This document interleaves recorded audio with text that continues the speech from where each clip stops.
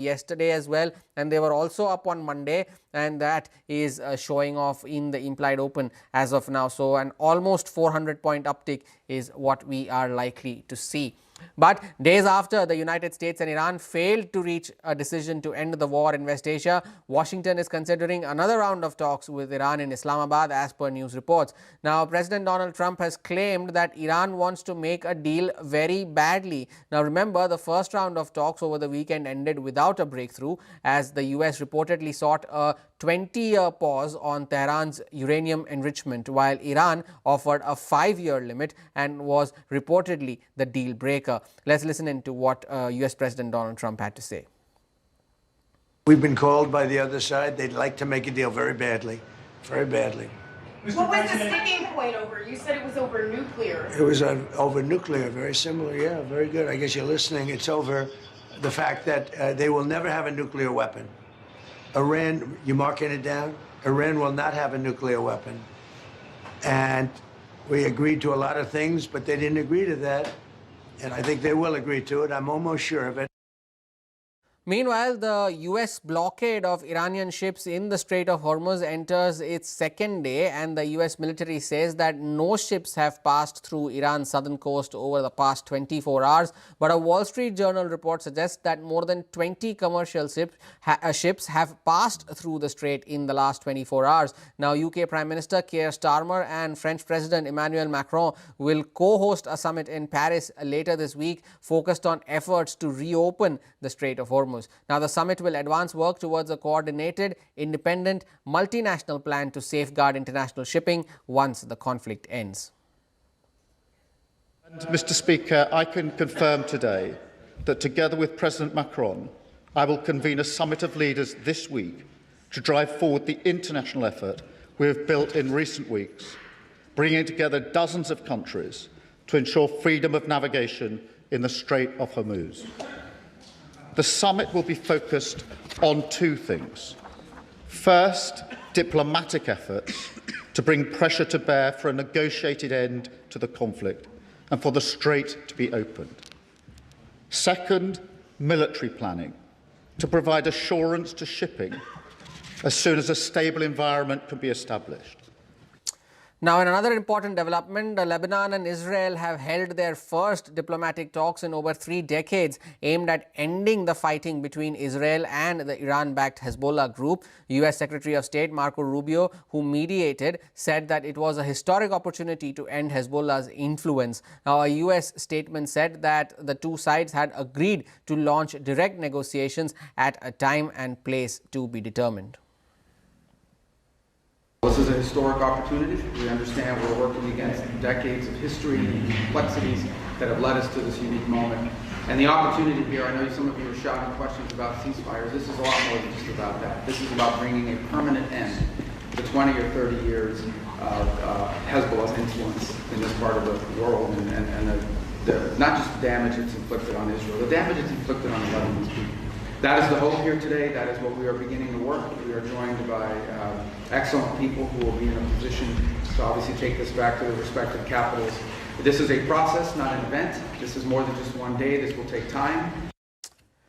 And as a result of all of these developments, oil prices have been on a bit of a downward spiral over the last 2 sessions. And while the other commodities are doing fairly okay for themselves, let's get an update from the commodity space. Manisha Gupta is joining in with just that. Manisha, good morning.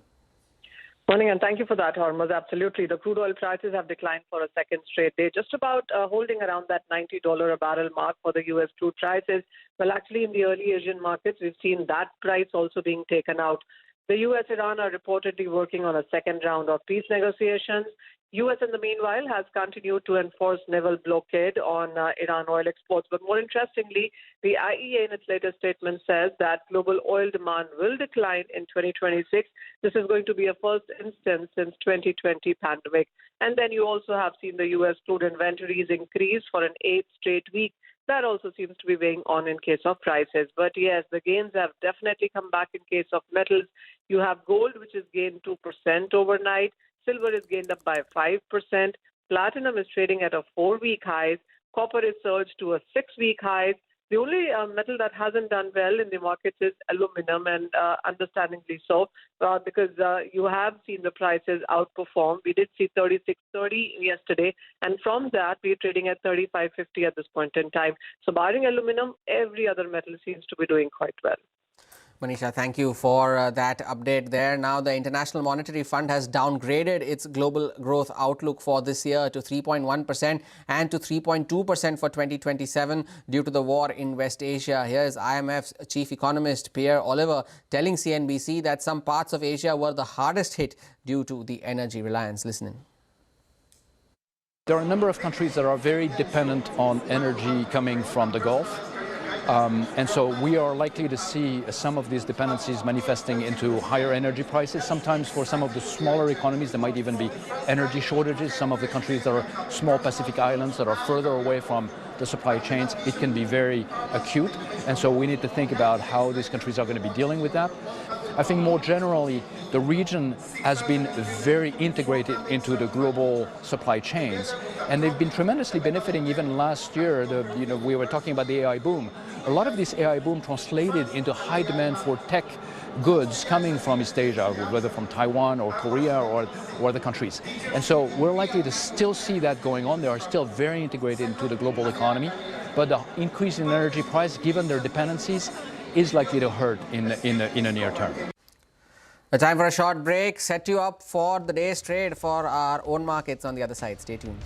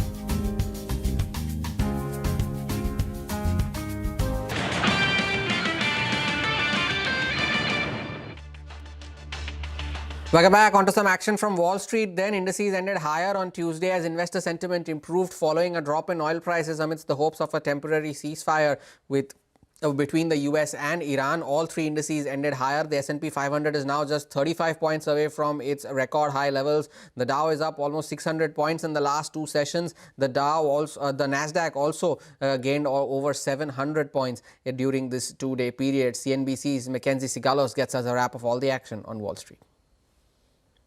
U.S. markets were up across major indexes in Tuesday trading, with oil prices retreating and the S&P back up near record highs amid the temporary ceasefire with Iran.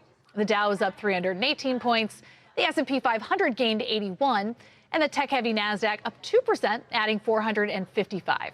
Amazon said Tuesday that it's spending $11.5 billion to buy satellite company Globalstar in a bid to take on Elon Musk's Starlink. Amazon says the acquisition will allow it to build its own direct-to-device satellite system, which it expects to start deploying in 2028. Amazon has sent 240 satellites to space since last April and recently rebranded the service from Project Kuiper to LEO. SpaceX's Starlink still dominates the market in space with more than 10,000 satellites in orbit and more than 9 million users. And Disney's new CEO, Josh D'Amaro, confirmed Tuesday that layoffs are underway at the company. D'Amaro succeeded Bob Iger as CEO last month and says the layoffs will affect up to 1,000 employees in the company's marketing and branding unit. In a memo to staffers, D'Amaro said the layoffs are helping to more effectively manage the company's resources and to reinvest in its businesses. That's what's happening here in the U.S. Back to you in Mumbai. Mackenzie Sigalos, thank you for that update there. Let's set you up for today's trading session. Our research team is here with the trade setup, the stocks that should be on your radar, and of course the setup on the FNO side of things as well. First up, Vivek is here to get all the market cues that we need to watch out for. Vivek, good morning. It's a gap up today, but what are the other important cues you're watching out for? Absolutely right. It's a bright green start that we are anticipating as far as markets are concerned. 10 straight session of gains as far as, Nasdaq was concerned. So very strong cues that we're getting in Asian markets, all indicating a very strong start. All of them getting significant gains. And like you mentioned, GIFT Nifty 2 higher quite significantly. Now, in terms of, Monday's action, one important thing that we should keep an eye out for was the fact that despite the fact that we saw a very sharp gap down opening, most of the markets actually most of the indices saw very sharp recovery from intraday lows. In fact, the Nifty Bank and the Nifty Index both recovered almost 2% from the intraday lows. So what is it that we will be watching out for? Remember, the reaction to the March CPI data coming in slightly softer. WPI data is expected today. One dampener could be the fact that the IMD has said that the southwest rainfall could be below the long-term averages. Earnings reaction, quite a few stocks, and we will start earnings reactions and expect earnings to come in thick and fast. So ICICI Pru Life, AMC, Just Dial as well as Nuvoco Listas will react to the results. Some important results today, ICICI Lombard key amongst them. So overall, a strong start is what we're anticipating today. Vivek, thank you for that update there. Over to Upasna, who's here with the stocks that should be on your radar today. Upasna, good morning. What's on your list? Good morning, Hormuz. Well, a lot of stocks on our radar today on the back of Q4 results. First up is ICICI Pru Life Insurance. Total APE saw an uptick of nearly about 9.4% on YoY basis. VNB margins also expanded 250 basis points at 25.2%. Remember that the company says that the focus remains growing on absolute VNB. Just Dial also reported, but this time the slow growth of the company continues. Revenue saw a 0.5% uptick on quarter-on-quarter basis and an uptick of nearly about 6% on YoY basis. Margins declined sequentially, but on YoY basis, EBITDA is seen at 28.9% versus 31.2% sequentially. Overall, PAT down nearly about 15% sequentially. Next up is ICICI Pru AMC. The company gains market share in a tough market condition. Revenue is seen a flat growth sequentially. Company's MF quarterly average AAUM has seen an uptick of nearly about 2.6% sequentially and PAT down 17% sequentially. Nuvoco Vistas also reported its Q4 number, which is largely in line. Revenue has seen an uptick of 9% and operating margin 17.8% versus 18.1%. And lastly, coming to Prestige Estates on the back of its Q4 update, well, the overall sales has seen an uptick of 11% and the collections also remain quite strong with a growth of nearly about 66% on YoY basis. So all in all, these are the stocks will be on our radar today on the back of its Q4 results. Upasana, thank you for those updates there. And lastly, Sudarshan joins in with cues from the FNO space. So Sudarshan, good morning. Well, based on what the implied open is saying, we open around about that 24,100, 24,200 mark. Can we go beyond that? What's the FNO data indicating? Good morning, Verma. So over the last few weeks, we have been saying that market has become more dependent on the headlines than the data, and the same pattern, similar trend we'll be seeing today as well. Because when the Friday comes, the commentary becomes a bit hawkish. By the time the week progresses, it comes Tuesday and Wednesday, and then the hawkish, there is a sharp decrease, or say, in the hawkish commentary. And yesterday we saw that Trump is saying that we are very close to end of this US and Iran war, and that has led to a big surge in markets across the globe, and that's the reason we are getting positive cues, and that has led to Brent falling below the $100 per barrel, and that has become very positive for us. And we are seeing GIFT Nifty indicating a sharp uptick, at least in the opening trade. We'll have to see if we continue to hold to that gains. As far as the options data, or say FNO data is concerned, on Monday also we saw that put call ratio continues to hold above the level of 1. That indicates you that we continue to see put writing. So on Monday also there was a minor put writing. So in the options data on the put side, 23,000 and 23,800 were the most active ones, while on the call side 24,500 and 24,300 were amongst the most active ones, with a sharp increase in the open interest. Now your question, if the Nifty opens out 24,100, is there a leg to move beyond that? So the maximum buying, or say buying returning in the market, will come when we cross 24,300. So support I have taken 23,700. As far as the resistance is concerned, 24,300. Two stocks remain in the band. Some of the stocks that you'll have to keep an eye on, all the crude derivatives, whether it's OMCs, paint names, or also Asian Paints or Indigo. And some of the stocks that have seen fresh longs, JSW, Max, Wari Energy, and fresh short size, APL Apollo and Godfrey Phillips. Sudarshan, thank you for those updates there from the FNO side. Take a short break, get you all the updates from the world of AI on the other side. Stay tuned.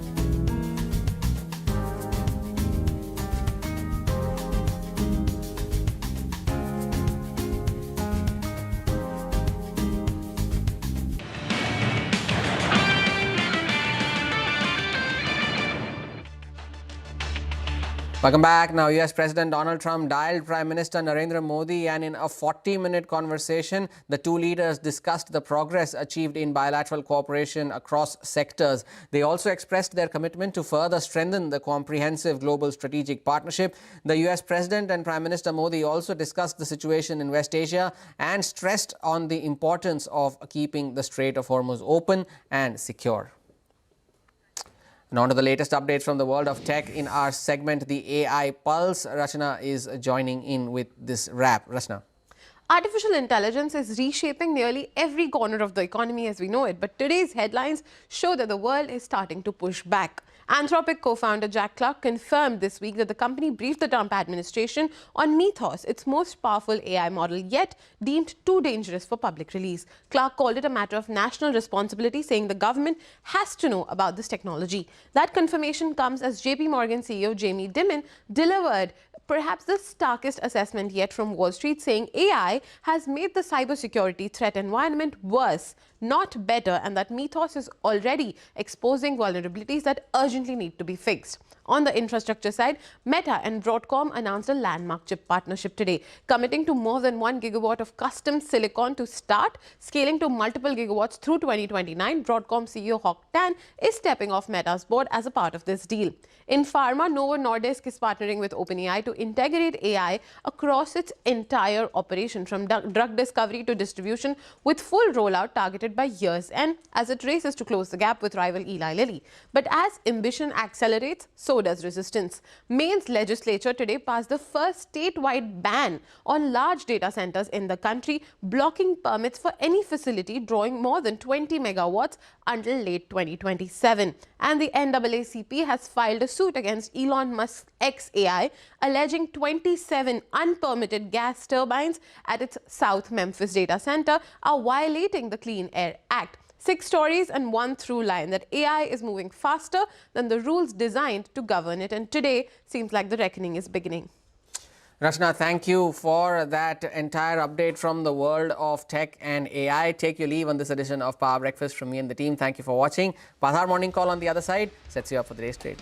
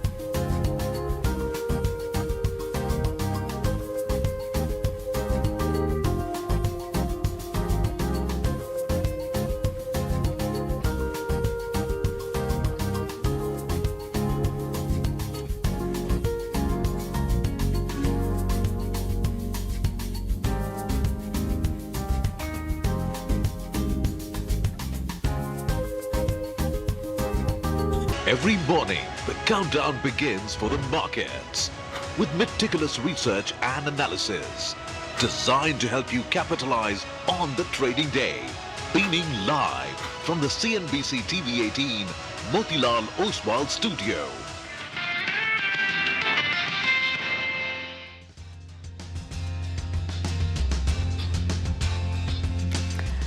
Good morning and welcome to Bazar Morning Call. We're coming to you live from the CNBC TV 18 Motilal Oswal studio. I am Reema Tendulkar.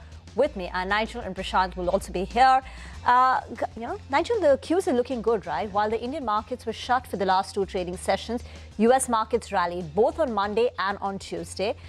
We had a rally of close to about 2 to 3%. In fact, the Nasdaq was in a tear. Crude prices have also stayed below that $100 per barrel mark. So the cues are looking, fairly upbeat, and there is hope in the air. While the markets are calm, there is hope that perhaps we are going to have another round of talks between US and Iran. So there is diplomacy hope in the market, and that's driving the GIFT Nifty higher in trade. We'll take all those cues forward. Hi. Well, that's right, Reema. We're bracing ourselves for a better trading session. Hopefully that's what it's going to be, because the initial gap up suggests a bombastic start, 350 points high, and global markets on the whole actually have been quite buoyant. But Prashant, let's get straight to it in terms of the trading action. The last 36 hours from an equity market perspective have been quite good. And I guess the Indian markets need to catch up. Absolutely. And I think US is up some 3%. Nasdaq is up 3% in the last 2 days. Asia did very well yesterday. I think this morning, as Reema mentioned, not doing all that badly either. So, it's a positive backdrop, most definitely. So I'll start right at the top, right? Oil prices are down quite sharply from Monday's high. I mentioned Monday because yesterday was a market holiday. And, 104 to 94. That's clean $10 shaved off in basically last 48 hours or so. Now, the two-day change is S&P up about 2.5%, Nasdaq, which was up about 3%. And this is Monday's session and last night's session combined. U.S. equities rallying, of course, on hope. Starting, the Monday rally was on the back of that. Yesterday was on the back of that U.S.-Iran talks could resume. And President Trump confirmed it. He basically said that talks could resume, quote, over the next 2 days. That is what he said. You also had the U.S. Secretary General who said that, he's met Pakistani foreign minister and that, the talks are likely to resume once again. So there was confirmation, not just from President Trump, but, of course, the UN Secretary General as well. The other issue, which is, of course, trade is the issue, nuclear enrichment, but Lebanon has been the issue as well. So that meeting between the ambassador to the U.S., Israeli ambassador to the U.S. and the Lebanese ambassador to the U.S. took place. It's a rare face-to-face meeting from both sides. And both sides, that is Israel and Lebanon, have agreed to launch direct negotiations for a comprehensive peace deal. We'll see where it goes. But that is where we are at. So positive even on that front. Now, in terms of the blockade is on. It started Monday evening, our time. And we got an update from the U.S. Central Command that no ships out of Iranian ports passed through the U.S. blockade in its first 24 hours. Remember, the blockade, as was clarified on Monday morning, is only for ships which berth at ports in Iran and essentially are leaving the Strait of Hormuz carrying Iranian oil. So it's basically a measure to deny Iran of oil revenues more than anything else. So in that light, Wall Street Journal, via sources, is saying that over 20 commercial ships passed through via the strait in the past 24 hours or so. So no ships which berthed in Iran, in Iranian ports, but over 20 commercial ships, which is not a bad number. The number, of course, through the strait used to be 100, 120 in that vicinity before the war began. Okay, now Monday, I just want to add one more thing, right? Lots of people are pointing out that day before yesterday, not last night, but day before yesterday, software stocks saw a jump. Actually, that's true. I looked at Infosys ADR was up 5%, Globant, Cognizant, EPAM. They all sort of, rallied between anything between 3% to 5-6%. Last night, there was nothing. It was absolutely flat. To my mind, it looks largely technical and positioning related more than anything else. Remember, last week, if you just see a measure of semiconductor hardware stocks versus US software stocks and look at both baskets, it was the most, the software stocks were sold absolutely in a brutal fashion. So they are just, to my mind, just a bounce more than anything else. And it's not as if, the entire basket, we mentioned these 4 or 5 names to take stock of the US software health, but it's a very long list of companies there. And it's not as if everything went up. It was not basically a complete basket kind of a trade. Talking about AI, etc., there's news that Anthropic is preparing Claude Opus 4.7, and it's also coming up with a new tool for designing websites and presentations. So that AI story and what AI will do to terminal values, not just for software companies, but valuations across the market, I think is very much going to be a talking point. I'll just leave you with levels here. So we get a 300, 350 odd point high. We'll put the GIFT Nifty up. And you basically recover the 200-point sell-off that we had, less than 200-point sell-off that we had Monday. The target is the high of 24,074. That's the first level on the upside.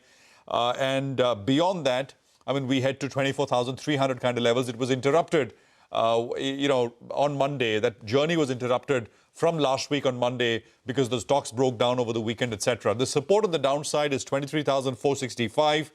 And then if that level breaks, which is unlikely on a day like today, and you basically will fill the gap, and once you fill the gap, the support is 23,150. I don't think we need to worry about that level.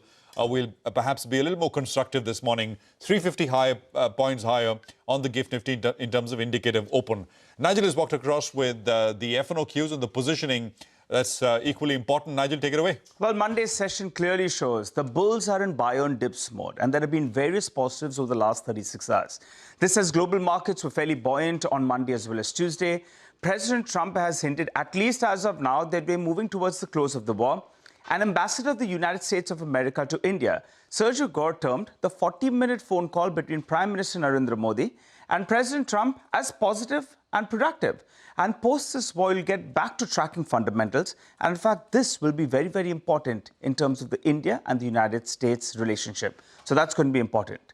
Basically, though, there has been no breach of the ceasefire. That's aided in pulling down the price of Brent crude prices. If you compare it with where we left off on Monday, well, it's down by close to around 6 to around 7% or thereabouts. And you like a cooling Brent crude price. Well, the FIs, they returned to their selling ways, though, on Monday. Though the selling has come down to around 2,000 crores or thereabouts, that's sharply lower than the 7,000 to 8,000 crores of selling that we were seeing earlier. I'll also keep an eye out on the Indian rupee. It slipped a little bit on Monday, but stability in the Indian rupee will be eyed because that's one of the keys to track with regard to attracting foreign flows. The Indian rupee will continue to remain in focus. The FIs, well, they added some short positions, both on the index as well as on stock futures, and they unwound some long positions as well, as evident on the screen. The India VIX, well, that spiked on Monday. Though it should cool down, going by the start that we're likely to have, and the bulls will want the India VIX to cool off closer to around that 15-odd mark. Now, in terms of the options data, there was some writing at around the 24,000 call, the 23,800 put as well. The premium between the two, around 220 to around 280 rupees or thereabouts. Just looking at the options data, let's get the near-term resistance as well as support levels. So resistance comes in ballpark around 24,250. That's the first level that I'll be looking at for today's trading session in terms of resistance. Well, support will be the recent low that we saw on April 13th, which is around that 23,550 odd. Remember, the 20-day MA is another 200 points lower out there. So protecting that band is going to be important. The Nifty Bank, well, that's pat in the middle of the 20 as well as the 200 DMA. The Nifty Bank should come up for you. The Nifty Bank, if you just pull up a chart, you'll see as of now, it's very close and it's going towards the 200 DMA, though we'll have to keep an eye out on that particular mark. The most heartening aspect, though, has been that the dips have got bought into, and the breadth of the market on Monday, well, that improved from only around 200 stocks that were advancing at the start of the trading session. By the time we wound up, we had more than 1,000 stocks that was advancing, clearly telling you that individual stocks, they're seeing a lot of buying interest, and it appears the mojo is getting back, particularly in the broader markets that got trounced when we did see some kind of selling pressure. Start's going to be good, going by the GIFT Nifty. Hopefully, we end with some hefty gains as well. Thank you very much for that. Let's get to the latest news then. Days after the United States and Iran failed to reach a decision to end the war in West Asia, Washington is now considering another round of talks with Iran in Islamabad, as per news report. President Donald Trump has claimed that Iran wants to make a deal very badly. Remember, the first round of talks over the weekend ended without a breakthrough, as US reportedly sought a 20-year pause on Tehran's uranium enrichment, while Iran offered a 5-year limit. And reportedly, this was the deal breaker. Listen in to what President Donald Trump had to say. We've been called by the other side. They'd like to make a deal very badly, very badly. What was the sticking point over? You said it was over nuclear. It was over nuclear, very similar. Yeah, very good. I guess you're listening. It's over the fact that they will never have a nuclear weapon. Iran, you marking it down? Iran will not have a nuclear weapon. And we agreed to a lot of things, but they didn't agree to that. And I think they will agree to it. I'm almost sure of it. All right, let's get in. John Stoltzfus, Managing Director and Chief Investment Strategist at Oppenheimer Asset Management, now joining us on the show. Sorry if I got your second name wrong, John, but thank you very much for joining in. Thank you for having me on the show. It's great to be here with you. Well, U.S. markets have managed to erase all the losses since the Iran conflict began. Software is on its air. And if someone would have said, right, like when the conflict began, that with crude prices where they are $95, $100 versus $60, $65 at the start of the conflict, U.S. markets would have are where they are, completely negating the impact of it. You would have taken it with both hands. What is the assessment now? Because the strategy seems to have shifted from military costs to an economic pain via this blockade. And this has vulnerabilities for many emerging markets and Asian markets like India and the others. Well, we must say we never changed our stance. We maintained our 8,100 target for the S&P 500 for the end of the year. We continued to recommend that investors not buy the dips so much, but rather buy the babies that got thrown out with the bathwater. In other words, within the U.S. and internationally, if they saw good stocks being thrown down by the traders, who are usually highly leveraged, impatient, very short-term oriented, intermediate to longer-term investors, we feel, can profit by buying the babies that get thrown out with bathwater. Those great stocks that when you get a decline in the market. And so this current revival that we saw today, or rally, we think is great. We're riding it well, and we're pleased with that. We think, however, the volatility is likely to return at any given headline at any particular time because bears and skeptics will take any opportunity they can find or fear of missing out amid a bull market. And we think for intermediate to long-term investors, the most important, by that I mean people 2, 3, 5, 7 years out, and longer term than that for the longer-term investors, it's serious money. You need to be positioned in those things that have opportunity to grow earnings, to grow also sales over the course of the next decade. And near term, we think in the next 2 to 3 years, that's where most investors are looking towards. And we think this will be, with the current conflict in the Middle East, will be hopefully in the rearview mirror at some point. But we do recognize the fact that uncertainty is just part of life, and it's certainly part of the markets. But good companies can navigate troubled waters, and we've seen that over and over again. I've been in this business for 43 years, and the bear case needs to be acknowledged. But when you have good fundamentals and resilient economies, resilient companies, and good monetary policy, you can really ride a storm very well. Yeah.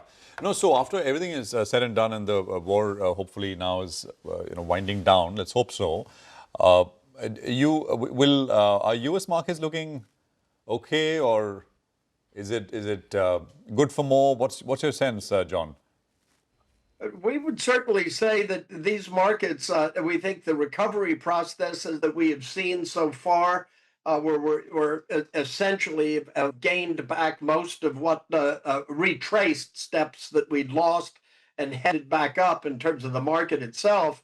The lesson, I think, for most investors here is that fossil fuel still counts. We're headed towards a world of alternative energy, but the bridge to that is fossil fuel until alternative energy can produce the scale, the efficiency, and the reliability and the cost advantage that oil can.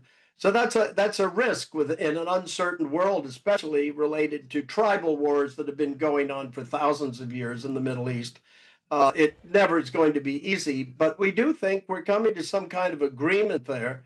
And in terms of the emerging markets, we think emerging markets will do well once we see that Strait of Hormuz return to a normal sailing for the flow of oil. We think both Europe and the emerging markets, so developed and emerging markets, are likely to do a lot better going forward as negotiations become more successful, because all sides will lose here if an agreement is not made. Too much is at stake for all parties involved. That's why we think we get a solution related to trade reopening in the Strait of Hormuz relatively soon, but not as soon as everybody'd like to see, because diplomacy takes time.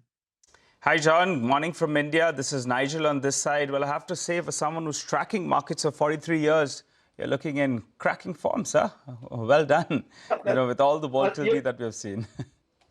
It really is. It's and especially if you look at, since Ben Bernanke has opened the Fed to communication, transparency, and been very, very, very good with the markets in terms of letting people know what it's doing. It sets an underpinning good for both business and the consumer and job growth. All right, John. In this conversation, you're sounding fairly optimistic that the U.S. market continues in the fine form that it's been, while you're saying that emerging markets as well will participate. Now, between the two, though, if you had to pick one, where would the outperformance come, developed or emerging markets?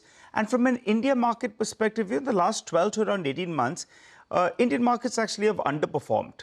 You compare it with the mother market, or we compare it with an emerging market peers as well.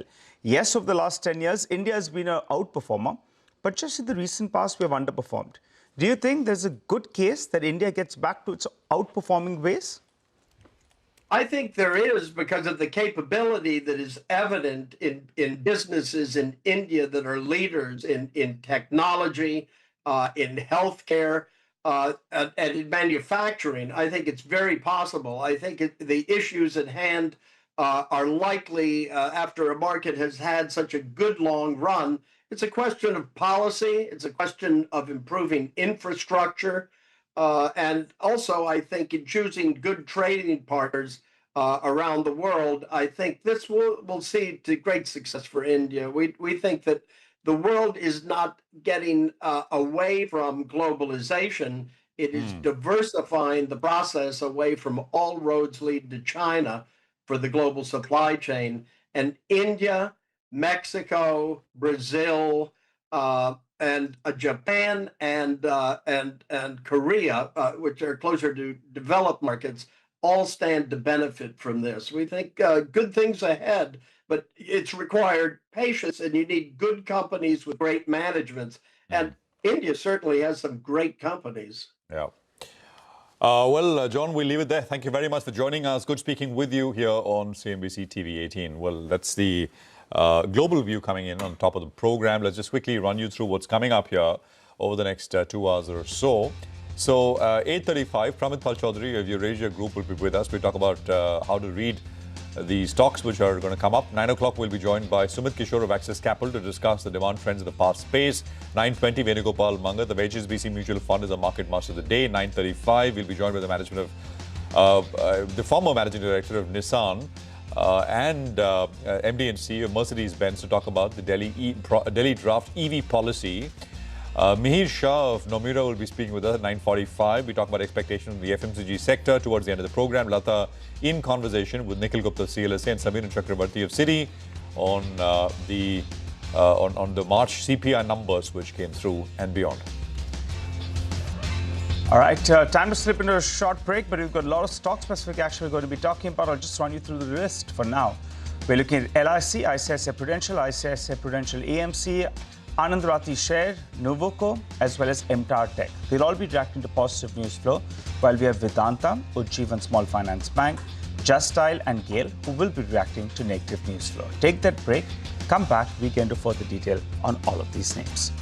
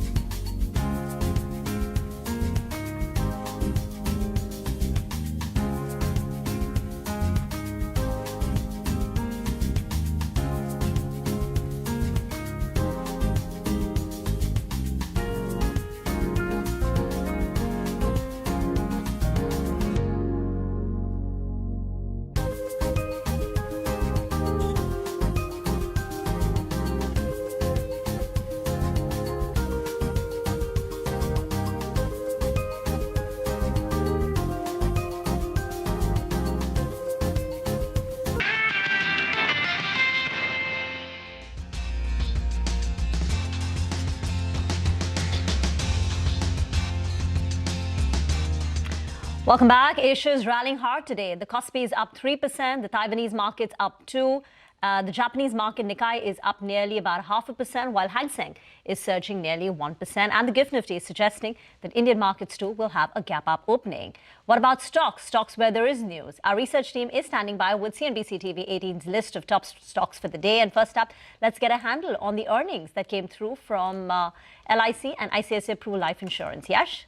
Well, as far as LIC is concerned, I expect the stock to be in green.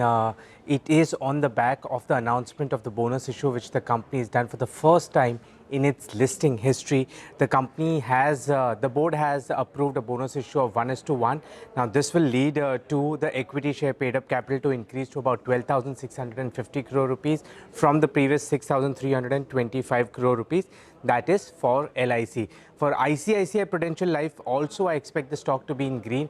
Now, as far as the total APE and the retail APE is concerned, that is on the weaker side certainly, and it has to some extent missed CNBC TV 18 poll as well. But that was largely in the price. Growth was expected to be slow and all eyes were on margin, where ICICI Prudential Life Insurance Company has managed to deliver margins which beat CNBC TV 18 poll by a good margin.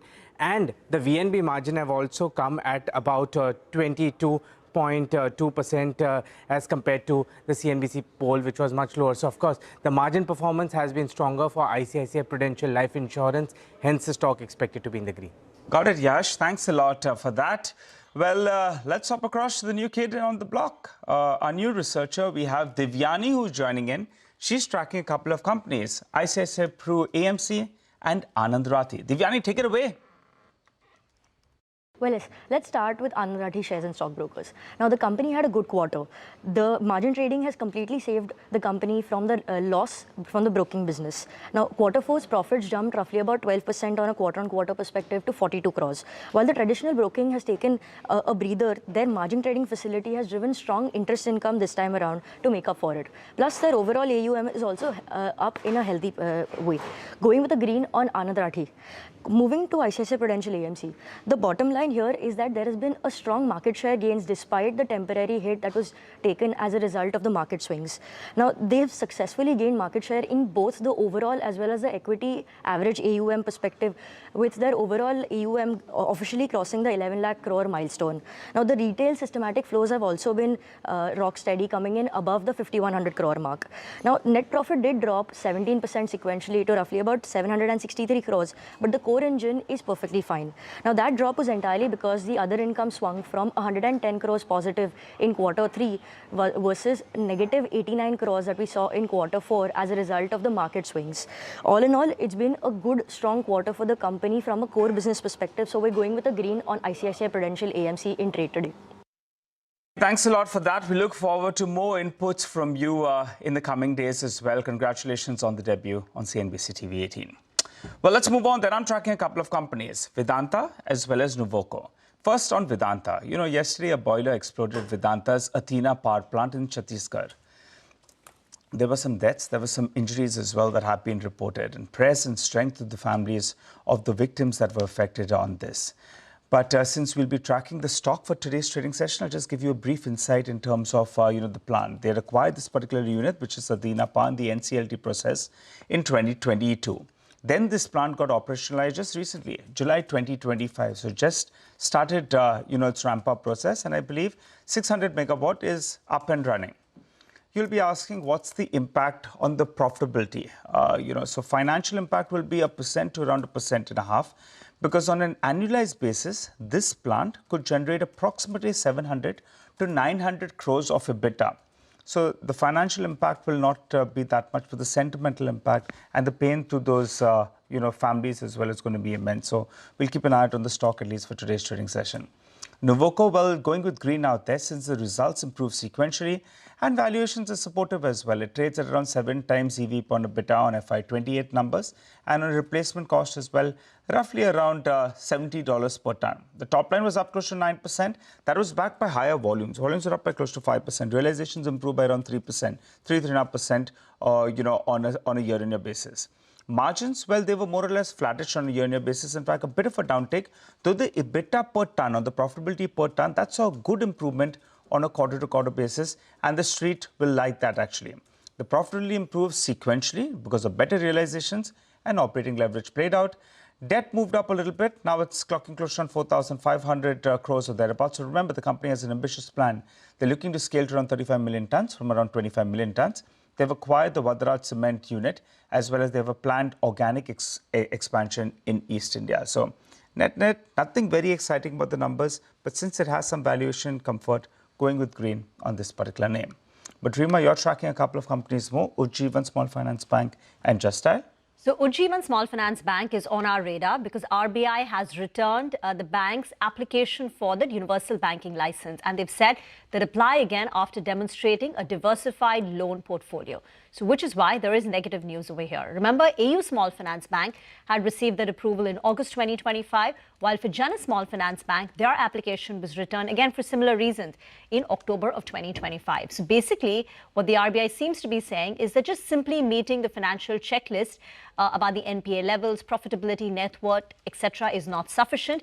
The regulator also wants demonstrable, meaningful diversification. So that's the reason why Ujjivan Small Finance Bank should be on your radar. The other one is Just Dial, and this is on the back of numbers. And the problem for Just Dial has been very slow growth.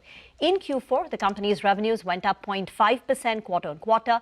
On a year-on-year basis, 6.3%. A similar growth number for FY26 with a top-line growth of just 6.5%. So growth has been weak. Even in Q4, the collections for the company were flat. The paid campaign growth was the slowest that we've seen in the last 4 years. The EBITDA margins are lower on a year-on-year and a quarter-on-quarter basis, and even the profitability. And the CFO of the company has stepped down, effective immediately, but he had spent a lot of time in the company. What provides support to Just Dial is the cash in the books. The cash in the books stands at 5,850 crores. So slow growth is the problem for the company, but cash keeps providing that ample cash liquidity on the company's books keeps providing that support. But moving on now to Sonal, who joins in with the latest on GAIL. Well, yes, GAIL will be in focus because of two news pieces. First, their completion of Kochi, Kotanad, Bengaluru, Mangalore pipeline has been delayed to September 2026. It was to be done in the first quarter of FY27 itself, but that has been delayed now. It is due to hindrance and challenges in securing obstruction-free work sites. However, there will be no additional capex that the company will have to undertake for this. Now, do remember, around 657 kilometers of this pipeline is already commissioned, and the rest will be commissioned by September 2026 now. The company has also invested around 3,300 crore rupees for setting up a greenfield 600 megawatt solar project in Uttar Pradesh, but that pipeline completion was important, so going with red on GAIL today. Okay, all right. Thanks very much, Sonal, for that. Well, MTAR Tech, right? Stock's done phenomenally well. I think this year in 2026, it's up 80%. We had the management with us recently, and we spoke about the nuclear opportunity. But more on this one with Upas now. Upas, good morning. Good morning. Well, the Bloom Energy is to supply 2.8 gigawatts of fuel capacity to Oracle under an expanded deal, and this is on the back of the rising artificial intelligence which is driving the power consumption even further, is what the companies indicated. Now, an initial 1.2 gigawatt of capacity has already been contracted, with the deployment already underway, and the remaining will continue into the next year. Now, fuel cells offer a cleaner alternative to traditional power by generating electricity via chemical reaction. Now, what is exactly the MTAR's role in this entire news piece? Now, 55 to 65% of the revenue for MTAR comes from Bloom Energy in the US, and hence it is the key strategic supplier to Bloom Energy, supporting its solid oxide fuel cells and even solid oxide electrolyzer programs. And MTAR Tech is the sole supplier for Bloom's electrolyzers unit, which is critical in Bloom's supply chain. Hence, MTAR Tech certainly will be in focus on the back of this news piece, hence going with the green on this one. Thank you very much for that, Upasana. Let's do a quick recap then of this top stocks with positive news flow are LIC on the back of that bonus announcement. Earnings from ICICI Prudential Life and ICICI Prudential AMC are positive. So are the earnings from Anand Rathi share. Nuvoco, Vistat and MTAR Tech also likely to open in the green. On the way down, Vedanta, Ujjivan Small Finance Bank, Just Dial and GAIL should be on your radar. Now let's talk about what's happening in commodities and currency. Manisha Gupta joins in as a roundup as always. Manisha, what's happening? Well, I'll start with the crude oil prices, where we have seen a sharp decline in the overnight market, and that's exactly how Asia seems to be trading. Markets are looking at a second round of peace negotiations between U.S. and Iran, and the IEA is saying that the global oil demand will decline in 2026. The first time since 2020 pandemic also seems to be weighing onto the markets. And then there is a constant build-up in the U.S. crude inventories for an 8th straight week, and that's weighing onto the markets as well. If you look at the precious metal prices, well, that's where the gain seems to be coming in from. Gold is up 2%, silver gained 5%, platinum is trading at a 4-week high. You have copper prices trading at a 6-week highs as well. The dollar index declining to a 6-week lows, and crude prices retreating to $90 a barrel has supported various other asset classes. Thank you very much for that. Get into a break. On the other side, we'll connect with Pramit Pal Chaudhary to talk about the war in West Asia and where we're headed.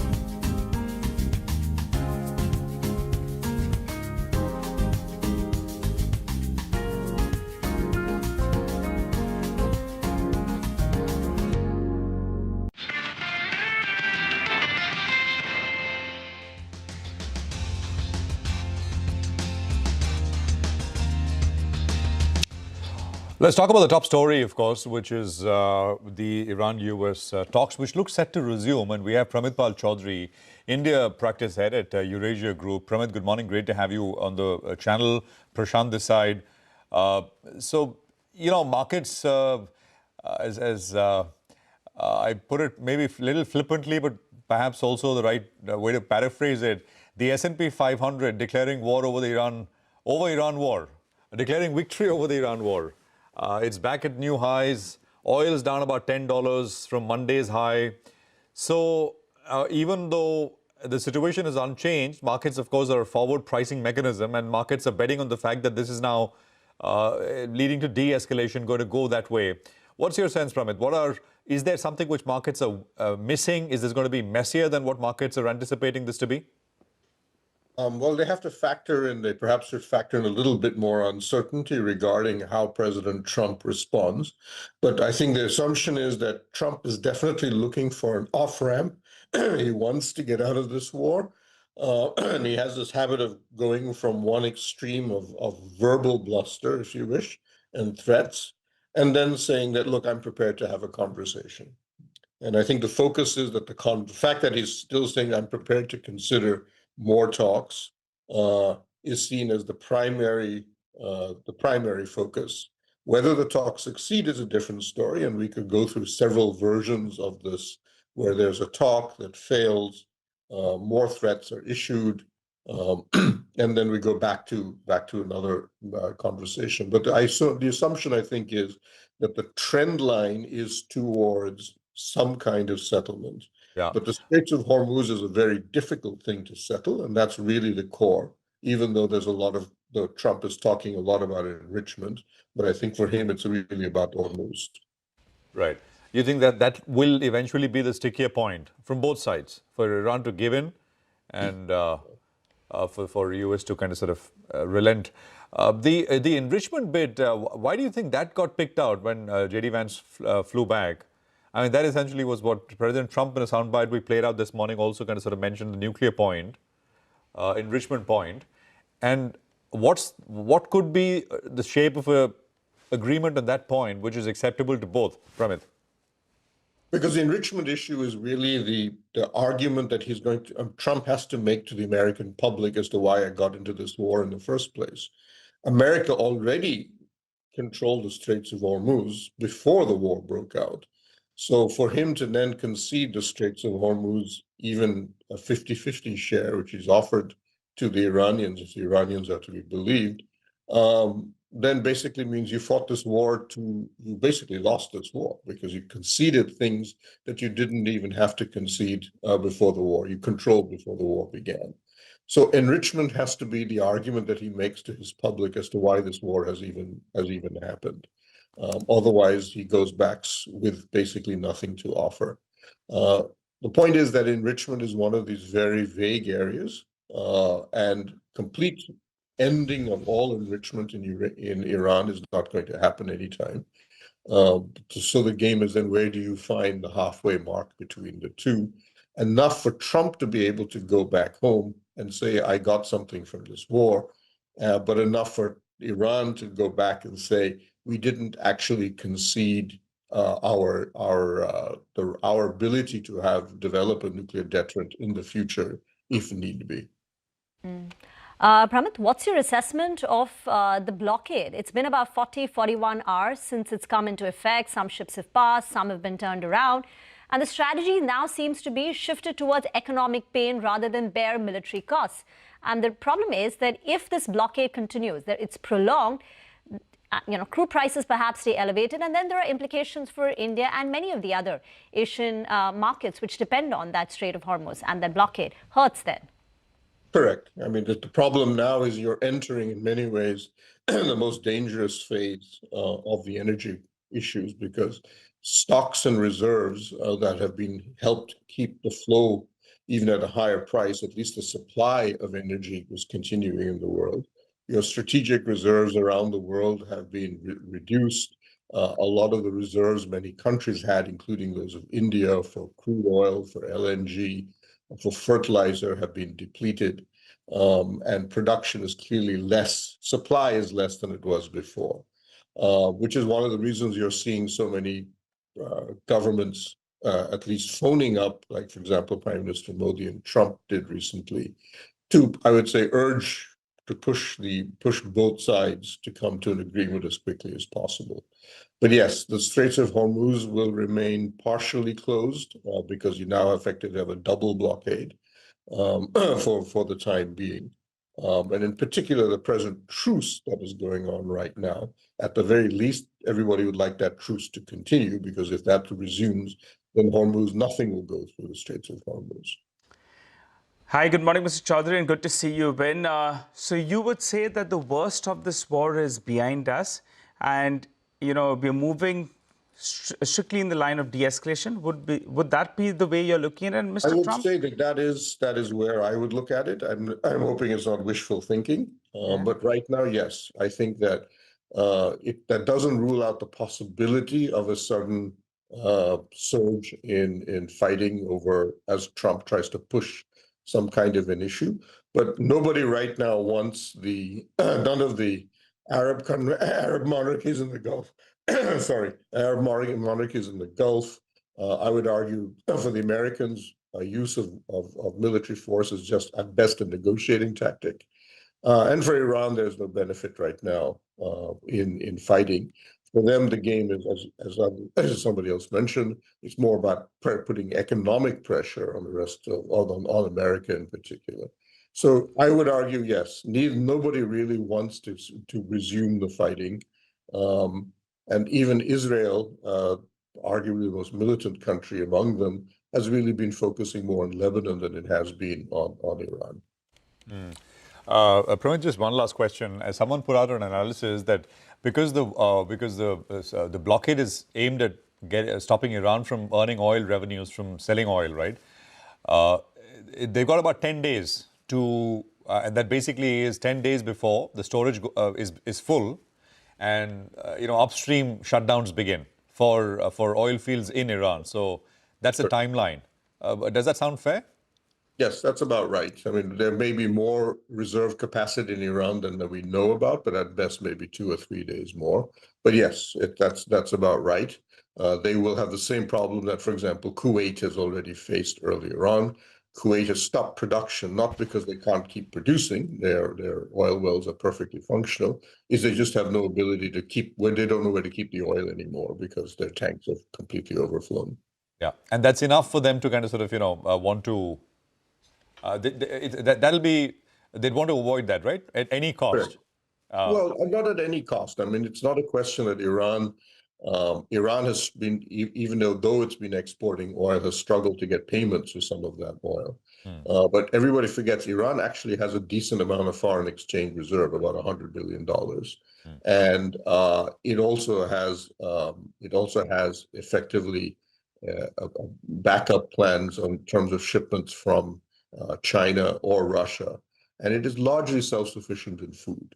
So it will be harmful, but in terms of you're in a war situation in which you are trying to work out your best potential negotiating position, if you have to sit down and not export oil for a while, then I think the Iranian leadership is tough enough to say, we can wait this out.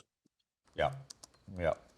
Got that. Pramit, more questions, but we're running into market open, but really appreciate your time here and insights. Always appreciate it.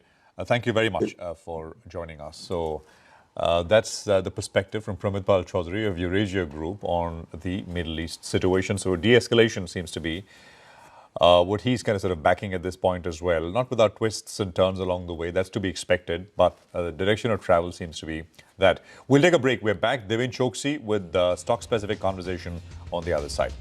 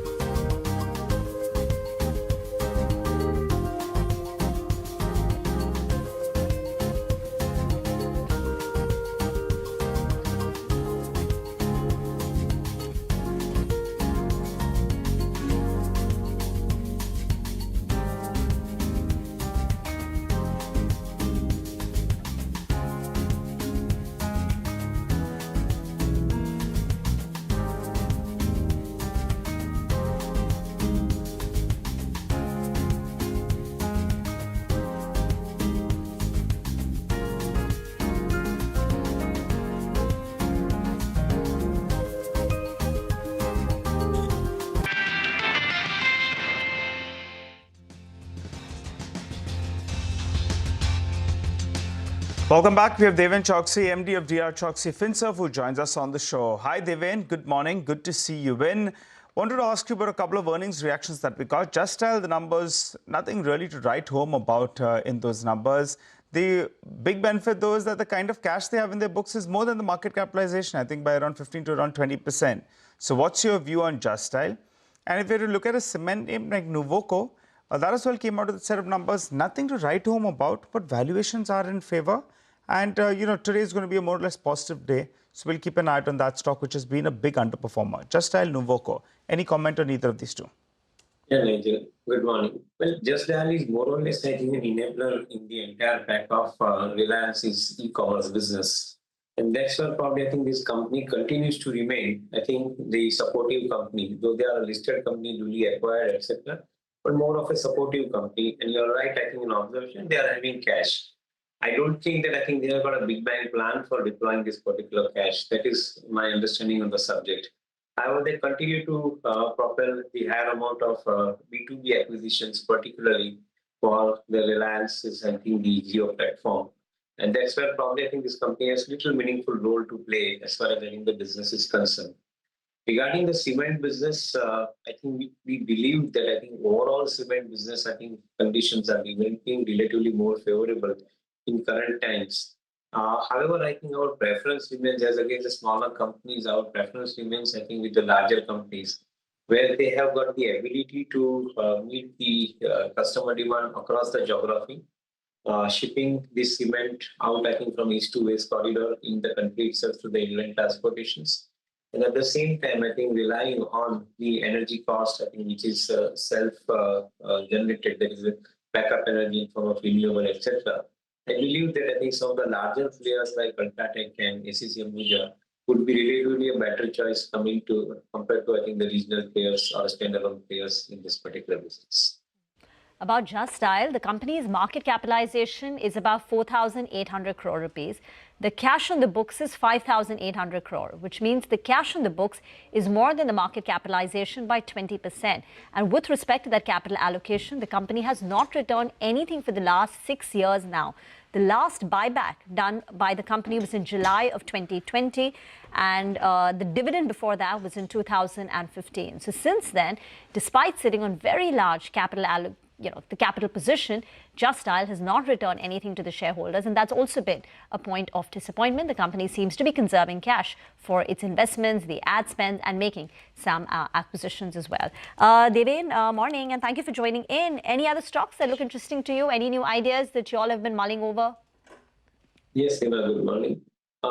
Obviously, I think the opportunity that we see is in the power and power utility connected businesses, be it in the area of transmission and distribution, with the likes of Power Grid, or for that matter, Adani Energy Solutions in the private sector, or for that matter, the finance companies like PFC. They relatively remain, I think, a sure bet.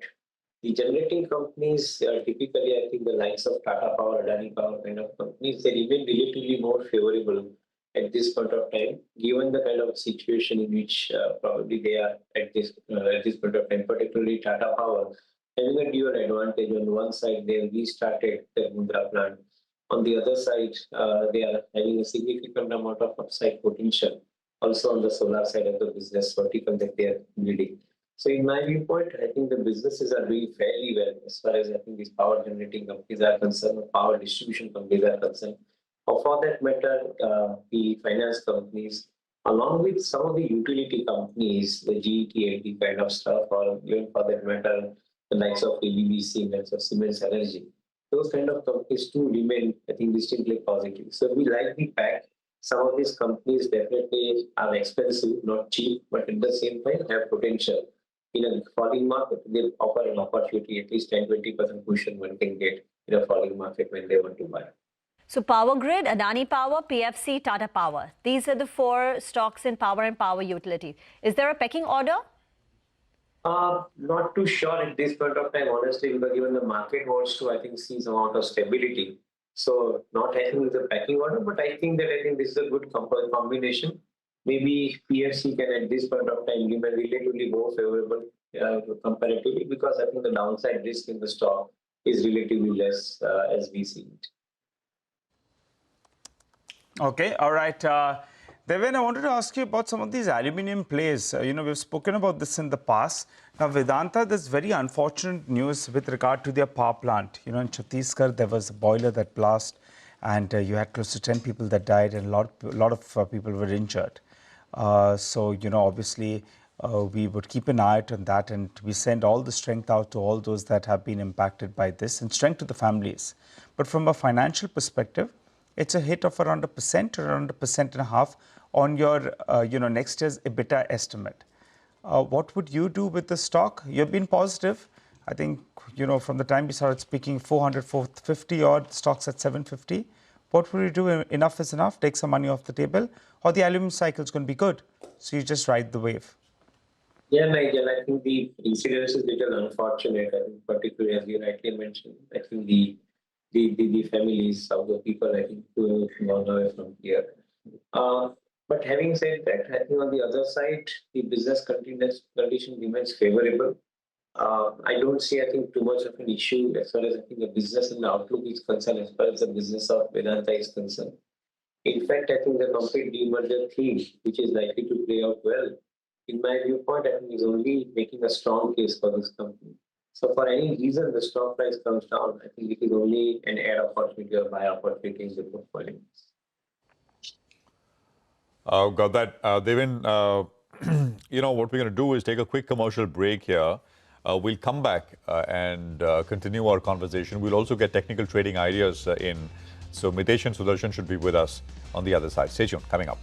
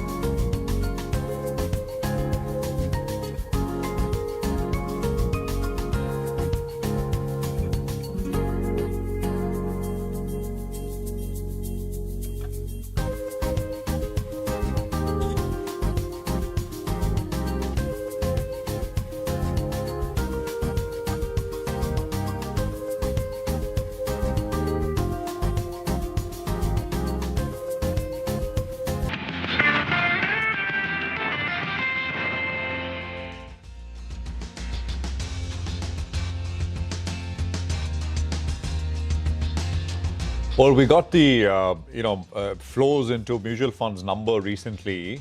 What are mutual funds been doing though with all that cash? That's the question. What they bought, sold in the month of March. Hormuz is here with that interesting data. Hormuz, take it away. Morning, Prashant. And this note from Nuvama Alternative tells you that there was significant cash deployment seen by mutual funds in the month of March, which turned out to be the worst month for the markets in the last 6 years. And it is starting off from SBI Mutual Fund, the largest fund house. The fresh investments were made in names like Indigo, HCL Tech, Bajaj Auto, Anthem Biosciences, Misho, BSC, Ajanta Pharma, Karur Vysya Bank, and this is of course across market cap categories. And in fact, besides this, they increased their stake in HDFC Bank, Sun Pharma, Lupin, Biocon, and even in urban companies, the block deal that took place recently last quarter. They reduced their stake in names like HDFC AMC, ONGC, HPCL, United Breweries, and made a complete exit from names like ITC, Godrej Properties, Angel One, IEX, and Cohance Life Sciences. They go to HDFC Mutual Fund, they made fresh purchases in names like Anthem Biosciences, Info Edge, and the new listing Paverica. And they also raised their stake in Reliance Industries, Eternal, PB Fintech, and in names like Vishal Megamart. They brought their stake down in Ultratech, in ONGC, in IDFC First Bank, and even in KEI Industries, which was a bit of an underperformer in the previous quarter, and made a complete exit from smaller names like Elecon Engineering, TCPL Packaging, and TD Power. Now, Kotak had only one fresh investment, that was in Paytm, and they increased their stake in names like Piramal Finance, Ashok Leyland, Ujjivan Small Finance Bank, and Sun TV. They reduced their stake in larger names like Infosys, ITC, HCL Tech, Voltas, and even in GE Vernova, while making a complete exit from names like IGL. Now, ICICI Prudential brought fresh stake in GCPL, in Indian Hotels, in Chennai Petro, in Angel One as well, but reduced their stake in the HDFC group companies, be it HDFC Bank or be it HDB Financial. That is where they increased their stake. And SBI Cards was also one such name where they increased their stake. Now, on the downside, where they reduced stake, there is L&T, Indian Oil, Supreme Industries, Bharat Forge, Nykaa was also one such name, and they made a complete exit from Mankind Pharma and from Aditya Birla Sun Life AMC. For Axis, they brought fresh stake in DLF, Bandhan Bank and Travel Food Services, increased stake in BSC and in Persistent Systems, in Sun Pharma, reduced their stake in Reliance Industries, HDFC AMC, Sobha, and even in Uno Minda, while making a complete exit from HDB Financial, Oil India, and even from TTK Prestige. Now, Quant Mutual Fund, lastly, they bought stake in Bharti Airtel, Bajaj Finance, and HUL, even in Lenskart for that matter, increased their stake in Premier Energies, Manappuram, Aurobindo Pharma, reduced their stake in RBL Bank and IRB Infra and Sun TV, while making a complete exit from names like Wipro, ONGC, and Tata Steel. Got it. All right. Thanks a lot for that, Hormuz. Well, let's get to our technical experts. We have Saumil and Sudarshan who join us on the show. Hi, good morning, gentlemen, and good to see you all in.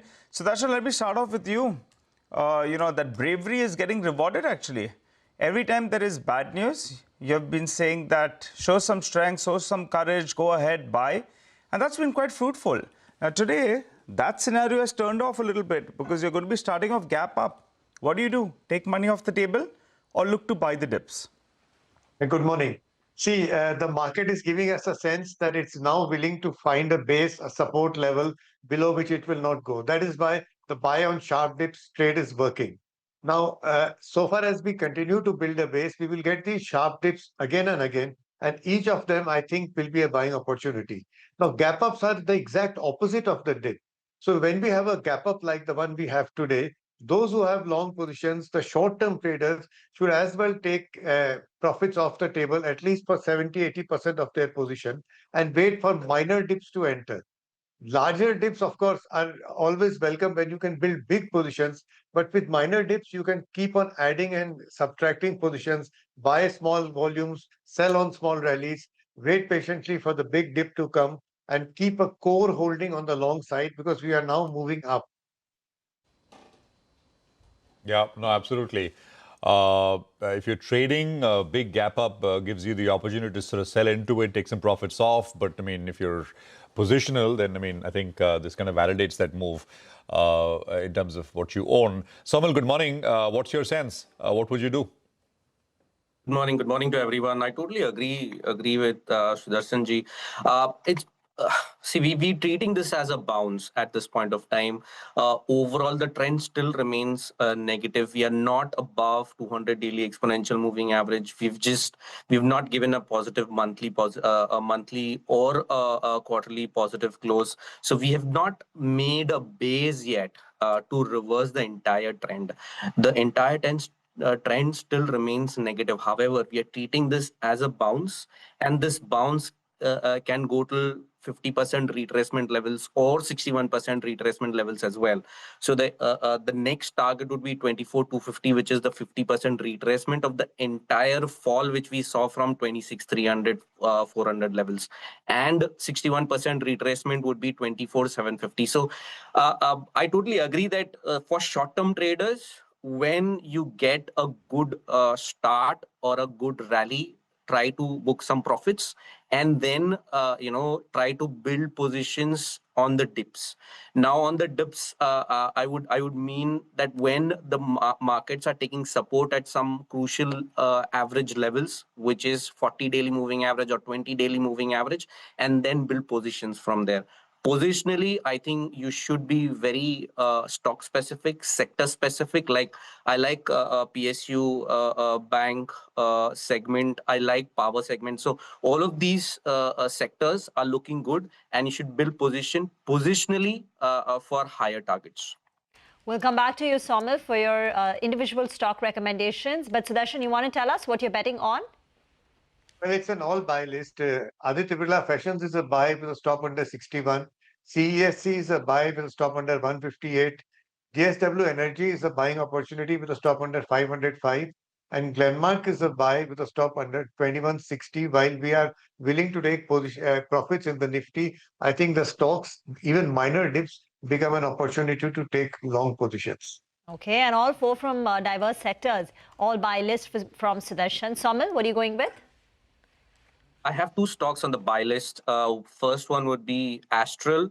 Astral has been consolidating, has corrected a little bit around 200 daily exponential moving average, and has started the new move on the upside, making higher tops, higher bottom, closing about 20-40 daily moving average. A great setup here. I'll be expecting a target of 1750 for Astral, and stop loss would be 1580. The second stock would be PSU banking side, Indian Bank. Indian Bank is looking great from here. I'll be expecting this stock to, rally from here. It's already in the uptrend, and I'll be expecting it to have a target of around 1040 in the short term. But in the medium term outlook, I think there are way above targets for this stock. Stop loss would be 930, and target would be 1040. Thank you, gentlemen. We'll come back to you for some 9-10 calls. For now, let's put the attention on the power sector. Sumit Kishore, Executive Director at Axis Capital, is now joining in. Sumit, thank you very much for joining in. In Monday's trading session, we saw a lot of traction in these renewable names. So whether it's CleanMax, where HSBC is forecasting very strong EBITDA growth, Acme Solar seeing buying, very large volumes, delivery-based buying coming through. Where do you stand on renewables? And give us a sense of the valuation and the upside from here on. Good morning. Thanks for having me on the show. I think the power sector overall, and not just renewables, presents a safe haven of sorts if risk-off prevails and the US-Iran conflict prolongs. Basically, the sun will shine and the wind will blow irrespective of any war-related disruption. And India has the second largest reserves of coal and can easily step up coal plant utilization to compensate for lower gas-based power generation. Incidentally, gas-based power generation is barely 2% of our total power consumption as a country. So in the event of risk on, what will happen is that the stocks vice versa are likely to underperform. So on all days that you see the ceasefire announcement or, in general, the markets under a bit of pressure, the power stocks have done well. That has held true for one-off days, but for the last 1 or 3 months also. So in terms of my view on, renewables, I think we just had the best RE capacity addition in FY26 that the country has ever seen. Almost 45 gigawatt of solar capacity got added in FY26 and 6 gigawatt of wind got added, taking the overall capacity addition in the country to almost 57 gigawatt, which is a growth of 12% on a year-on-year basis.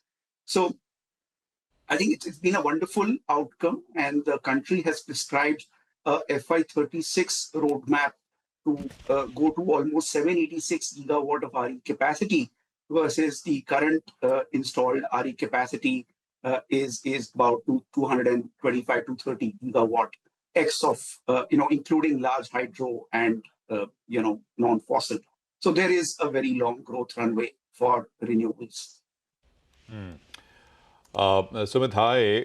Good morning. So for, funds will, of course, have some exposure and it's about relative outperformance, etc. But for individual investors, which make up the bulk of people who watch us, and let's assume someone who has no exposure to this space, right?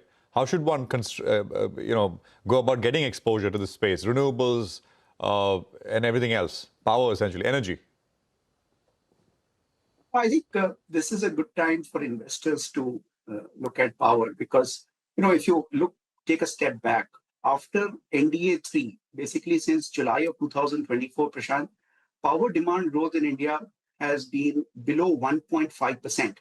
That's a period of 21 months. The elasticity of power demand to GDP growth in the country over the last 15 years has been 0.7x plus. And that has got defied over the past 21 months. And we have basically been talking about seasonal variations dragging down power demand growth. So the silver lining is that this statistic is, likely to improve because the base is quite benign. Just going into Q1 FY27, the base is minus 1.1%. And for the whole year, given the base is 1% growth, I think we should clock about 6% power demand growth in FY27. And that is in the backdrop of, geopolitical uncertainty. So I think the peak that the market saw in terms of valuations for the sector was around the NTPC Green IPO, which reminded me of the Reliance Power IPO. In terms of the capacity was quite lackluster in terms of what was operational, but what was being promised was a big number. I think from there, markets have come off. This is akin to poultry farming, where in a bull market, you're ready to value multiple cycles of chicken egg compounding, and you value not just the operational and under construction projects, but also the terminal growth that comes beyond the visible, projects which are under construction. So that's the bull market construct, which was working quite fine post-COVID for a 3-year period where power demand growth was almost 8.5% CAGR, which has now come down to a very low number. So I think for your viewers, the message is that if power demand growth does well, capacity addition has already done quite well in the last 12, 24 months. I think if evacuation bottlenecks can be addressed, the sector is going to see meaningful EBITDA compounding.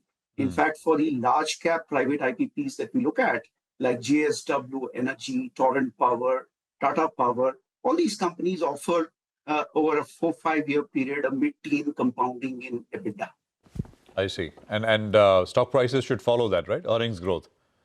Stock prices should follow that. The sector has outperformed more because of the risk-off phenomena over the last 1 to 3 months. Yeah. But I think fundamentals will follow.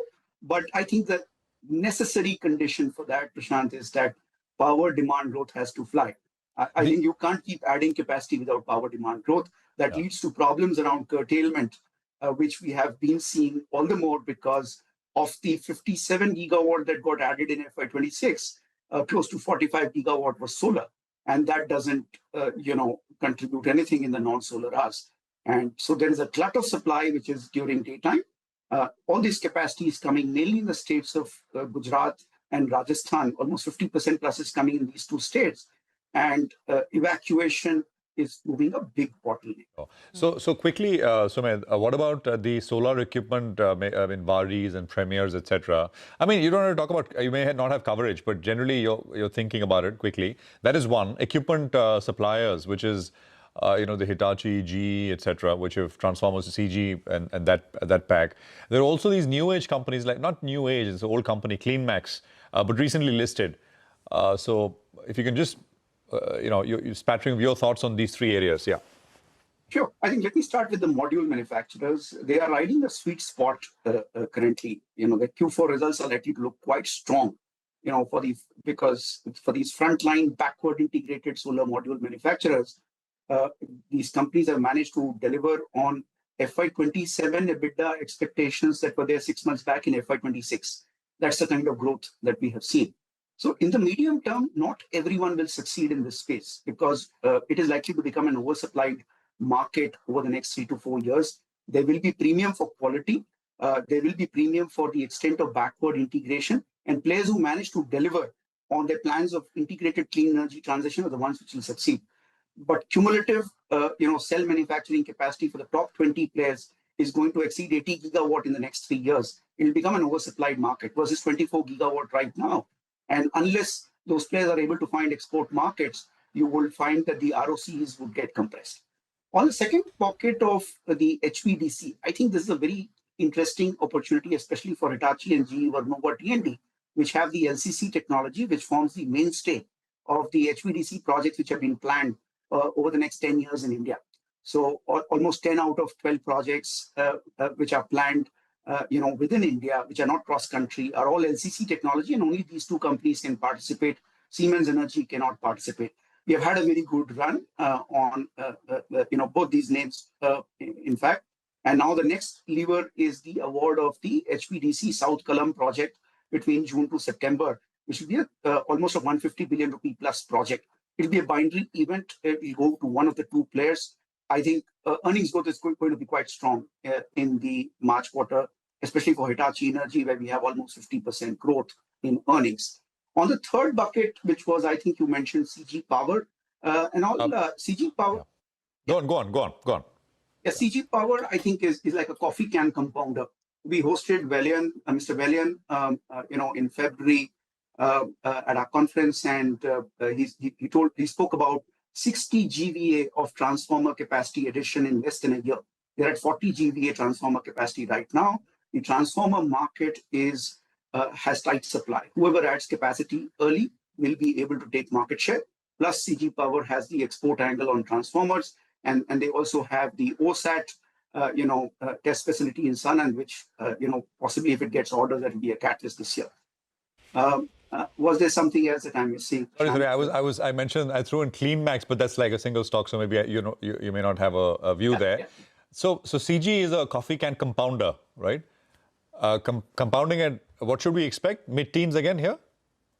Yeah, so I think, look, if you strip out the value for OSAT from current market price, which we have in our base case, the stock is not cheap. It's still trading between, anywhere between 45 to 50 times on a FY28 earnings.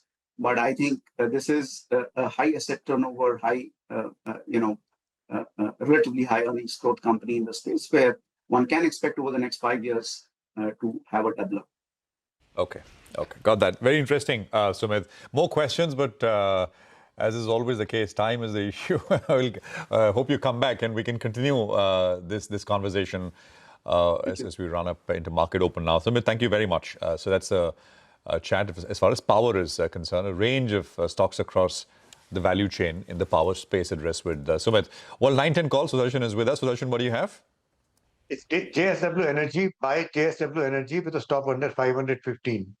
Okay, JSW Energy, Sudarshan's call, and I think we discussed this with Sumit as well just a bit earlier. Well, ICICI Pru Life numbers, and Yash is back with us to shine the spotlight on this name. Yash, take it away. Well, Prashant, the stock, that is ICICI Prudential Life Insurance, is expected to open very strongly in trade today. And there are a few reasons in the Q4 numbers itself. Now, as far as the total AP, which is the premium growth, is concerned, that has been weak.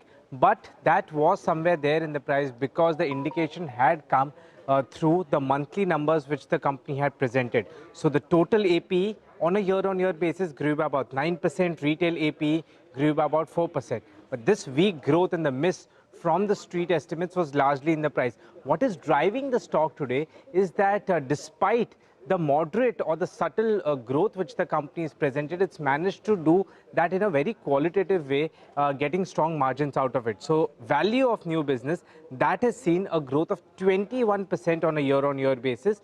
It is a beat as per the street estimates and the CNBC TV18 poll as well. And more importantly, the margins, they've come in at about 25.2%. Versus 22.7% on a year-on-year basis. So about a 250 basis points jump in margins on a year-on-year basis, and also a beat to the CNBC TV18 poll, which anticipated the margin to be 23.85%. So the VNB, which is value of new business, and strong margin performance working for the stock today. All right. Thanks a lot for that, Yash. Well, we'll be keeping an eye on a few stocks. Vedanta is one because the boiler exploded at its Athena power plant in Chhattisgarh. There were a few deaths as well as injuries, and present support goes out to the families. But remember, Vedanta had acquired this particular unit in the NCLT process in 2022. It recently got commissioned in July 2025. What will be the impact for the company? Well, it will not be too large. Financial impact of around 1% to 1.5%. And on an annualized basis, the the power plant with current capacity could contribute around 7 to around 900 crores of EBITDA. Besides that, there are two notes on metals this morning. Let's start with JPM on aluminium. They highlight that the spike in spot aluminium prices, citing that the Strait of Hormuz closure suggests the risk of further smelters shutting down due to the alumina shortages. They also add that the ceasefire talk suggests less risk to overall demand. JPM, well, they're now estimating that in 2026, the aluminium deficit will be the largest in the last 26 years, at around 1.9 million tons. They see that then in the second quarter of this calendar year, the average price of aluminium could move to around $3,800 per ton, and the scale of the supply disruption becomes increasingly more evident in the physical market. They believe a potential de-escalation could even be more bullish. AI prices will gain because it will remain up due to supply constraints, and it removes the tail risk to macroeconomy. Net, JPM, they're fairly positive on aluminium, and that's why they have an overweight on the stocks out there. All right, well, we've got the first rates coming up on your screens. What do we have? It is 1.5% higher on the Nifty. 24,200 is where we start. Nifty Bank is starting about 2% in the green. Small cap index has not come up with a rate yet for the morning. It'll come up shortly, and we'll have that up as well. The mid-cap index is up about 2% as well. So this is a good-looking screen. Mid-cap index, 2%. So in line across the board, 1.5% on the Nifty, 1.5% on the Sensex. The broader indices are up 2% a piece. 1,800 stocks are higher, 90 stocks are lower. This is, of course, the count right out of the gates in the morning, and it'll get more balanced as we go through the day. But very, very good start as expected. Actually, almost in line with about a 350-point gap up at the word go. The Nifty heat map should give you a sense of where we start. And I think as we've seen, right, oil goes up, oil sensitives get hurt, oil goes down, oil sensitives do well. And you see something similar this morning. Indigo is the top mover. Gainer, that is Ultratech Cement, Shriram Finance, Adani Enterprises, Asian Paints. On the downside, Dr. Reddy's, ONGC and Coal India come up as the losers out there. Oil marketing is at the bottom of your screen as well. So this is 24,200 on the Nifty this Wednesday morning. Rima. Well, it's now a 2,000-point rally from the lows on 2nd of April when the markets had gone down to levels of 22,182. That day itself, there was a recovery, intraday recovery, and we finally closed at 22,700.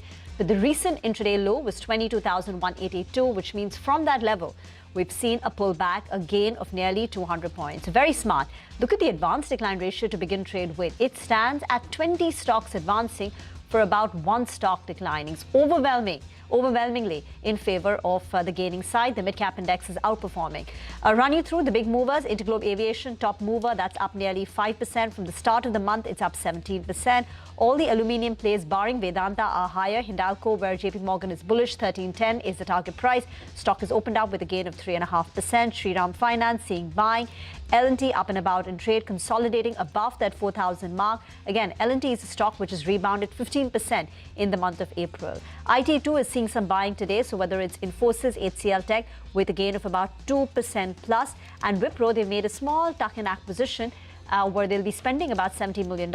Wipro too has had a positive start to trade with a gain of 1.5%. A couple of these NBFCs like Bajaj Finserv, Bajaj Finance, higher in trade. Private sector financials like Kotak Mahindra Bank leading the gains for the for the banking space. On the way down, only 2 stocks in the red. That's Dr. Reddy's down 2.5%, and you've got ONGC mildly lower, down nearly 0.5%. Hi. Well, that's right, Rima. The metal stocks, they're on fire today. Good uptake is what you're seeing in some of these names. Keep in mind that Hindustan Copper, the stock had corrected from around 700 rupees all the way to around 500 rupees. So it went through a very sharp correction of close to 25%. And from there, it's pulled back close to around 5%. The aluminium names as well are doing well. So you have Hindalco that's up and about in today's trading session. And Nalco as well. They're a beneficiary clearly because they'll benefit because of high aluminium prices, and they'll get bulk of their coal captively. So that's another stock you should look at. The silver ETFs are doing well. Tata and Nippon, both of them are spiking up in trade. HFCL, that's another stock that's in focus. Well, there have been various site visits, stock of late, there have been some order wins as well. And that's moved very swiftly from 70 to 90 rupees. Let's see whether or not it can sustain. Growth, there's an initiating coverage that's come out there with the target price of 215, I think so. So that as well has opened up, with a gain of close to around 4.5%. Ujjivan Small Finance Bank, well, that one's getting a bit of a knock because the RBI has rejected Ujjivan Small Finance bid for a universal bank. So that explains why that stock is lower in trade. Swaraj Engines, I think it came out with its set of numbers either towards the fag end of Monday's trade or it came post that. So that one, in fact, is up close to around 10%. Solid move out there. Enviro Infra continues its good run. That's up close to around 8.5%. Big move out there as well. Retail up close to 10%. And HG Infra up close to around 10%. MTAR Tech, we had spotted it earlier today as well. Bloom has got some more business. Good news for them. Positive read-through. So you have MTAR Tech as well. That's zooming away, and LG Electronics, after correcting from, I think, 1,650 to 1,300 rupees, well, that's made its way back towards the IPO listing price. On the day of listing, it went to around 1,600 rupees. It's back out there. Just one more stock. Dr. Reddy's, top loser on the Nifty, down 2.5%. The company's semaglutide generic has been denied registration by Brazil. And therefore, that prevents the company from participating in the initial wave of semaglutide generic launches in Brazil. Anyway, Brazil is expected to face intense competition because there are 17 applications before the regulator in Brazil. But that's the reason why that stock straight away, off the cuff, is opened with a cut of nearly 3%. Some delay in getting into and tapping that Brazilian market. That's weighing on Dr. Reddy's today. Okay, I think it's overall a pretty good-looking screen, all told, and it's 24,200 plus as far as the Nifty is concerned. Actually, metals are right at the top of the list, right? Hindalco 4, Hindustan Copper 6.5, Hindustan Zinc 4%. So that's a pack which is coming up with strong gains at this point. IT is not doing badly, I think, as we mentioned. Infosys is up 3%, HCL Tech is up about 2.5%, actually 3%. So there is traction there as well. Shriram Finance is back at about 1,040, 1,050 odd rupees once again. ICICI Pru, of course, we mentioned. So it's, the advanced decline is some 20:1, and we're just sort of starting the first initial few minutes of trade at this stage. ICICI Pru AMC is down about 2%. So that is coming up with some cuts, and it is down with volumes. So just want to mention because it stands out along with Dr. Reddy's. ICICI Pru AMC is the other one which has got a cut, and it's got some sort of volumes on the downside as well. We've got our guest joining us now, Venugopal Mangat, CIO Equity at HSBC Mutual Fund. Venugopal, good morning. Great to have you with us here. Thanks for joining in. I guess mutual fund managers are also, even those who are constructive, right? I mean, the question many are asking is, how should one position oneself? Aggressively? Because then that is essentially meaning that the worst is behind and now you're going to do better and better. Or still, defensively or more of a barbell kind of approach. What's your sense, Venugopal?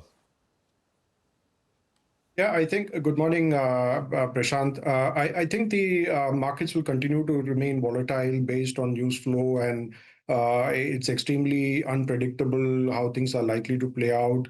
And eventually on the economics of, and the economic impact of this whole event, we'll have to wait and watch. Most of that will come through in the first quarter or the second quarter of financial year 27.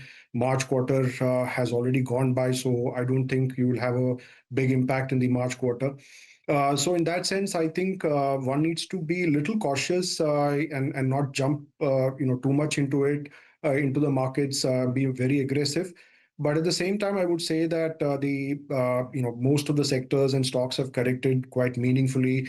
And to that extent, I think a lot of and this event has been going on for more than a month, and therefore, some of it is already factored in to the prices. And to that extent, I think one could take a more constructive approach, which is what we are currently, doing. And one has to now start looking at post the event scenario and try and assess what could be the impact and what could be the right sectors and stocks to be invested in. So I would be more constructive at this point in time. Do screeners, identify companies where you think valuations have bottomed and there is more resilience and growth coming back on track over the next year or maybe into FY28.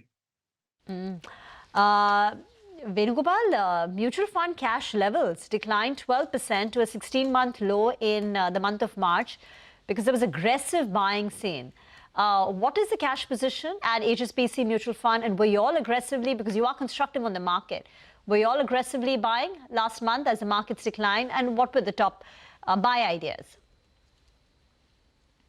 Yeah, so we, as a fund house, we don't use cash as a strategy. We don't keep cash, significant amounts of cash. We didn't do that through this period from September 24 till date. And, the maximum cash that we have across all our schemes would be maybe 5% or so.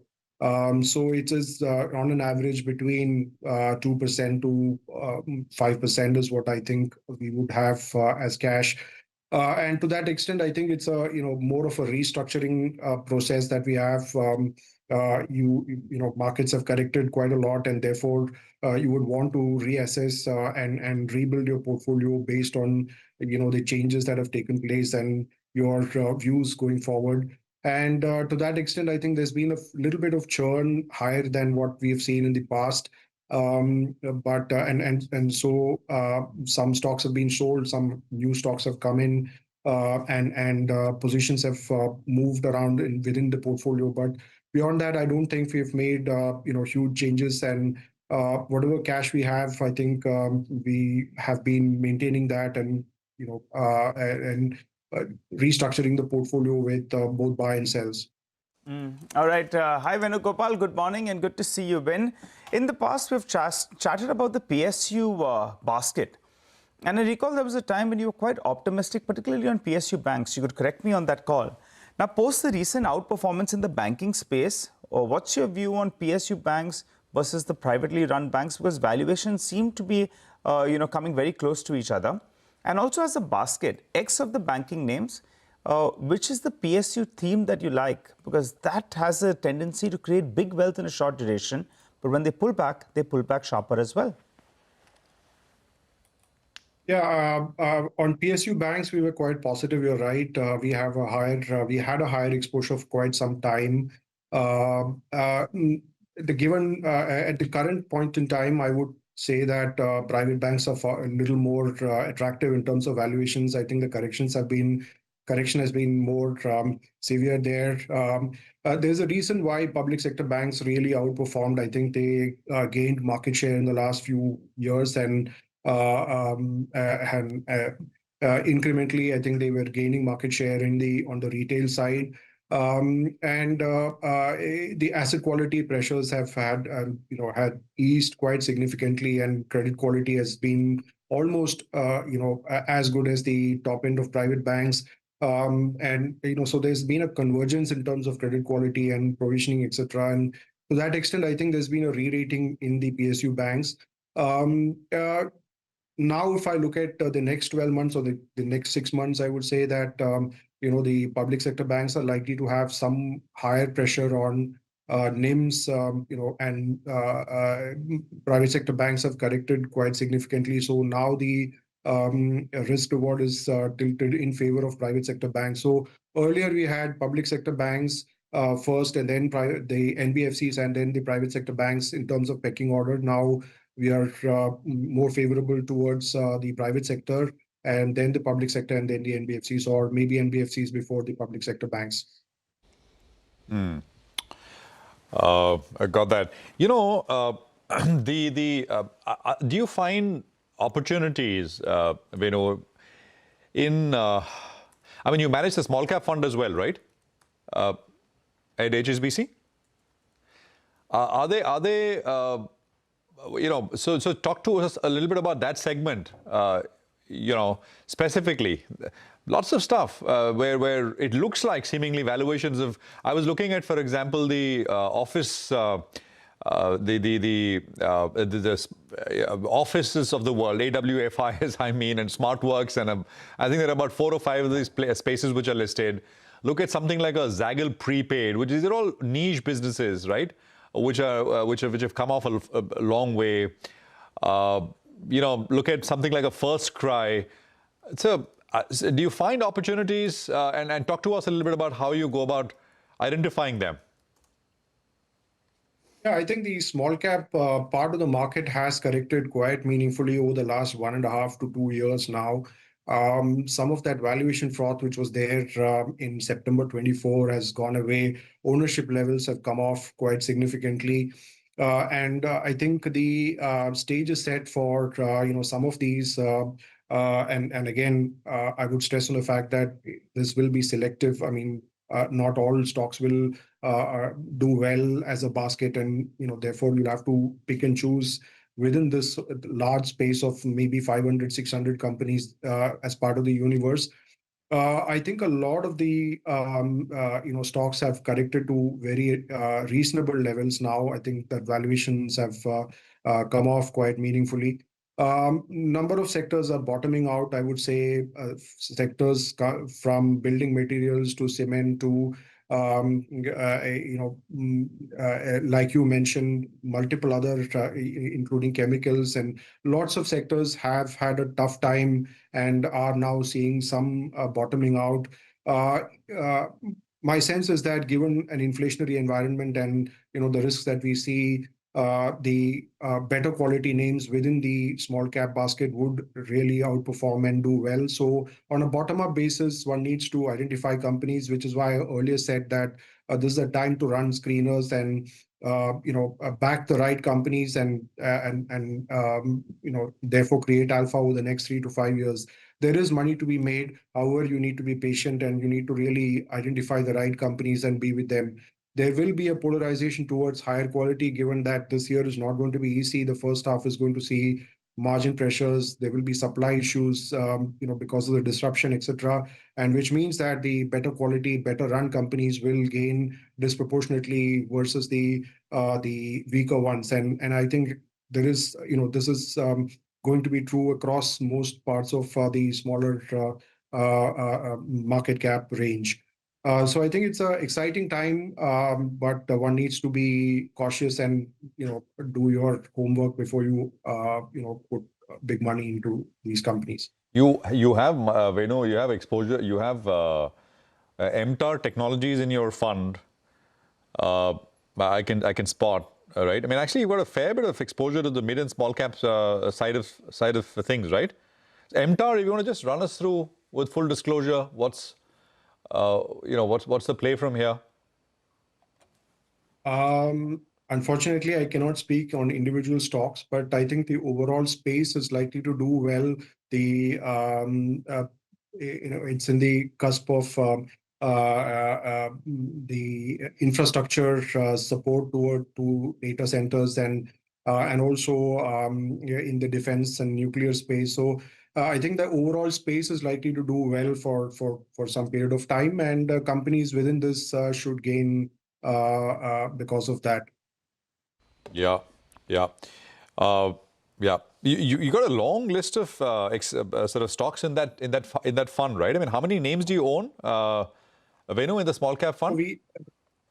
We have about 105 or so companies currently. The number of companies have increased only because the size has grown. Given the size and given the fact that liquidity is a constraint when you go down the market cap curve, the portfolio is fairly diversified, and that's the only reason why the number of stocks are higher. Yeah. Fair enough. But yeah, I mean, it's a long list of names. You have some exposure to Jyoti CNC as well. Have you taken action after the recent reports? Again, I would refrain from commenting on the specific issue, but we will wait for things to unfold and get more sense on how bad or how much this would impact the prospects of the company over a period of time. Got that. I understand. You're constrained by talk about individual names there. Thank you very much for joining us, Venu. Appreciate your time here on CNBC TV 18. And thank you for those insights. I think, 300 points on the Nifty. So I think we've cooled off just a little bit, right? 24,174 is where we are at. And, just looking at the list of what is up and down, it's mostly all up. So, yeah, I mean, MTAR is up 9.5%. Let's just look at that name. Oh boy, that's a big one. What's the market cap now for MTAR? Let's just look at this quickly. 14,000, 50,000 crores, still very much firmly in the small cap zone, right? So 4,800 on MTAR. And it's this year, in 2026, MTAR is up, guess how much, guys? 99.2%. Wow. So, you just rounded it. And I wanted to be specific.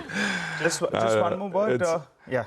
Sorry, go on, Nigel. Yeah. No, I just said one more stock that we had highlighted, at the start of trade, which was popped up, was LG Electronics. It was up close to 6.5% or thereabouts. Just looking at a couple of sales notes, and I believe that the shareholder 6-month lock-in, that ends today. So actually the stock, from being up close to 7%, it's now up less than 4% because there's a lot of shares that can be freely traded in comparison to what it was a few days ago. So the lock-in period of some of these shares, a large quantum actually for them, opens up. Doesn't necessarily mean that there'll be selling that comes on the counter, but there is that flexibility which sometimes puts some near-term pressure. So that's what we'll highlight. Volumes are very high today. And two more stocks that Sudarshan highlighted in the brokerage corner. One of them is Grow, Billion Brains Garage, where BofA has initiated coverage with a buy, target price 235. Stock has moved up 5.5%. And on the flip side, Indus Towers is under pressure after Jefferies downgraded Indus Towers to an underperform and slashed the target price. 530 has now come down to 375, and that's putting pressure on the stock. But let's talk about Dr. Reddy's. There's news here. Ekta now joins in with the latest. Ekta. Well, yes, Dr. Reddy's is in focus because there are two developments which have taken place with regards to Dr. Reddy's. First is that the weight loss drug semaglutide has been denied registration by the Brazilian regulator for Dr. Reddy's. Remember that semaglutide, which is basically Ozempic and Wegovy's molecule, is going off patent in multiple countries, and Brazil, India are expected to be some of the more lucrative markets along with Canada. Now, the filing, according to reports, did not meet all technical requirements. And remember that Brazil is already a very competitive market. It has around 16 applications for semaglutide, which is pending with the regulator at this point in time. Separately, Apotex has received tentative US FDA approval for semaglutide. The reading is positive for Apotex when it comes to the Canadian approval, because generally the Canadian regulator mirrors what the US FDA does. So if the US FDA gives a tentative approval for semaglutide, which expires in terms of patent in 2031, then they would be more confident about giving approval to Apotex in Canada, where the patent has already expired. So they'll be able to enter the market sooner than maybe other companies which have not received this kind of an approval. So Dr. Reddy's, remember, is waiting for final approval for semaglutide in Canada. Citi has written on it. They have a sell with a target price of 1,070. They say that the rejection in Brazil likely prevents the company from participating in the initial wave, and they've missed the early opportunity in terms of a competitive market. And Apotex's tentative nod in the US suggests it may gain a lead over the company in Canada. Thank you very much for that. Moving on now to our next discussion, and that's on the EV theme. The government last couple of days released the CAFE, that's the Corporate Average Fuel Efficiency Norm Draft. This was released by the government, and it's likely to make it easier for the auto industry to meet the standard of the emission norms. Arun Malhotra, auto industry expert, former managing director of Nissan, and Santosh Iyer, MD and CEO of Mercedes-Benz India, is now joining in. Gentlemen, thank you very much for joining in. Mr. Iyer, if I may start the discussion with you. First, share your initial thoughts on the norms that have been released, draft norms. And there also seems to be a big divide on the small car concessions, because Maruti and some others have pushed for weight-based relaxation, while a couple of these larger ones, say Tata Motors, Mahindra, appear to have opposed this.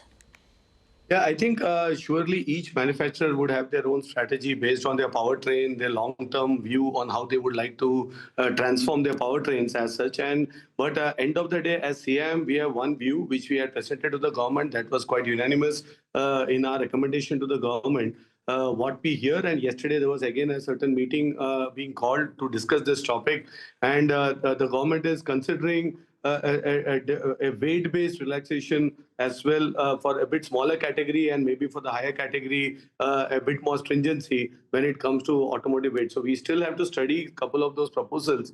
But I think if you look at us as a OEM, we have always been complying and also introducing some of these norms even ahead of time. Even before the BS6 came in, Mercedes-Benz was able to introduce cars compliant with BS6. Even with the E20 regulation, all our cars were material compliant much earlier. So we need to follow. The intent is clear. I think CAFE has to be related to public health on one side in terms of lowering emission norms, but it's also a fact that any stringency would have an impact on cost to meet those emission norms, and that also drives the consumer costs of these cars higher. So the reason, and you alluded to certain OEMs trying to have certain beneficial, I would say, CAFE targets, but I think it's all about what goes in finally as a cost to the consumer and whether it has an impact on demand with the prices going up. But finally, I still feel the government is able to come to a consensus, and CIM is also able to present a unified view to the government. Mr. Malhotra, do you want to share your views? Do you think these new emission norms are likely to be met, and what are the positives and negatives of these? See, these norms are to be rolled out from 1st April 2027. Actually, they are overdue by 6 to 8 months because there have been very different views on different companies, industry association, government. So I think it's high time. I think it's the draft is in the PM office. So clearly a very positive move which is there, and vehicles which are more fuel efficient, which are also less polluted, will get a priority. And the only key point is that within the three fuels which are seen as the, you can say, the alternative fuels, the hybrid, the CNG and the EV, how much weightage or the bonus points you'll get for each of the fuels. Because there's a view that we should go whole hog EV.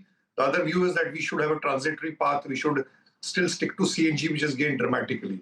And I think one question, the elephant in the room is, even today, as we speak, 70% of the vehicles across the board, if you take the entire industry, is from petrol and diesel. So 30% is CNG, EV fuel. So a lot has to be done in this. And I think one of the key issues on EV has to be, although the price parity has come, more companies have come in, how do you sustain the supply chain, or how you safeguard the supply chain? We have had shocks in the past, whether on lithium, whether on rare metals. So this is a question, but I think the industry will do. But I think the target put is fairly high. And a lot of companies, this will mean also increase in prices for vehicles, because there's a fine to be given on vehicles which, or the companies which don't conform to the norms. So it's a mixed bag, but it's a step in the right direction. Okay. What could be the extent of the price increase? See, I think Santosh would also there, but I think if the way we are talking of, it will depend on the company. A company which doesn't have, say, the new fuels in their portfolio, the government is talking of something like 30 to 40,000 rupees a fine on this. And so clearly it will vary company, but I think the price increase could be to the tune of 5 to 6%, clearly, or even more than that. Okay. Santosh, would you have a view? Do you want to come in on the price aspect of it? I think it's too early. There are two ways to look at the price increases. One is because of the penalties, is there a cost being passed on to the consumer? But I don't think the Indian auto industry would like to go that direction, because frankly, everybody would like to be compliant within whatever targets are set, which means more invest and capex into making cars more emission free. It can be via various technology, it can be electric as well. So more invest, which may lead to prices of cars in those technologies going up. Even for combustion engine cars, I think clearly you can make clean diesel engines as well as petrol. The mix is going to be super important, as I read also from your tickers, and also was stated maybe strong hybrids are going to get even a bit lesser credit. So all of this has to be factored by every OEM individually based on their powertrain strategy. And the cost finally will be passed on, but more so in terms of what technology each OEM is adopting. No, of course, it depends on car to car, model to model, the brand itself, but just trying to get a sense of the broad cost increase one should expect. But moving on now, Mr. Iyer, the Delhi government's EV policy draft. Now, it's open for suggestions and feedback till the 10th of May. What is the SIAM's view on this? And the other aspect is that Delhi still has a very large contribution of ICE vehicles. Now, do you think the timelines that are being considered for transition are a bit stringent, a bit rigid? And is there a risk that there will be a lot of buildup of ICE inventory? So on this topic, we have not discussed together with CM, so I cannot have a view there. But from Mercedes-Benz, we have already requesting the government to reconsider the draft, because firstly, there is a first time ever we are seeing a parity being done or a differentiation being done based on price of a car. Now we need to fundamentally realize that every car with a certain emission norms will be as polluting as any car irrespective of the price. So putting a price cap will lead to, I would say, not a fair competitive environment, and also takes away the option of the consumer to choose the right car. Today we know that EV is a clear total cost of ownership buy. Customer looks at the initial purchase price, the running cost, apart from the environmental benefits. So the moment there are higher taxes for premium luxury cars on EVs, we can clearly see the demand going down, and that means you will be replacing them with combustion engine cars, because customer will end up buying one or the other. But if the clear intent is to reduce, improve air quality, then this price-based differentiation sets a very wrong precedence. And we are again requesting, and it also applies to scrappage, for example, where they have said that cars' certain value is what they will give those scrappage incentives. So in principle, and we have seen it, Telangana actually did it a couple of years back. The moment the EV incentives were withdrawn, the penetration of EVs came down from 10% to 2%, and now they have reintroduced, they have made it all equal, and the penetration went up. So fundamentally, as Mercedes-Benz, and I think we would request the government to clearly have a level playing field and not have any of these price restrictions when it comes to taxation. And just for the benefit for our viewers, basically the draft rule says that cars up to 30 lakh will get 100% exemption on road tax and registration. This exemption is valid till 31st of March 2030. But for vehicles which are priced above 30 lakh, they will not be eligible for incentives. And that's the reservation that Mercedes-Benz has with these draft norms.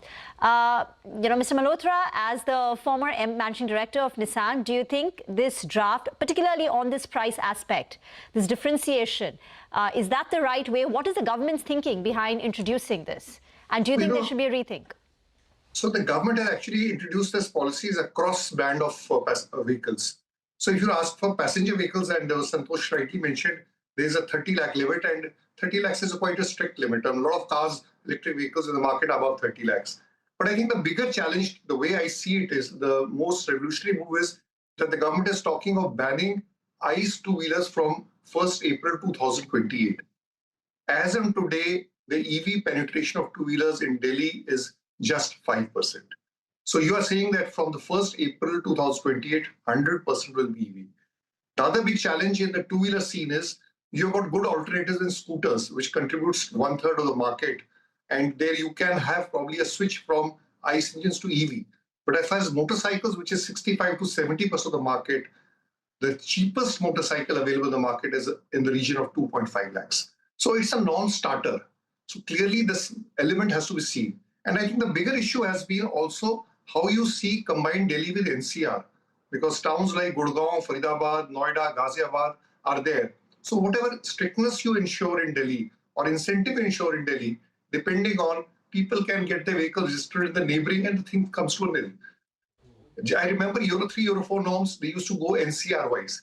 I think, and since today the central government and the state governments are the same in the 3 states of UP, Haryana and Delhi, I think you need a more NCR approach than just a Delhi approach. Otherwise, the gains of one will filter away to the loss of other, or vice versa.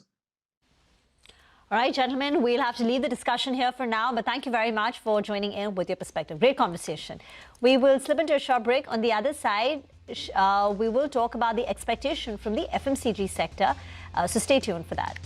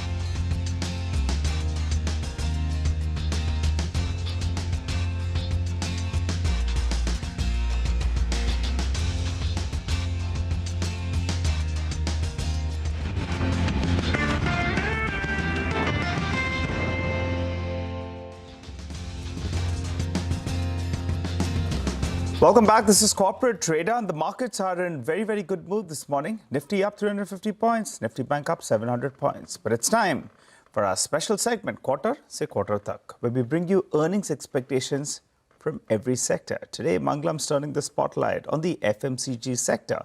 Mangalam, take it away. Well, if you look at the FMCG sector this time around, what's the setup? That is the big question, right? It is more about the demand, which has improved in the fourth quarter. But at the same time, if you look at the space, the headline is simple. Demand is improving. The real conversation is now shifting to costs and supply. Let's start with demand. This is the first quarter where companies are actually seeing the full benefit of the GST 2.0-led price corrections, especially at the lower end. Rural demand is now firmly in recovery mode. And more importantly, the price-volume gap, which was wide earlier, is now starting to normalize. That said, it's not a perfect quarter. Unseasonal rains in March, especially in North and West India, have hit summer-facing categories. We've heard from companies as well. But the problem, the supply side, there the concern is building. Brent crude has spiked nearly 75 to 80% in rupee terms month on month in March, which is the highest that we've seen, which also means that packaging costs and key inputs will start flowing through with full impact likely in the first quarter. There are also early concerns around LPG shortages impacting supply in select categories and demand in certain categories as well. What does this mean for pricing? Brokerages are fairly aligned here. They expect 3 to 4% price hikes across the FMCG space in the first quarter. And in some sectors like paint, edible oils, the hikes could be as high as 6 to 10% or even more. And that's something that we know about already. What are the companies telling us? Early updates suggest that demand is holding up. So if you look at GCPL, double-digit sales growth coming in, high single-digit volume growth coming in. Marico too, looking at revenue growth in low 20s. And Dabur expects high single-digit growth in its India business. But if you step outside staples, two sectors do extremely well. Retail continues to outperform. DMart has picked up 19% revenue growth. Trent from 18% has moved to 20% in revenue growth. And VMart too, even stronger at around 25%. Jewelry, that continues to shine. Titan's jewelry business is up 46% in the fourth quarter. Kalyan is eyeing a 65% growth in their revenue. What are the analysts building in for the quarter? If you look at the biggies, Asian Paints expected to deliver mid-single-digit revenue growth with high single-digit EBITDA. HUL remains steady, though lower than the peers at 4 to 5% growth. Tata Consumer stands out, mid-teens revenue growth, close to 20% EBITDA growth. And Britannia expected to see a strong margin expansion as well. And Nestle likely to deliver double-digit revenue growth with a slight pressure on margins. And eventually, valuations. The FMCG stocks have been underperformers, and as a result of which, even as FMCG stocks are trading at higher multiples as they've already done, most of them are trading below their 5-year average. So HUL is about 43 times versus 52 times, which is the 5-year average. Asian Paints are 47 times versus 60. Nestle itself is 62 versus 65. So valuations, while they're not cheap, they're no longer at peak levels. Bottom line, demand is getting better, rural is getting back, but margins and supply are now the real story. And that's why this quarter, commentary may matter more than the reported numbers. All right, Mangalam, thanks very much for that. Mihir Shah is Vice President, India, Consumer Equity Research Analyst at Nomura. Mihir, good morning. Great to have you with us here. It's a pretty neat explanation in terms of how things are set up as we head into the earnings season for FMCG companies. So let's just dive straight into where one should expect divergences from what Mangalam put out as what the street is expecting to your mind, Mihir. If you can go company by company. Yeah, hi, thank you. Pleasure to be here.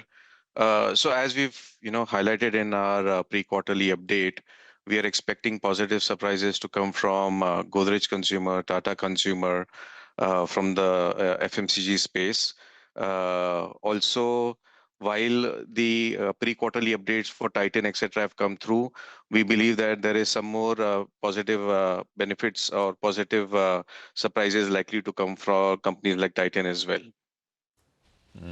You know, the one name which was not there on the list, Mangalam's last valuation list, was Imami. Do you cover that one, Mihir? No, currently we don't have active coverage on Imami.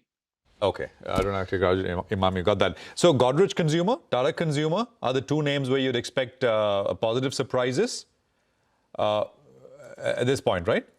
Yeah, in the FMCG space, yes. In the staples, Titan. both these. Titan in the jewelry space, and also if you want to add paints, we have an anti-consensus buy on paints. We are expecting a positive surprise for paints as well. All right. Hi, Mihir. Good to see you. On paints, that call is going to be interesting, right? Because Q4, they could sneak through. That raw material spike will come about, I think, in the first quarter, which have already taken the price increases. So do you think if there is any kind of disappointment now, it's actually a buying opportunity? And update us with regard to your target price. I recall when you did that U-turn and you got bullish on the paint space, we saw a big spurt up in the stock prices. What's the preference now? Yeah, no, absolutely. The preference lies with our topic remains with Asian paints because they were the most impacted. Valuations were impacted, versus the other peers. So our call is very simple here. I think if you look at the overall price increases which were absent in the past year and a half, they have started to come back. Paint companies have already called out 6 to 8% price increase. Certain portfolios we are seeing about 10% price increase. So let's assume volume growth continues to remain at 10% is what the companies have been clocking on. Now they will start cycling a lower base as well in the coming year. There's a negative mix of 5%. Plus a pricing growth of 6 to 8% will mean double-digit plus revenue growth for paint companies. Most of the investors were, disappointed with the mid-single-digit revenue growth momentum, given the valuations at that point of time were rich, plus the competitive intensity was high. But I think most of these issues are getting addressed. Competition will continue to remain high, but it is no longer disruptive. Point one.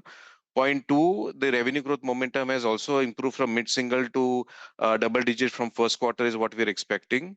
While there will be some initial hiccups in margins and margin pressure will be there because of the raw material pressure and the sharp run-up in crude prices, we expect the price increases to start kicking in and the margins to gradually improve from second, third, fourth quarter. And lastly, we believe there's a high probability that crude will be at a lower price versus what it is currently 6 months out.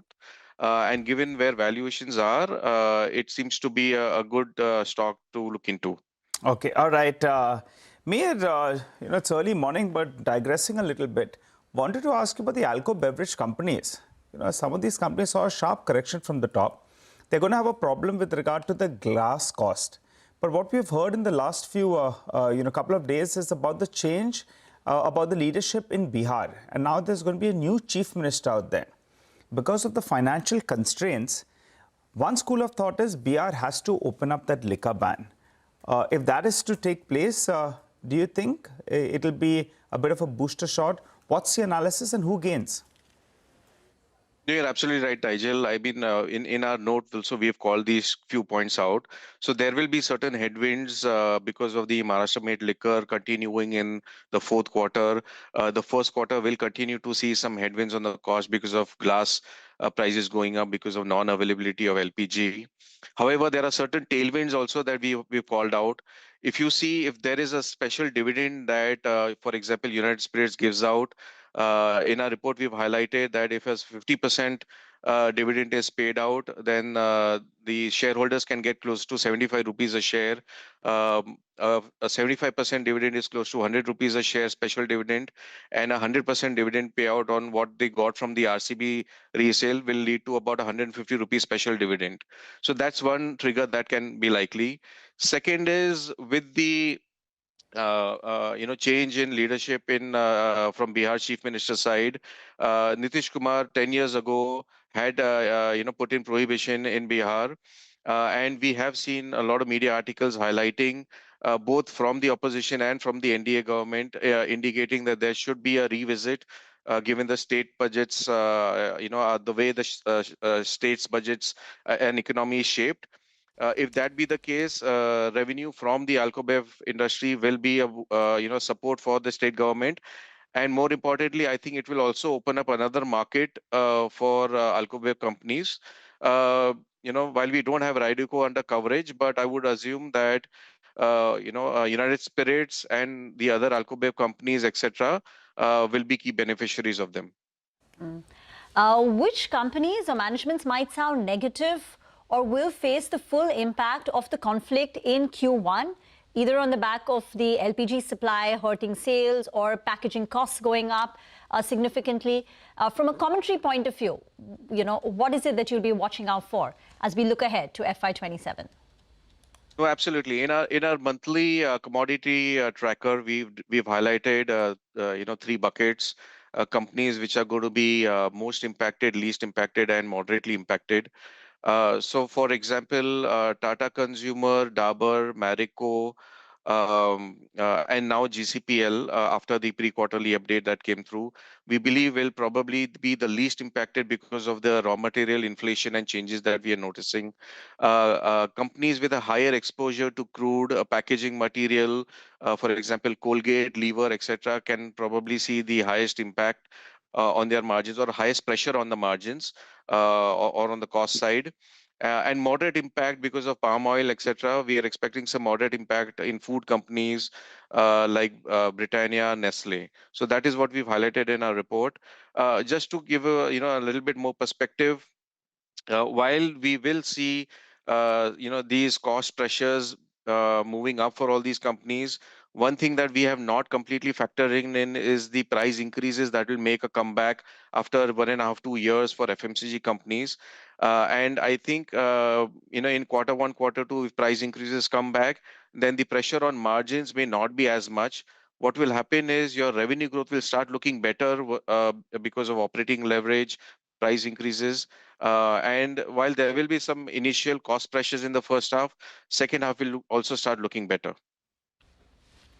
Thank you very much for joining in. Helpful conversation to prep us up for the earnings as they start trickling in. Thank you very much, Mihir, for joining in. Let's get in a handle on the market technicals. We're still holding above that 24,200 mark on the Nifty Sensex up 1250 points, with mid-caps outperforming, banks moving in step with the frontliners. Vinay Virajani of HDFC Securities is now joining in for a quick technical check on the markets. Vinay, there's been a gap up and we're holding on to it. So there hasn't been, any kind of selling which offers an entry point after that gap up opening. So what's the trade that you recommend from here on? Yeah, good morning. So more than 2,000 points rally from the recent swing low of 22,182. So in the month of April, Nifty has risen by almost 9%, and gradually all resistance are getting taken out. And today Nifty has taken out the crucial resistance of 50 days EMA, which was placed around 24,180. Now it is comfortably trading above that. The next target for the Nifty comes in around the 200 days EMA, which is placed at 24,830 odd level. So that is the meaningful positional target for the Nifty. But as far as short term and intraday is concerned, there is a small resistance around 24,337, which happens to be the previous swing low in the history. So we feel that there could be some profit booking coming in around 24,330 odd level, and running correction could be there. But overall stock specific bullishness will continue. So we feel that power sector is going to do well. So Tata Power is one of the stock pick for the today. So Tata Power is looking good at 420 odd level. One can keep a stop loss at 410. On the upside, we are expecting a target of 435. The second stock I like on the chart is the GMDC. So it has been quite resilient in the falling market, and still it is on the verge of hitting 52-week high. So GMDC at 636, one can go long. 615 should be the trading stop loss. On the upside, we are expecting a target of 670. Thank you very much for joining in. Some stocks under pressure today. Just Dial on the back of the revenue performance, very slow growth. Profits too have contracted. So Just Dial is down 4.5%. Ujjivan Small Finance Bank, where RBI has sent back the company's application for a universal bank. That's putting pressure on Ujjivan Small Finance Bank. ICICI Pru AMC is weak in trade, and Indus Stars and Nuvoco are two other stocks with cuts of nearly 2%. Get into a break. On the other side, we'll talk commodities. Manisha joins in as always.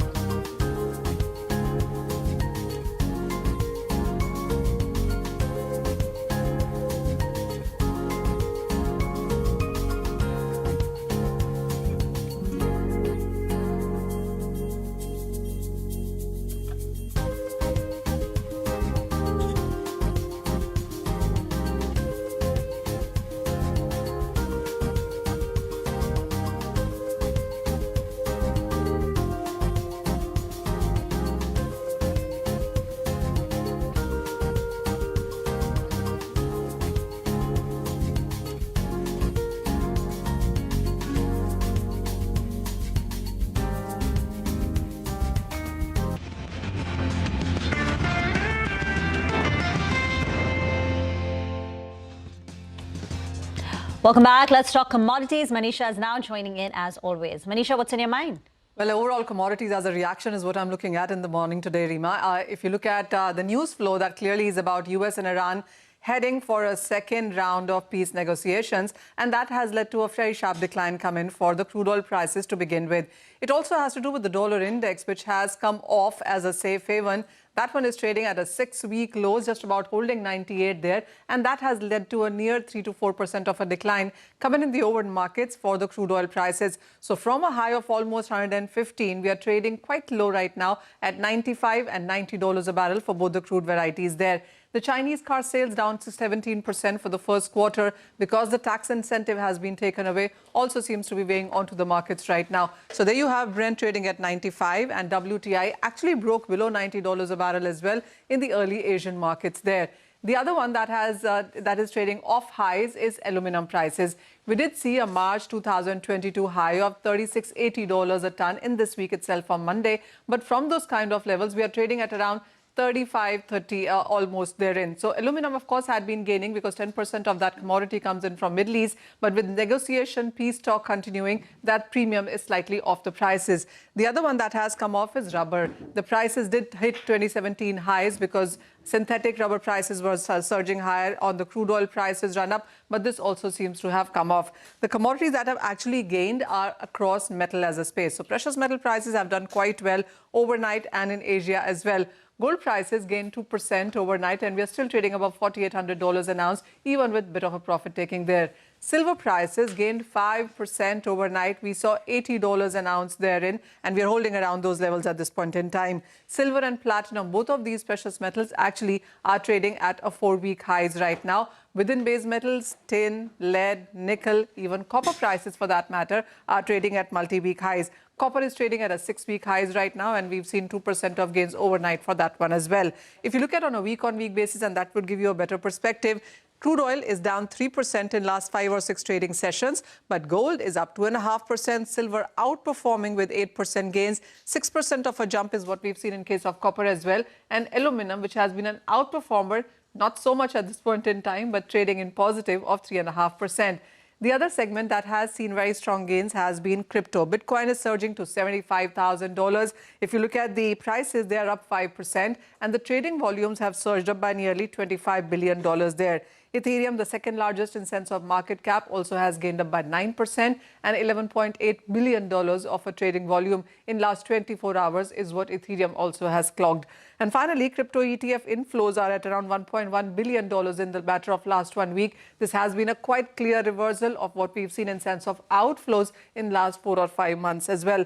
The short Bitcoin hedging also products have seen an inflow coming into the markets. So $20 million onto that one as well. So yet another asset class which seems to be doing quite well. All right, Manisha, thanks very much for that. Well, time for a quick commercial break here. We're going to come back with our special segment. It's the economy. Lata is going to be speaking with Nikhil Gupta of CLSA and Samiran Chakrabarti of Citi India on the March CPI numbers. But I mean, the road ahead, macros in focus on the other side.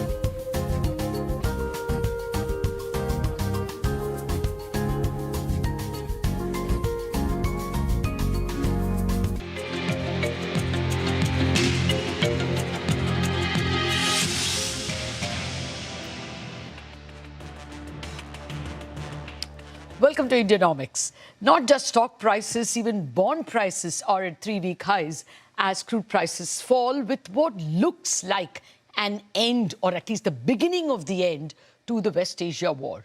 The March CPI numbers were also more benign than at least the CNBC TV 18 poll, coming in at 3.4. Our poll was 3.46. The only niggling worry now is that this week the IMD has announced an 8% likely deficit in the monsoon for the current Kharif. How does all this stack up for the economy? And of course, for the bond and rupee markets? I'm being joined by two prominent economists to analyze that. Samiran Chakrabarti, the chief economist at Citi India, and Nikhil Gupta, the India economist at CLSA. Gentlemen, good morning and thank you very much for your time. Samiran, what's the sense you're first of all getting about inflation? The March number being weak, but IMD sounding alarm bells. Yeah, thanks, Lata, for having me. So obviously this print, at least to us, seems like the impact of the conflict in Middle East is not as much visible on the CPI number. It's not a complete surprise because clearly the energy price shock is more absorbed by the fiscal side through not raising domestic retail prices at all. So even the second round effect of that energy shock into other kind of components of core inflation is not yet visible. We were slightly worried that whether there will be any impact through the petchem channel onto some of the core inflation component. That also is not there in the data as yet. And we know that the core inflation momentum has been extremely soft for a long period of time. That seems to be continuing even in this print. So there's not much of a surprise at all. As you mentioned, obviously, we will now have to look for the other kind of shock, which is the weather shock, which probably we'll get to know in a couple of months' time. No, can you, I'll come to the fuel part in just a bit, because my sense is after April 29th, when the second phase of the Bengal elections are over, we should see an increase in retail price. Okay, let us complete that argument first. Do you see that retail price increase, and how will that impact inflation for the full year? So, this is a difficult political call that the government will have to take, whether to absorb the entire cost into the fiscal or pass on some part to inflation. It will also be a function of, between now and that April 29th, how the Middle East conflict situation itself evolves. But in our baseline forecast, we have assumed a 5 rupee price increase for petrol and diesel. And that lasts for kind of 3/4 of the fiscal year. And then in the latter part, this can even be withdrawn if oil prices go back to our baseline forecast of around $80 per barrel. Then we probably would not need this price hike at that stage. So with that sort of a 5 rupee price hike in our baseline, we think that our average FY27 CPI forecast is very close to where the RBI's forecast is. So that's about 4.6%. But our core inflation forecast is slightly lower than RBI's forecast of 4.4. We are at 4.2. Well, in my fairly long innings of watching governments, once they increase crude prices, they don't pull it back. At least that was not the experience in the first round, if you remember, when petrol prices were raised above 100 rupees. But Samiran, let's come to the food part. How worried are you about this 8% deficit? I can't remember when last the IMD started with that. I mean, it could even get worse because they have El Nino fears. Impact on food prices? So we've looked at these IMD forecasts for last 25 years. So this is the sort of lowest forecast that IMD has put in April in this century. And the last time this kind of forecast was made is in 2002, where we ended up with 23% shortfall during the whole monsoon season. So 77% of long period average was there in 2022. So clearly, both IMD as well as SkyMet are now talking about El Nino condition developing during the monsoon season, which is going to affect food prices. Now, just a very sort of crude back of the envelope calculation is that most likely, given the buffer stock that we have on food grains, the impact will not be as much on food grains for the summer season, the price impact. But the things like vegetables and fruits, etc., which we do not have that sort of buffer stock, there we could see an increase. So typically during the summer month, the average increase in vegetable prices is about 30%. In the last El Nino year, this went up to 45%. In our baseline, we have taken a number which is between the 30% and 45% to start with. But yes, there are upside risks to vegetable prices, particularly if this El Nino condition becomes severe. We have to also keep in mind that it's not just the total quantum of shortfall, but also the spatial and temporal distribution of rainfall, which has a lot of impact on these prices. We have to also see how the winter crop itself is shaping up, because that typically lasts through the summer months if that crop is good. So if we have the onions and potatoes from the winter crop at a good quality, then there is a possibility that the price impact could be minimized also. Okay. Well, let's hope that doesn't spoil the party. Nikhil Gupta has also joined us. Nikhil, what are your estimates about CPI this year? And more importantly, do you see the possibility of a rate hike in calendar 26 itself? Hello, Lata. Good morning. Hi, Samiran. So, Lata, for CPI, our projection is close to 4.5% as of now, but we are not taking crude oil at $100 at all. This is for the year. For FY27, our headline inflation projection is about 4.5%, which is similar to what the RBI projection is. And our core inflation is between 4 to 4.3%, roughly around, again, where the RBI forecasts are. So by itself, these numbers are not high enough to make the RBI take any rate action in CY26 or FY27.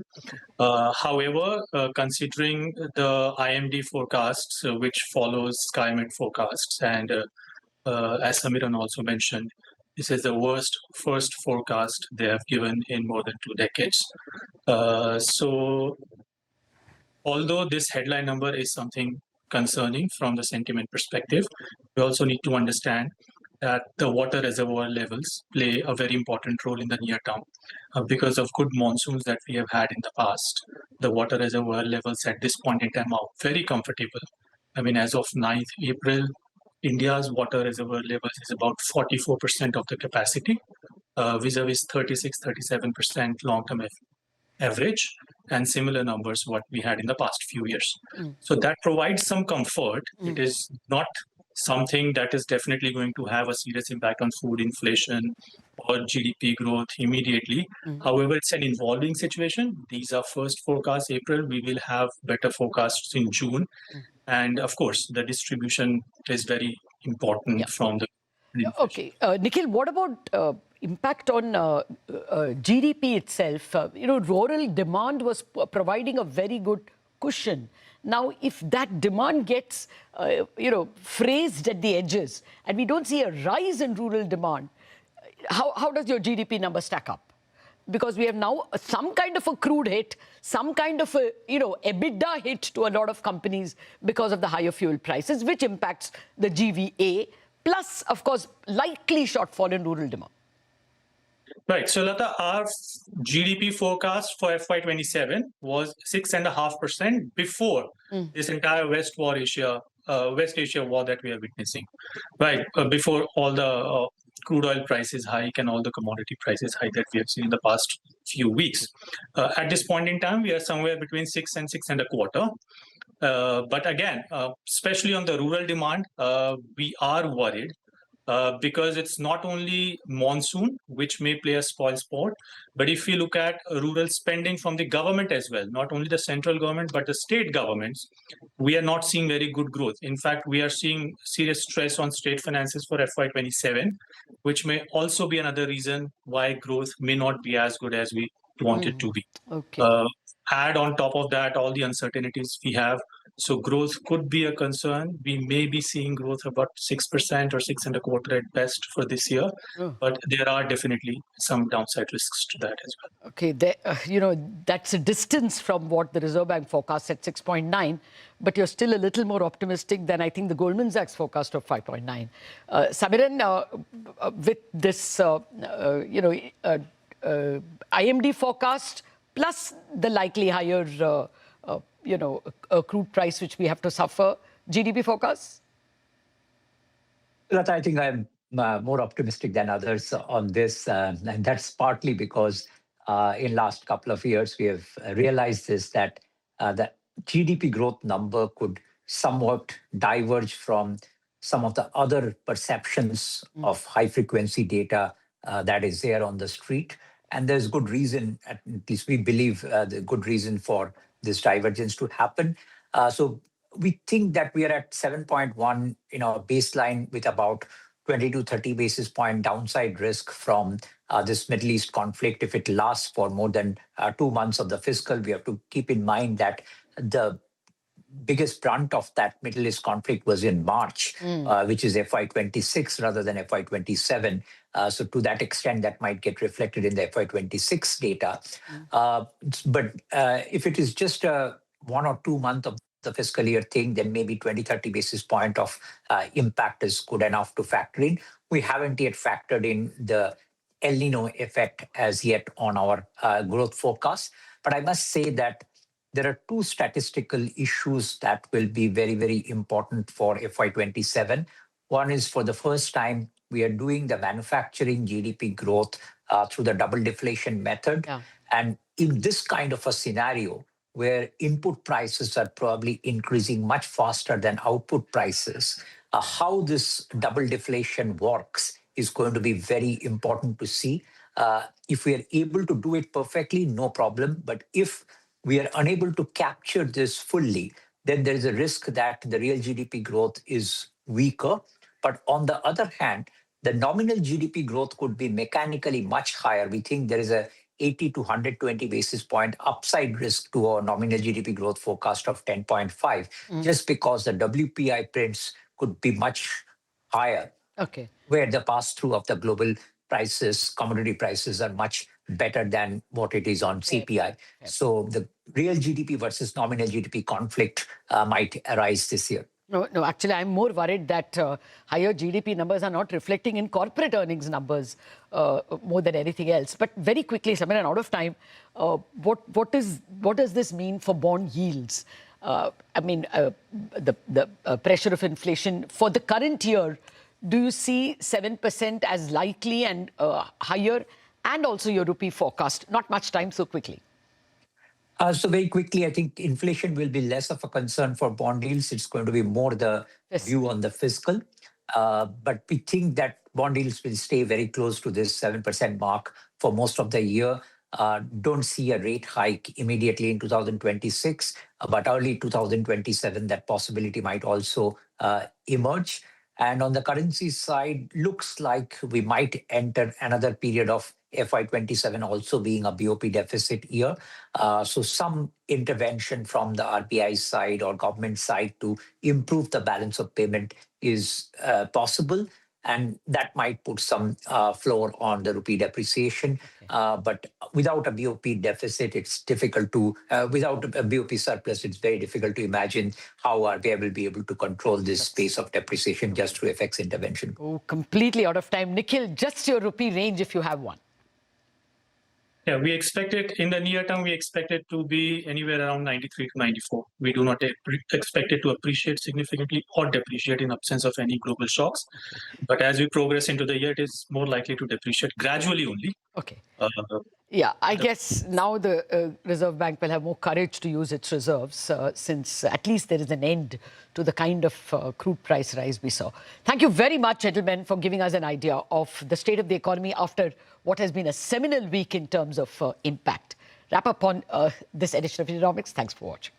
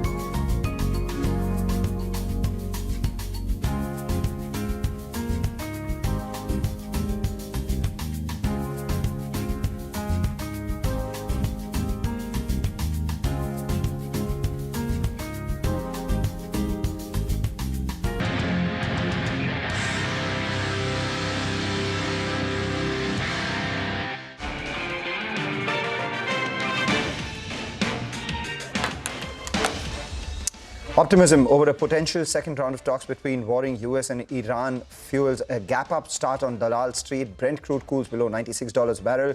Metals and IT pack leading from the front. ICICI Pru Live perks up on strong Q4 results. The margin expand 240 basis points on a year-on-year basis. The value of new businesses grows by 11%. The insurance behemoth LIC gets a board nod for its very first bonus issue since listing in the 1:1 ratio. Both stocks are higher in trade. Navratna PSU, Railtel bags multiple orders worth over 600 crore rupees. The stock up 12% in early trade. The Reserve Bank of India returns Ujjivan Small Finance Bank's universal banking application, marking the need for further diversification in their loan portfolio. The shares of the lender fall amid the broad-based strength. Billion Brains Garage Ventures, or GROW as we know it, well positioned to make most of India's retail investing tailwind, says a BofA Securities note. The brokerage believes there is potential for further upside stemming from the company's best-in-class profitability. Stock up 7% in trade. Hello and welcome to Chartbusters. We're coming to you live from the CNBC TV 18 Motilal Oswal studio. I'm Nigel. With me is Mangalam. And the markets are in a fantastic mood this morning. Remember, we were closed yesterday, so we're playing a bit of a catch-up. Global cues were positive. Mr. Trump spoke to our Prime Minister Narendra Modi overnight, and the call was, very, very good. Put everything together, Mangalam. Crude prices down, equity markets in a better space. Well, very good Wednesday. Looks like a very good Wednesday, Nigel, though feels like a Monday because of the holiday yesterday. And it's extremely cool, the way a lot of these stocks are moving right now. 2,700 stocks in the green for just sub 200 stocks which are in the red. And here we've been making the point that every time the market moves a certain way, the one sector that does a lot better or a lot worse in the direction of the market is the platform companies. So today the market's in good mood and we have all the platform companies buzzing around. Eternal, top Nifty gainer, up around 4% today. Remember, the stock has, when the markets are down, the stock, underperforms the market. And when the market moves higher, the stock outperforms that. And the other one is actually Meesho, which is up around 4.5%. After having corrected over 35% from its post-listing peak, markets moved better and platform companies see a better move as well. So let's see where this goes. Good time to welcome Dharmesh Shah from ICICI Securities for a quick technical check on the market. Dharmesh, ever since the start of this month, every dip on the market has been bought into. Dips have been a lot shallower and incremental negative news flow has not had as much an impact on the negative side on the market. All these things tell you that maybe the street believes that the worst is behind us, at least from a price performance standpoint. Would you concur with that view? And what's your chart check telling you? Yeah, so good morning, Mangalam. And absolutely, I think so. You are right, highlighting the right point that market generally takes the discounting once the negative news getting in. So we believe, I think so. It looks like the most of the negative news market was not reacting to the gap down opening. Even if it gap down opening, we see a recovery in the Monday itself. So we believe, I think so. Yes, the worst seems to be getting over for the market. Going forward, what we believe, I think so.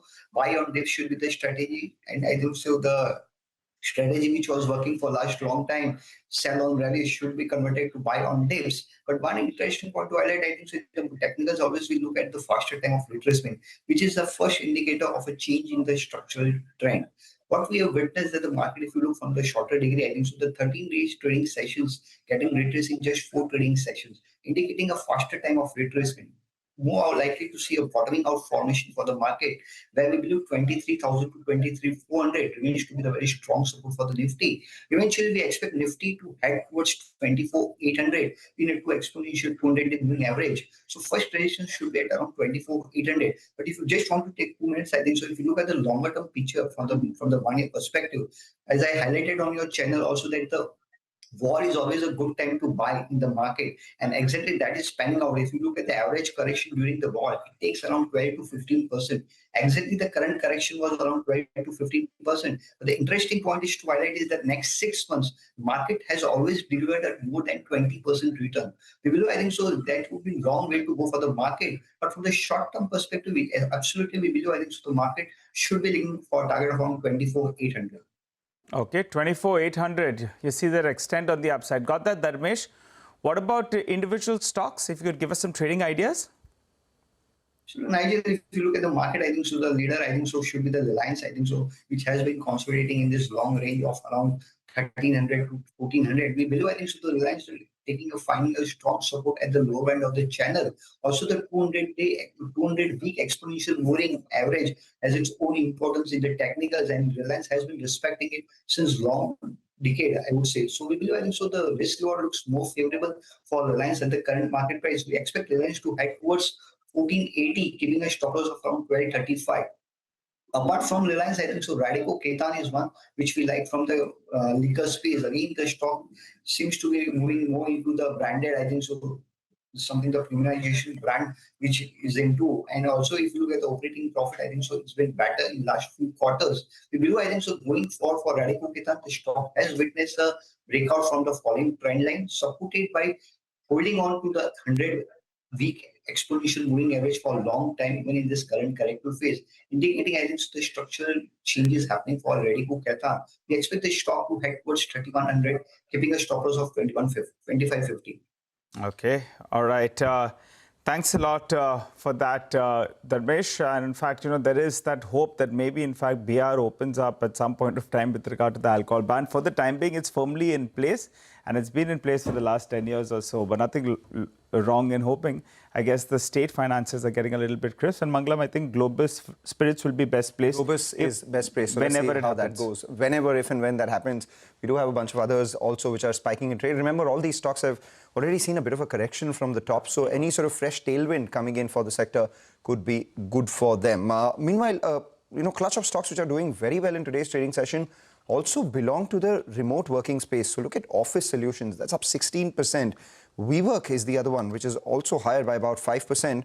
Wonder whether, there is some sort of fresh tailwind that has come here in the remote working space. So Office is surging around 17%, decent volumes backing that. WeWork is the other one, which is up 5% as well. What we'll do is, let's get you some ideas for profit in a market which looks fairly bullish right now. Our colleagues from Money Control Pro are with us. Lekha Badlani Jamnani joins in with a stock that she's tracking. Lekha.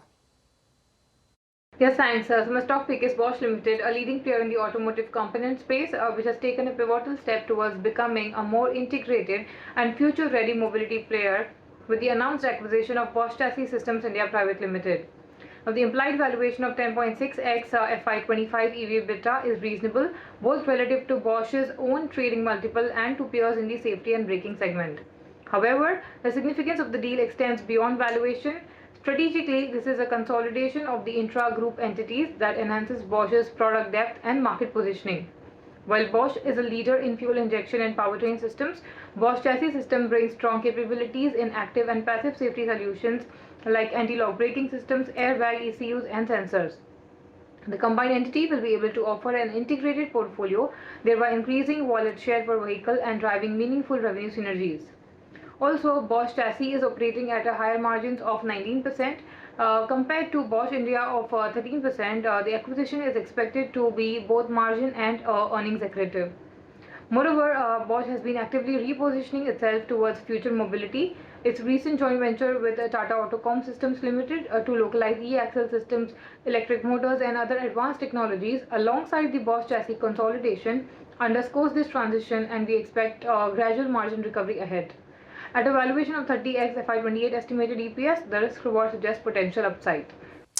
Well, thanks a lot, Lekha, for giving us that neat explanation on that company. Well, we'll slip into a short break. We come back, we'll continue to focus on stocks as well as on the market on the whole. Stay tuned.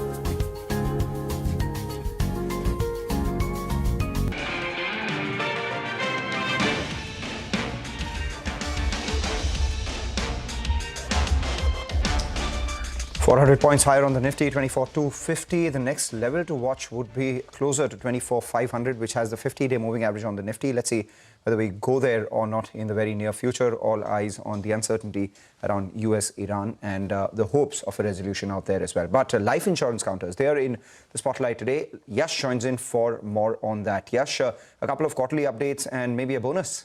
Well, that's correct. So the company which presented its fourth quarter numbers was ICICI Prudential Life Insurance, but those strong numbers seem to be reflecting on all other life insurance companies as well.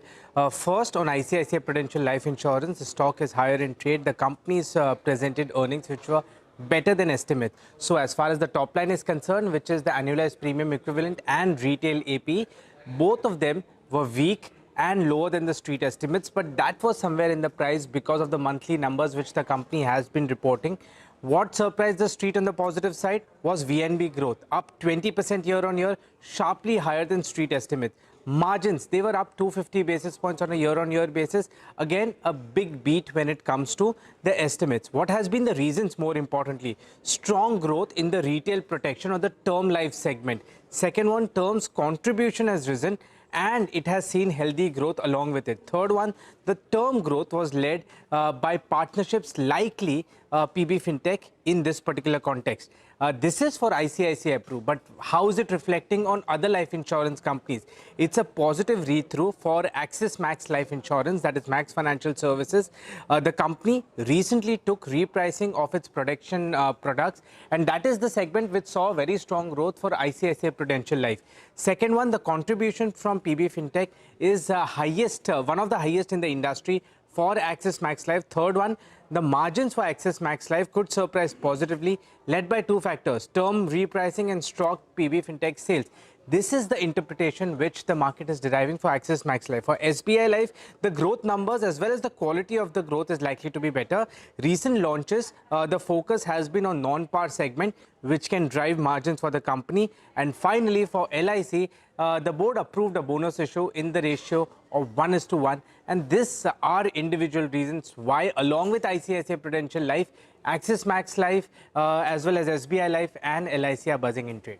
Got it, Yash. Thanks a lot for that. From insurance, let's move to metals then. And a boiler had exploded at Vedanta's Athena power plant in Chhattisgarh, and there were some deaths as well as some injuries. Prayers and strength to the families of the victims. Just hope, things get better for those that are injured out there. To tell you the financial impact and what it means for the company, Vedanta, remember, had acquired Athena Power in the NCLT process in 2022 or thereabouts. It was recently operationalized in July 2025. You'll be wondering, in terms of financial impact, what could it be? It could be approximately 1% to around 1.5%. On an annualized basis, this plant, for how much has been commissioned of around 600 megawatt, could do roughly around 700 to around 900 crores of EBITDA.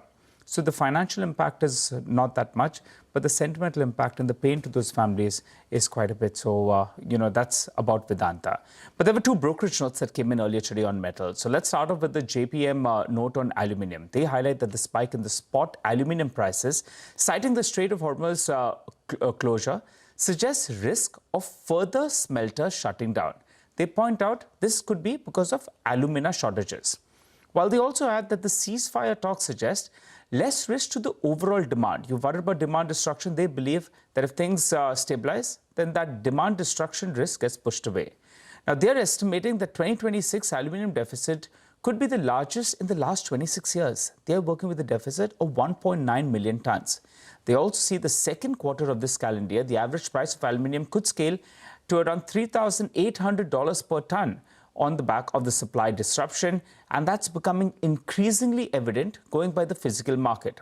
They believe a potential de-escalation could be even more bullish for aluminium prices, as it removes that risk to macroeconomy and it leaves a significant hit to the aluminium supply.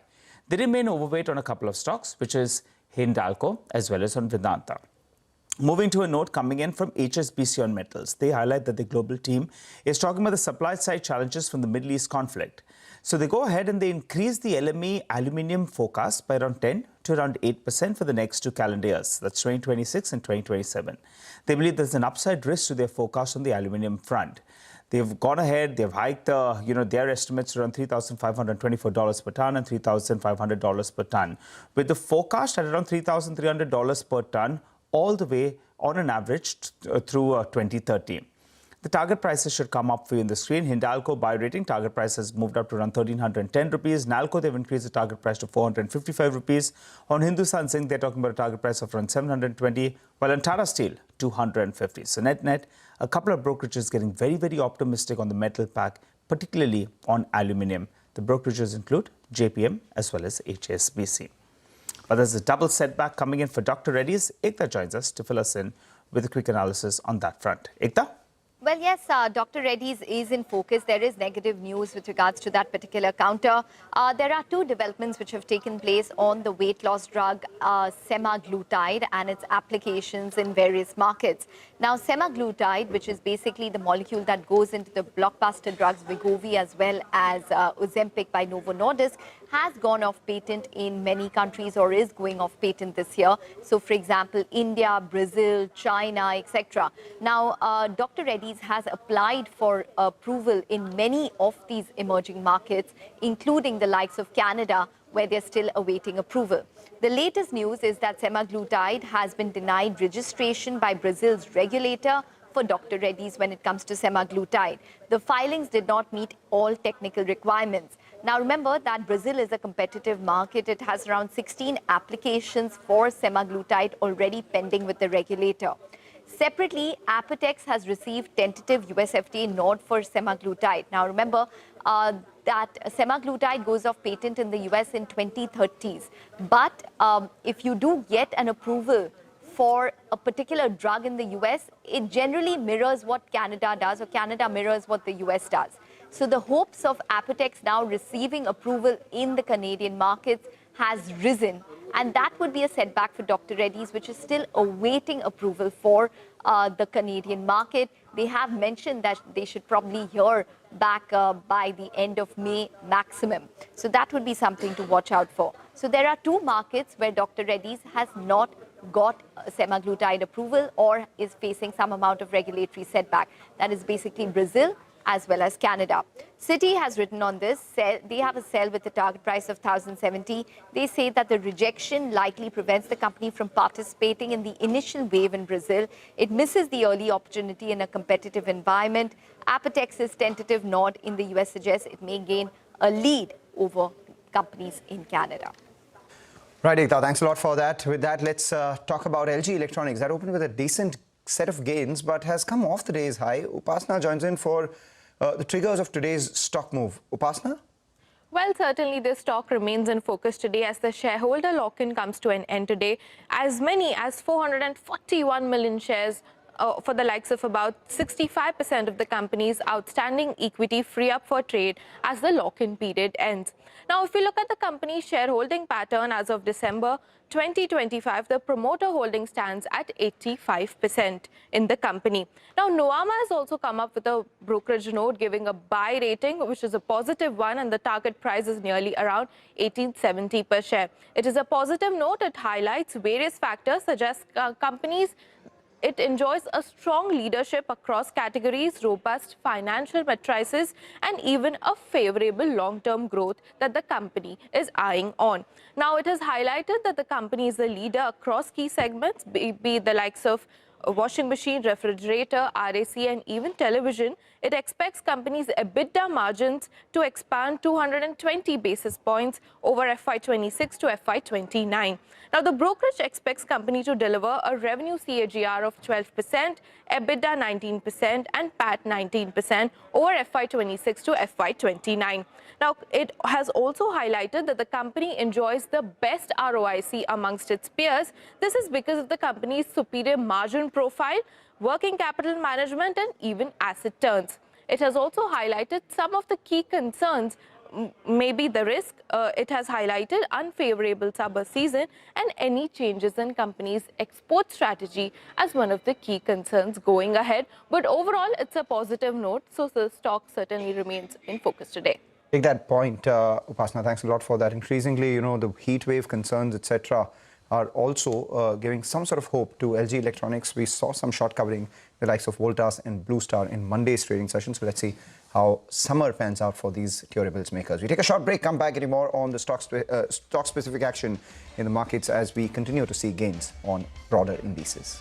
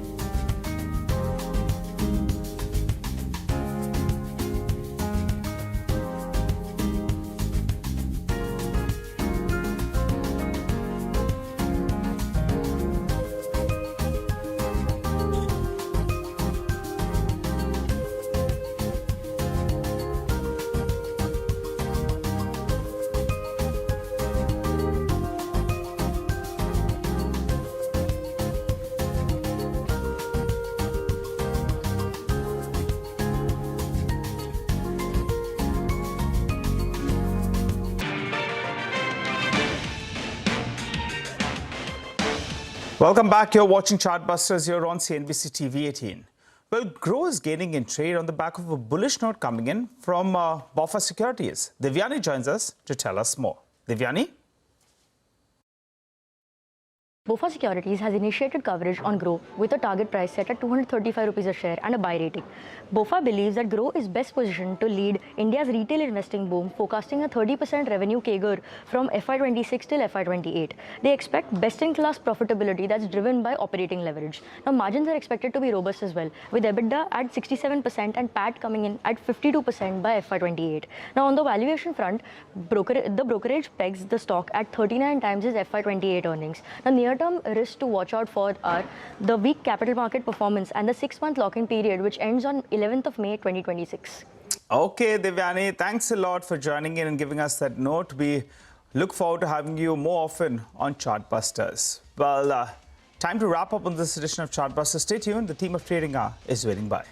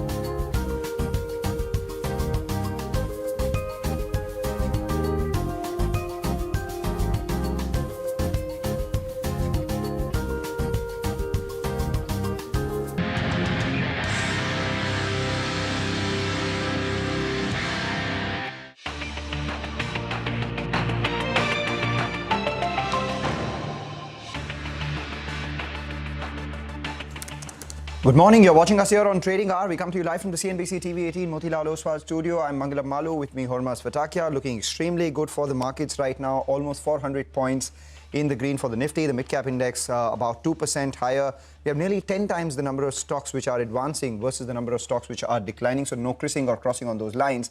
And a big gap is what we're seeing between both the green and the red lines. The India VIX is down by 10%. Now 18.5 is where we are. Incrementally, the impact of uncertainty is reducing, and the positive impact of any sort of improved hope is increasing on our markets, and that's reflective in the kind of moves that we're seeing in the broader markets and the quality of stocks that are moving higher as well. From a sector standpoint, we have the auto pack, which is doing well. Maruti is among the top gainers today, alongside Tata Motors. Interglobe Aviation obviously benefits from lower oil, and then the platform companies. They typically outperform a good market and underperform a weak market, and today they are doing exactly that. Eternal up 3.5%. We're seeing good gains by volumes on Misho as well as Latravenues Tech, which is up around 5%. Good time to go across to then Hormuz, who is standing by with the list of all top buzzers this morning. Well, it's a good day, barring a few names here and there which are seeing losses because of news flow-driven developments. The index has had a fairly good start to the week, and it's a 350-point gain. You would take that any day. And you take a look at the sectoral leaders as well. It is the usual suspects that are contributing to this move, be it IT, you just highlighted auto and metals. They are the top ones. The Nifty Bank too trading substantially higher, trading 1.5 to 2% gains in today's session as well on the Nifty Bank. So that has clawed back most of its losses, the banking index. But now the focus is back to the earnings season, and some of the numbers that came out over the last couple of days, Just Dial has had a negative reaction. ICICI Pru AMC has had a negative reaction. Of course, the stock has run up as well from its IPO price. And ICICI Prudential Life is doing well as a positive reaction. You're 4% higher on the stock. A couple of order wins, and the order wins have had a significant reaction on all these names. Look at RailTel. There's a 600 crore odd orders that the company has won. The stock is up 14%. Edgy Infra won orders worth around 500 crores. That is up 15%. And Enviro Infra had won orders on Monday, and that stock is too extending its gains now from the surge that it had seen before the holiday. You take a look at the newsmakers today. Grow, the stock is now up 100% from its IPO price. 100 rupees was the IPO price, now at 206. A positive brokerage note. Indus Towers declining after the downgrade that has come in from Jefferies, and of course HPCL, a beneficiary of the lower oil prices. And lastly, stocks that are at 52-week highs in today's session. We've been the entire month of March, we spoke about stocks that were at 52-week lows, but today Tata Power, MCX, PFC, these are just few names that are doing very well and are at 52-week highs in today's session. But the one stock that stands out today is Office Space Solutions. That stock is up 14%. At one point was up 18%. The stock has gained over 60% already in the month of April, the best month on record, but still the stock is down on a year-to-date basis.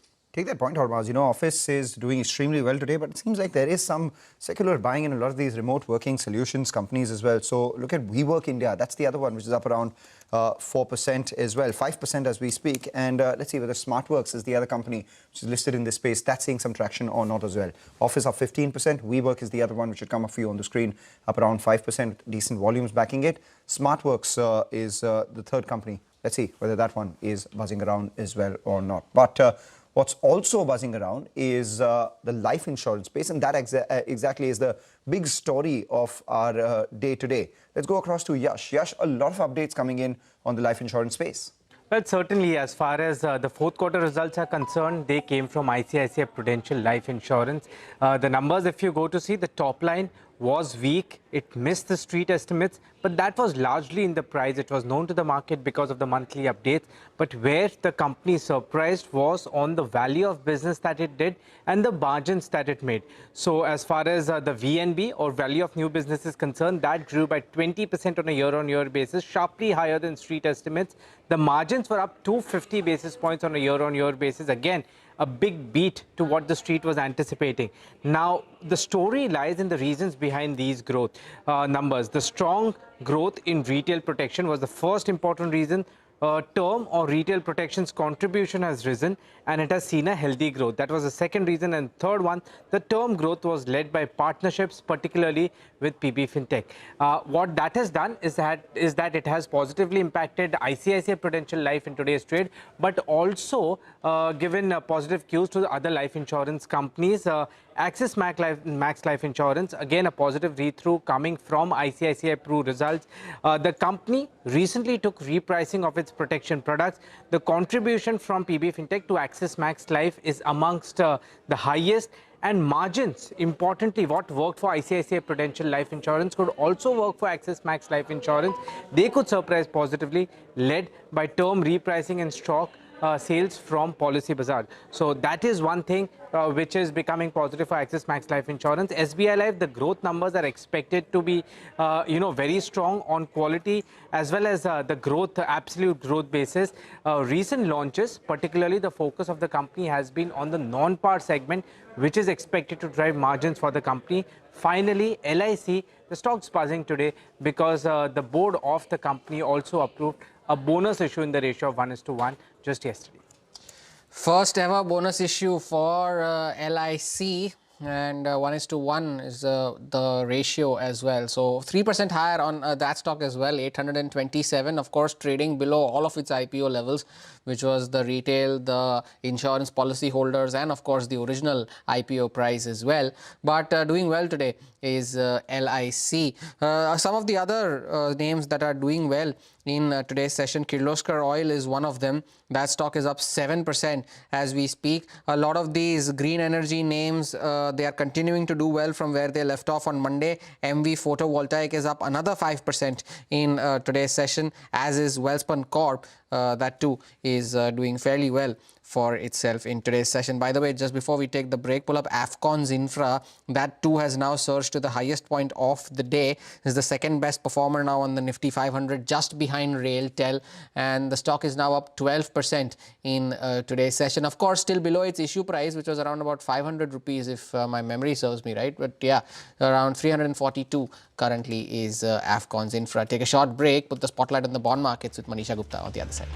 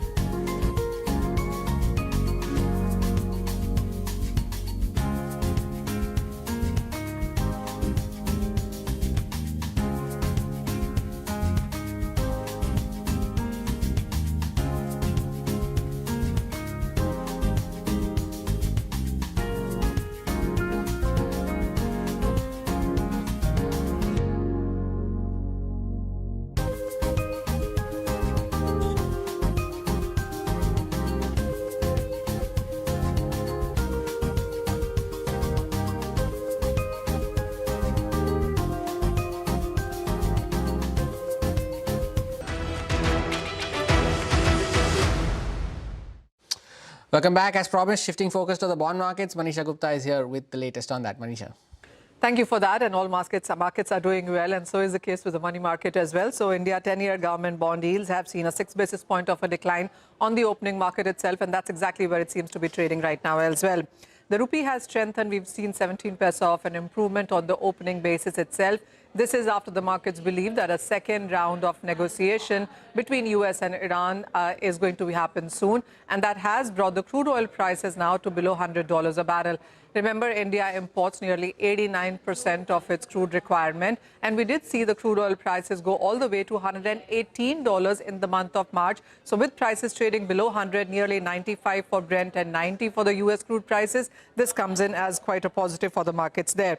Apart from that, when you look at the India's March inflation data that we spoke about earlier as well, at 3.4% versus 3.2% in the month of Feb, it's something that the street will watch out for, and perhaps a possibility that if the crude oil prices continue to see a decline, if they keep it around 90 and 95 and not 115, you might be looking at that number coming lower as well. The government plans, in the meanwhile, to raise 32,000 crores through bond auctions to fund the fiscal needs, and that liquidity or that issuance is something that the street will keep an eye on. Apart from that, the Indian inflation may rise to 4.5% for FY27 is the view coming in from various treasury banks that the street will keep an eye on. Goldman Sachs, in the meanwhile, has lowered the 2026 inflation forecast to nearly 4.5%. In the meanwhile, there also is an RBI analysis of nearly 15,900 non-government, non-financial private companies on what the numbers have been for them in the last couple of years. The RBI's report says that there has been an investment of around 35,000 crores in bonds or debentures in 2024-25. This is much higher than 224 crores that we saw in the previous year. Also, when you look at the corporate bond issuances, that number seems to have increased quite strongly as well, to around 8.38 lakhs in FY24 to nearly 9.9 lakh crores in FY25. 26 is expected to be on the stronger side as well. Manisha, thank you for those updates there from the bond markets. Take a short break, get back to discussing markets. A quick chart check with Ajit Mishra from Religate Broking on the other side. Some top trading ideas as well.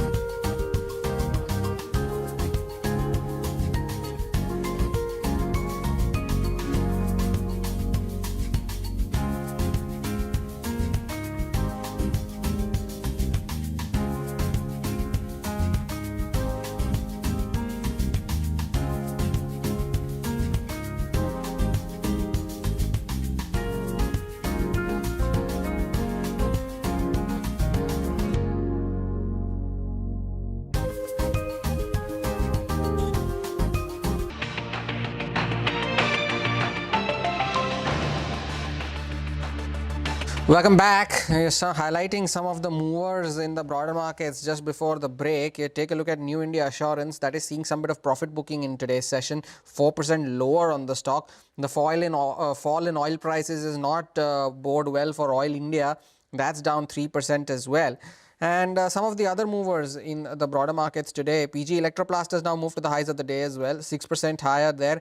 And a similar sort of gain seen for NetWeb Technologies as well. That too is trading with gains of around 6%. Aegis Logistics has moved to the highs of the day, 8% higher on that stock as well now. So 668 now on Aegis Logistics, and some of the others like Angel One, Suzlon, 361 WAM, Nippon India, all of them, the capital market linked names, of course, they too are doing well in today's trading session. But it's a good time to, of course, get to what are the FNO trends indicating as well, even as the market has, well, if you can say, there's a slight cool off from the highs of the day, but still a 350 point gain nonetheless. But Mangalam, what are the FNO trends indicating? Indeed, Hormuz, two reasons why the stock market is off the highs right now. One is the IT index, which is off highs, marginally in the green right now, still slightly off highs. That's the other one that we're looking at. And we do have the metals pack. So SAIL, for one, for instance, has come off highs, and we are seeing some bit of profit booking in a lot of these metal names too. We'll talk about all of this with the market being higher. The Nifty Bank, the mid-cap index, all of them, the way they're moving, they tell you that there is risk on. Why do I say there is risk on? Because one, the India VIX is lower. 18.5 is where we are at right now, close to 18.8 now. The market breadth is firmly in favor of advances, and amidst all the bad news that has come by, the market has only recovered from the lows of the last few trading sessions. Add to all of this, we do have the 50-day moving average, which is now an important level to track for all the frontline indices, the Nifty Bank, and the Nifty IT. We're closer to 24,200 right now, but 300 points from here, not very far away, is the 50-day moving average on the Nifty Bank as well, a few hundred points here, and the Nifty IT index too, closer to 31,300. The 50-day moving average is 31,900. Active Nifty options right now, because of this uncertainty and the recovery that we've seen from lows, have given equal amount of optimism and pessimism to both bulls and bears. So 24,200 is where the talk of war is. 24,200 has a premium. The put has a premium of 200 rupees, telling you 24,000 is an important support. But on the same side, we have the 24,200 call that comes up for you, has a premium for almost 235 rupees. And that tells you that the street believes that maybe around 24,450 is where the supply zone is. So 24,000 to 24,450 is where the range is. Interestingly, the puts are priced lower than the call. So 24,200 call is 235 rupees. The 24,200 put comes up for you, it's 222 rupees. So that's telling you that there is a lot of more buying interest in calls than puts, because typically puts are priced higher than calls. Why is that? Because the market falls faster than it rises. So the implied volatility of puts are typically higher, and that's why the put call parity formula that you have mathematically has P minus C as against C minus P. So that's an interesting thing that we need to monitor. The 24,200 put is 222 rupees. The 24,200 call is around 235 rupees, which tells you that there is more buying on the call side than there is selling. Reliance is again an interesting point where the company is at, because the 20 and the 50-day moving average very close to each other, between 1368 and 1396, and the stock is somewhere in the middle of that.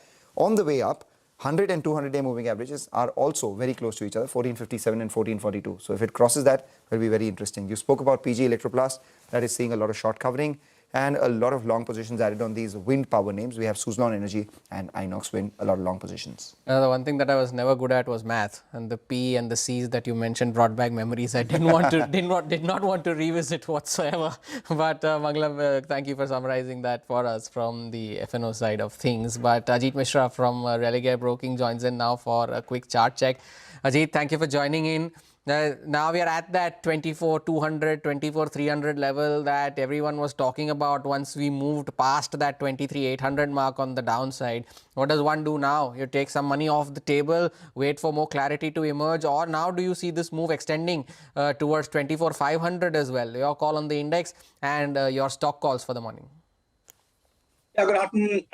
Good morning, Hormuz. So basically what we are seeing is the continuation of the trend. Means in the last trading session, while the clues were negative, means crude again went higher towards 103 mark. And today we are seeing the post-call of, amid all this, 20 EMA is something that Nifty could manage to defend in the last trading session. 23,500 is now the major support that we are eyeing in the index. during this recovery. As you have rightly mentioned that 24,300 is basically a pivot, and eventually what we are anticipating now that index might inch towards the long-term averages, which is placed around 24,700.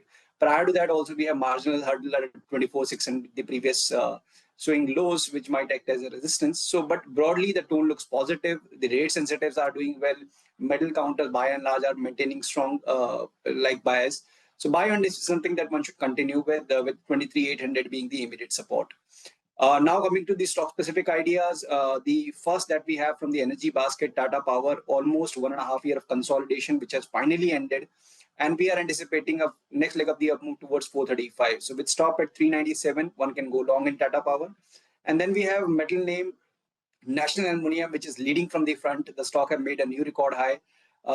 Consolidation range breakout also. So all this indicates this positivity to further extend towards 454. So with stop at 410, one can go long in National Aluminium as well. All right, Ajit, thanks a lot for that. So those are a bunch of technical calls that have come in.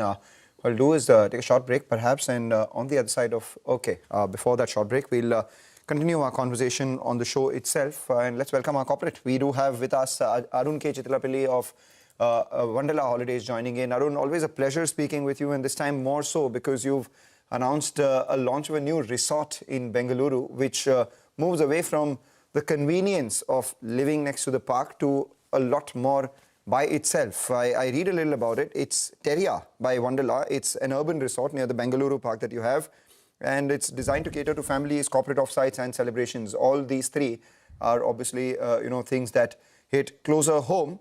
So the obvious question then, as a customer and perhaps from a shareholder standpoint, will be the same, which is one, the kind of investment that you're making in this, the ROI that you expect, and what is the ARR of Teria as against what it was earlier when it was a convenience property? So to that extent, the incremental revenue from this. Hi, Mangalam. Thanks for having me on the show. Always a pleasure. Likewise. And yes, so Terrias are kind of reimagining of our resorts business. So when we started the resort business, it was just mid-level rooms, like 3-star plus category. So now we are reimagining it as an experiential boutique resort. Like it's themed. Terria obviously means earth, and it's kind of takes different elements from earth, and so the rooms are themed differently. It's got much more of a standalone identity as well, and it's a much more premium offering.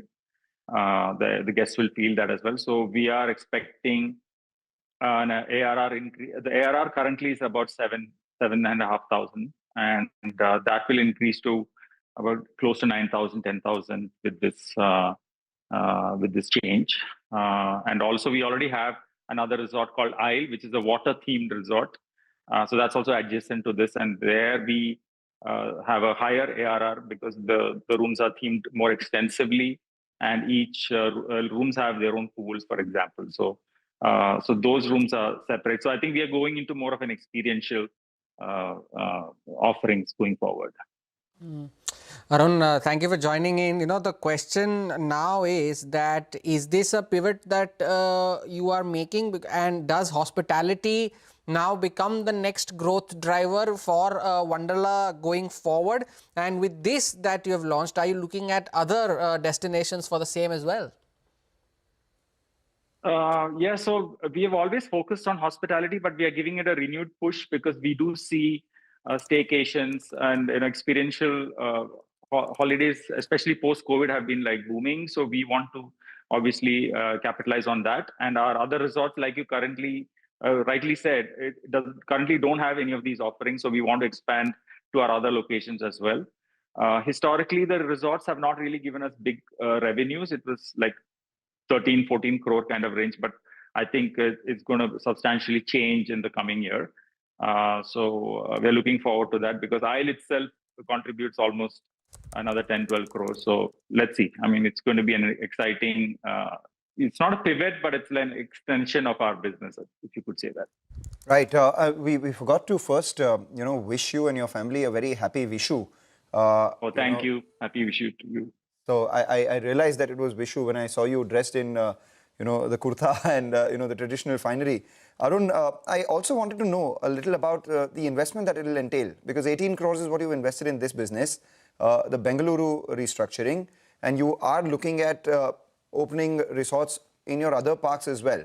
So a two-part question here. One, what is your targeted revenue from the hospitality vertical outside of parks over the next 3 to 5 years? Because this is not a 1 quarter, 2 quarter phenomenon.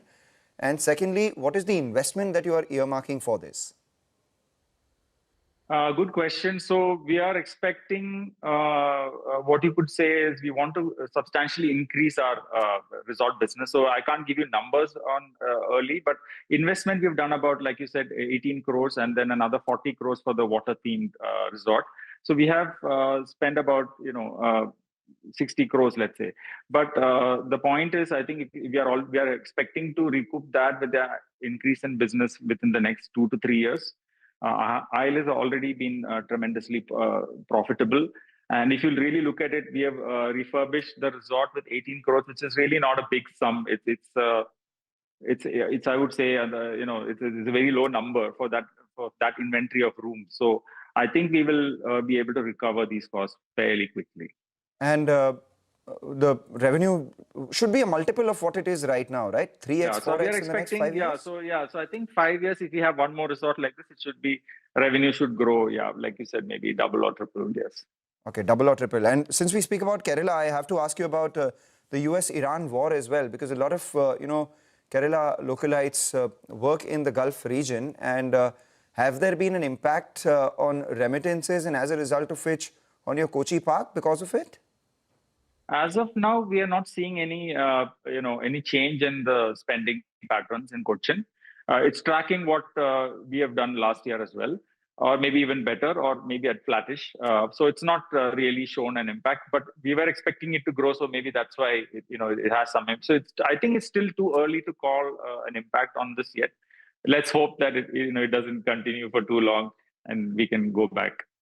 However, overall footfall's been this time around, Arun, not asking you for numbers, but have they been better than what they were in Q3 or maybe even in the first half, if you would want to summarize H2 in general? And of course, you add in one more, how is the ramp up in Chennai shaping up? Again, we are not going to talk about numbers. So footfalls have been pretty good in the other locations. Chennai is doing better than expected. And so I think we will get some good numbers from Chennai as well. We were the hot topic of discussion in Chennai for the last 2-3 months. So I think that's really helped us to get like a lot of interest in our offering. So I think it's been an exciting 2-3 months. But again, like I said, it's hard for me to predict how it's all going to go. But I think it's looking good for us. Oh, first month was 75,000 is what you said in December 2025. I suppose Correct, that has continued at least on a run rate basis. But finally, one thing that impacts your business more than everything else is the weather. Heat wave is predicted over the next 8 to 10 days at least.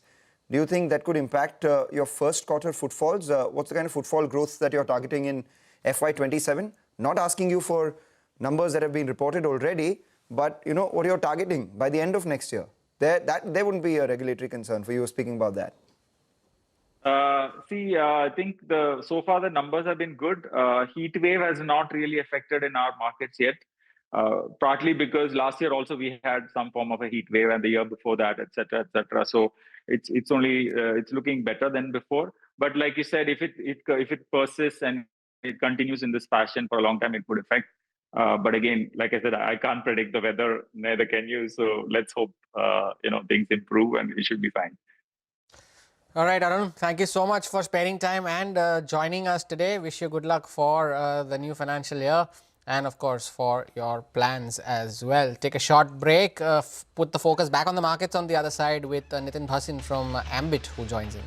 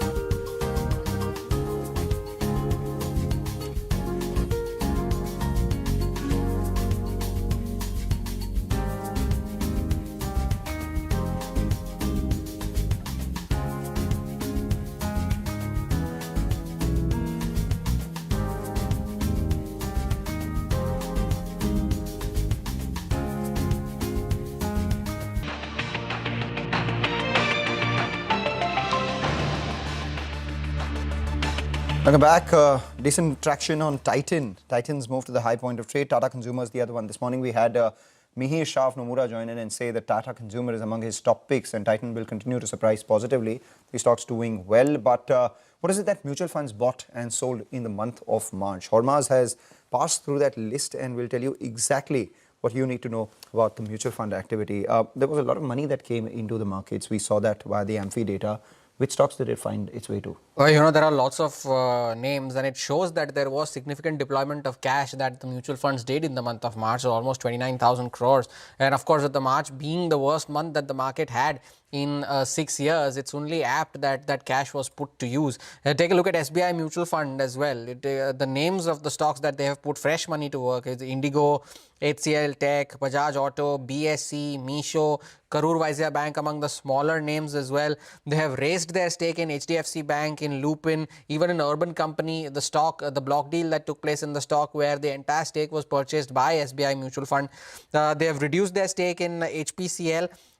In line with the rise in crude oil prices, they have also reduced their stake in HDFC, AMC, ONGC, Lemontree, and a lot of others. And they have made a complete exit from names like ITC, Angel One and IEX among other names. Now for HDFC mutual fund, the common name here is Anthem Biosciences. They put money to work here as well. Info Edge is one name, another new listing, Powerica, where they have put fresh money to work, raised their stake in Reliance Industries, Vishal Megamart, JK Tyre, PB Fintech is another name that comes in the spotlight. They've reduced their stake in Ultratech, in ONGC, in IDFC First, in KEI Industries, and have made a complete exit from stocks like Elecon Engineering, TCPL, and TD Power. Now, there was only one fresh investment from Kotak in the month of March. That was on Paytm, and they've increased their stake in Piramal Finance, United Spirits, Ujjivan Small Finance Bank, Aditya Birla AMC, and a lot of other names. Cut down their stake in Infosys, GE Vernova, HCL Tech, Voltas, even in ITC, and made a complete exit from stocks like IGL. For ICICI Prudential Mutual Fund, they made fresh investments in these consumer names like Godrej Consumer, Indian Hotels, also in Angel One, and even in stocks like Chennai Petro. Increased their stake in BPCL, HPCL, the HDFC group names as well, be it HDFC Bank or HDB Financial, reduced their stake in names like L&T. While they increased their stake in HPBP, they cut down their stake in Indian Oil, and they made a complete exit from names like Mankind Pharma and in Aditya Birla Sun Life. Three names for Axis as well in terms of fresh entry: DLF, Bandhan Bank, Travel Foods. They also bet on BSC, Anthem Bio, and Axis Bank, cut down their stake in Reliance, Ashok Leyland, Gland Pharma, and made a complete exit from names like HDB Financial, SBI Cards, and even TTK Prestige for that matter. And lastly, Quant mutual fund brought fresh stake in Lenskart, in Safari Industries as well, Bharti Airtel, Bajaj Finance, increased their stake in HDFC Bank, reduced stake in RBL Bank and in IRB Infra, and made a complete exit from stocks like Wipro, ONGC, and Tata Steel. So a lot of money being put to work by the fund houses, but there are some names like the HDFC banks that stand out in terms of more deployment of funds. That's an interesting one, a complete exit from Wipro, ONGC, Tata Steel, and a lot more money actually being put in back towards the financials. Nitin Bhasin from Ambit now joins in to discuss market fundamentals, his top sectoral picks. Nitin, would you concur with what all the other funds have done? Is there any place where you diverge? And what is that you guys did in March? Thanks for having me. I was just going through the fund activity. I think we would agree with some, will disagree with some, because remember, some of the stocks we have as a buy recommendation, we have a sell recommendation. We've also changed a few calls in the last 1 month.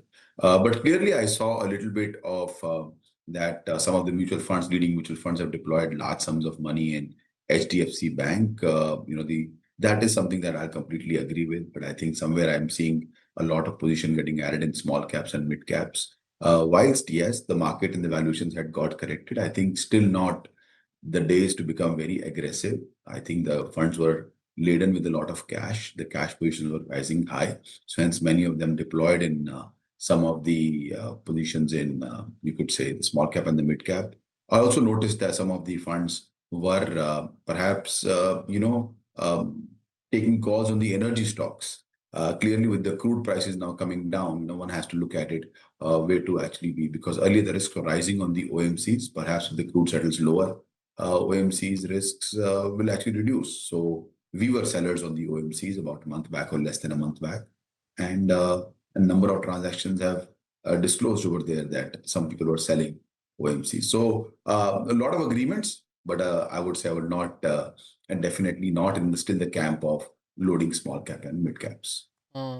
So in that case, Nitin, what are you in the camp of loading on? What is that you are betting on? I was reading your note where you mentioned that IT can only have some rupee-led tactical upsides. You do have a buy on Tech Mahindra and you have upgraded Hexaware as well. But the larger names like TCS and Wipro, you're recommending avoid. But what are the other sectors that you are betting on or have put money to work?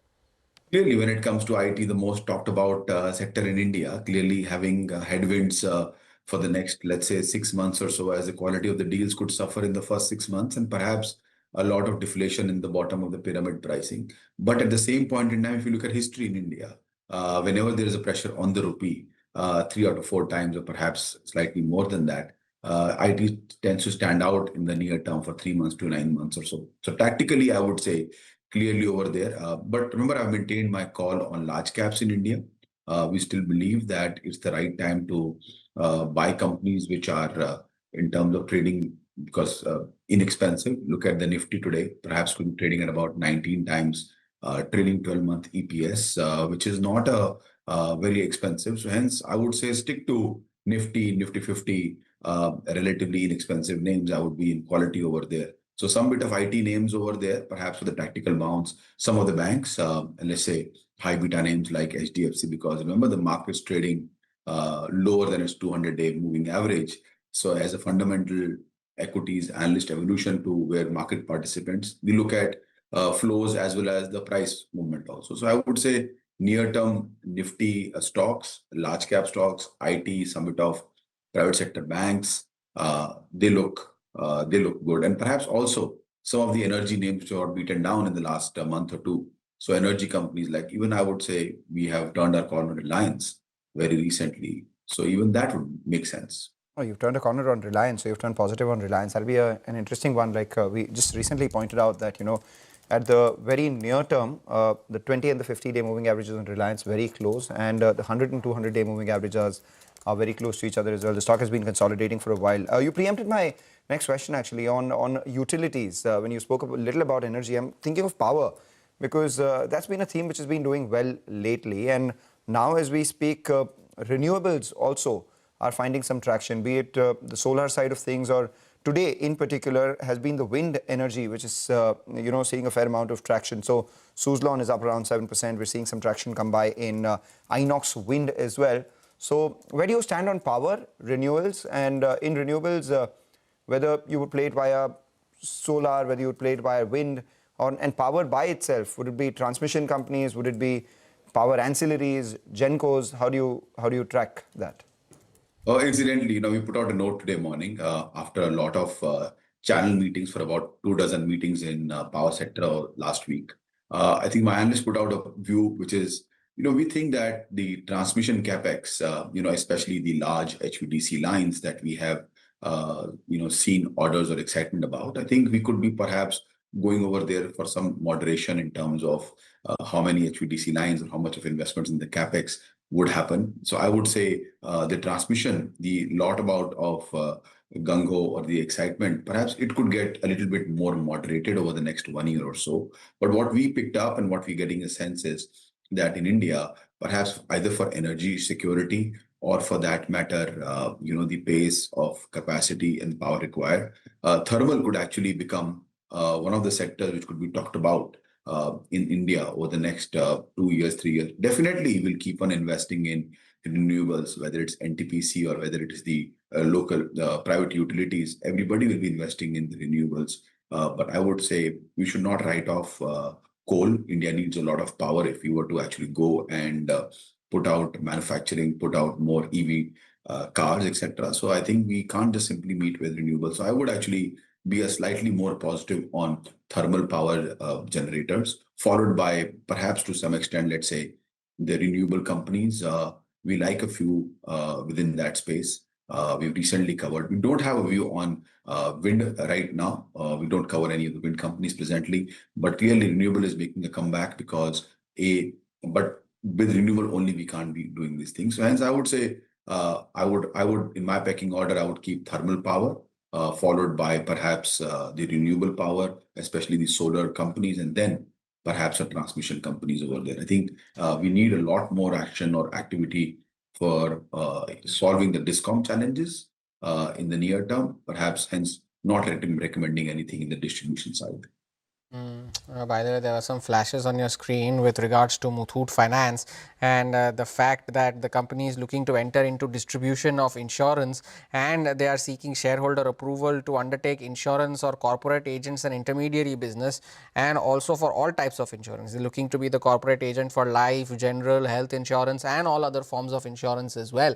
So for that, they are seeking shareholder approval is Muthoot Finance. So the stock off the highs of the day and also off record highs as well. At one point the stock had crossed 4,000, so still around 3,600 is where Muthoot Finance is currently. So since we are on this subject, Nitin, the gold financing companies, they have had a bit of a run this time because of the rise in gold prices at the start of the year, but gold prices have been very choppy in the global markets in the recent past. Your view here on the gold financing companies, be it Manappuram, Muthoot, and with this news, does this diversification or an attempted diversification a distraction from the core business that already appears to be doing well based on what Muthoot Finance has reported in the third quarter? So I'll take the second part first, in terms of distraction or unrelated diversification. I think there's no one standard rule that it should not be done. I think we've seen many companies like Bajaj or let's say banks in India go out and build other businesses. I think it depends upon how do you execute. But I think the way I look at Muthoot Finance, perhaps, they have lending of gold, where they set the gold standard of gold lending in India. They've not raised capital in so many years. And they've actually gone out. So I think they know how to do the best gold lending. Our view on gold lending is perhaps a sector which we have liked in the past. Of late, we don't find, because I think I'm finding competition becoming way too much aggressive over there. Again, in the last 1 year, the kind of run Muthoot had, the gold prices, how there was a lot of business loans moving towards gold secured borrowing, a lot of new players, new online lenders. Everybody is targeting for that, and hence perhaps the next 6 months or so there could be heightened competition, which perhaps will create risks in the minds of the investors that whether this is the right valuation to give to Muthoot. Perhaps that will create an opportunity to buy. But today I would say more money, more people coming in, I would stay away. We had a very good last year for such companies. Diversification, clearly, I think every company in India is looking for growth. We're looking at FY27, again, an EPS growth of 13%. Could that number get downgraded? Yes. India had a 7.5% GDP growth this year. Perhaps next year could be slightly moderate, closer to number. I think every company is looking for more growth opportunities and hence diversification. And that could be the reason Muthoot is going over there. No reason to say that why should they succeed or fail. But examples in the history suggest very difficult to go into such spaces and succeed in short periods of time of 2-3 years. We'll take that point entirely. And even, in the financial space, there's a lot more. The new age finance space, where everyone thinks that maybe by virtue of having distribution, by virtue of having an inherent strong customer base, you would be able to sell them other products, and as a result of which gain money out of it. Turns out perhaps it's a lot more difficult than what plans on PPTs and Excel sheets so say, because that's what we've seen with a lot of the new age super apps, etc. as well. But take your point. Thank you. Always a pleasure speaking with you. And, wish you good luck ahead of the earnings season and some of your investment calls too. Speaking about the earnings season, just before we go into that short break, pull up the intraday chart of Varun Beverages.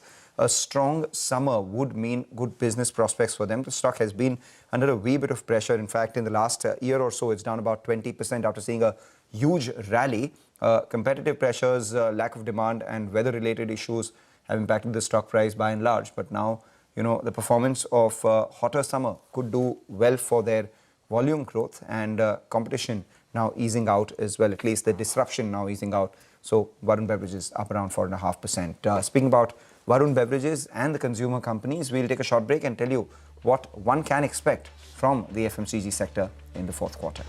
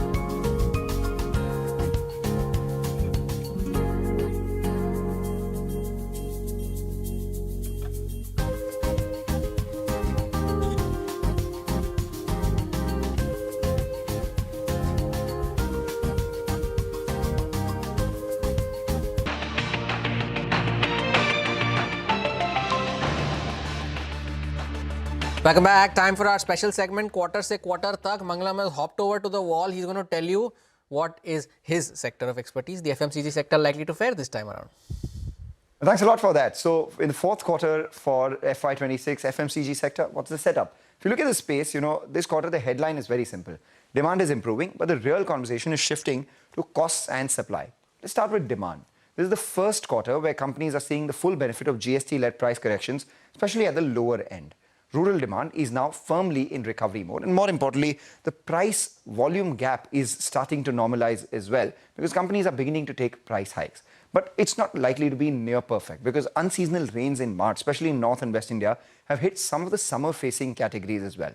Now, to the supply side, where the concern is beginning to build, and all of that because of the US-Iran war, Brent crude has spiked up sharply, 75 to 80% month-on-month in rupee terms. This means that for companies' input costs, some of the packaging costs will start flowing through as well, with full impact likely in the first quarter and not the fourth quarter. There are also early concerns around LPG shortages impacting both demand and supply in select categories. What does this mean for pricing? Well, brokerages believe that there could be around 3 to 4% price hikes across the sector in the first quarter, and in some cases, specifically like paints, etc., you could see a price hike upwards of 6 to 10% as well. But even if you look at what the companies have already told us before the results season, we have the earnings update season. Their demand is holding up. GCPL has guided for double-digit sales growth, high single-digit volume growth as well. If you look at Marico too, revenue growth in low 20s, and Dabur as well expects the India business to report a high single-digit revenue growth. Their beverages portfolio was impacted by unseasonal rains. If you step outside staples, retail continues to do well and has seen some marked pickup from the third quarter. D-Mart, revenue up 19%, Trend from 18% revenue has grown to 20%. V-Mart as well is seeing a 25% revenue growth. Jewelry, that has been the sector of the last 4 or 5 quarters and continues to shine. Titan's jewelry business up 46%, Kalyan Jewelers up 65% as well. So this is what the companies have told us. What are the analysts building in? For Asian Paints, a 5 to 6% revenue growth with 7 to 8% EBITDA growth. HUL remains in the middling category, 4.5%, 4 to 5% revenue and EBITDA growth. Tata Consumer stands out, mid-teens revenue growth, near 20% EBITDA growth. Britannia likely to report a margin expansion as well. And Nestle, a double-digit revenue growth with a slight pressure on margins is what the street is working with. And finally, valuations. Most FMCG names, while they're trading at premium to the market as they have already, some of them are actually, because of consolidation in recent times, trading lesser than their 5-year average. HUL 43 times versus 52 times. Asian Paints at 47 times versus 60 times. Nestle itself is around 62 times versus 65. So valuations not particularly cheap, but no longer at peak levels as well. So what's the bottom line? Demand is getting better,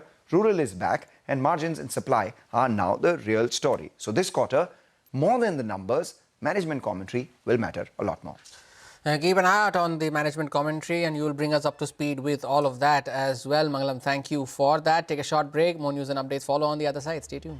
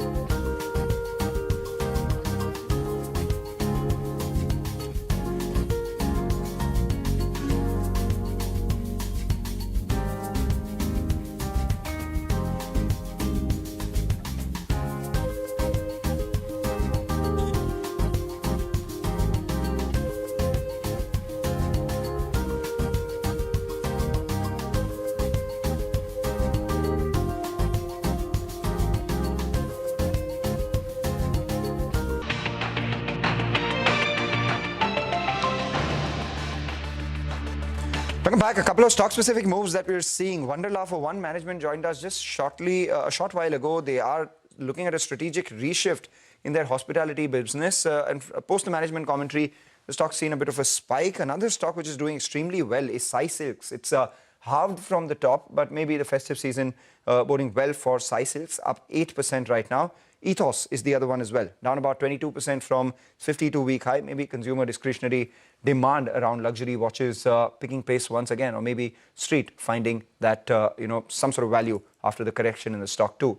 This month, it's up nearly 25%. But heavy police presence in Noida's industrial hub to prevent a fresh bout of unrest after yesterday's violent protests over salary hikes coming in.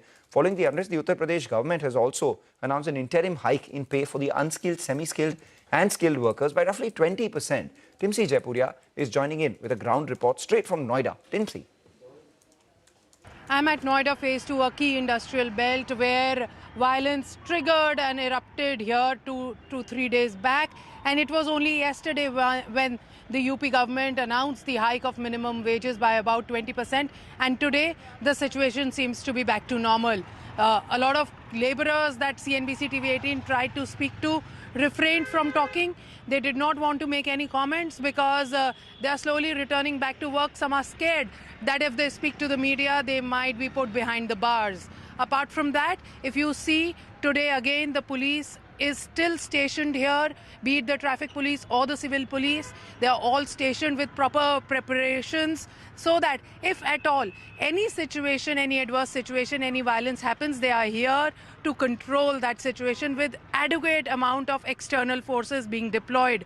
Not just that, the police officials whom we tried to speak to over here, they indicated that as of now the situation seems to be normal, not just here at Phase 2 in Noida, but also at other locations in Noida. That's the information that they have got from their colleagues who are stationed across various belts, industrial belts in Noida. Let's see till when does the police actually keep this sort of a deployment, this sort of a heavy deployment to control, if at all, any violence happens. But as of now, as of today, things are getting back to normal. Well, Timsi, thank you for that update. Take your leave on this edition of Trading Hour. We leave you with the markets close to the highs of the day. From Mangalam and me, thank you for watching. Halftime report on the other side.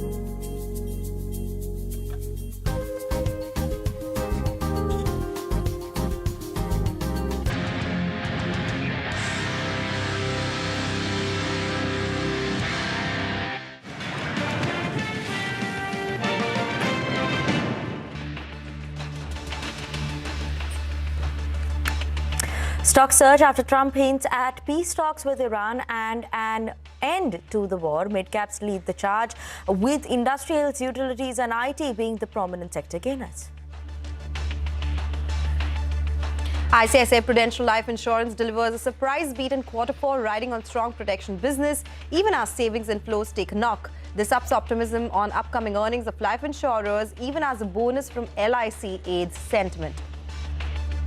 Chhattisgarh orders an inquiry into the boiler blast at Vedanta's power unit that led to 14 deaths and injuries to several others. Group chairman Anil Agarwal promises to get to the bottom of the matter while expressing deep regret. After sexual harassment incidents at TCS in Nashik, which its CEO will now head a probe into the rumors swirl about such occurrences at other IT firms. NASSCOM and industry majors Infosys and Tech Mahindra strongly deny such claims.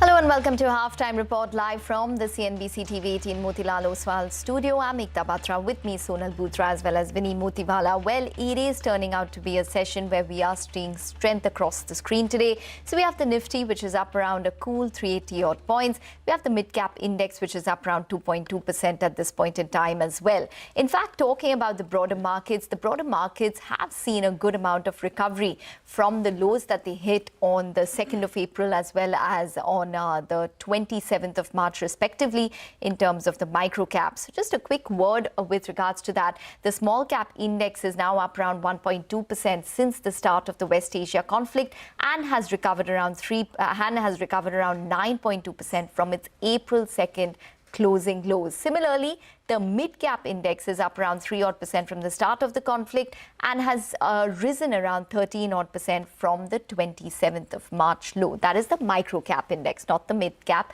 but the micro-caps.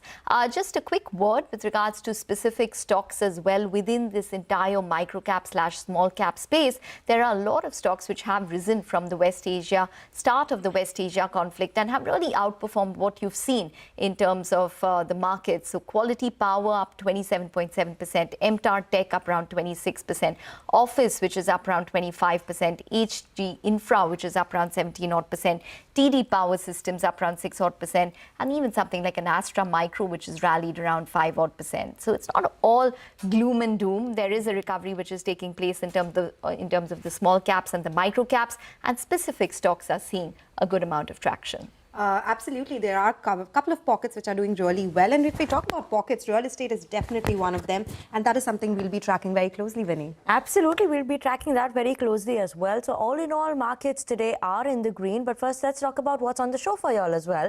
And in our What's Trending segment, we will discuss the uptick in IT sector as well as Wipro Q4 FY26 earning expectations. And this is going to be with Bhavan Shah of Sameeksha Capital.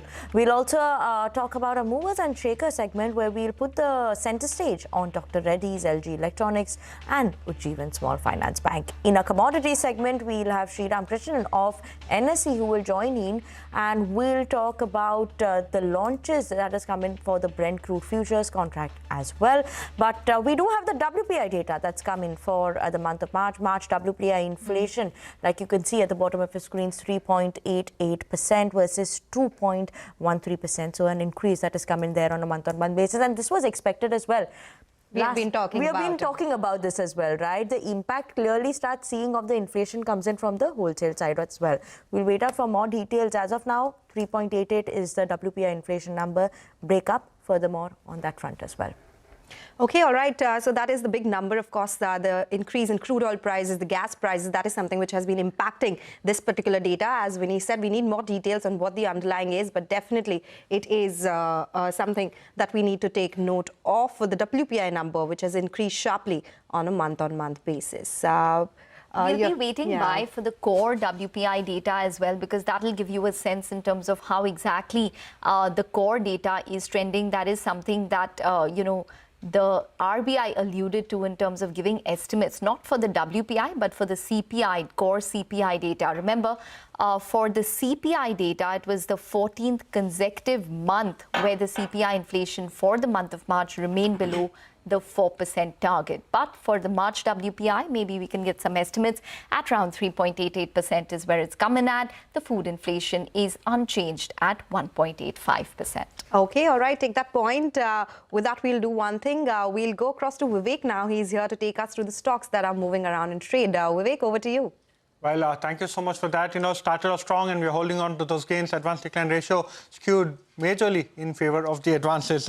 Quite a lot of stocks that we can allude to today, especially on order wins. Look at a name like RailTel, over 560 crores worth of orders. That and a few other infra names getting order wins. Stocks doing very well. MTAR Tech, the company last week alluded to the large opportunity in nuclear within the domestic market, but one of the company's key clients, where it gets more than 60% of its order book from, that particular company too has alluded to a very large order win. ICICI Prudential Life, margins surprised positively. The entire realty pack has recovered quite sharply, so names like Lodha, Suntech, Prestige, all of these names doing very well in the session. And keep an eye out for Naukri or InfoEdge, that particular name, a reorganization as far as the education and real estate business verticals are concerned. So that particular stock too seeing some buying traction. On the other hand, ICICI Prudential AMC, core numbers came in slightly muted versus estimates, down almost 5%.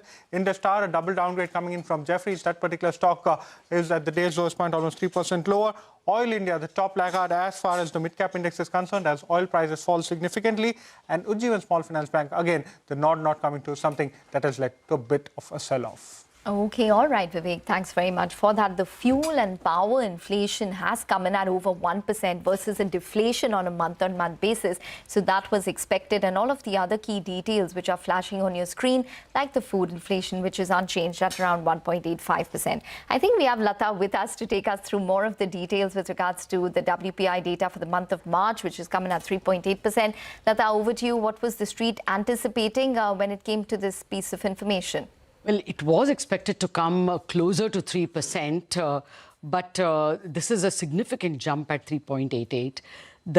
We must remember that we have had negative WPI inflation for a significant period in the past 1 year.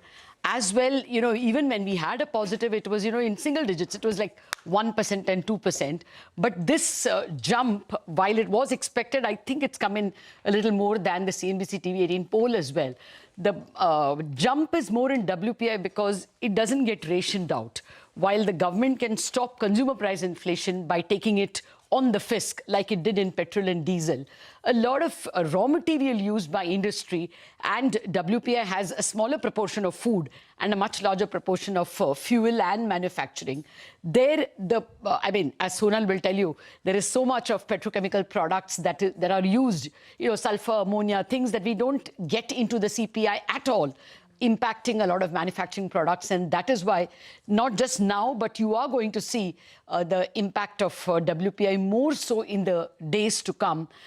We just had Manisha telling us about a whole lot of metal prices that are still higher, even though crude has fallen. A lot of production, gas-based production in many countries would be impacted. That also reduces the total amount of the total amount of output of several manufactured products, and we will see this becoming a problem. Now, there is one way of looking at it positively, that whenever you have a higher WPI, the nominal GDP goes up.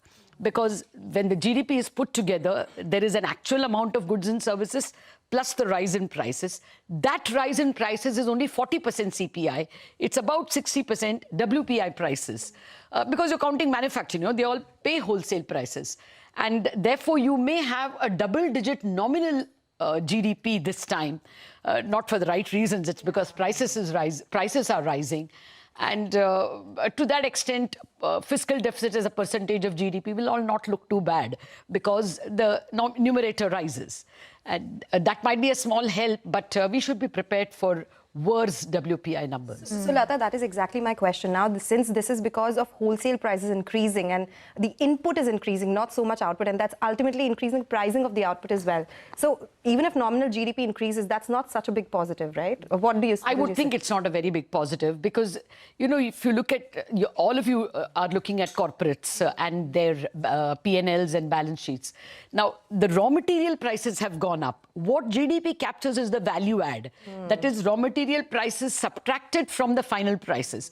You will find that in most places, companies are not able to pass on the entire raw material price to the end prices. So you will have a higher revenue than analysts forecast, say, 1 year ago. But you will not have a higher EBITDA.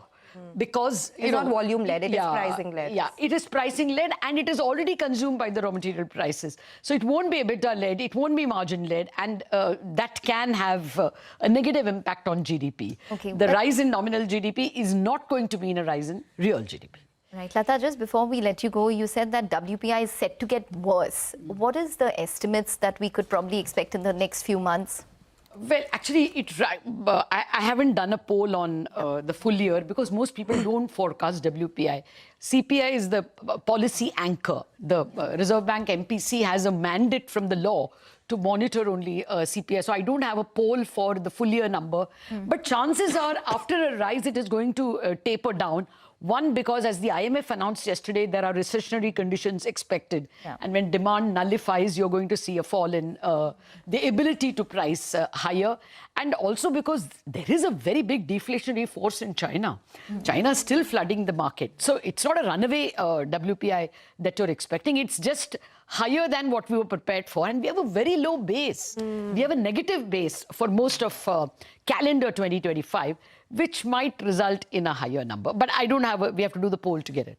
Okay, take that point. Thank you so much for your insights on this number, Lata. So that's about the WPI number for the month of March, where it has come in higher on a month-on-month basis. With that, we'll slip into a short break. Up next in our What's Trending segment, we'll discuss the uptick in the IT space as well as Wipro, and the earning expectation for quarter 4 of FY26 with Bhavin Asia of Samiksha Capital.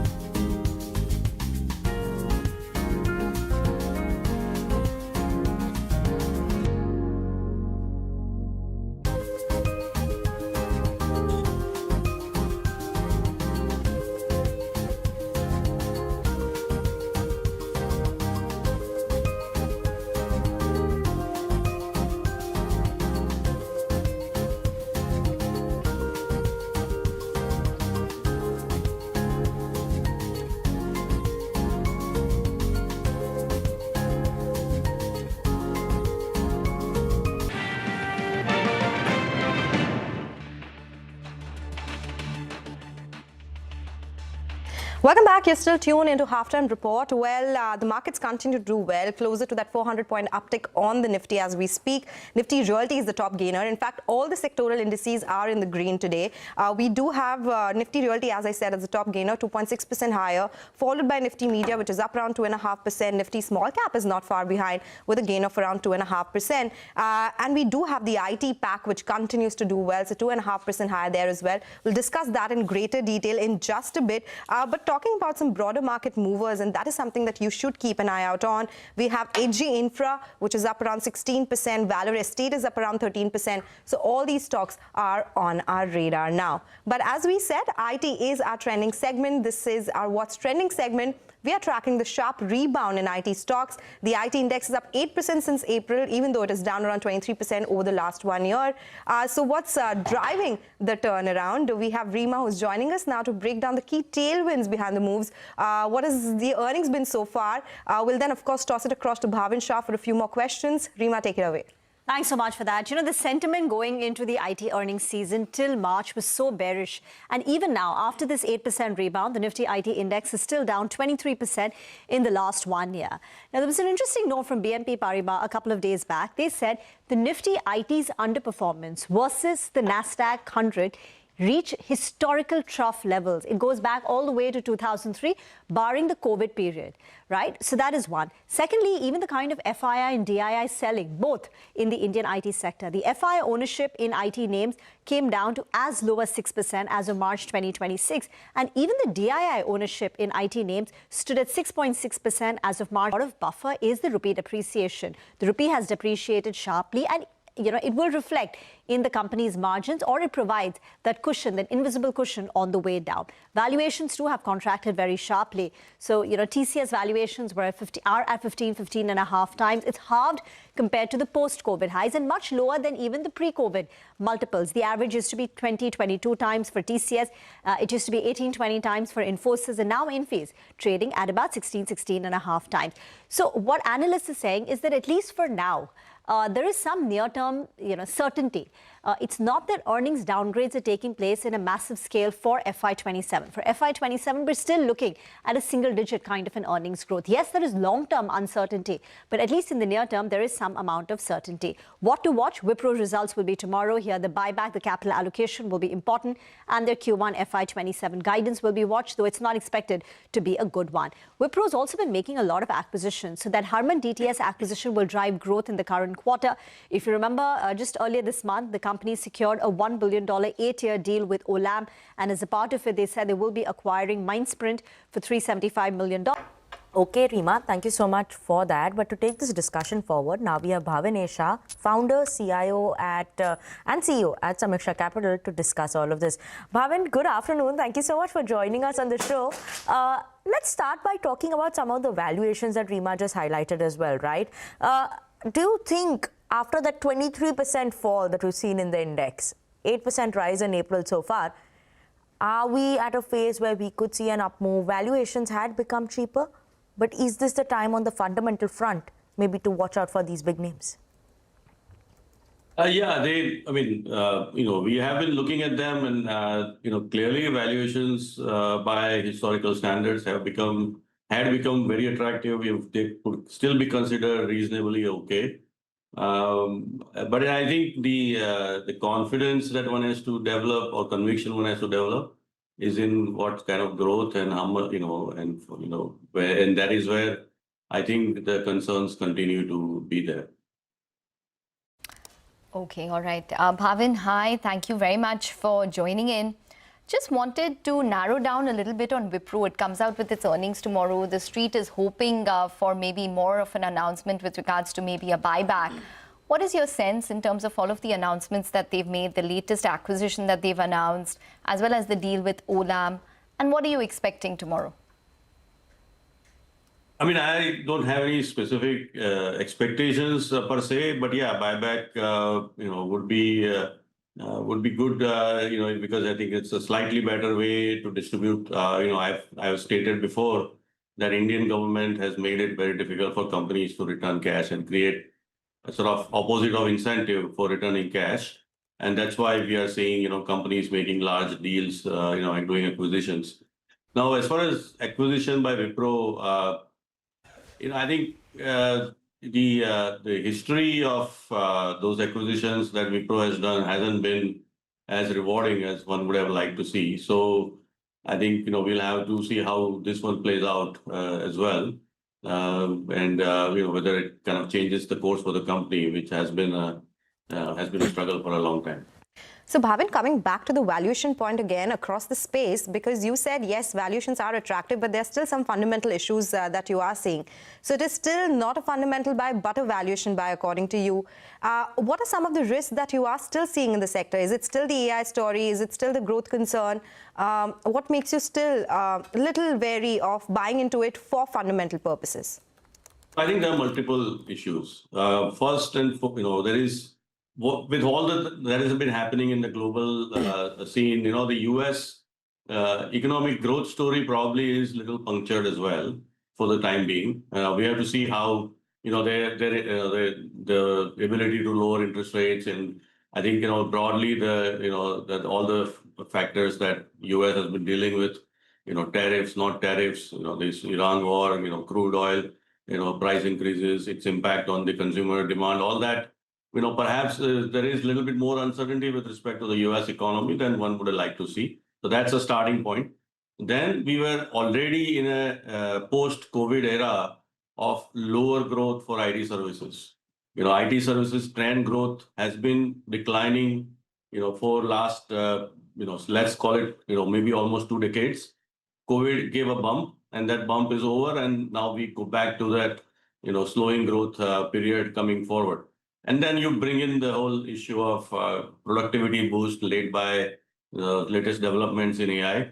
I think so, there is, all this is not fully kind of understood, perhaps, by most of us, and so it becomes difficult to quantify and have a very strong confidence on forward growth for these companies, what sort of growth. And so I think, we will keep listening to companies, what they have to say. I mean, Accenture already reported, and I think market didn't like what they had to say about growth. So I think that's one of the important early indications we already had on the sector. So yeah, I think let's see what comes out in terms of the growth outlook. Obviously, the Indian IT companies benefit tremendously with such a sharp depreciation of rupee. And so that factor might have played also some role in recent uptick. But overall, it's a very mixed bag, I would say. Okay, it's a bit of a mixed bag. So like you pointed out, right, Accenture, what they said in terms of guidance, the street didn't like it. Will that be the case also? If there is a miss that comes in terms of maybe the guidance or the commentary that they've given, then maybe again we could see a bit of a derating coming in for IT in Q4 specifically. The risk is definitely there. The risk is definitely there. Okay. All right. Bhavin, from a longer standpoint, we've reached this trough where the institutional holding in IT is the lowest that we've seen. We're seeing this entire valuation gap also, which has taken place. But do you think that after the dust settles with, say, the geopolitical uncertainty and the markets start sort of, consolidating or maybe moving without the geopolitical risk, do you think that AI risk will probably come back and get factored in? Or do you think that there could be some amount of resilience in the IT space and maybe this is a good time to sort of accumulate? I think AI is an ongoing, ongoing risk. I don't know whether, from the levels of improvement we've already seen, will there be more? There is definitely that potential. And, clearly the improvement or the upgrades that came in the AI tools in the month of November, December were surprised most people. Can there be more surprises in future? I don't know. I mean, I think that's definitely, looming large, so to speak. And I think that also will keep a bit of a upper lid on the valuations. And and most importantly, when you put it all together, what's the growth outlook? As I said, trend growth was already going down even without AI. So yeah, it is going to be difficult to construct a very very bullish case for IT, especially large cap IT. You could have some mid-sized companies enjoying the advantage of their size and maybe grabbing some business from larger companies, and as a result being able to deliver healthy growth rates. That is still possible. Okay, so you're still comparatively positive on mid-caps versus large-cap IT. You indicated at the start that government has made it more difficult to return cash back to shareholders or reward them in any way. That has been one of the factors why investors have liked IT companies before. Do you think for growth now, acquisitions the way Wipro has made it or other companies have made it could be the next growth lever for these companies, considering that it is not coming organically? Companies will be definitely tempted to do that. Whether or not they can generate value from acquisition will always, the history of acquisitions is broadly, a lot of academics have done, academicians have done research on acquisitions, and generally very few acquisitions actually end up delivering value. So, but yeah, so I mean, that is, the chances are, as you say, that more money will be spent on acquisitions rather than distributing cash, because it's, if ultimately the tax rates on dividends and buybacks is just too high. Okay. All right, Bhavin. We're going to leave it on that note. It's always a pleasure listening into your views. Thanks very much for joining in and speaking with us and giving us your perspective on the entire IT space, which in fact is one of the top sectoral gainers today. So good going for the IT index. We'll take a short break, but Ashish Kyal of Wave Strategy will be joining in with some of his trading calls. Stay tuned.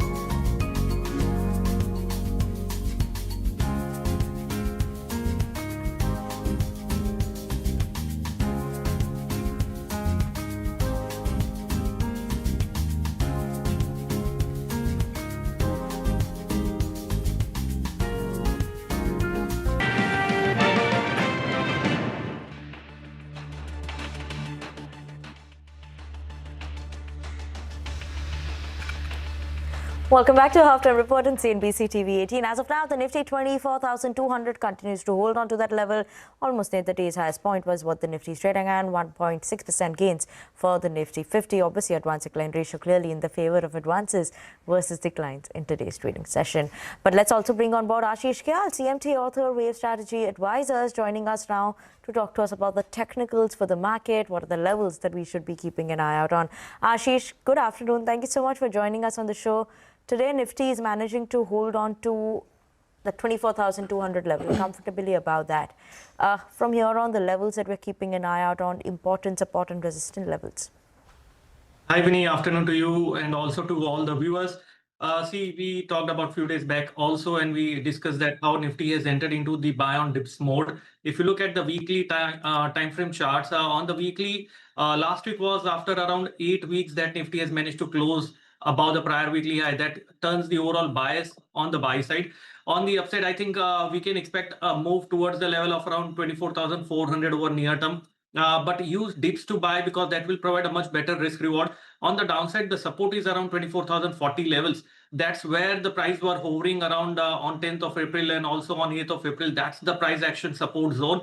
So use any dips towards that level of 24,040, 24,100 as a buying opportunity. And then we can aim for 24,400 or higher. And in this, Bank Nifty has been the one that has that was dragging earlier, and that's now leading the show on the upside. Especially the private sector banks that we are seeing has started contributing, and that's a positive sign. Okay, all right. What about specific stocks? If you could just tell us what you're looking at, Ashish, today. We have a lot of the IT stocks which are doing well. The indexes are doing well. We were just discussing that. So anything within that space that you're looking at?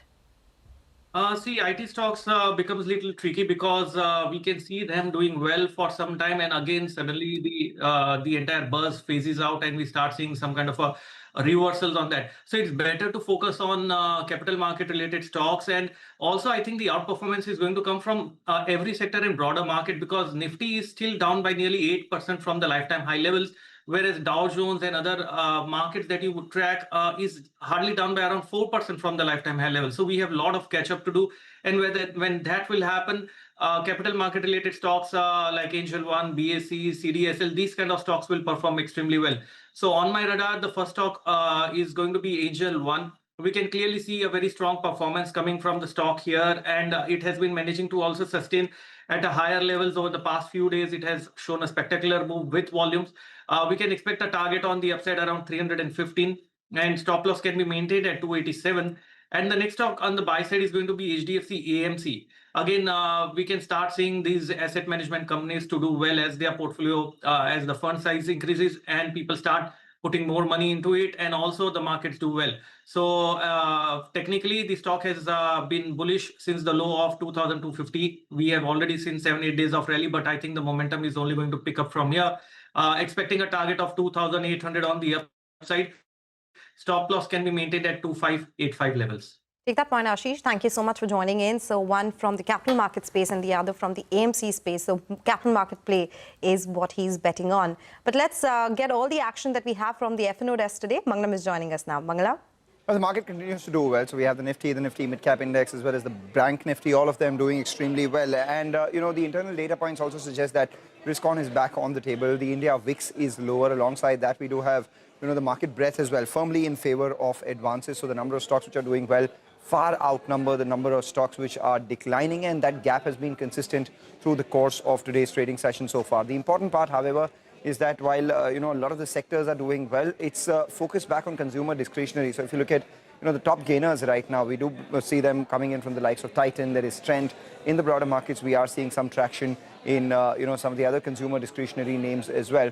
All of them up for you on the screen. Varun Beverages, etc., seeing some fair amount of purchase. But the Nifty itself has been fulcrumed around the 24,200 mark. A little over that right now is where it's trading. But if you look at the action of the 24,200 put and the 24,200 call, it tells you that for a premium around 200 rupees for both of these options, the street believes that there is strong support at 24,000, which is psychologically important as well. But supply comes in as we move towards 24,450. And that's why, at 24,450, 24,200 call, the premium is around 250 rupees. And that coincides with the 50-day moving average as well, which is closer to the 24,470 mark on the Nifty. And the Nifty Bank as well, 57,317, has an important mark to track on the way up. But a lot of individual stocks on our radar. We are seeing some, fresh, renewed interest in Godfrey Phillips. A lot of long positions being added. Remember, this is the first series of the stock's reintroduction in F&O. And we've been talking about how the capital market plays are doing well. Look at some of the stocks out there. Angel One, Motilal Oswal, we have HDFC AMC, all of them seeing long positions being added out there. Okay, Mangalam, thank you so much for joining us this afternoon, taking us through the latest update in terms of the world of FNO. But on that note, we're going to slip into a very short break. After the break, Manisha Gupta will be joined by with Sriram Krishnan of NSE, and they will be discussing the exchange launching its Brent crude future contract as well. Stay tuned in for that conversation.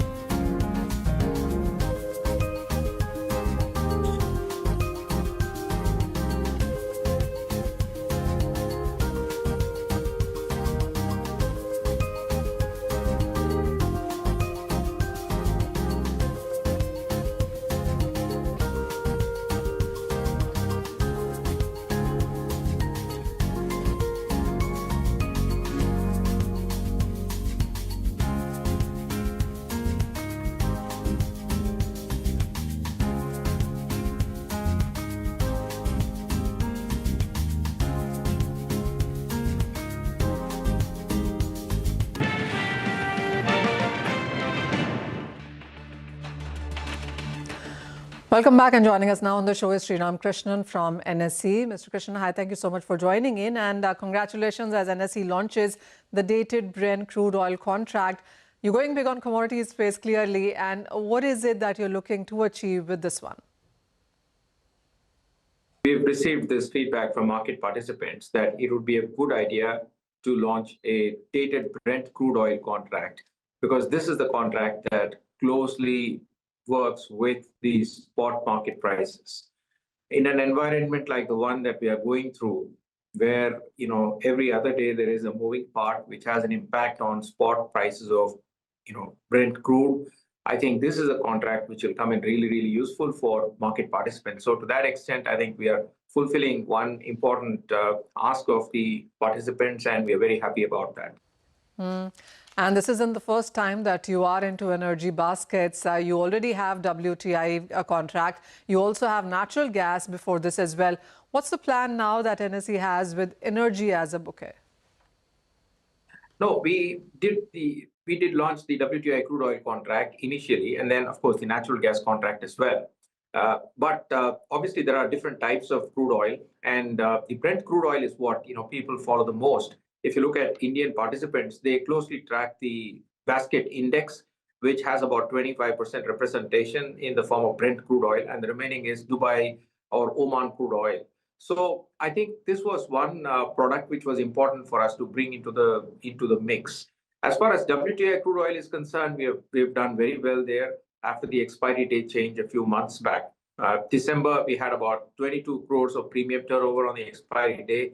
And in April, on the 9th of April, we saw premium turnover close to 400 crores. So we've grown about 1,600%.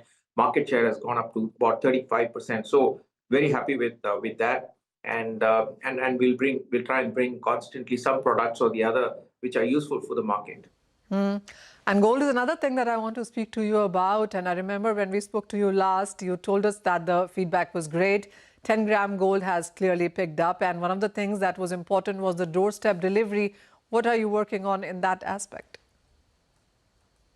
Yeah, the contract is doing well. It's taken off very well. And we are slowly coming towards the expiry day, which is towards the end of this month. That's going to be the first expiry. And that will be a good test for us in terms of how well the product has been received. But already there's a lot of excitement. And the delivery charges are going to be like 99, a nominal delivery charge of 99 rupees. So that's something to think about. If I were a retail investor and you want to buy gold, for example, instead of going to the unauthorized digital platforms that sell digital gold, I should be able to buy the same from NSE, from the NSE platform, which is so trustworthy. And you can buy the futures contract and hold it till the expiry day. In which case you'll only pay 10% margin at the time you buy the contract, and then on the expiry day you pay the balance, and within a few days the gold coin comes to your home with the certificate of purity and authenticity. How better can it get from here? Oh, well, absolutely. And especially at a time when it is Akshaya Tritiya, doorstep delivery of gold at 99 rupees of 10-gram gold coin is something that people perhaps would want to be looking at. But I also want to talk to you about the electronic gold receipts, something that you spoke to us about last time we spoke. And you said you were working on the GST implications of the same. How far has the work been done on that? Yeah, we will come out with the EGR again within a month or so. And that's another product for which we are very, very excited, because it can bring the gold out of Indian households.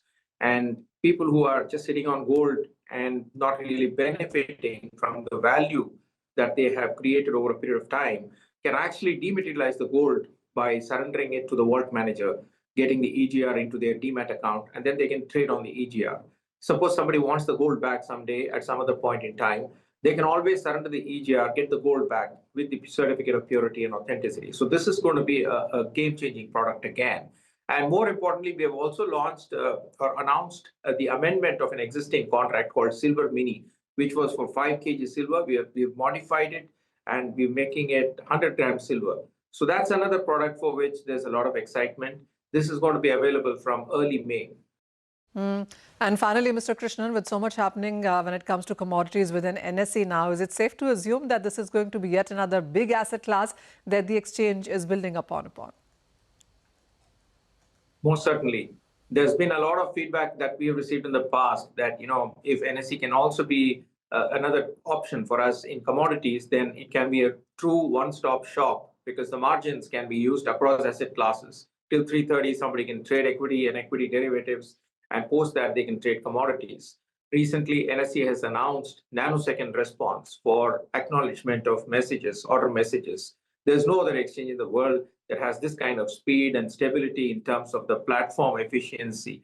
So I think NSE will definitely be looking to bring more and more commodity products and try to help the market participants in every possible way.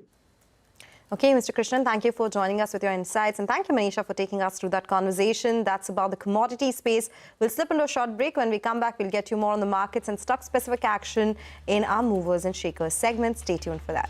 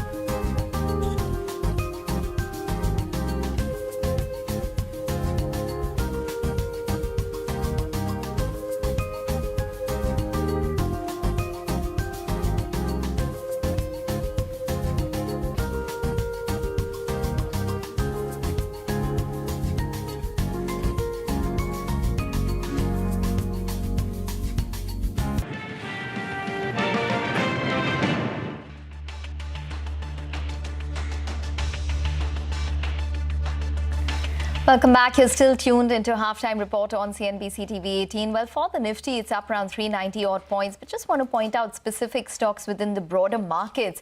Yatra Online, that stock is up around 14 odd percent at this point. It's gained around 30% this month. Puravankara is building on its gains from Monday. So that stock is up around 9 odd percent at this point. And just look at the way that stock has moved on a month-to-date basis. It's gained around 44% in terms of its market cap. Also, other movers include Angel One from all of the capital market plays. So that one is up around 6 odd percent and gained around 30% this month. Even something like a Grow, which is doing well, up around 8.5 odd percent on the back of a brokerage report and gained around 40% this month. In fact, let's talk a lot more about all of these stocks. This is our Movers and Shakers segment where we track all of the stocks which are on the move on Halftime Report.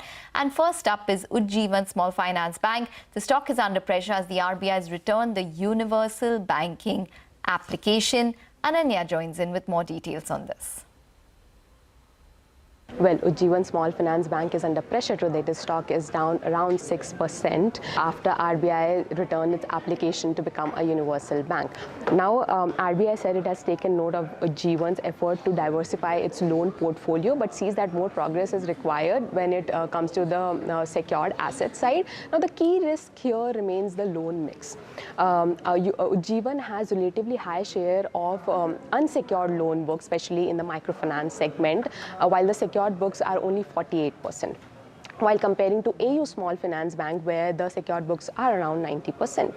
So the message from RBI is very clear that the financial matrix like NPAs and profitability is not enough.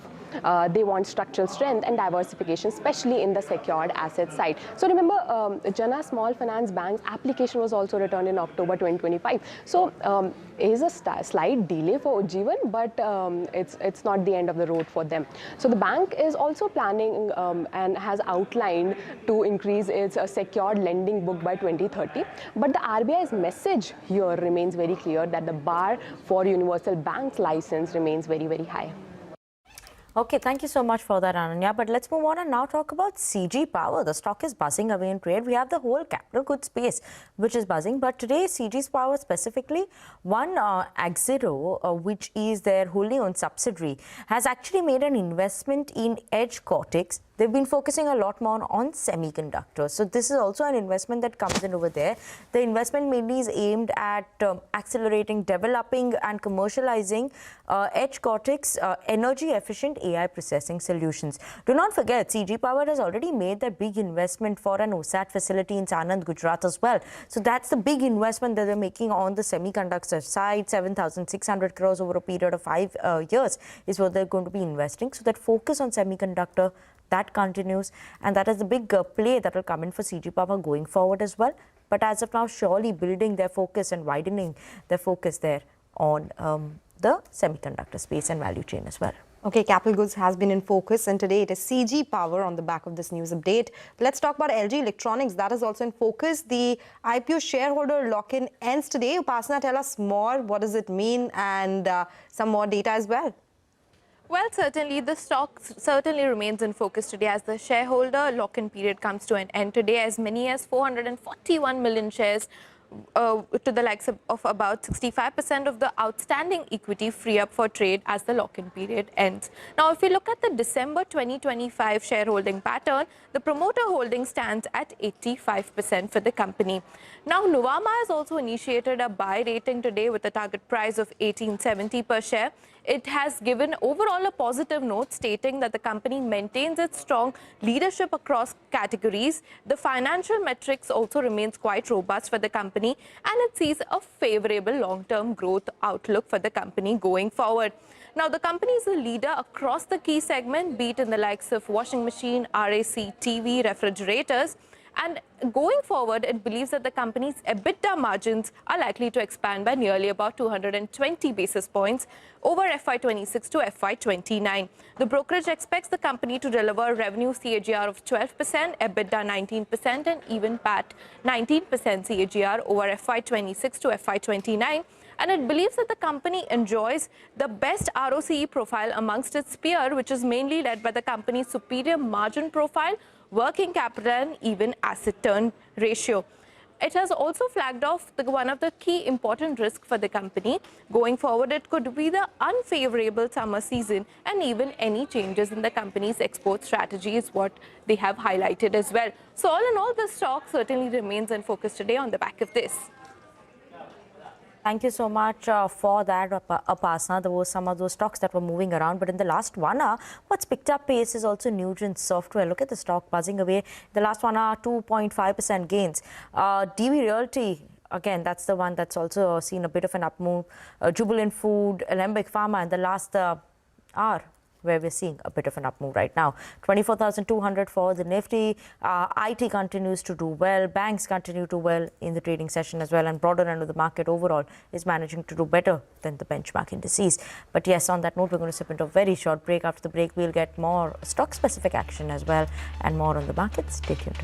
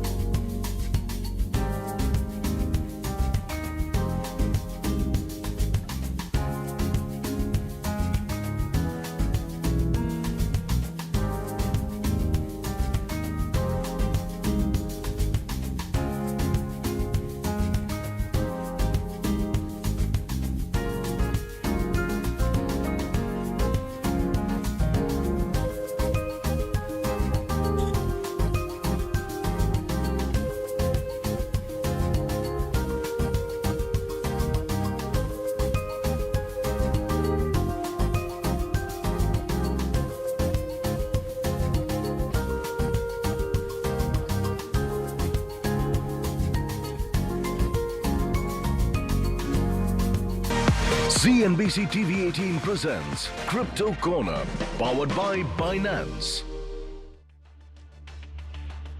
Welcome back. You're still tuned into Halftime Report. We'll, of course, be talking about cryptos in just a bit. But before that, we have to take a look at some of these stocks which are buzzing around in trade.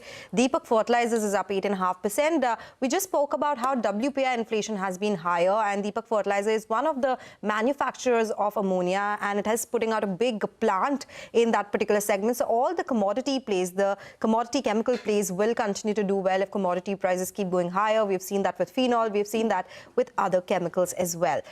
But it's a good time to talk about the Crypto Corner segment where we track all the latest developments in the space. Manisha is joining us with more. Manisha, what are you tracking today? Well, this is yet another asset class which seems to be doing quite well today with risk on, and we have seen all the cryptos, altcoins actually do quite well. There you have Bitcoin, and it's trading at around $75,000 on the higher side in the international markets. When you look at the overall prices, last 24 hours have been quite exciting. 5% of gains coming in for Bitcoin, and $25 billion of a trading volume is what we've seen onto this one. And then you have Ethereum, which also has seen 9% gains overnight with nearly $11 billion of a volume coming in for this one as well. The ETP inflows in the last 1 week has been quite strong at around 1.1 billion. And also when you look at the short Bitcoin hedging products inflows, that stands at a tall $20 million as well. And there's plenty happening in the world of crypto as well when you look at mergers, acquisitions, and the buyings as well. The top of the list is Deutsche Börse, which has invested nearly $200 million in Payword Kraken. Actually, the Federal Reserve officially has approved Kraken also as the first digital asset bank with direct access to the United States payment systems therein. So very, very positive news coming in for that one.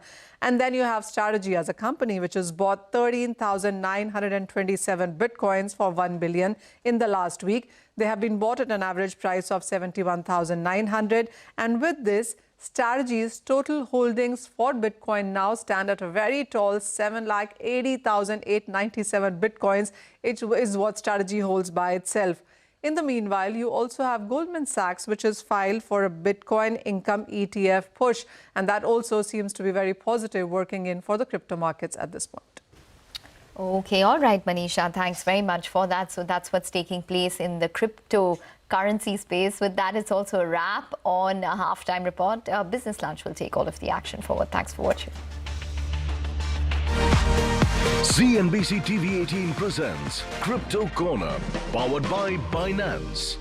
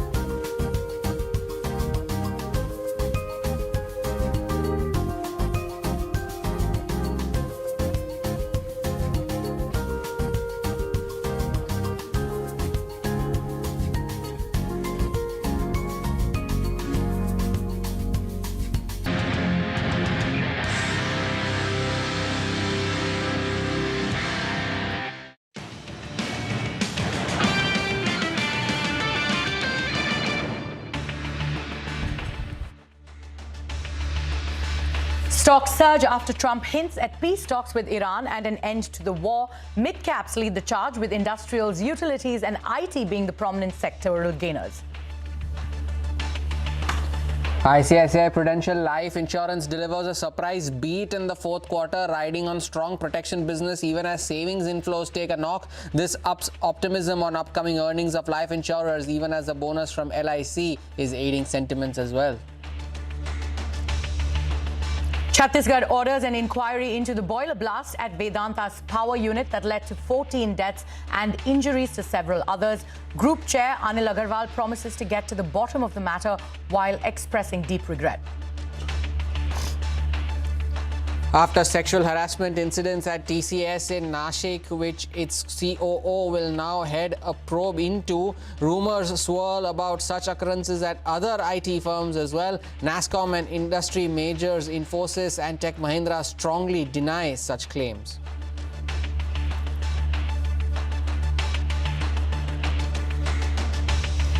Hello and welcome to Business Lunch, live from the CNBC TV 18 Motilal Oswal studio. I'm Arundhati Ramnan, and with me as always is Hormaz Patakia. Hi guys, good afternoon, Hormaz. I mean, a good day for the markets. It's all green, moving in tandem with all the comments that Donald Trump makes, right? We have 2 days of global markets that we had to digest. So we are doing well and rubbing off of that 2-day up move that we saw across the global markets. And we are at the higher end of the trading band now. We were in this band of 23,500 odd to 24,200 odd, 24,300 odd. So now we are at 24,200. Still hovering around those levels. We have still not managed to convincingly surpass that, and every time there is a move higher towards the 24,250 mark, there is a bit of supply that comes in.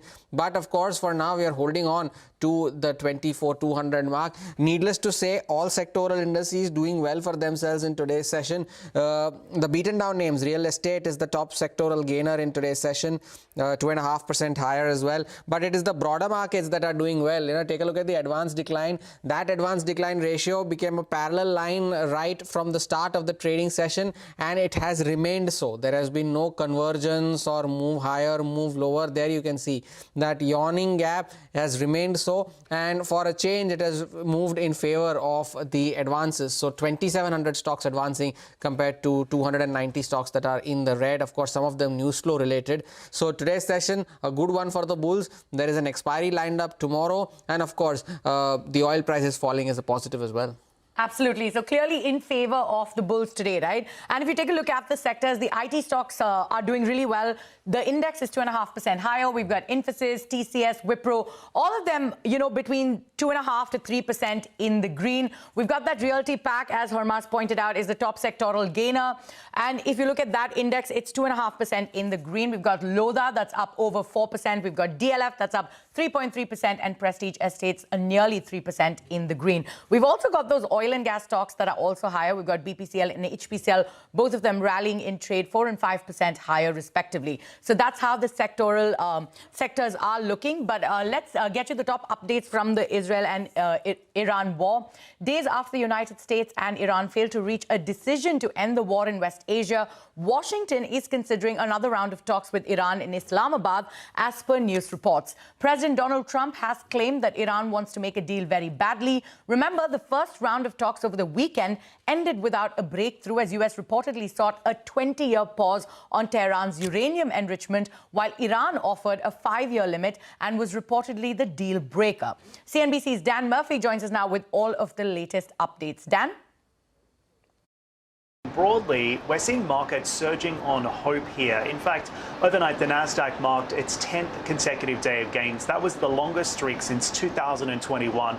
As you've just flagged, oil has been down in the Asia session for a second straight day, and the driver here is growing optimism that Washington and Tehran are heading back to the negotiation table.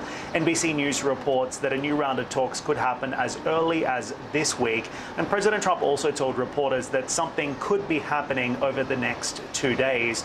But it does seem as if the optimism is still relatively cautious at this point. The Vice President, J.D. Vance, urging caution as well, saying the deep mistrust between the two sides will not be resolved quickly. And of course, the gaps here also remain very wide.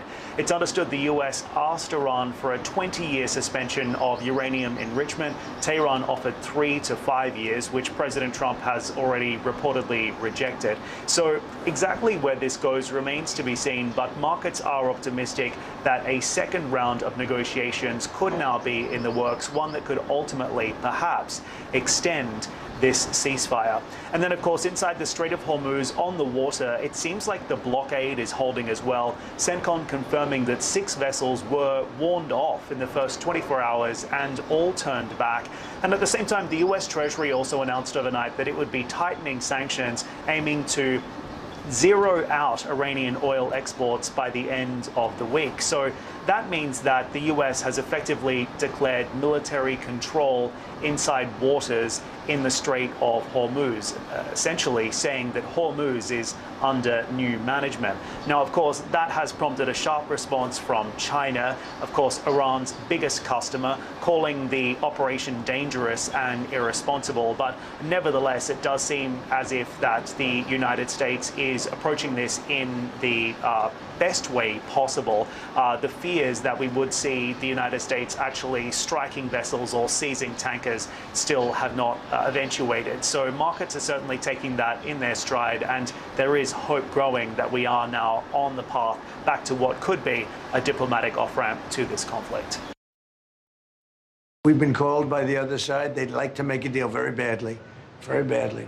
What was the sticking point over? You said it was over nuclear. It was over nuclear, very similar. Yeah, very good. I guess you're listening. It's over the fact that they will never have a nuclear weapon. Iran, you marking it down? Iran will not have a nuclear weapon. And we agreed to a lot of things, but they didn't agree to that. And I think they will agree to it. I'm almost sure of it. Now, UK Prime Minister Keir Starmer and French President Emmanuel Macron will co-host a summit in Paris this week focused on efforts to reopen the Strait of Hormuz. The summit will advance work towards a coordinated, independent, multinational plan to safeguard international shipping once the conflict ends. And, Mr. Speaker, I can confirm today that together with President Macron, I will convene a summit of leaders this week to drive forward the international effort we have built in recent weeks, bringing together dozens of countries to ensure freedom of navigation in the Strait of Hormuz. The summit will be focused on 2 things. First, diplomatic efforts to bring pressure to bear for a negotiated end to the conflict and for the Strait to be opened. Second, military planning to provide assurance to shipping as soon as a stable environment can be established. And in another important development, Lebanon and Israel have held their first diplomatic talks in over 3 decades aimed at ending fighting between Israel and the Iran-backed Hezbollah group. U.S. Secretary of State Marco Rubio, who mediated, said it was a historic opportunity to end Hezbollah's influence. A U.S. statement said the 2 sides had agreed to launch direct negotiations at a time and place to be determined. This is a historic opportunity. We understand we're working against decades of history and complexities that have led us to this unique moment. And the opportunity here, I know some of you are shouting questions about ceasefires. This is a lot more than just about that. This is about bringing a permanent end to 20 or 30 years of Hezbollah's influence in this part of the world and not just the damage it's inflicted on Israel, the damage it's inflicted on the Lebanese people. That is the hope here today. That is what we are beginning to work. We are joined by excellent people who will be in a position to obviously take this back to the respective capitals. This is a process, not an event. This is more than just one day. This will take time. Now, the International Monetary Fund has downgraded its global growth outlook for this year to 3.1% and to 3.2% for 2027 due to the West Asia war. Now, listening to IMF's chief economist, Pierre Oliver, who's telling CNBC that there was a lot of momentum in the global economy and they were looking to upgrade before the war began. There was a lot of momentum we could see in the global economy. I mean, it came out of 2025, of course, lots of disruptions, the tariffs, the trade policy uncertainty. That was weighing down. But then there were these other powerful forces, agility of the private sector, easy financial conditions, the tech, AI boom, all of these things, fiscal support in some countries, Germany, China, the US. So we were looking at the global economy in January, February. We're looking to upgrade. We're expecting maybe growth to be around 3.4%. Then the war happens. And now, well, we have a number of scenarios, but even under the most benign scenario that we have, our reference forecast, we expect growth to be 3.1% this year. So it's a 0.3 percentage point downward revision relative to where we were somewhere around mid-February. That's a very significant downgrade. The investment banks themselves are running multiple scenarios too, and I thought it was fascinating that even with your extensive forecasting staff, the fog of war is making it incredibly difficult to forecast. You have this reference rate. I gather it is the optimistic scenario that the conflict gets solved soon. What if it doesn't? What is the worst case scenario? Well, the shock, the war, creates a negative supply shock. Energy prices going up, like we've seen in the 70s, like we've seen in 2022. And this negative supply shock, it's reducing activity and it's increasing inflation. That's what we're going to have. Even under the best assumptions, we're going to see lower growth, more inflation. Then, of course, the size of the shock and the duration will impact the global economy. So in our adverse and our severe scenario, we're looking at more disruption. What if it doesn't get solved quickly? What if it goes and extends into next year? But then on top of that, we start thinking about what other things could happen that would also hurt the global economy if we're in that world. And there are two things that could happen.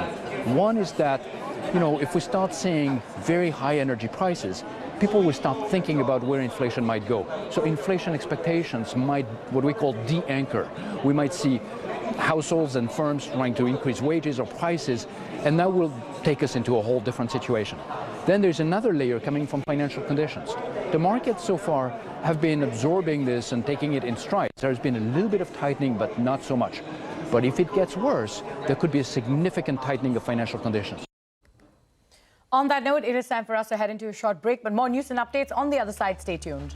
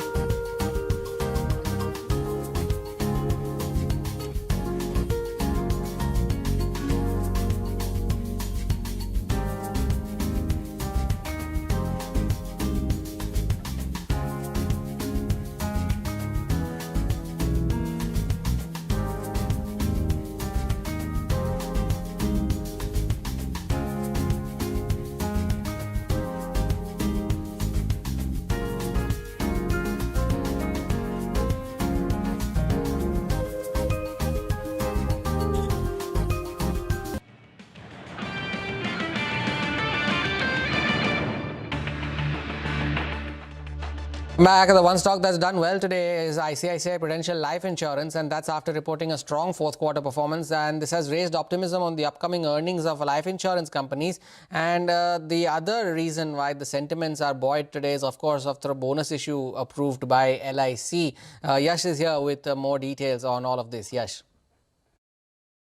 Well, life insurance has been the sector in today's trading session, and that largely starts with the performance which ICICI Prudential Life delivered in the fourth quarter.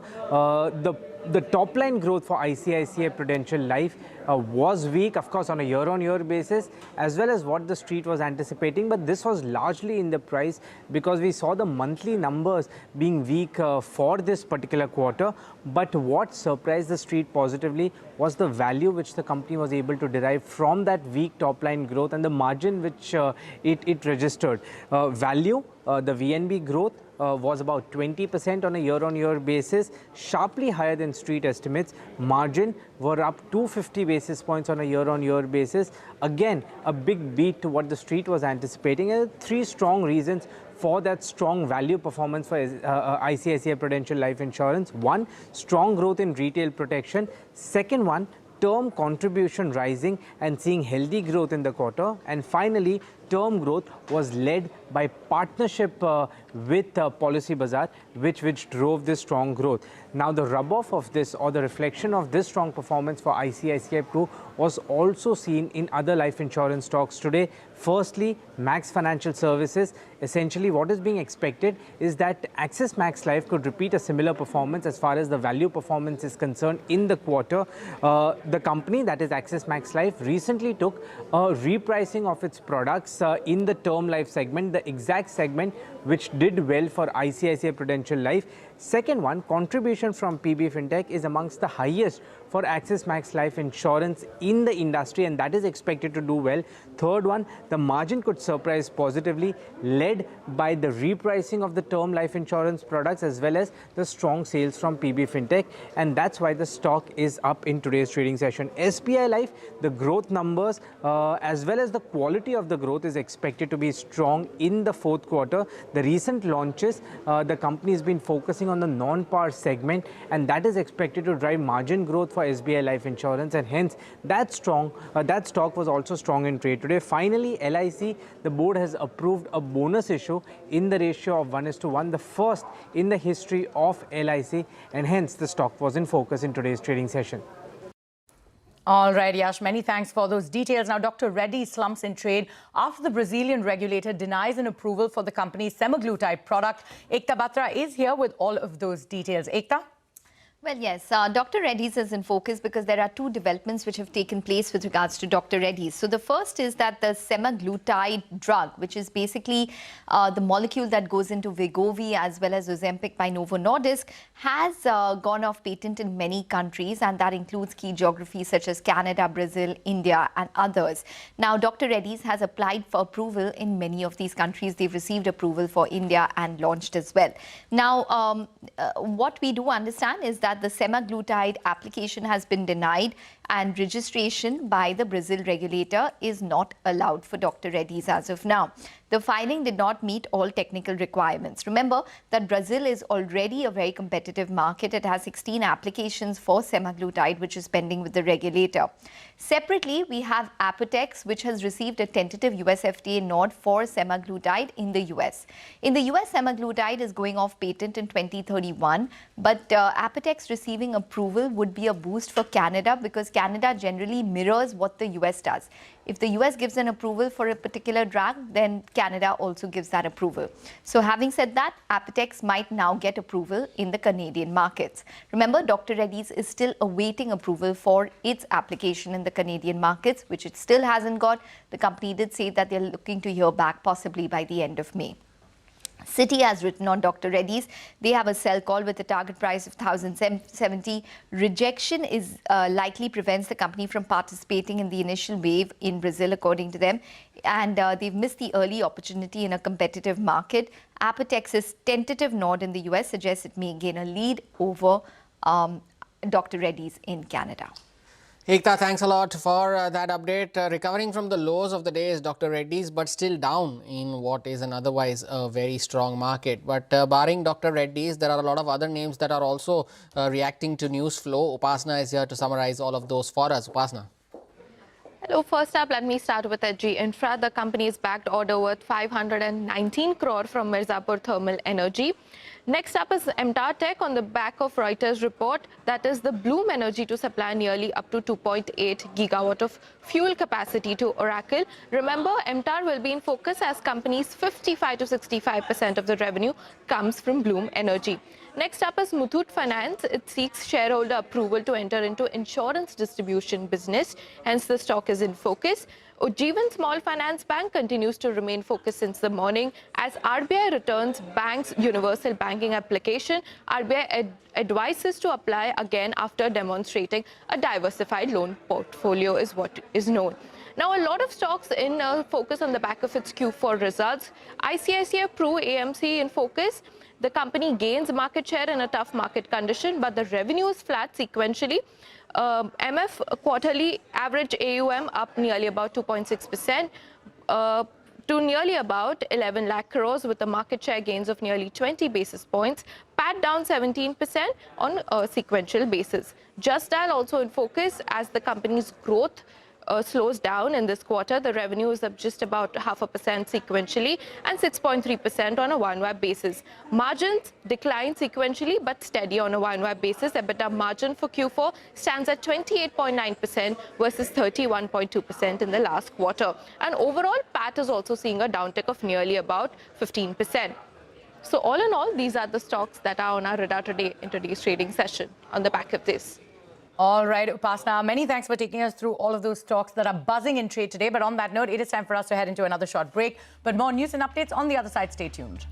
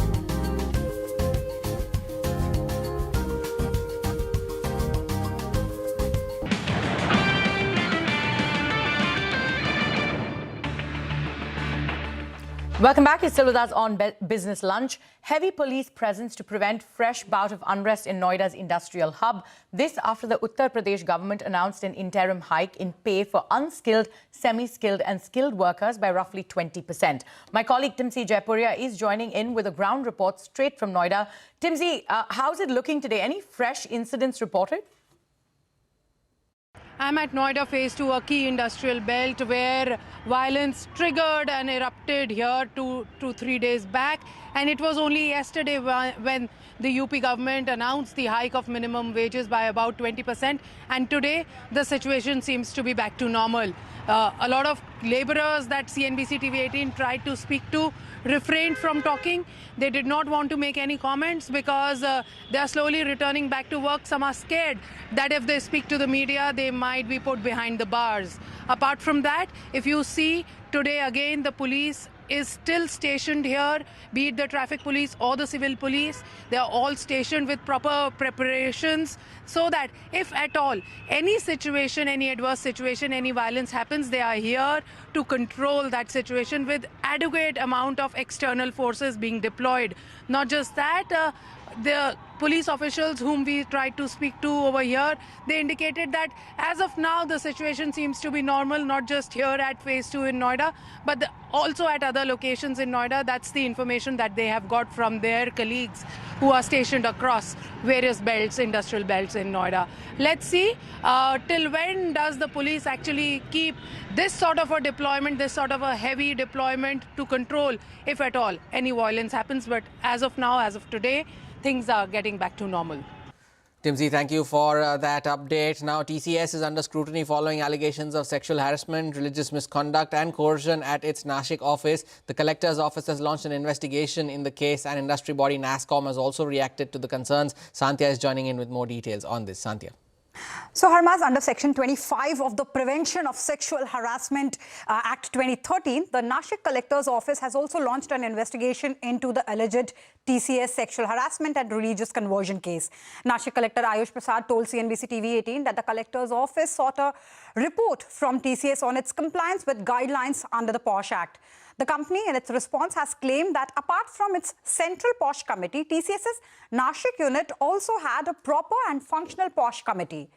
The company has further claimed that in the last 2 to 3 years, not a single complaint was filed with the POSH committee. The collector added that prima facie, it appears that the company did comply with POSH guidelines, but his office is verifying all the claims made by TCS. In the meantime, industry body NASSCOM in a statement said that such incidents are isolated in nature and do not reflect any systematic pattern within the IT industry. Infosys has also reacted to social media allegations of jihad harassment at its Pune office. The company reiterated its zero-tolerance policy towards any form of harassment and said it has a well-established and robust mechanism to handle such complaints. Harmaz. Sandhya, thank you for that update there. Now, after years under Nitish Kumar, Bihar has entered a new phase with Samrat Chaudhary, the state's first BJP chief minister, at the helm. Governor Syed Ata Hasnain administered the oath of office. Top leaders of the ruling NDA in Bihar, which comprises of the BJP, the JDU and 3 other parties, attended the ceremony. Union Minister JP Nadda and Chirag Paswan, Nitish Kumar and all NDA MLAs were in attendance. Now, Nitish Kumar, who is a Rajya Sabha MP, relinquished the Chief Minister's post yesterday, dissolving his cabinet, in which Samrat Chaudhary was a Deputy Chief Minister and also held the crucial home portfolio.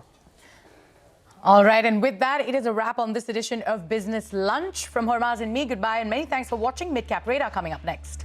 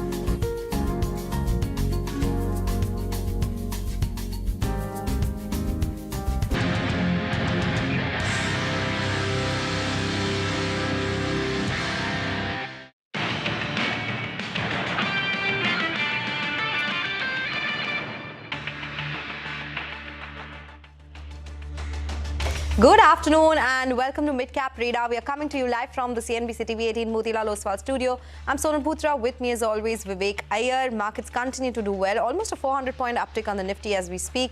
Midcaps are outperforming. All the indices are in the green today. So very green-looking screen after a break that we got yesterday. That's right. Good afternoon, Sonal. A little bit of a FOMO yesterday, given the fact that most of the markets worldwide were doing well. Asian markets did very well, but we've caught up, and especially the mid and small cap end of the market, both up comfortably over the 2% mark. Broad-based gains, especially within the capital goods pack, is what we are seeing in today's trading session. But a lot lined up on the show, so let's start off with the top headlines. Broad-based gains across indices, sustained buying interest in mid and small caps sparks the outperformance. In fact, the small and micro cap indices are now significantly higher since the start of the West Asia war. Bloom Energy expands partnership with Oracle. Company will reportedly supply 2.8 gigawatt of fuel cells to Oracle as a part of the deal. Bloom's strategic supplier MTAR Tech gains and potential order book synergies, high volumes and long-term revenue visibility. Navratna PSU RailTel bags multiple orders worth over 600 crores. Stock gallops over 10%. Mark-to-market losses dent ICICI Pru AMC's profit in the March quarter, even as company gains market share in a challenging environment. Shares of the asset management company take a beating. HG Infra secures a 519 crore order from UP's Mirzapur Thermal Energy for civil and railway infrastructure work. The stock zooms over 15% in the session.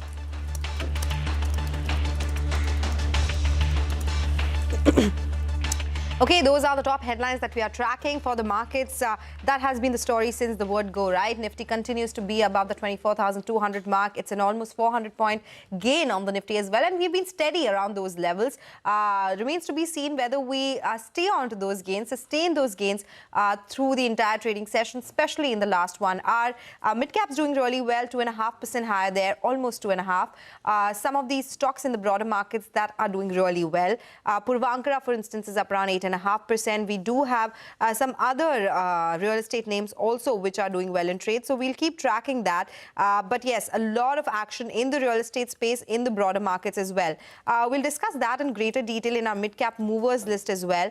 But other than that, look at something like a Newgen Software. You have AG Infra, RailTel, Yatra Online. All these stocks are buzzing around. And mid-cap, small-cap, that continues to be the story that we are tracking. That's right. Especially in looking at the pharma pack, quite a few of the names that were under significant pressure today recovering quite sharply. Sun Pharma near the day's highest point. Even a name like Divi's Labs doing very well in the session today.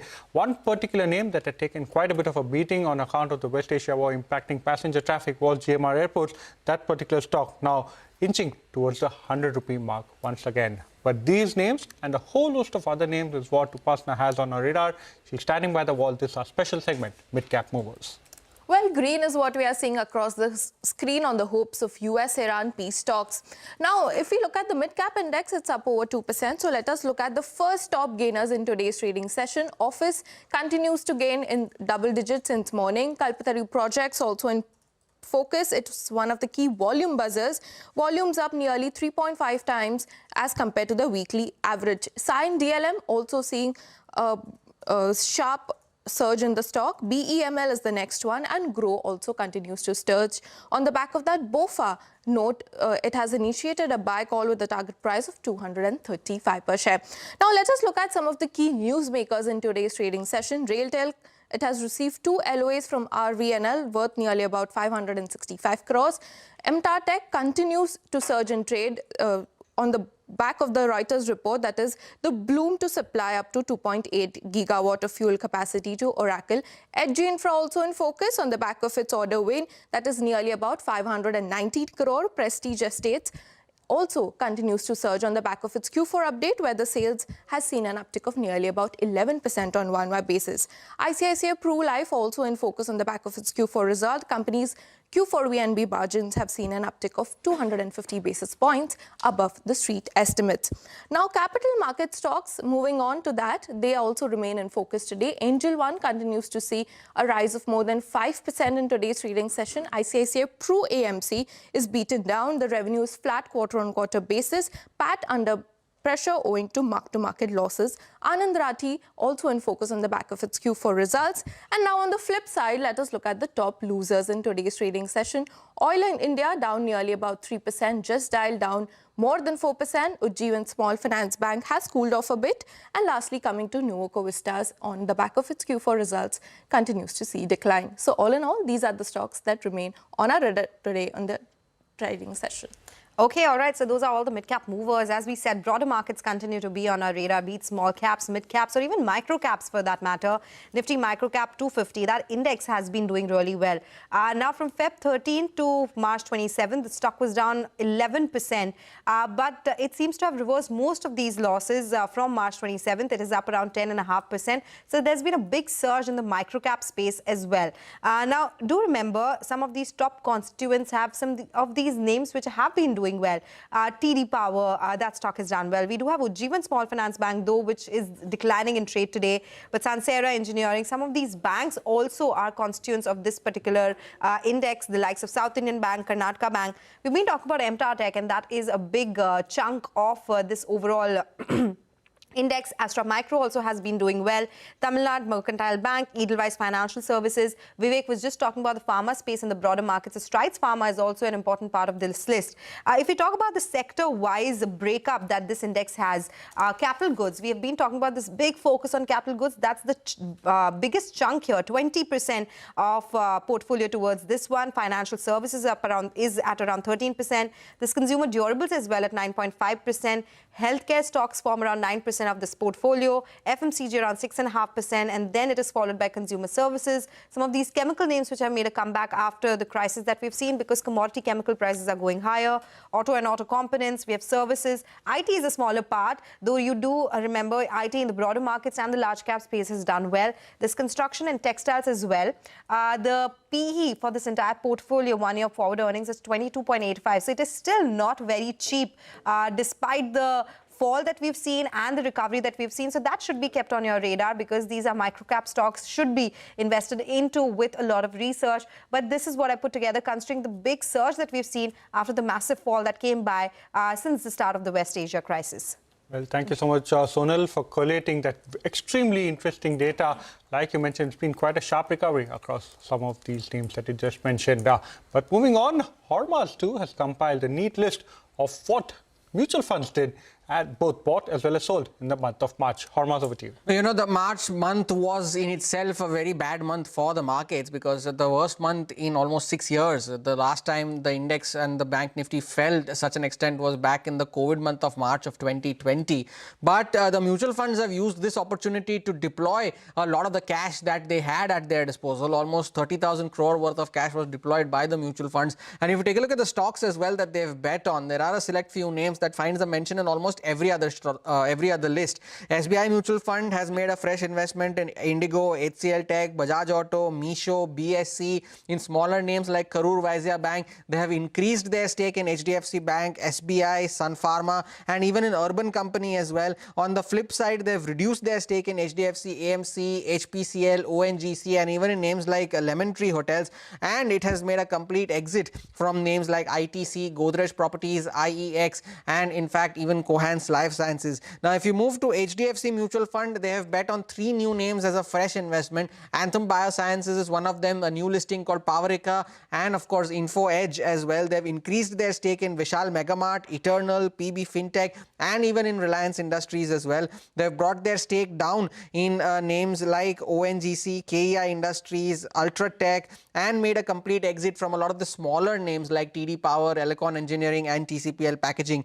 Now, Kotak MF has only one fresh investment in the month of March, and that is Paytm, and they have increased their stake in Piramal Finance, Ashok Leyland, United Spirits, Sun TV, and so on. They've reduced their stake in a lot of the bigger names, Infosys, HCL Tech, ITC, and have made a complete exit in names like IGL. Now, ICICI Pru has bet on some of the consumption names, Godrej Consumers, Indian Hotels, also betting on capital market names like Angel One. They have increased their stake in the HDFC Group stocks, be it HDFC Bank or HDB Financial. They have cut their stake in L&T because of the West Asia concerns. And while they increased their stake in HP and BPCL, they have reduced their stake in Indian Oil Corporation and made a complete exit from names like Mankind Pharma and on Aditya Birla Sun Life AMC. Axis Mutual Fund 2 betting on 3 fresh names, DLF, Bandhan Bank and Travel Food Services, increased their stake in BSC and Sun Pharma. Anthem Bio finds a mention here as well. They've reduced their stake in Reliance Industries, Gland Pharma, Sobha, and made a complete exit from names like SBI Card, TTK Prestige and HDB Financial. And lastly, Quant MF has bet on names like Lenskart and Safari Industries and Bajaj Finance. Bharti Airtel finds a mention here as well. Reduced their stake in RBL Bank and Sun TV, increased its stake in HDFC Bank here as well, and made a complete exit from stocks like Wipro, ONGC and Tata Steel. Okay, interesting list there. Thank you so much for collating that and getting all these details for us, Hormuz.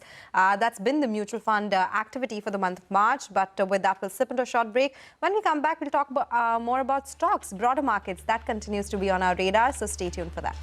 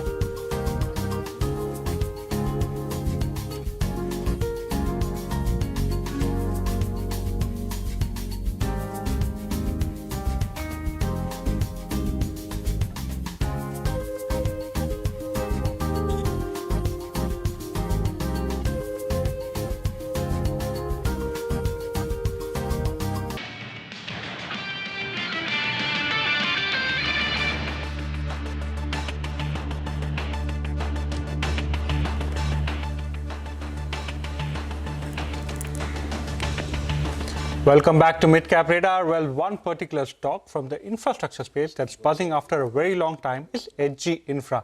HG Infra last evening informed the exchanges that it had received a large order. What is this particular order? This particular order is from the Mirzapur Thermal Energy Plant in Uttar Pradesh, and the company will be going ahead and executing the civil works for this particular thermal power plant. It's a 2 into 800 megawatt thermal power project that's being implemented in Uttar Pradesh. The order size is at close to 520 crore, and the execution period is over the next 1.5 years. Now, why is this important as far as HG Infra is concerned? Number one, it's almost a new segment, you could call it, in terms of getting into the thermal power plant EPC space. And number two, remember, on an order book of a little over 13,600 crores, 500 crores after a while that the company has received such a large order. No wonder then the stock is up 16% on very good volumes today. Okay, all right. That's about AG Infra. By the way, important flashes at the bottom of your screen. Indian delegation will be visiting the US next week for trade talks. So the focus is back on trade talks. Now, do remember, yes, there was a rate that was finalized, but the new tariff structure is still to be finalized because it has to be sign the trade agreement finally for different tariff structures across products. So that is something that could be finalized by next week. So because of the West Asia concerns, the focus was taken away from what's happening with US-India trade talks. But now that is back on the table, and there is a possibility that the Indian delegation will be visiting the US next week to finalize the structure and put everything on paper as well. That's right. And a significant overhang or uncertainty will go away as soon as that particular rate does come.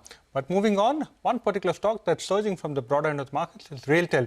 This on the back of order wins. Devyani now joins us with all the details here. Well, yes, RailTel is buzzing today, up nearly 12% in trade today already, on the back of massive flurry of order wins. Here's the breakdown for you. The big ticket item here is from RVNL. The company has received 2 LOAs worth roughly around 565 crores for the supply, installation, testing and commissioning of comprehensive integrated communication systems in railway tunnels. Now, adding to that momentum, they've also secured a 44 crore order from the UP Police Recruitment Board for security-related ancillary services during exams.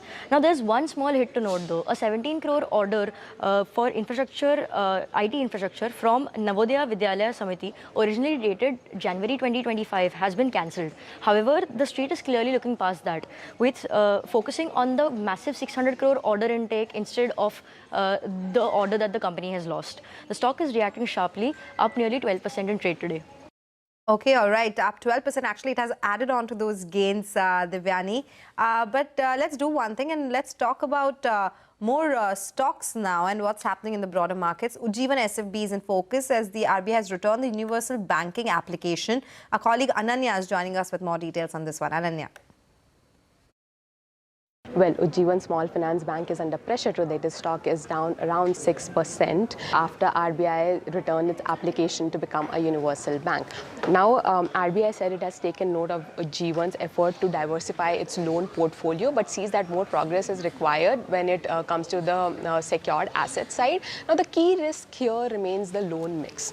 Ujjivan has relatively high share of unsecured loan books, especially in the microfinance segment, while the secured books are only 48%, while comparing to AU Small Finance Bank, where the secured books are around 90%.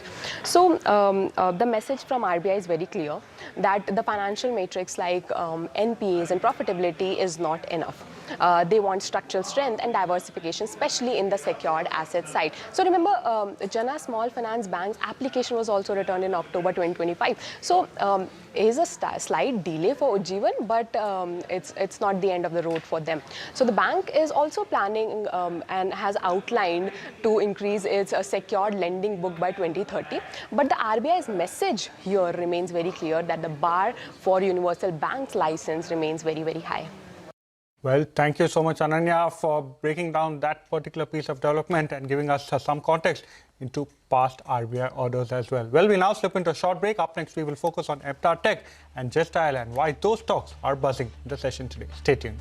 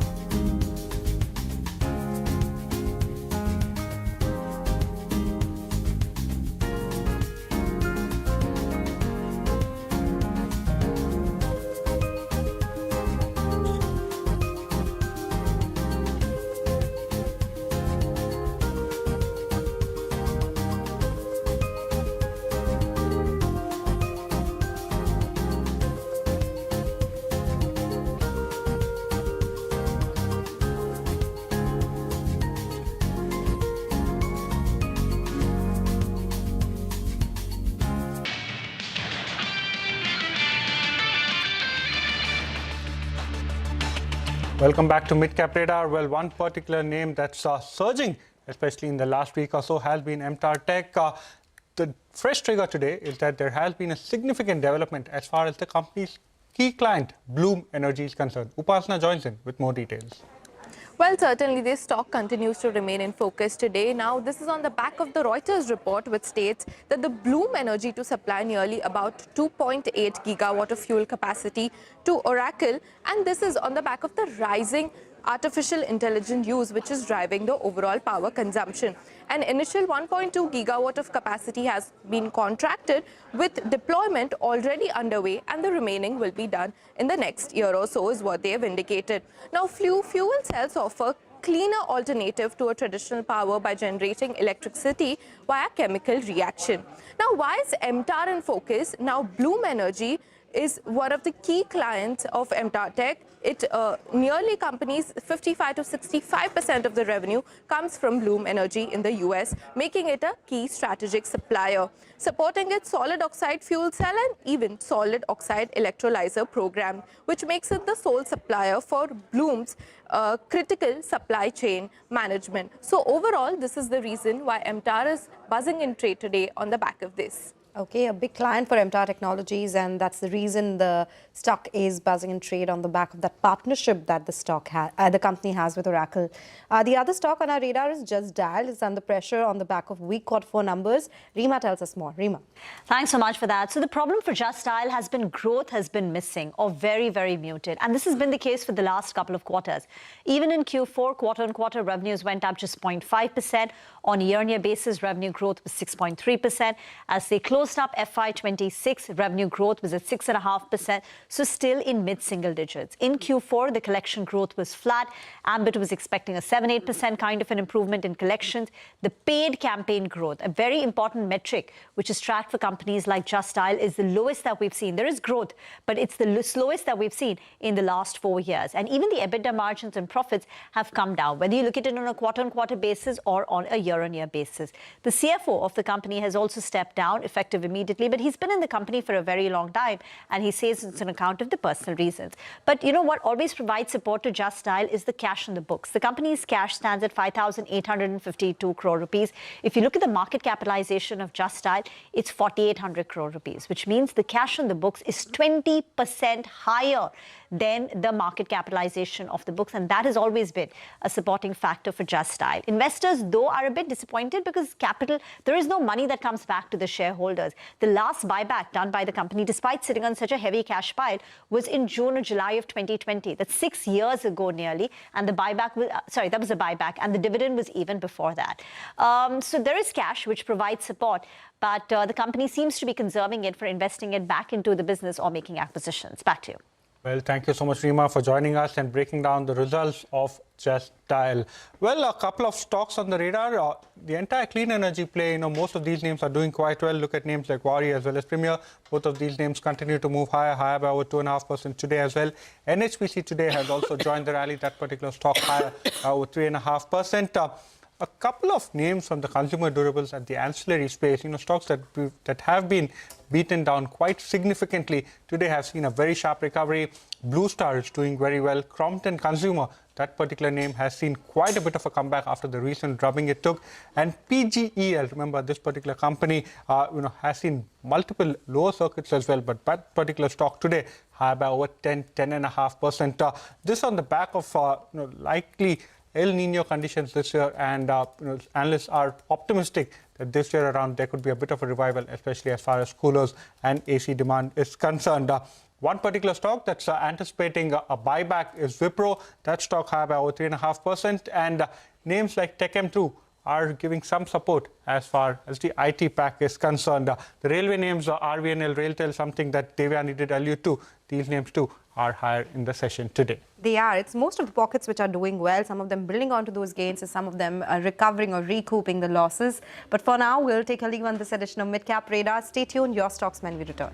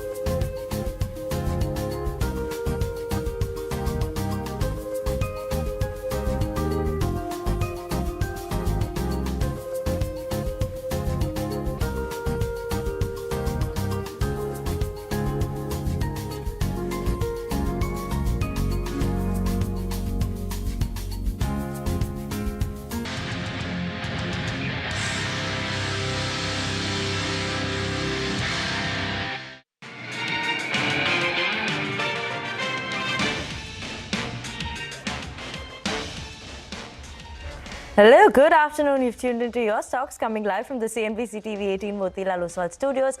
I'm Vinny Motiwala. With me is my colleague Arundhati as well. Arundhati, good afternoon. Both of us are dressed in red, but the market is in the green, so no complaining there. Midweek holiday seemed like it worked for the market as well. Today, holding on to gains of more than 1.5% in the trading session, 24,200, holding on to that since the get-go. So again, there's nothing much to worry on that front. Broader end of the market, if you look at it, that's doing better than the benchmark indices. Nifty Bank, Nifty IT today supporting the up move as well. And apart from that, today, all the sectors actually continue to trade in the green as well. So IT, like I mentioned, top sectoral gainer. Apart from that, you have realty, auto, energy, all of them holding on to gains. A lot of action coming in on the broader end of the market, specifically in stock moves as well.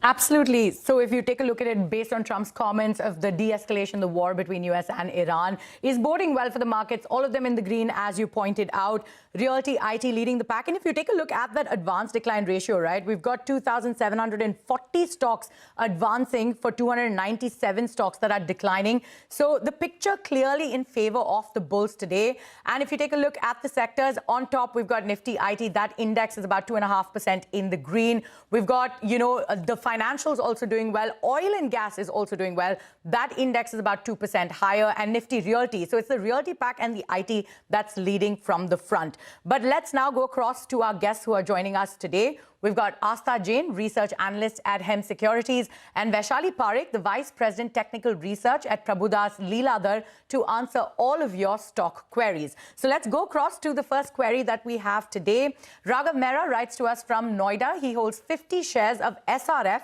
at 2,562 rupees. He is making a loss on this as we speak. He wants to know whether he should hold or sell at current levels. Ladies, thank you so much for joining us on the show today. A good afternoon to both of you. But Astha, let me come to you first. He's got SRF. At these current levels, should he hold or should he sell? What should he do? What is the fundamental view on the stock? Hi, good afternoon to everyone out there. If I talk about the fundamental seems to be quite okay because what is driving their earning in the season was the chemical segment. And what I believe that going ahead also management is remaining very, very optimistic about the growth in their chemical segment, and that segment will be a margin driver for the company as well. So what I believe that now company is on going with the capacity expansion, and all these factors are leading to some sort of a strong price momentum going ahead. So we are expecting counter to move ahead in the northward direction, and hence recommending a hold on this counter with a price target of 2650 to 2700. Okay, price target given there as well, and hold is what you're recommending on the fundamentals for the stock. Vaishali, good afternoon. What's your view coming in for SRF as well? Last 1 year, the stock has not done anything much, right? Overall, it's come off from those highs also that one had seen of about 3,000 levels. Now continue to hold or maybe just get out of the stock right now? Very good afternoon, all of you. I think overall full chemical sector has shown good erosion. And talking about SRF, I think it's quite oversold and we are seeing exhaustion there. I don't see any further selling happening in this stock. In fact, this makes a good buying opportunity also. One can add to average out the cost.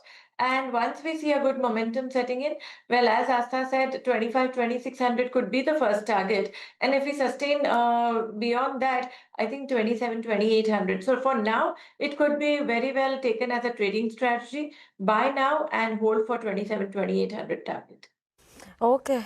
For the target levels mentioned by Vaishali as well, keep an eye on those levels. Hold is the word coming in both in the fundamentals and the technical front. Let's move on. This is an investment query that we have. Umesh Yadav is writing to us from Bihar. AI story, everyone wants to know on that front as well. Where should one invest in India for the long-term perspective? Astha, any of the stocks that you find could be a good AI play right now in India? Astha? Okay, I think we'll connect back with Astha. Vaishali, till then, what's your view? Any of the stocks that you have analyzed as well on the AI front? Well, so I do like Happiest Mind, one of the stocks that comes to our mind right now. And I think it's the risk-reward ratio is also very favorable. So I would look at this stock, and besides that, well, let's wait for some clarity. But for now, let's talk about Happiest Mind. It looks positive. One can buy and look for a return of, maybe this can go towards 500 levels. All right, let's just check in to see if Asta can hear us. Asta, can you hear us? Yes, I can hear Yeah, you. great. So, this viewer wants to know if there are any AI-related stocks that are looking attractive from a long-term perspective. Do you have a view on this? Any stocks that you could give some levels at which he could enter? So in fact, if we talk about Happiest Mind also, I think Happiest Mind itself is looking very strong because of their AI-led integration, and their order pipeline is very, very strong, which we believe will be led up by the BFSI segment and healthcare segment. So in fact, if anyone wants to go, then Happiest Mind is also one of the preferred choice. And what I believe, valuation-wise also, what we have seen, the stock has seen a lot of beating. So from the valuation perspective also, it is looking to be a reasonably priced at the current level. Hence, we'd like to go with Happiest Mind with a price target of 450. So Happiest Minds is something that the viewer can look at, and levels have also been given. The next query is coming in from Yash Srivastava, who's writing to us from New Delhi. He holds 100 shares of KC International at 700 rupees, and he is making a loss on this. He asks if he can buy more shares at current levels, and the stock is at 567. Asa, let me come to you. KC International, recently they won some orders worth over 2,500 crore rupees. So what's your view? Should he buy more shares, or should he just stay where he's at currently? So KC International is looking very good to us. And yes, the order book is now showing a strong momentum. And what we believe, even the macros are also supportive right now for this company. And we believe that going ahead also, we can see margin expansion in their numbers on the basis of the strong order book, as well as, the segment, which is a major margin driver for the company. So I believe, yes, one can remain, hold in this counter. So idea here is to stay invested in this counter with the price target of 650 at the initial levels. Okay. Hold the counter. That's the word on the fundamentals. On the technicals, Vaishali, the viewers bought the stock at 700 rupees, currently trading at 567, right? And we have seen the downtick coming in the last 6 months. Now it started seeing a bit of an up move. Does it merit maybe averaging at the current levels? What is the target as well? I definitely agree. So because we've seen a good erosion right from 750, the recent rally, we saw a fall coming right from 750 levels, and now it's showing signs of bottoming out, and there is a sign of reversal also. So even to average out, I think it makes a very good strategy. With a 540 as near-term support, I think this stock is ready for a trading target of 650. We can have a relook once we see this sustaining above 650 if it does. But for now, yes, it's a good buy. Okay. It's a good buy at these levels also, maybe is what one could look at, given that you all bought it at a higher price. Let's move on to the next query. We have Sarath, who's writing to us from Chennai, holding 10,000 shares of Fino Payment Bank. This is at 300 rupees per share. Now it's at 135. Long-term investor, time horizon for holding it is going to be 2 to 3 years. What should he do? Hold, sell, average? Astha Fino Payments Bank on the fundamentals, what's your view coming in? And would average be a good option, or maybe just get out of the stock?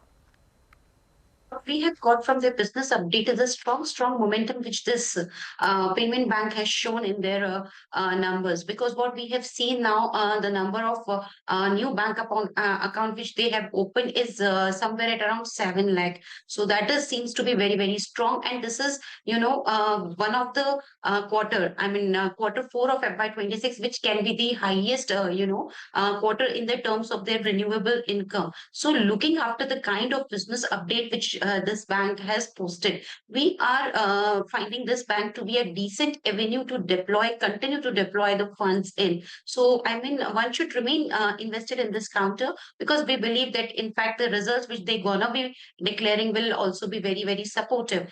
Stay invested in this counter with the price target of 150 to 160 at the initial level, but these targets are subject to, revision if results will, come above our expectations. All right, so stay invested is what you're saying. Vaishali, what's the technical view on this stock? He's got 10,000 shares of Fino Payments Bank at 300 rupees, and he wants to know, the horizon for the next 2 to 3 years. Well, so technically it doesn't justify a buy. Only consolation is that charts of all periodicity are deeply corrected, so one can expect a bounce back coming in. So with 110 as a stop loss, one can keep a buy and hold for a target of 150. That is all I'm looking at right now, because we are not seeing any reversal for now. Okay, you're not seeing any reversal for now, but you've mentioned some levels that the viewer can keep an eye out on. Thanks so much for that, Vaishali. But on that note, we're going to slip into a very short break. After the break, we'll come back with more of your stock-related queries. Stay tuned in.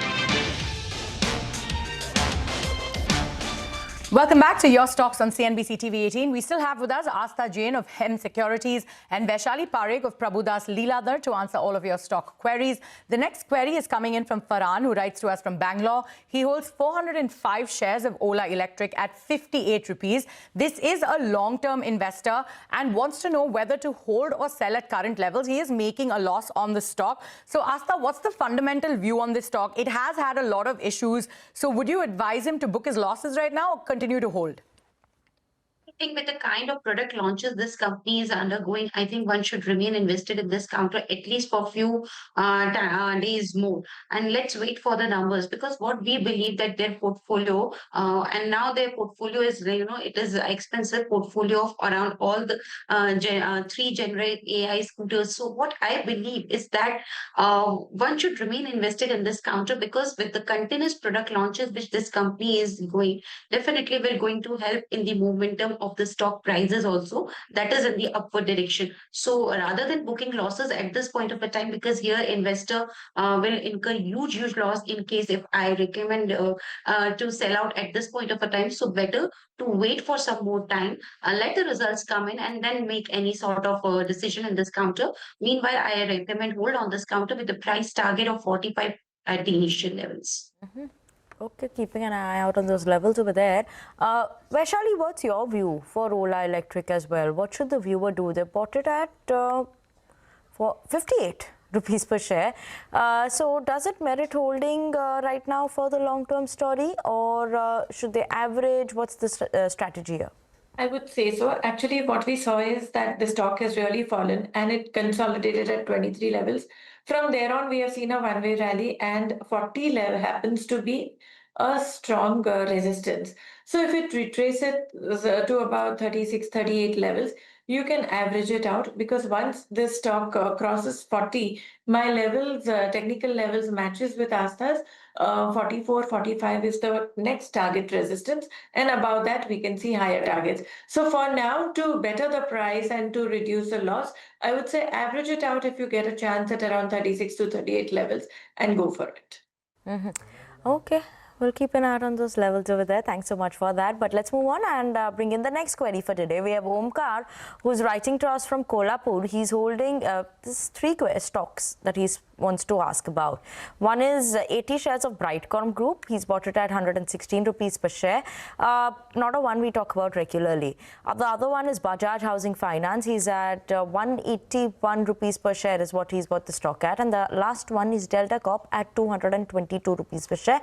Wants to know the outlook on these names. Asa, your view? So first of all, would like to go with the Brightcom, although I mean it is a small ticket size stock, so we really don't talk about it so much. But what is encouraging is that their monthly updates are looking to be on the stronger side. First of all, in fact, whatever numbers they have posted in the Q3 of FY26 were also looking to be decent. But the kind of other news flow which is going around in the group, that is why we are saying that this counter is not able to perform so strongly on the bourses. But if someone has this counter in their portfolio, I think wait for some more time is a better choice at this point of the time. So hold is the recommendation from my side. Talking about Bajaj Housing Finance, and 181 is the cost price. So here the cost price seems to be on the higher side. But what I believe that their AUM growth is continuously looking very, very strong. In fact, the AUM growth of around more than 20% is catching limelight here. And in fact, apart from the AUM growth, what is more impressive about this counter is that the stability or the consistency in their net interest margin as well. So I believe Bajaj Housing Finance is such a counter which one should remain invested in. However, cost price is very high, so it will take a long time to achieve those levels. But still, at the initial, with the initial target of 110, one should remain invested in this counter. All right. So there are three stocks in this. Vaishali, if you could tell us, there's Brightcom Group that he's invested in, Bajaj Housing Finance, and Delta Corp. So what are your views on these stocks? Should he wants to know the outlook. Should he stay invested? What should he do? I would say continue holding, because anyways it's much lower than the buy price. So I would take it as a trading strategy for now. As far as Brightcom is concerned, keep a range of 9 rupees as support, and this can in all likelihood go towards 12.5. That acts as a hurdle. We need to relook at those levels. So for now, this is the range that I would look at for Brightcom. As far as Bajaj Housing is also concerned, we are seeing signs of reversal in this too, because the stock has been seeing the levels of 120, 130, whatever. And now we are just seeing that, yes, it is on a road to recovery. So again, this also I would take it as a trading strategy. The level would be 85 as the near-term support, and 110, 120 would be the next target. Now, the third stock that we are talking about is Delta Corp. So Delta also, it's supposed to be quite a volatile stock, and well, that too is showing a bullish candle today. Volume has been decent. So I would maintain a range of 56 to 65 to 72. This is the range that I would look at and take it step by step. All right, so stay invested in all of those three stocks. But moving on, Vinay Kembhavi is writing to us from Pune. He holds 1,000 shares of L&T at 3,224 rupees. He is making a profit. L&T is currently at 4,086 levels. He says he can hold the stock for another 1 to 3 years. Additionally, he says he wants to invest 15 lakh rupees in stocks such as semiconductors, data centers, and AI-related stocks. So, Asta, let me come to you. What's your view on L&T? He can hold the stock for another 1 to 3 years. He is making a profit. Should he continue to hold? And he has more money to invest in stocks that are related to data centers and AI. So what's your advice there?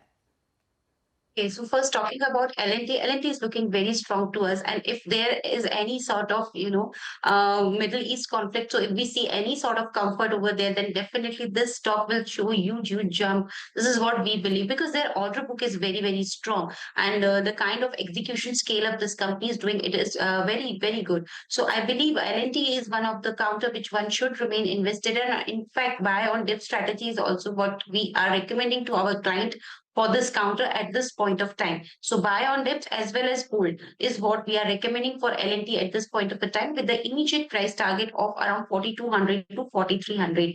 Anant Raj is looking good to us if we talk about the data center themes. And in fact, in AI theme, as I have already spoken, happiest mind along with the persistent system. So these two counters are also looking good to us. So some of these stocks are on our recommendation list, which we are recommending. Absolutely. We've spoken about these AI names, but Vaishali, coming to you for the technical levels for L&T as well. The viewer wants to know if he can continue to hold this for another 1 to 3 years, and what is the target that maybe they should keep an eye out on? Well, I definitely agree. This is one of the good stocks which is to be kept in the portfolio. So if accumulation, I would rather say SIP would be a very good strategy because keep buying it every day because the long-term chart has been so strong. And I think if you're looking at 2 to 3 years, I won't be surprised this stock going towards 5,000 levels also. So 5,000, 5,300 would be the level to watch for. And near-term resistance comes at 4,300, 4,400. So I would say 33, 35 has been a very good base over here. So keep accumulating, given a chance if their opportunity arises at every dip to look for higher targets. Since you said it's 1 to 3 years of horizon that this person is ready to hold, I think it's a buy at every dip. Okay, buy at every dip. That's the word for L&T from Vaishali. Let's move on then to the next query. We have Prem Kumar, who's writing to us from Chennai. He's holding 20 shares of IRCTC. 730 rupees is his buy price. Right now, the stock is trading at 554 rupees. They're making a loss on this one. So should they hold or book their losses? IRCTC, the fundamentals for this one, how are they looking like? Asta? Fundamental seems to be okay because what we believe that the Q3 FY26 performance was a decent performance led by rise in all the three segments, whether it is ticketing, catering or railway. So they have shown a good jump in their top line with around 18%. This is what I believe in the Q3 numbers. So definitely we believe that these numbers are on the decent side and hence one should remain invested in this counter with a price target of 600 to 650 at the initial levels. All right. And Vaishali, what are the levels he should watch for in this stock? IRCTC, 20 shares at 730. Should he book his losses or stay invested in it?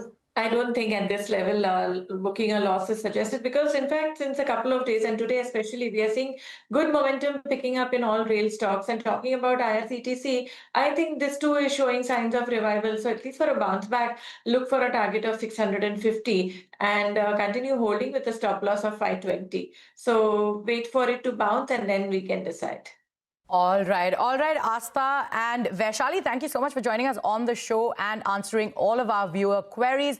But with that, it's a wrap on this edition of Your Stocks. But do remember to email us your queries and we will address them with our experts. But stay tuned for Closing Bell, which will take you through the last hour of trade.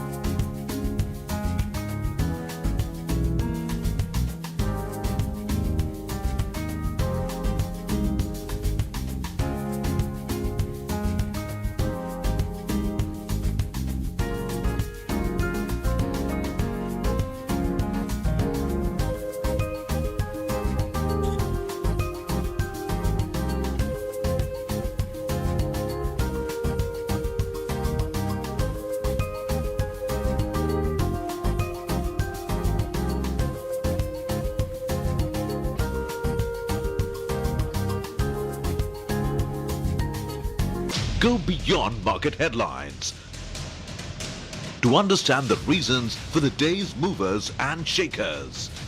And get your portfolio ready for tomorrow. Beaming live from the CNBC TV 18 Motilal Oswal studio.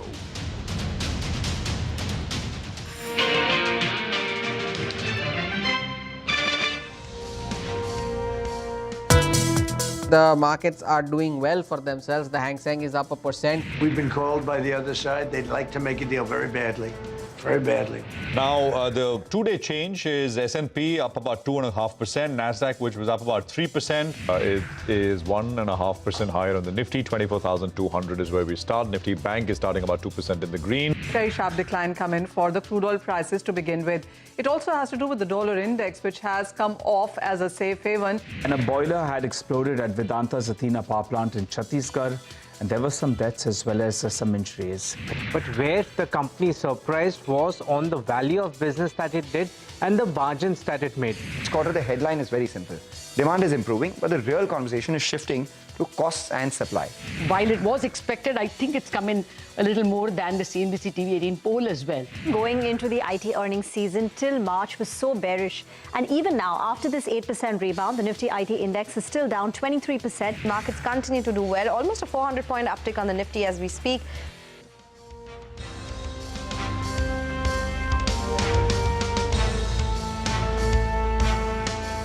Well, the gains are holding, and they're holding well as we enter the last hour of trade. This is Closing Bell. We are coming to you live from the CNBC TV 18 Motilal Oswal studios. I'm Prashant. With me, my colleagues Rima and Nigel. Guys, hi. Afternoon. Hi. Afternoon. There was only a brief period when the Nifty had dipped below the 22,200 mark. But otherwise, it's been such a steady trading session. We've moved in a band of just about 0.5%. The low today was 24,150, and that too, we didn't stay at that level for a very long time. I think all in all, incredibly steady trading session. Look at the mid-cap index and the advanced decline ratio. That's a metric that we always feel for the portfolios to feel good. That's the most important thing, so Rima. And just take a look at the outperformance. You have 9 stocks that are advancing for 1 stock that's declining, and you could look at the the glass is half full or half empty. Depending on the way you're looking at it, because one school of thought would be we should have built on to these gains. The short should have covered out. But the other school of thought is we've already seen a bit of a rally, and still we're holding on to this 400-point gain, which is quite good. And importantly, today, both the pillars of the market are firing. The Nifty Bank moving to a crucial technical level, which is, that 200 DMA. It's almost out there. The Nifty Bank, it's closer to the 200 DMA. So we'll keep an eye out on that. I think it's less than 800 points away from there. And the Nifty IT index having a good relief rally after some kind of profit taking that we saw in the last 2-3 trading sessions. So good times, guys. Absolutely. And I think Asia, if you look at the rest of Asian markets, I think Kospi is up, but other markets are not that excited. But that is because they were very excited yesterday. All of Asia did very well. And yesterday, markets were shut in India. The US, of course, we've had 2 sessions, and both sessions have been very good. Cumulatively, 2.5% to 3% on the US indices, S&P and NASDAQ, in the two-day period. I just looked at oil futures. I mean, they're at about 95.31. I mean, they've not fallen more. Maybe they're $1 higher compared to where we were at 8 o'clock this morning. But they're very, very well behaved on both Brent and WTI as well. So, this is recovery from Monday's sell-off, but it's much more with broader markets which are doing very, very well. Well, I'll just quickly run you through what's coming up here in terms of the next 60 minutes or so. So MTAR Energy is a stock in focus. It's up 10%. We'll tell you what earnings MTAR is expected to do, where valuations are. Stocks, of course, up 100% this year so far. IT, the index is up 2.5%. What's happening there? That's the other one. Capital market, actually the capital market index is doing pretty well. BSE, MCX, Angel, Grow, you name it. Stocks are all running higher. So there is a bit about that coming up as well. Well, how should you position yourself and what should you do basically in terms of trades? Mitesh is with us with exactly that. Mitesh, good afternoon. Good to have you here. So on the Nifty, on specific stocks, what are the trades? Yeah. Good afternoon, Prashant. So I think, on Monday, when the markets opened with the gap down, we were talking about the fact that there's good support at levels of around 23,600, 550, and we got a low right there. I think I've been talking and discussing about target areas of around 24,300, which was nearly met today, and then 24,750, 800. So I think we have met 24,300. As a trader, I would want to reduce my long exposure, though the directional bias still is on the upside. But you might get a day or two of pullback again. This is a market which will be very news-driven, slightly choppy, and this is still a pullback. This is not a proper up move, which will be very steady and firm on the upside. So I think from a trading point of view, the next buying, if somebody wants to do it, either should happen on a closing about 24,320, 350 zones, or if you get a pullback close to about 24,000, 23,900, I think that's the buying area. But yeah, I still believe that there is a fair chance that with that zigzag choppy movement, we'll still head to 24,750, 800 on the upside. Having said that, the stock calls that I have a buy on Trent with a stop below 39.25 for targets of 40.65. And Zydus Life is a buy with a stop at 9.20 for targets of 9.55. Okay, Trent and Zydus Life for the two stocks on Mitesh's trading list today. Mitesh, thanks very much. More later with you. Well, I think let's just look at one part of the market which, of course, is doing very well, which is defense and allied names, right? MTAR Tech, perhaps the best performing stock out of that cohort. And I think it's up 100%, double basically in 2026. So the trigger is not earnings from MTAR or anything of that sort. It's a bit of a global trigger here. And Upasana is here to explain it. Upasana, take it away. Well, certainly this stock continued to remain in focus since morning. Now, on the back of the Reuters report, the Oracle has broadened its capacity deal with Bloom Energy. Bloom Energy to supply up to 2.8 gigawatt of fuel capacity to Oracle, rising AI use driving the overall power consumption. Now, fuel cells offer a cleaner alternative to traditional power generation via chemical reaction is what it says. Now, Bloom Energy stock rating has also been upgraded by Jefferies on Oracle order visibility, and the stock also soared as high as 22% in yesterday's trading session.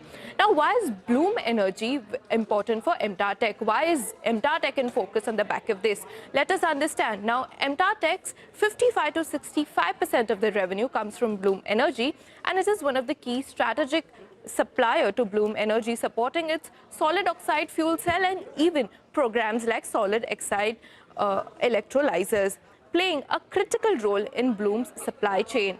Now, if we look at the company's Q4 estimates, they also stand quite strong. Going by Motilal Oswal, it expects the company to post a revenue of 75% on a YoY basis and even EBITDA expansion of more than 2.3 times on year-on-year basis.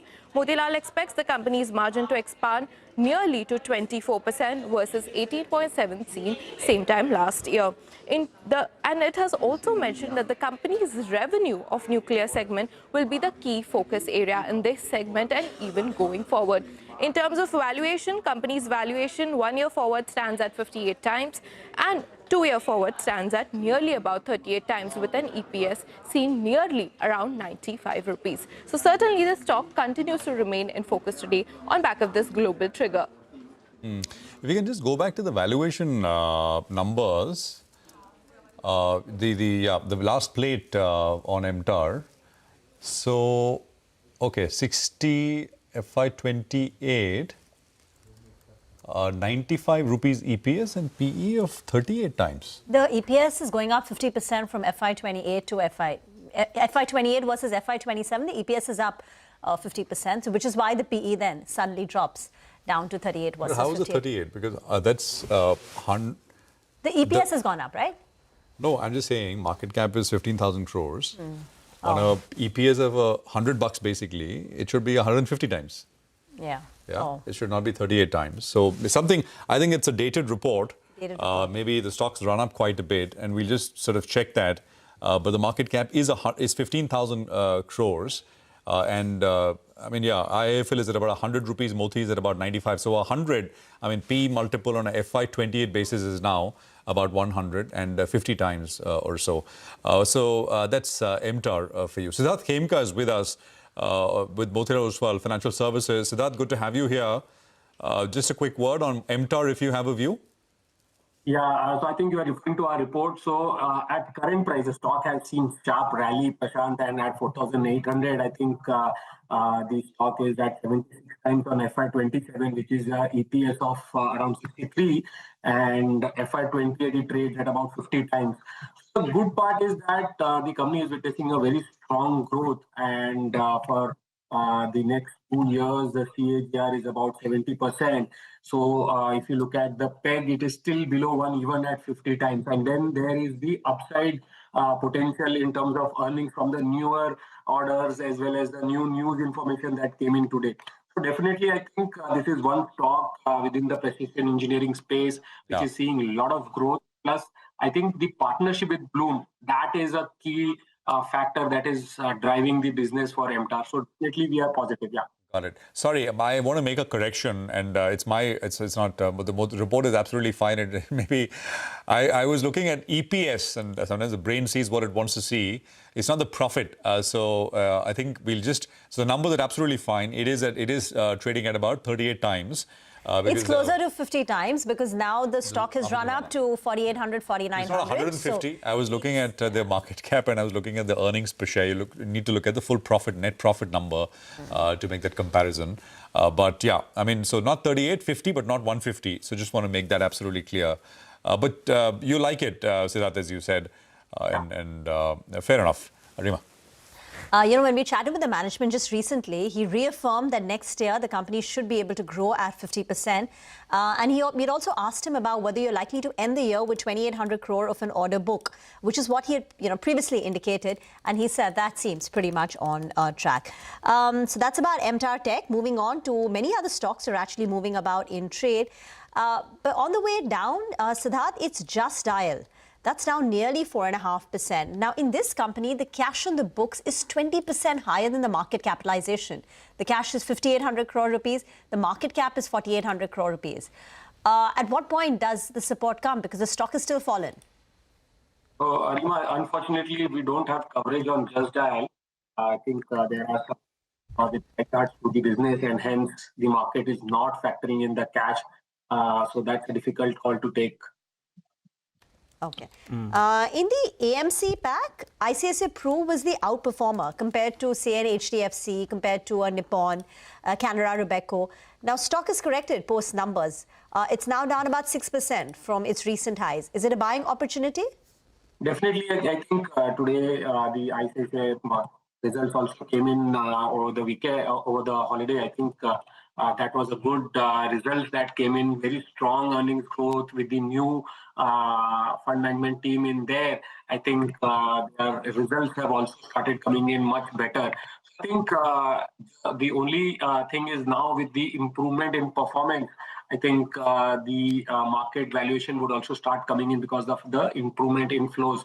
For this quarter, I think lower other income that led to PAT miss. But apart from that, we believe that the overall growth in AUM, both AUM inflows from SIF, ICICI Venture Investments, those are likely to propel a consistent growth of about 17% in AUM and a similar PAT growth over the next 2 years. So we definitely have a positive view with a buy rating and a target price of 3,850 on ICICI Pru AMC. All right, Sid, hi, good afternoon. I'm still in a bit of a holiday mode. I wanted to ask you about what about alcohol beverage companies? Bihar has got a new chief minister, Mr. Sabraj Chaudhary. And in the past, he's been quite critical of the liquor ban in Bihar itself. He's also gone on record to say it's completely a failed, a failed move because it didn't give the desired results. So part of the street is hopeful that at least, now they have to focus on development. They've also given some freebies which they'll need to fund. And because of the alcohol ban, the state loses out close to around 30,000 crores odd, which, if it reopens, then they would get that money. If that is the case, I've read a couple of sales notes that believes that it will help volumes. And one of the notice gainers, I think, will be Global Spirits. What is your view on this? Because there have been other moves as well. The Telangana price hike, we saw some action in Karnataka as well. And that's why some of these liquor companies have pulled back from the lows, though they corrected big time from the top. What is your pick of the pack? Yeah, Nigel, hi. So I think if you look at some of the developments, it's a state subject, and the recent taxation reforms in Karnataka was a key positive. However, what happened in Maharashtra, the impact of Maharashtra excise hike, plus a high base in Andhra Pradesh, those are some of the impacts that we are going to see in Q4. Bihar has been a state which has become dry for a long time now. I think the new government, if there are talks and whenever that happens, if that were to happen, there's definitely a big positive for volume growth across companies, I would say. Definitely for the companies which are based in the central India, they will definitely tend to benefit a lot more. Plus some of the local manufactured alcohol that will see faster increase in demand acceptability. Because of that, I think global spirits definitely sits best.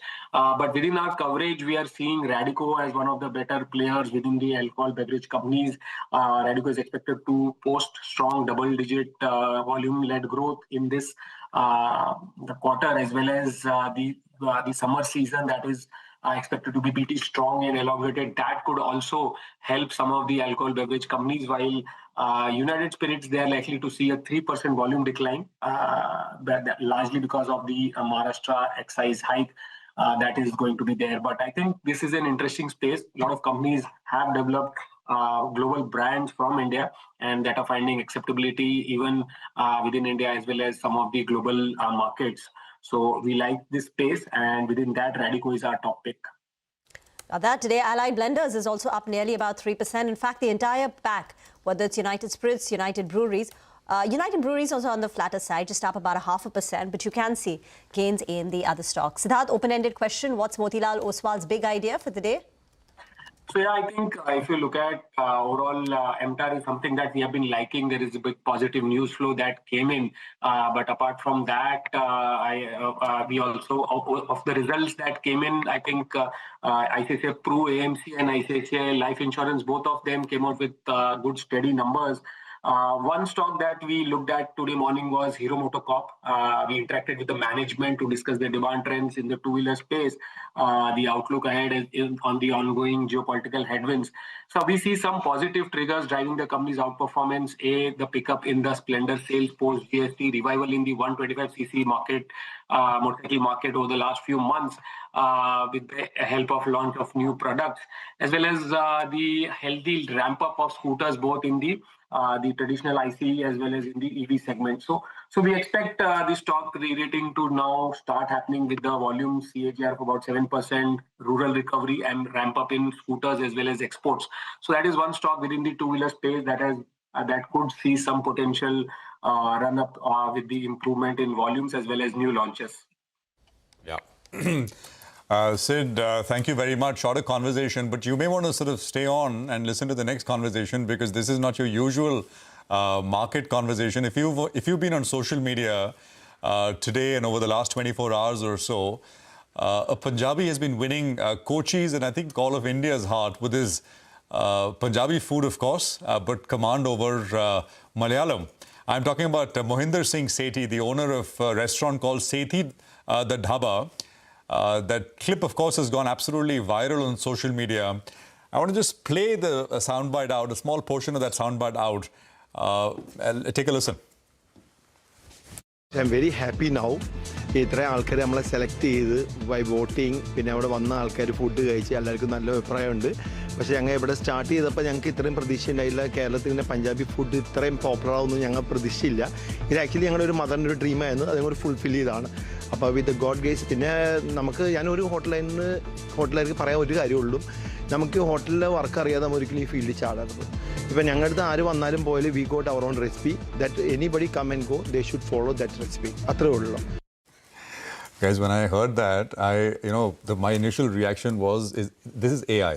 This is not real, the visual aspect of the gentleman in a full turban, full Sardarji, right? Yeah. Speaking in fluent. I can't speak. I mean, but I felt ashamed hearing and listening to his Malayalam. As I said, the clip has gone viral, and this is Shashi Tharoor, who was tweeted a couple of hours back, and we just want to sort of put that up. This is what he said, right? Wonderful to hear from him articulate so fluently his satisfaction and appreciation for Keralites' enjoyment of Punjabi food. Born and brought up in Kerala, so his fluency is no surprise. but great to hear amid the incongruity of his appearance. And that essentially is what is striking, and I think what has taken people by surprise, the striking affirmation of our fabled unity, in diversity. Yeah. So, yeah, that's Shashi Tharoor putting it very, very nicely. We have the man himself, Mohinder Singh Sethi, owner Sethi, the Dhaba, is joining us from Hyderabad. Mohinder ji, good afternoon. Namaste. Vishu Ashamsagal, I should say first. Happy Vishu. आपको भी साहब. अरे please साहब मत बोलिए, प्रशांत बोलिए. और दूसरा, should we start talking in Malayalam, Hindi, Punjabi? You can start in Hindi वड़ी थोड़ा कुഴപ്പമില്ല. Hindi, English, Punjabi. सत श्री अकाल जी. सत श्री अकाल, बहुत सत श्री अकाल जी. बहुत सत श्री अकाल. मैं बहुत धन्यवाद करता हूँ. लोगों का इतना प्यार मिला हम लोगों को. Being among Sardar ji, we started in 2015. It is my mother's dream to have a Punjabi restaurant in Kerala. So she expanded in 2014. To fulfill her dream, we started in 2015. And I'm getting good support from our local Malayalis, because 95% my crowd is Malayali, very honestly. Yeah. And one particular thing I'll tell you, for Punjabi and Malayalis, we can find any part of the world. Yeah. Mohinder ji, I have to ask you this. And by the way, it was Baisakhi just yesterday, right? So, wishing you and your family the best for that as well. Yeah, same sir. So thank you, sir. एक बार पंजाबी में बोल दीजिए, Happy Baisakhi. कैसे बोलते हैं? Happy Baisakhi ji. Happy Baisakhi. I not forget my roots also. I can speak Punjabi fluently, Hindi and Malayalam. So, when people come to your restaurant and they hear you talking sort of Malayalam so fluently, right? Yeah. What's their first reaction? Is it a bit of, now people may be used to, you're a celebrity, but generally is it one of shock, surprise? Yeah. Initially, people get too much shock when I speak so fluent Malayalam, because everybody can learn Malayalam, but they don't get the flow of what Malayalam real flow is there. Because I studied in local school in Kerala, so my Malayalam is more fluent. My son also born in Kerala, but he studied English medium school, so his Malayalam is not too much fluent. Has with the God grace, my Malayalam is fluent, and this will be the last generation, I think, in Kerala who can speak Malayalam very fluently. I think so, because all new generation go for higher English medium, like what is the overseas, what are the global public like choice. So they speak English, Hindi, Malayalam. So I studied in a real Malayalam school. So I think that's why Malayalam is fluent, and I got many local friends also.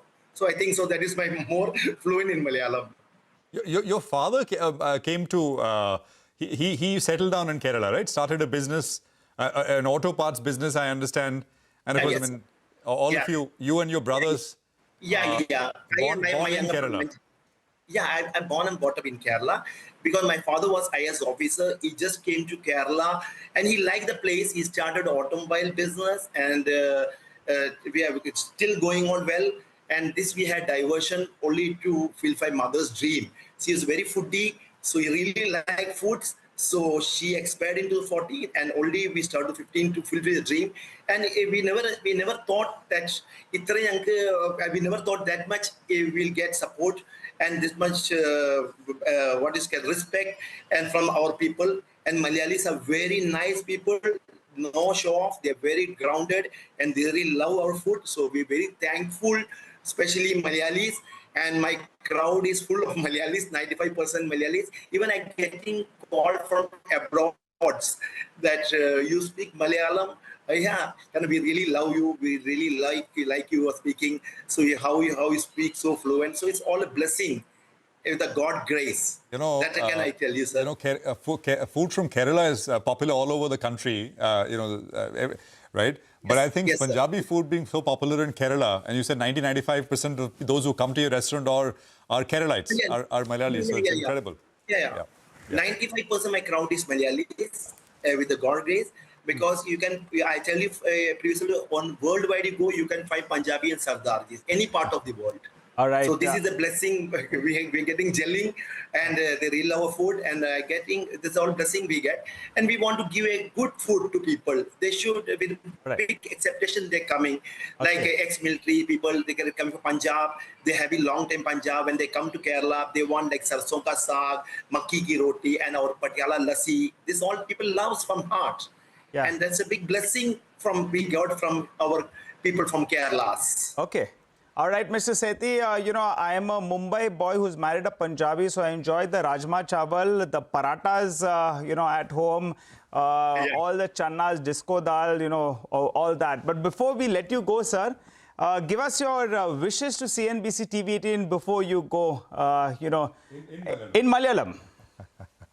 എനിക്ക് നല്ല സന്തോഷമുണ്ട് ഇത്രയും ആൾക്കാർ എനിക്ക് സ്നേഹം തന്ന് especially മലയാളികളോട് CNBC-കാരെ എന്നെ വിളിച്ച് എന്നെ ഇന്റർവ്യൂ എടുത്ത് and today come to know Shashi Tharoor സാറും കൂടി എൻ്റെ വീഡിയോ ഷെയർ ചെയ്ത് ഇതൊരു ഭയങ്കര ബ്ലെസ്സിങ് ആണ്.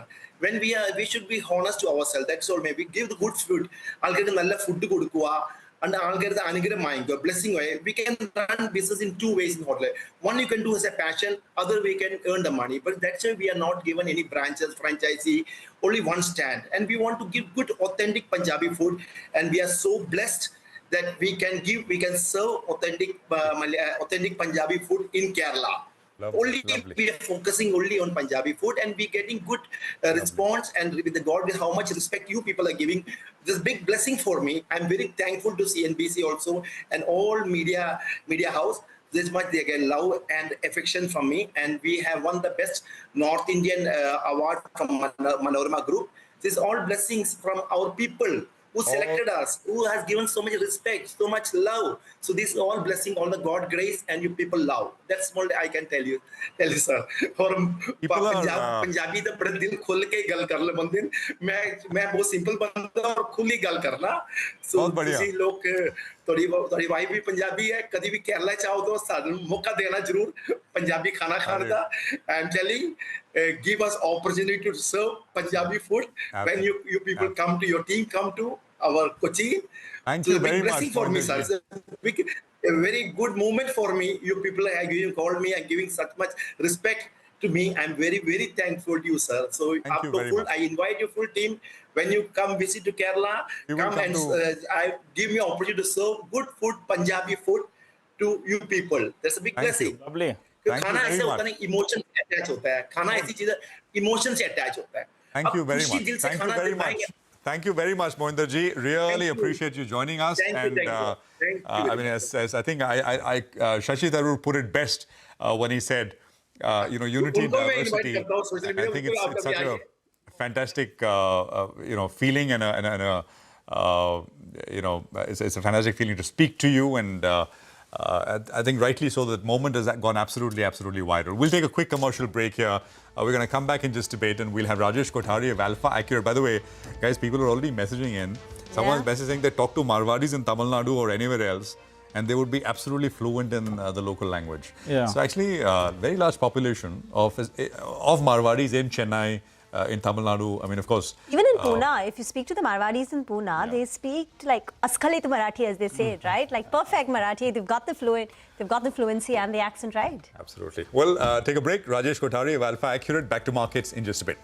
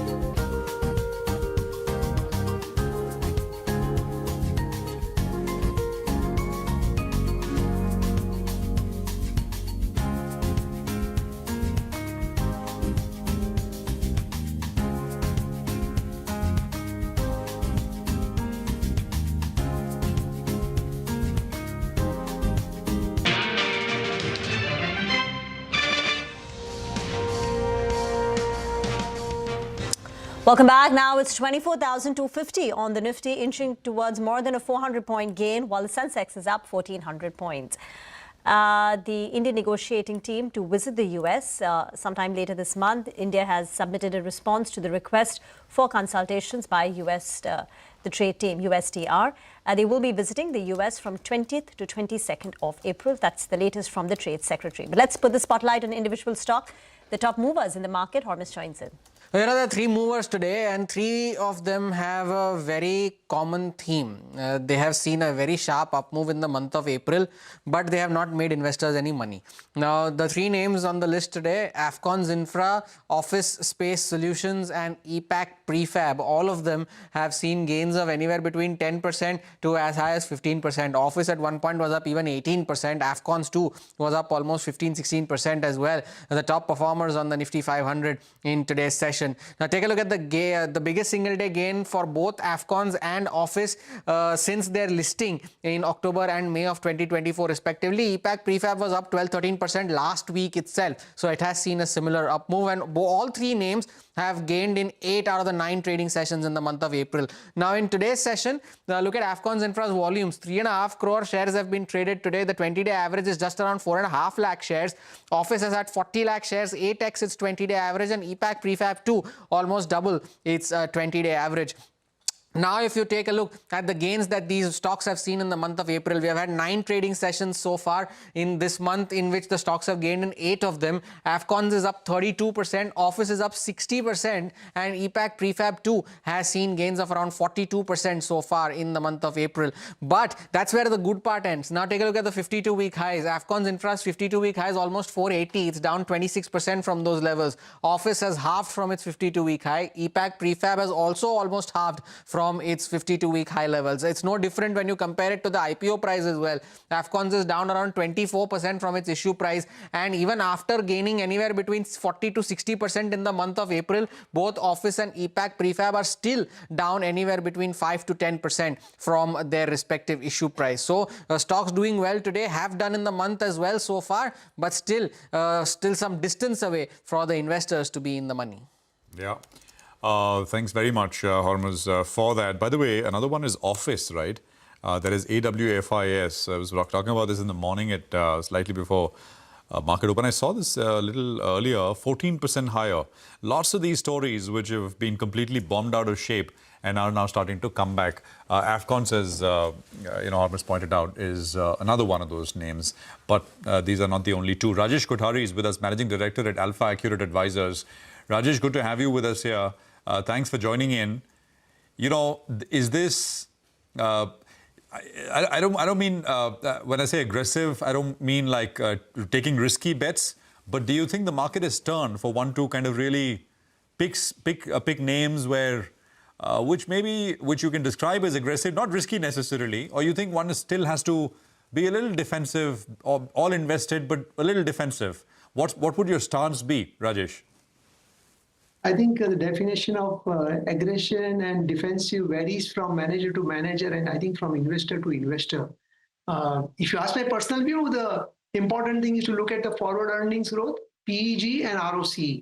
Am I right? And if you put the combination of these three, and then if you check where the valuations are for that particular company with a good growth and good ROC, and if you are getting at a reasonably attractive PEG, in my view, that is actually not risky bet, am I right? That is a calculated risk, am I right? And equity market is all about taking risk. Risk is not a problem. The important thing is how do you measure your downside? I think that's critical. Otherwise, even the best of the IT stock is down, 40%. We should not forget it. The so-called safe havens, am I right? Let me just come in there. So using an example, right? A more defensive, measured approach is like buying Mahindra and Mahindra. It's available at about 20 times earnings, right? 21 times trailing earnings now. Or you could look at some of these names that I mentioned, which are available at, there are other names there as well, which are available at under 20 times earnings, price to earnings, and earnings growth is 25, 30, north of that, at least that is what is guided. So it both requires a very different mindset, right? For the second kind of investing, you need to have a little bit of assurance that maybe the market is turned and that your capital will be treated well. If this is a market which continues to slide, then there'll be little interest. That's what I meant. Go on. I think the markets are not going to continue to slide, am I right? Ultimately, what we are taking a view, and at least that's what repeatedly, even on your channel, I mentioned. I remember on 6th April, I was on your channel, and there was a kind of uncertainty. I would say was just going up, and there was one analysis which I shown to you that in the previous 40 years, there were 9 episodes of war, and the average fall of Nifty was 10%. And the average recovery time for Nifty was 35 days. The maximum fall was 22%, but that was, when US was under attack, that Twin Tower attack, and it took 49 days to recover. This is not an attack on US, it is an attack on Iran. So if you look at the average fall was 10%, and this time, Nifty exactly went down 11%. So crude oil is not going to sustain above $90 for a long time. That's at least my assumption is. And therefore, I would say it is when one is constructing portfolio, probably both kind of companies deserves the place, depending upon risk-reward metrics, whether you are a multi-cap or whether you are mid and small cap. Maybe the company which you mentioned, the large company also might deserve, provided you believe that the earnings growth is going to come. And that's what's most important, the conviction in your growth. And you cannot wait everything to become green, because when everything becomes green, you need to pay price for certainty. And that will be, then margin of safety will be very low. So as I said, good price and good time, they never come together, am I right? And therefore you need to take back that whether over next 12, 18, 24 months, the EPS, what you are thinking, whether direction is going to be positive or not. And if you believe the direction is going to be positive, then current valuation offers margin of safety across market, and more so in mid and small cap space, because that came under a little bit more, I would say stock-specific correction was higher. So the downside perhaps is protected from here on. We don't go back to the levels that we were at 2 weeks back. But what about the upside from here on, Rajesh? Because even once the war ends, it's not that crude is going back to where we were when the conflict started at $60, $65. It's going to settle higher. And there has been a supply, second-order impact on demand, etc. So earnings are getting hit, which will show up in Q1 and Q2. What about the upside for the markets from here on? Well, I think the earnings are going to be hit, and that's why market was down. But market went down 11%. And in my view, earnings are not going to get hit by 11%. Earnings might get hit by 2 to 3 to 4%. So earnings will be downgraded. Market has already factored it. That's why markets are generally ahead of fundamentals.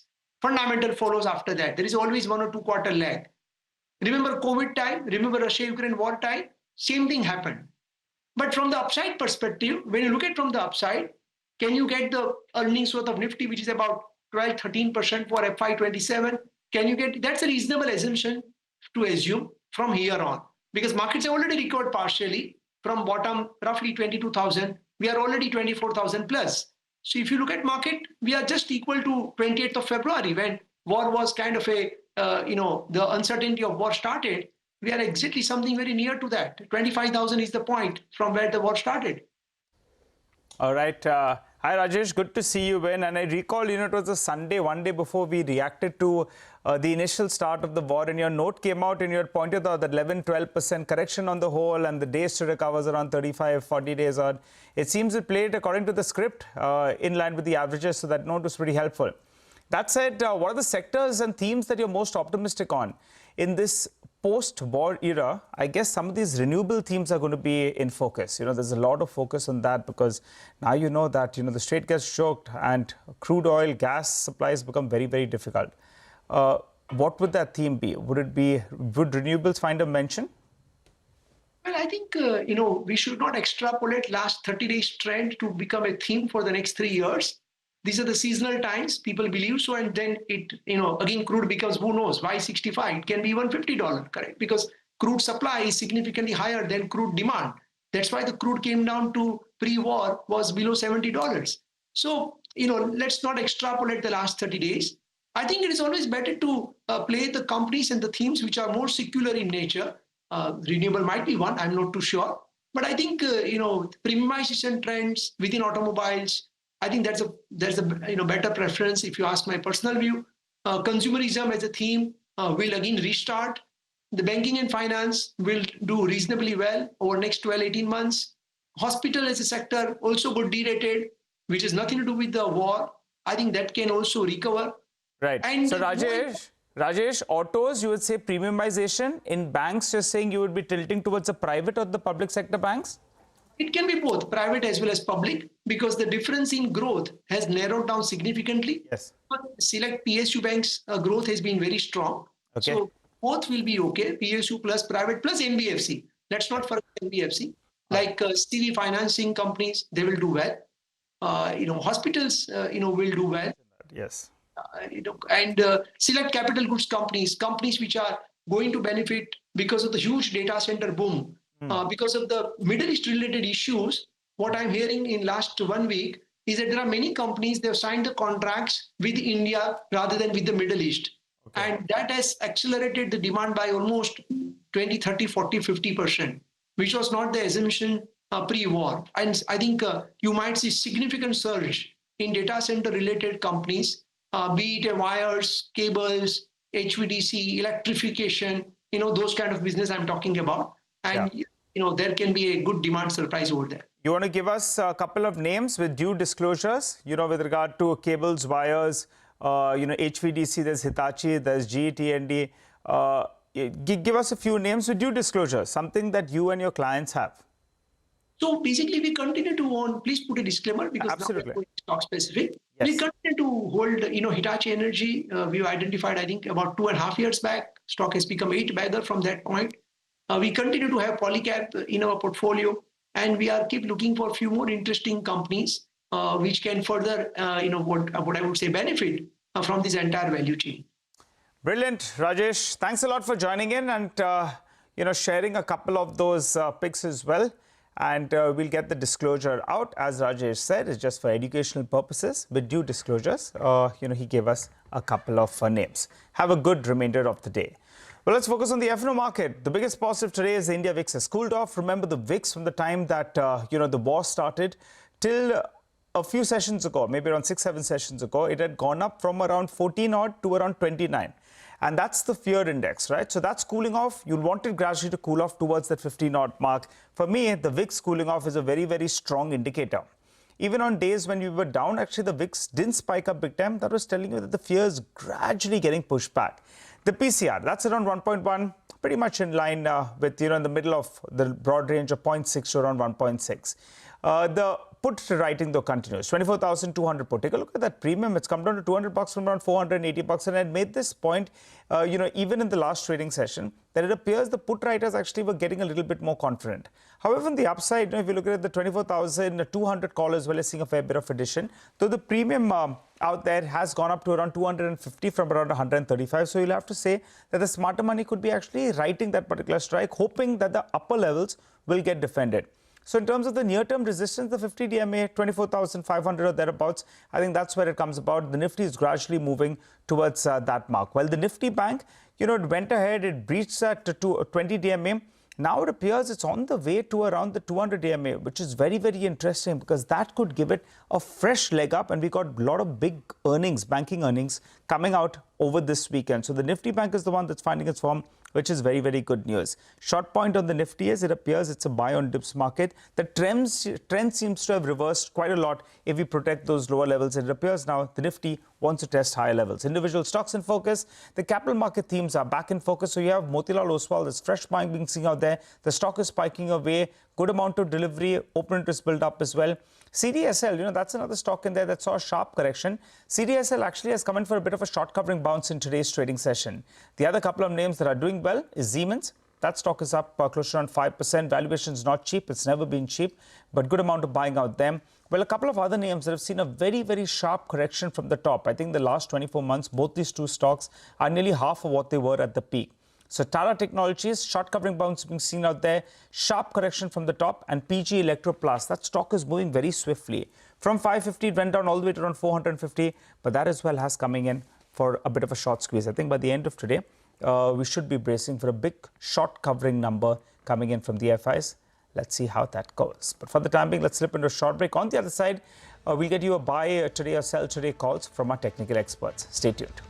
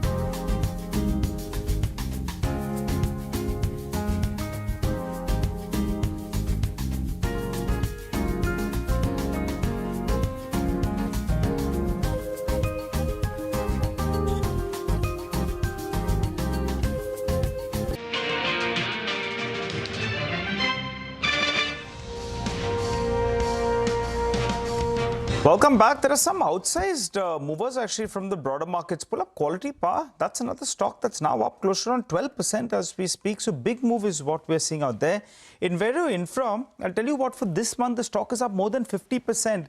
So, you know, talk about the 5, 10, 20% returns is a 50% move on this particular name. Vascon's another stock moving higher on very, very large volumes. So some of these stocks saw a big correction and they have spiked up actually in the last few minutes. Vascon, yeah, it's cooled off a little bit actually from the top. So big volume movers in trade today.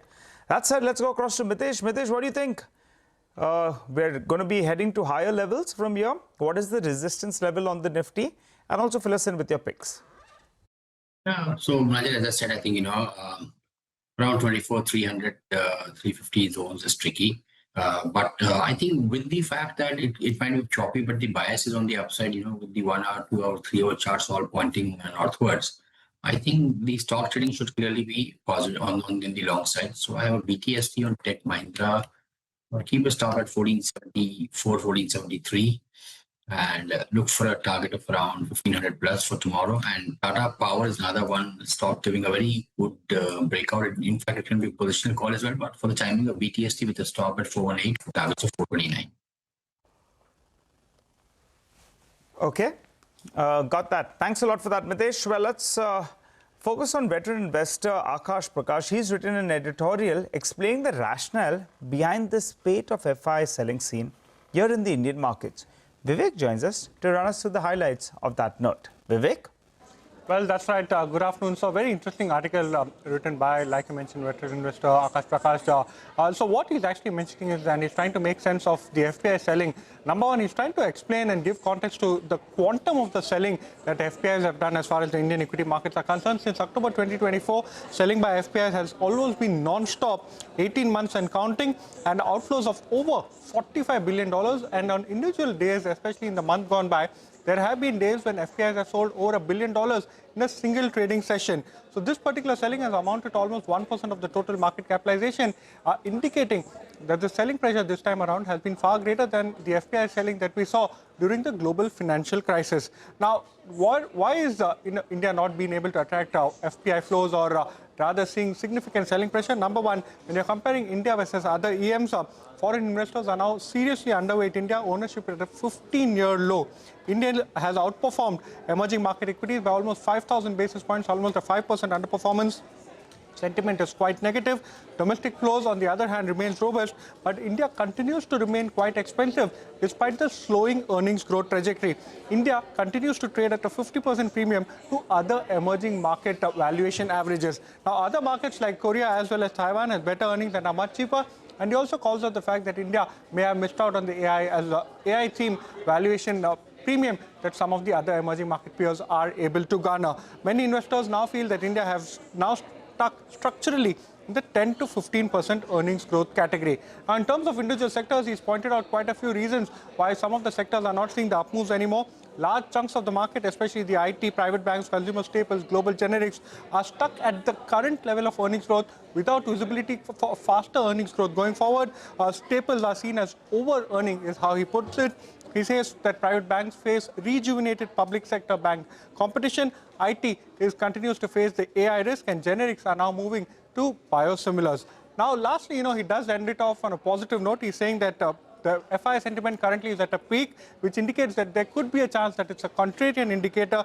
And he says industry too can do their part with capex as well as R&D spends.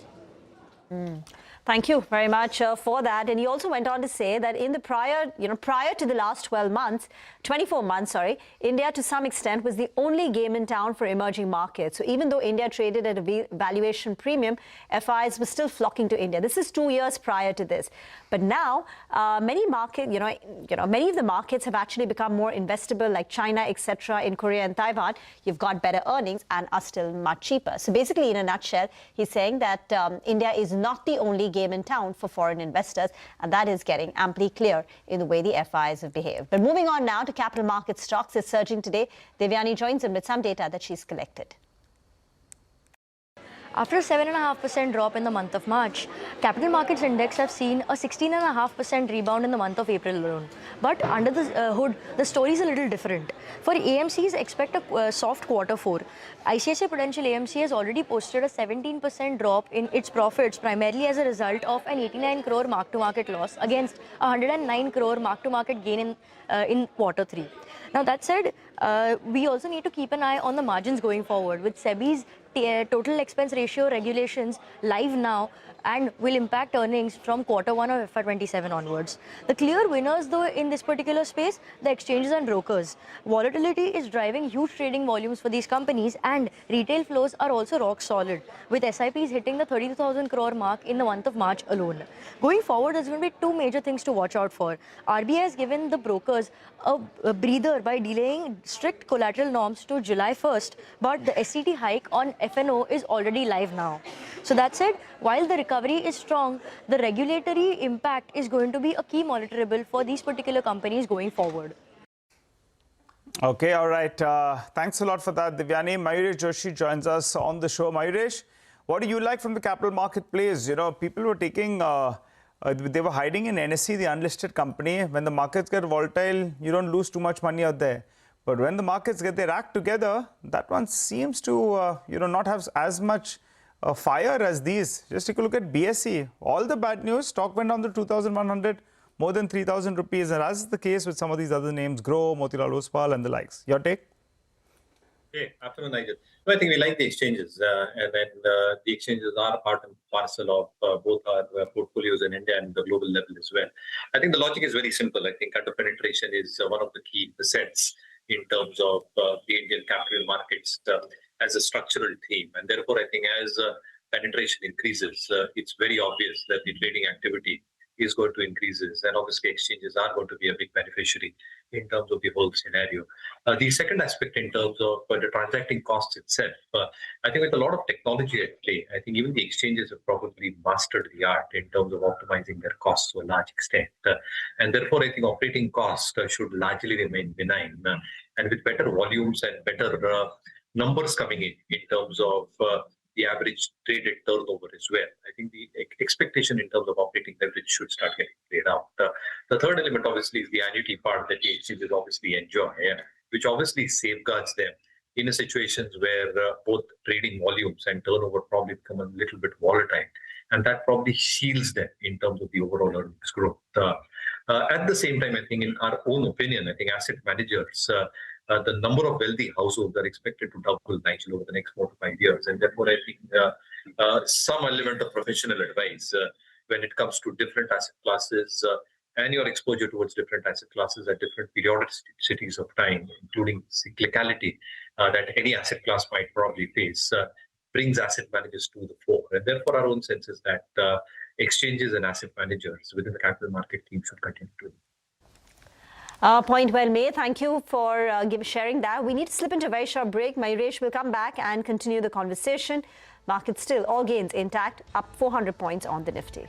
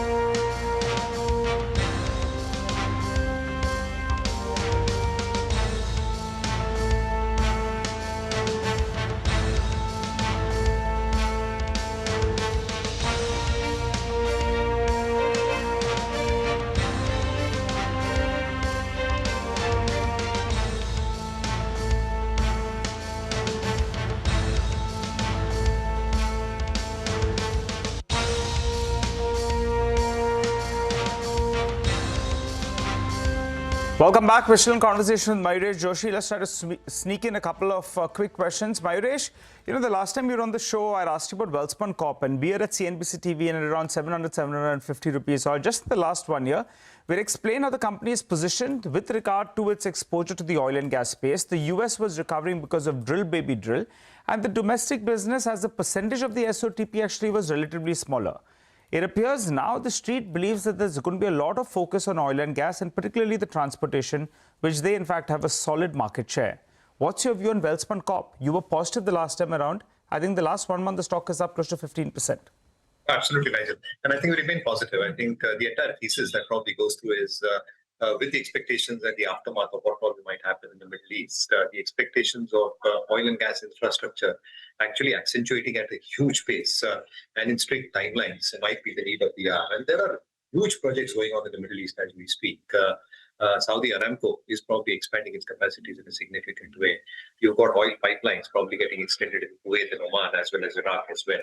And therefore, I think with accelerated investments happening with strict timelines, the expectations in terms of an already strong line-by order book that Welspun Corp already has, the presence that Welspun Corp has in a large part of these geographical areas in the Middle East, in the US as well. Its US facility, Nigel, apparently is having full utilization with the orders at hand, at least till FY27 end. And therefore, I think that augurs really well in terms of accelerated investments expected to go through. So I think, yes, remain optimistic and positive on this one. And its rub-off effect has probably played out on Jindal SAW as well. Just a quick word, MTAR Tech, clearly the star in the last couple of days. Stock has doubled. Is there more upside? So, Rima, honestly, I think we missed. I think we were at the verge of adding it to our portfolios in Jan. For some reason, I think we just skipped that. But I think the story that probably plays out in terms of fuel technology, I think, which occupies around 50% of its top line, nuclear civil power, which occupies around 27, 28% of its top line, and then defense. I think it really augurs well in terms of how revenues are expected to play out. At the same time, I think the expectations in terms of a very strong order book that MTAR probably has and more additions expected its way gives it the revenue visibility over the next 12 to 18 months, to say the least. The only drawback that MTAR Tech will have is its elongated working capital cycle. Its working capital cycle in excess of 250 odd days. And that's the only hitch in terms of elongated receivables that probably stay on its books. But apart from that, I think the expectation largely is that it's a perfect play and a proxy in terms of nuclear energy. However, valuations is a different ballgame altogether at this juncture. And therefore, I think fresh investment is probably not warranted, at least at this price. Okay. Thank you, Mayuresh. We'll connect in Markets Forward. For now, closing the session. And it's a very sharp rally on the benchmark indices, 24,200 plus on the Nifty, 360 points up on the Nifty Sensex, higher by nearly 1,200 points. It was a catch-up trade as markets today opened up after a day's break. Crude prices continue to remain below $100 per barrel. And then there are hopes of renewed diplomatic engagement between US and Iran. And these were the driving forces. All indices closing up in the green. Gains were led by the capital market index, surging 3.5%. IT had a strong day. Nifty IT index up 3%. Wipro reports numbers tomorrow. Buying visible in the Nifty Realty Index.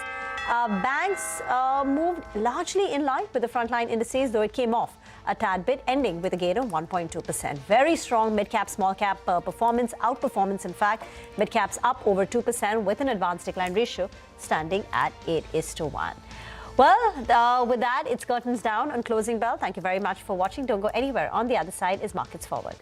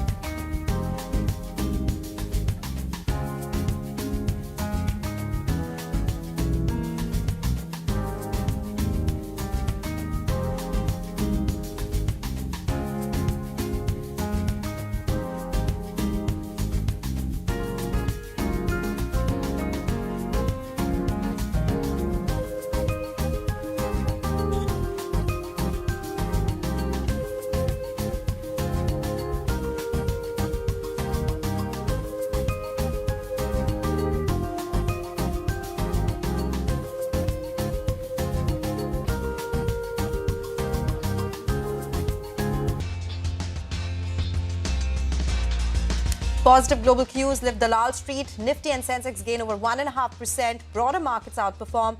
BSE listed companies gain a market capitalization of nearly 10 lakh crore rupees. ICICI Prudential Life Insurance delivers a surprise beat in Q4, riding on strong protection business even as saving inflows take a knock. The UPS optimism on upcoming earnings of life insurers even as a bonus from LIC aids the sentiment. Grows parent billion Braze Garage rallies after BofA initiates coverage on the stock. MTAR Tech soars 10% after reports of its key client expanding a deal with Oracle, but DRL slumps after Brazilian regulator denies approval for its semaglutide product.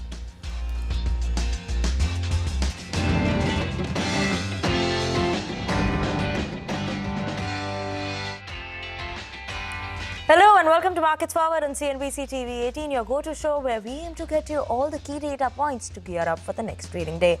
I'm Vinny Motiwala. With me is my colleague Sonal Bhutra. Sonal, it's been a day of green coming in across the screen today. We managed to close above the 24,200 levels, broader end of the market, supporting the up move as well. And obviously advance decline ratio in the favor of advances as well today. Oh yes, that is what exactly happened in our markets. Nifty above the 24,200 mark. Sensex was up around 1,200 points. A major outperformance coming in from the mid caps, and even the small caps supported in a lot of ways. So that has been the market move this time. All the sectoral indices were in the green, with Nifty IT being the top gainer. That index has been particularly doing well in this West Asia crisis. Realty also gave it some support, and we did have gains coming from PSU banking index and private banking index as well, though it was an underperformer if we compare it with the other indices. But it's a power-packed show for you today, so let's bring you all the big news and the key developments on Dalal Street, top corporate voices and events to track ahead. But let's first up talk about all the big movers that we have.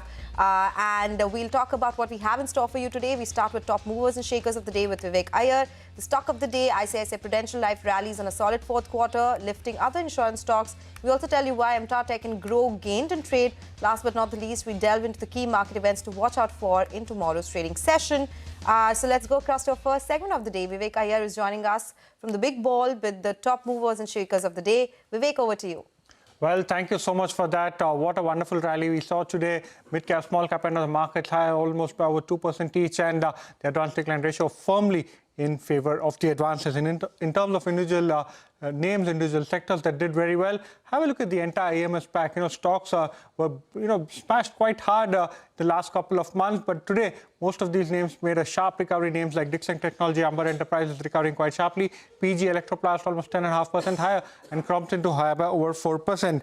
The entire capital goods space, turbine makers, these names too, most of these names under significant pressure in the past couple of months recovered quite sharply. L&T higher by over 3%, Siemens almost 7% higher, and Inox Wind and Suzlon continued the rally that they've seen in the last week or so. The other stock on the radar, of course, was InfoEdge or Naukri. The board today gave an update to the exchanges saying that they're looking at a possible reorganization of certain business verticals. Stock higher by over 3% over there. MTAR Technologies, very significant development over here. The company's key client, Bloom Energy, has gone ahead and signed a significant supply agreement with Oracle. That stock ended up by over 12% today on very good volumes. And the entire realty pack continued the rebound that they've seen in the last week or so. Most of the realty names are names like Lodha, Suntech, most of these names high by anywhere between 1.5% to 5%. On the other hand, a few laggards as well. ICICI Prudential Mutual Fund came out with its results. Slightly subdued quarter, ended lower by over 4%. Indus Tower, a double downgrade coming in from Jefferies led to significant selling pressure, down over 4%. And Ujjivan Small Finance Bank, a regulatory setback coming in with RBI not giving the nod to go ahead and help the company or help the bank convert into a universal small finance bank. On the back of that, stock down by over 3% today. Okay, Vivek, thank you so much for that. But let's move on. And ICICI Prudential Life Insurance, that also was gaining in trade, gained up to almost around 7%. And after reporting the strong numbers that came in from the company, this raised the optimism for the upcoming earnings of life insurers as well. As a bonus from LIC aids the sentiment also coming in there. Yash joining us to give us more details on all of this. Yash, over to you. Well, life insurance has been the sector in today's trading session, and that largely starts with the performance which ICICI Prudential Life delivered in the fourth quarter. The The top line growth for ICICI Prudential Life was weak, of course, on a year-on-year basis, as well as what the street was anticipating. But this was largely in the price because we saw the monthly numbers being weak for this particular quarter. But what surprised the street positively was the value which the company was able to derive from that weak top line growth and the margin which it registered. Value, the VNB growth, was about 20% on a year-on-year basis, sharply higher than street estimates. Margin were up 250 basis points on a year-on-year basis. Again, a big beat to what the street was anticipating. And three strong reasons for that strong value performance for ICICI Prudential Life Insurance. One, strong growth in retail protection. Second one, term contribution rising and seeing healthy growth in the quarter. And finally, term growth was led by partnership with Policy Bazar, which drove this strong growth. Now, the rub-off of this, or the reflection of this strong performance for ICICI Pru, was also seen in other life insurance stocks today. Firstly, Max Financial Services. Essentially, what is being expected is that Axis Max Life could repeat a similar performance as far as the value performance is concerned in the quarter. The company, that is Axis Max Life, recently took a repricing of its products in the term life segment, the exact segment which did well for ICICI Prudential Life. Second one, contribution from PB Fintech is amongst the highest for Axis Max Life Insurance in the industry, and that is expected to do well. Third one, the margin could surprise positively, led by the repricing of the term life insurance products as well as the strong sales from PB Fintech, and that's why the stock is up in today's trading session. SBI Life, the growth numbers as well as the quality of the growth is expected to be strong in the fourth quarter. The recent launches, the company has been focusing on the non-par segment, and that is expected to drive margin growth for SBI Life Insurance, and hence that stock was also strong in trade today. Finally, LIC, the board has approved a bonus issue in the ratio of 1:1, the first in the history of LIC, and hence the stock was in focus in today's trading session. Okay, all right. Thank you, Yash, for joining us with all those details. That's all about the insurance space. To take this discussion forward, we are now joined by Mayuresh Joshi from MarketSmith India and Nagraj Shetty from HDFC Securities. Gentlemen, good afternoon. Thank you so much for joining in. Mayuresh, let me come to you first on the insurance pack. Has been in focus today and for a while after we got the monthly data as well. What do you make of this? Afternoon, Sonal. I think specifically for life insurance players, I think the expectation in terms of the growth in number of policies and specifically the new business margins is extremely critical. And how does that play through is going to be paramount in terms of earnings growth going forward.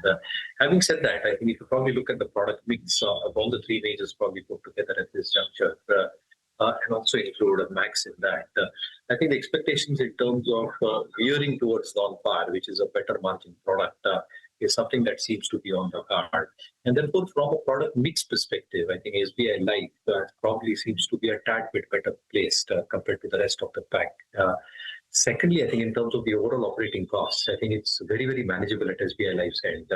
Higher single digits is something that they probably have in their P&Ls compared to higher double digits for a large part of the other players or the competitive landscape. And therefore, I think both in terms of expectations of the number of policies sold, the kind of bank insurance tie-up with SBI as a parent that probably have, the product mix and keeping operating expenses in check. I think SBI Life a tad bit better place. But again, I think generally, so that on the life insurance space, we remain neutral at least. Hi, Nagraj. What's your view coming in on the life insurance side as well? Any of the names you like? Mayuresh was saying SBI Life is something he prefers better, but for you on the technical front, have you viewed anything? Yes, Vinny, insurance sector has bounced back very well after the consolidation moment and the downward correction. The overall chart pattern of the sector is looking positive. SBI Life is, it is moving very well from the lower levels, and recently it has conquered the 200-day EMA hurdle. The overall chart pattern is looking positive, though currently placed at the hurdle somewhere around 2000 levels. I'm expecting this to move taken out in the near term. So 2050, 2060 is going to be the next resistance to be watched once the upside breakout comes in. Point. Let's go across to the next stock that we have on our radar. Shares of Grow parent Billion Bears Garage Ventures surged over 7% to hit a record high after Bank of America or BofA initiated coverage on the stock with a buy rating. Divyani Vibhute joins us with more details on this one. Divyani, what did the note indicate? What do they say about this particular stock? BofA Securities has initiated coverage on Grow with a buy rating and a target price set at 235 rupees a share. Now, BofA believes that Grow is best positioned to lead India's retail investing move, forecasting a 30% revenue CAGR over FY26 to FY28. Now, they expect best-in-class profitability that's driven by operating leverage. Now, margins are expected to be robust as well, with EBITDA at 67% and PAT at 52% by FY28. Now, on the valuation front, the brokerage pegs the stock at 39 times its FY28 earnings. The near-term risks to watch out for are the weak capital market performance and the 6-month lock-in period, which ends on 11th of May 2026. Okay, thank you so much for that, Devyani. But Mayuresh, not only Grow, but in the recent times, we've seen Physics Wala, Urban Company, all these recent tech side listing, maybe we could call it, they've done well in trade. What is the view on these names? Sudden interest or excitement coming in for the stocks? After Mini as well. No, I think it's more to do with platform companies expected to do well at some point of time. But I think one must realize that only a few out of the entire bunch will probably do well in terms of both consistency, in terms of reported numbers, as well as path to profitable growth. And both these matrices are extremely important from an investor point of view. From a P point of view, I think it's all right to probably look at the market size, the disruptions that they're probably creating. But unless they translate into hard numbers at the bottom line and at the EBITDA level, I think investors might not be making an awful amount of money. So I think I'll watch out for select players who probably are in the right space, but who are also making money as we speak. Okay, so that's your take on Grow. But technically, what do you make, Nagraj? Do you like Grow, or do you think any peer of the company is something you would bet on? I think Grow is doing very well, fantastic. We have seen some sharp upside breakout of around 180, 185 levels, and the stock surged higher. The overall chart, though the data is less compared to the other stocks, the volume and the way it has moved up is suddenly looking very positive on the charts. I think 225, 230 is going to be the next hurdle before showing any consolidation or running dip. Okay. Let's move on then to the next stock that was moving in trade today. That was MTAR Tech, that surged as much as 10%. And this came in after the reports of a key client signing an expanded deal with Oracle helped boost the sentiment of the stock. Let's go across to Upasna actually to talk more about the stock in 2026. How has it moved as well? Upasna, what do you? Well, certainly this stock continued to remain in focus in today's trading session. Now, according to Reuters, the Oracle has broadened its capacity deal with Bloom Energy. Bloom Energy to supply up to 2.8 gigawatt of fuel capacity to Oracle due to rising AI use driving the power consumption. Now, mind you that the fuel cell offer cleaner alternative to traditional power generation via chemical reaction.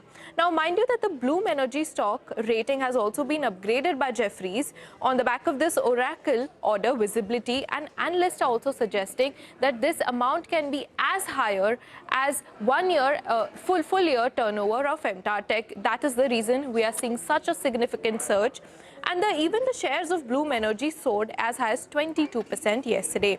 Now, why is MTAR Tech in focus? Because companies 55 to 65% of the revenue comes from Bloom Energy in the US, and it is a key strategic supplier to Bloom Energy, supporting its solid oxide fuel cell and even solid oxide electrolyzer program, which makes it a critical role in Bloom Energy supply chain. Now, if we talk about the company's Q4 expectations, the Motilal Oswal is expecting a revenue uptick of nearly about 75% and even an EBITDA uptick of nearly 2.3 times on year-on-year basis. And it expects the overall margin also to expand quite sharply to 24% versus 18.7%. It has also highlighted the company's revenue in the nuclear segment will be the key focus area. So all in all, a lot of triggers for the stock and certainly remained in focus today on back of this global trigger. Okay, all right, take that point. Thank you so much, Upasna, for joining us with all those details. Mayuresh, this has been an outperformance this year, despite the crisis that we've been seeing on the possibility of an opportunity in nuclear. Then there is clean energy as well. It was a star performer back in 2021, 2022 when it listed as well, but then came off because it could not meet its guidance. Do you think good days are back for MTAR Tech? I think so, and I think it's shown in the price, Sonal. So I think if you're probably looking at fuel technology, which is obviously one area along with nuclear energy, which dominates almost 77-78% of its overall top line, comes from these two areas. Obviously, the expectation in terms of the agreement they've done with Crude Energy aids and abets their overall revenue and earnings flow. And at the same time, I think the order book looks relatively stronger. The only drawback is the working capital cycle. Their working capital cycle is in excess of 250 days as we speak. But outside that, if they continue executing well, if their margins show expansion, and the expectation in terms of numbers actually showing on P&L, I think you might expect that there might be further momentum on the stock. However, I think with the move that we've probably seen in the last 2 months, valuations have obviously become very, very dear as we speak. And therefore, I think fresh investments should probably not be taken at this price. Maybe declines. But yes, if numbers keep on continuing, I think it might have those blockbuster returns that it had in 21-22. Absolutely. Blockbuster returns may be something we'll keep an eye out on. Nagaraj, on the technicals also, should we keep an eye out on for those blockbuster returns for MTAR Tech? I think the way it has moved up is fantastic, almost 1,500 to 4,900, without showing any major decline between, technically, we believe higher tops and bottoms are the strength of trends of the underlying. And the way it has bounced back in the last couple of weeks, though it has placed at the higher levels, still there is no indication of any tiredness or any reversal type of indication at the higher levels. So more upside is likely. I think 5350, 5400 is going to be cards, which is going to be the next resistance if there is any for this stock price in the near term. Okay, so Nagaraj, that is about individual names. I wanted your take on the market levels as well. What do you expect next? Could this rally continue, or considering that we are still in a very volatile situation, we can still see lower lows? I think the market has reversed up very well after the series of lower tops and bottoms in the last month. The market has witnessed a significant upside bounce back, indicating a crucial bottom formation. The gap, a huge gap that opened on the 8th of April, is still intact after 5 sessions of formation, and today's gap as well. The overall chart pattern is looking positive. I think Nifty has formed a bottom reversal. More upside is likely. From here onwards, Nifty could conquer a couple of hurdles, somewhere around 24,500, 24,800 levels, where one may expect minor dip or a consolidation pattern at the higher levels. Mayuresh, overall in the markets, as a strategy that one should follow, while we have seen that correction coming in, whether you look at the Nifty 50 or the broader end of the market, now is it time more maybe towards the mid and small cap side strategy, pick out the leaders over there? How should one be looking at the market in that front? Absolutely. I think every market will have a new sector which will lead the rally, and bull markets will have different leaders leading it. Having said that, I think our own sense is that within the mid and small cap space, 2 or 3 areas probably look very, very resilient in terms of earnings growth, in spite of what we are probably seeing in the Middle East. Par ancillaries clearly seem to dominate the market as we speak. And clearly the theme underlying or underpinning the entire thesis is that a large part of the disruption will not be probably seen for the sector as a whole. So I think this is one sector that probably should keep in mind, including the mid-cap names here.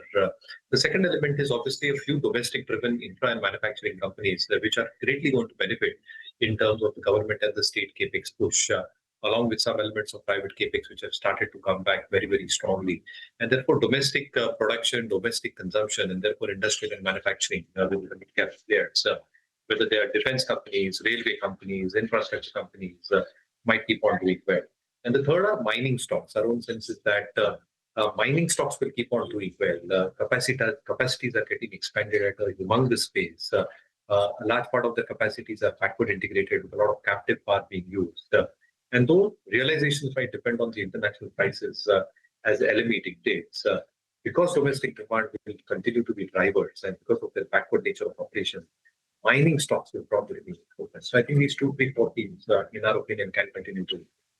Okay, take that point. Mayuresh, Nagaraj, thank you so much for your time today and joining us with your technical and fundamental analysis of specific stocks and sectors. With that, it's time for a short break. We'll get to the top corporate voices along with the key market events to watch out for on the other side.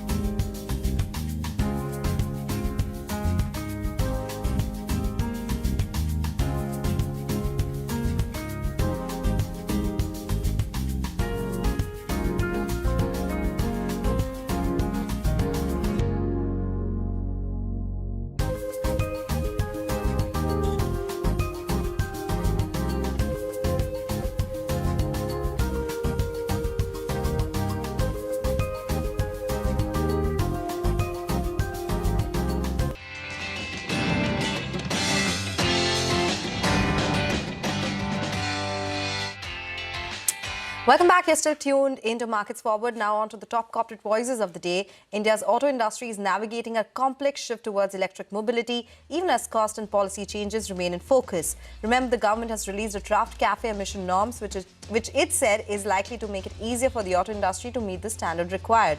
Speaking to CNBC TV 18's Nissan's former MD Arun Malhotra highlighted that nearly 70% of the vehicles still run on petrol and diesel, indicating that the shift will take time, with stricter emission norms likely to push up vehicle prices. On the other hand, Mercedes-Benz's India Managing Director and CEO said the industry is in active discussions with the government on CAFE norms, with a consensus beginning to emerge, but warned that added technology will increase costs.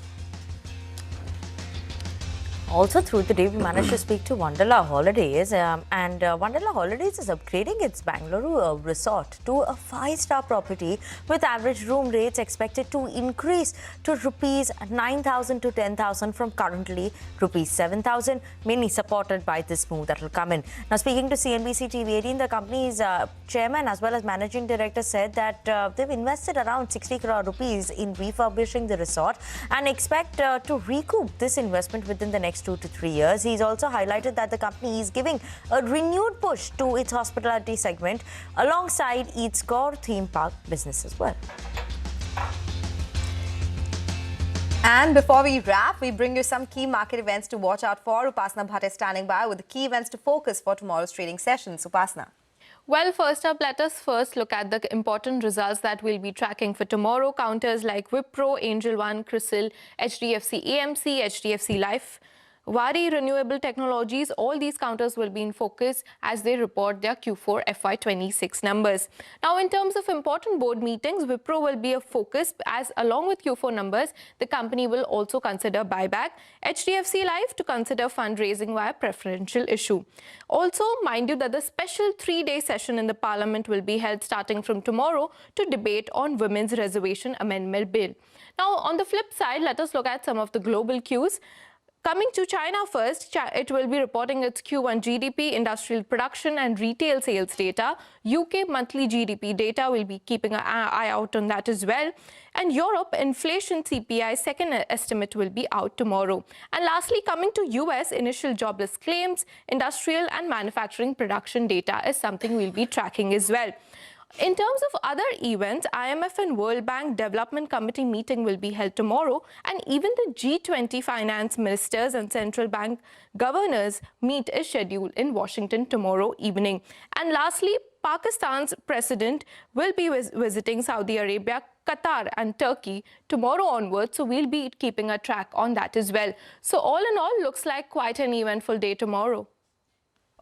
Okay, thank you so much for that, Upasana. But with that, we're absolutely out of time on this edition of Markets Forward on CNBC TV 18. Thank you so much for tuning in. After the break, there'll be more news and updates. Stay tuned in for that.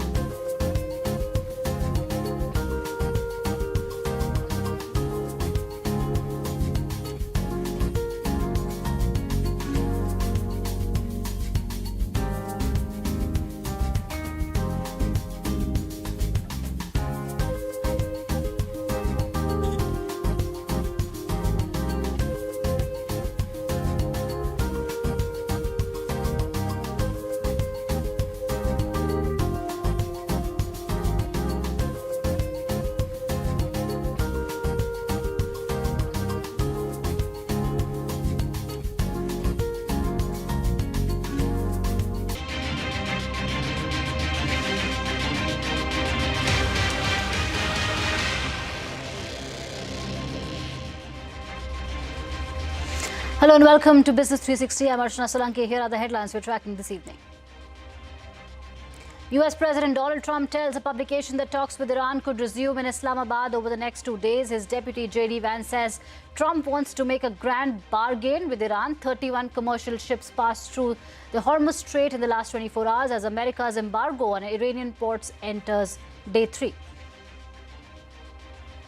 French President Macron and United Kingdom Prime Minister Starmer to co-host a virtual summit this Friday to map out a plan to safeguard shipping in the Strait of Hormuz.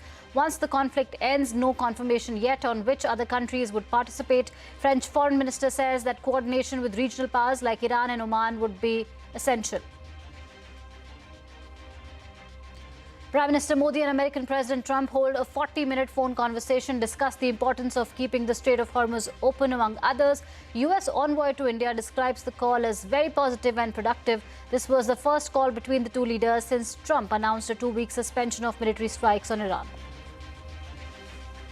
Positive global cues helped the Wall Street end at the day's high. Nifty and Sensex gained 1.5%. Broader markets outperformed. BSE-listed companies gained 10 lakh crore rupees in market cap. An Indian delegation will visit Washington next week for trade-related talks. While India stands by the interim deal, the United States SC ruling against Trump's tariffs and USTR probes are expected to have a bearing on talks and the finalization of an agreement. The government is expected to table key amendment bills during the 3-day parliament session starting tomorrow. This includes hiking Lok Sabha seat strength to 850 and allowing delimitation based on a census conducted before 2026. Tamil Nadu and Telangana chief ministers criticized the delimitation push. At least 17 people dead in a boiler blast at a Vedanta power plant in Chhattisgarh's Sakti district. Over 20 people injured. The state government orders a magisterial inquiry. Vedanta Power says the incident involved personnel from subcontractors who operate and maintain the plant. Probe into the alleged sexual harassment case in TCS Nasik gathers steam. The city's collector office seeks a report from the IT giant on its compliance with POSH guidelines. NASSCOM says the incident at TCS Nasik is isolated in nature and does not reflect any systemic pattern within the IT industry. Samrat Chaudhary sworn in as Bihar's first BJP chief minister. JDU leaders Vijendra Prasad Yadav and Vijay Kumar Chaudhary also take oath and are likely to serve as deputy chief ministers. Global banks ride the market volatility high. Investment banks Citigroup and JP Morgan report stellar first quarter numbers. Goldman Sachs banking fees climbs 48%. Wells Fargo revenue misses estimates. US President Donald Trump's pick for Fed Chair Kevin Warsh could become the wealthiest central banker if confirmed. Warsh reported assets worth well over $100 million. The disclosures come ahead of his confirmation hearing on April 21st.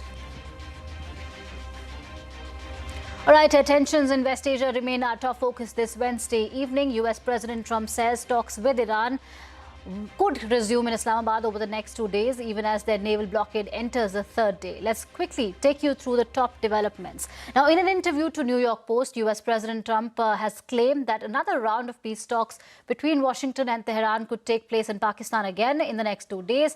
Separately, in an interview to Fox News, the US President also said that the war with Iran is close to over. The US blockade of Iranian ports remains in effect after the talks between US and Iran in Pakistan last week ended without a deal. The US Central Command in the Gulf has said that US forces have achieved maritime superiority in the region. According to an AFP report, only 2 ships from Iranian ports have been able to cross the strait since yesterday.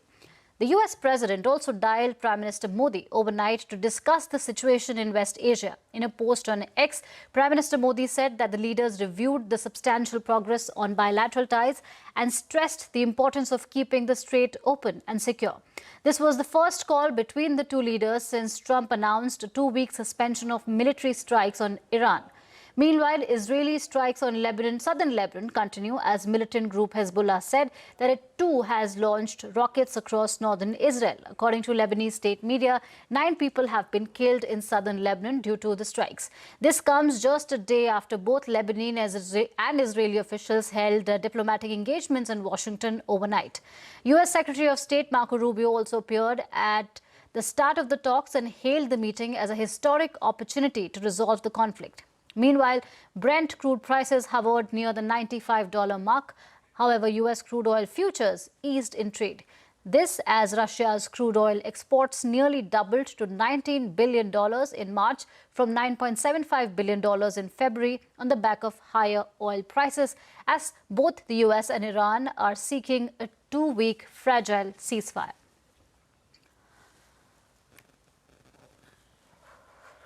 Is this war over? I think it's close to over, yeah. I mean, I view it as very close to over. You know what? If I pulled up stakes right now, it would take them 20 years to rebuild that country.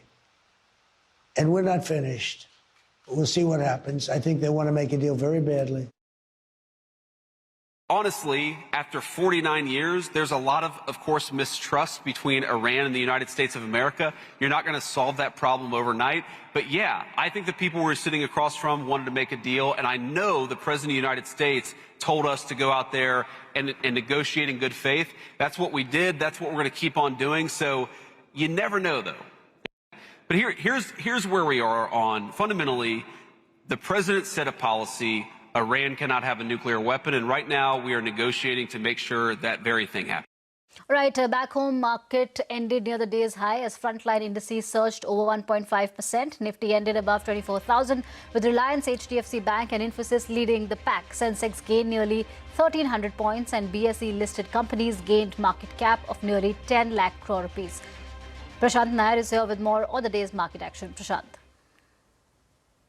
Well, we came into this Wednesday with a holiday in between and the market recouped Monday's losses and added another 100 points on top of where we left off on Friday, that is. I mean, Friday we were left off at about 24,100. The Monday, of course, it was interrupted by that sharp sell-off. And, of course, today we end 24,200 plus. So pretty good. Mid-cap and small-cap indices, both indices 2% higher. Advanced decline was almost 5 stocks up for 1 stock down. Perhaps banks, the only pocket which didn't do as much, but still, I mean, a solid near 1.5% in the green. You know, sectorally, capital markets as a space did exceedingly well. Exchanges, brokers, everybody participating. Tourism as a space was up about 3.5%. IT index gained, actually picked up another 0.5% towards close and ended about almost 3% in the green. And you also had the defense and real estate space, which were up about 2.5% each. Wix cooled off some 8.5%. We're still in the 18-19 odd zone. Other than that, no sectoral indices index which actually saw selling pressure. Large cap stocks participating on the upside: Indigo, oil sensitive 4.5 higher, Power Grid, Eternal, and Max Health. 4 names with gains of over 4%. On the downside, I mean, actually, Dr. Reddy's was down 3% in the morning, ended about 1% lower. Actually, on the Nifty, that's the only one with losses of over 1%. Right, thank you, Prashant, for that. Shifting focus now, a trade delegation from India is set to visit Washington next week to hold talks with the U.S. authorities. Abhimanyu Sharma joins us now with the details. Abhimanyu, what is the Indian government saying?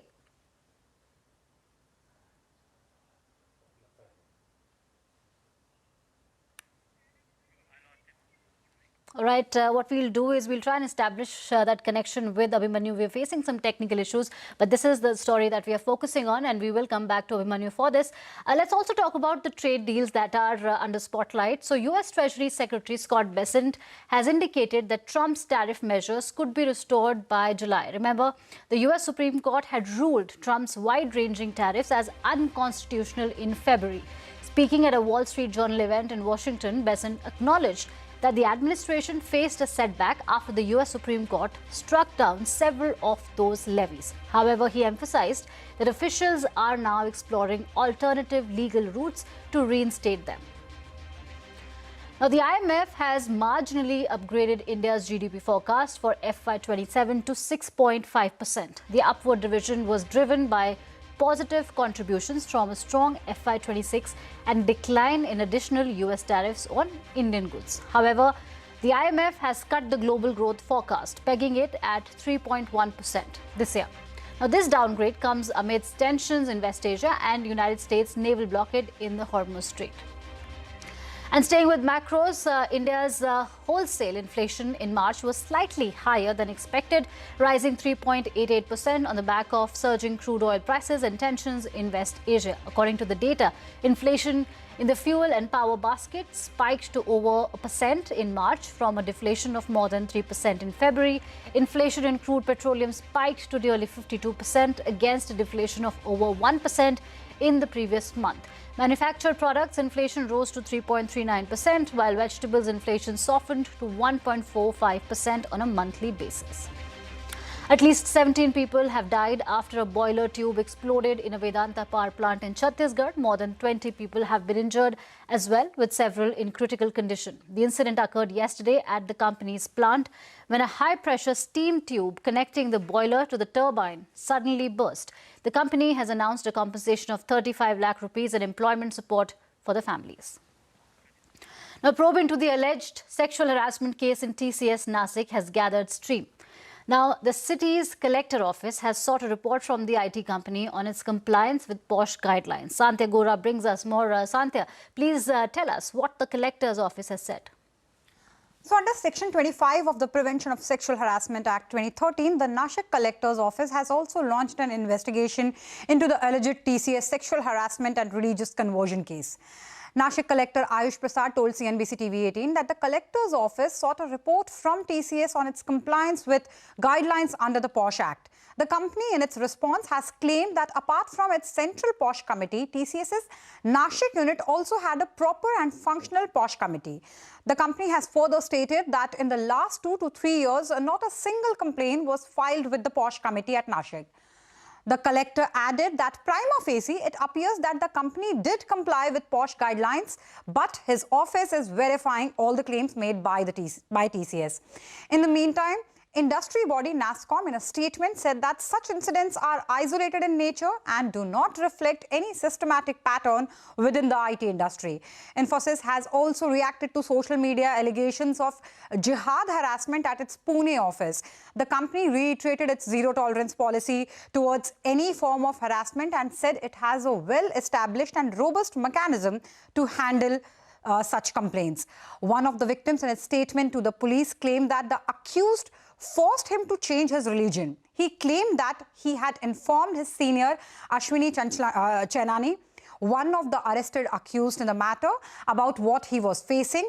According to the police, other victims in the case had also informed Ashwini Chenani, but she did not act on their complaints.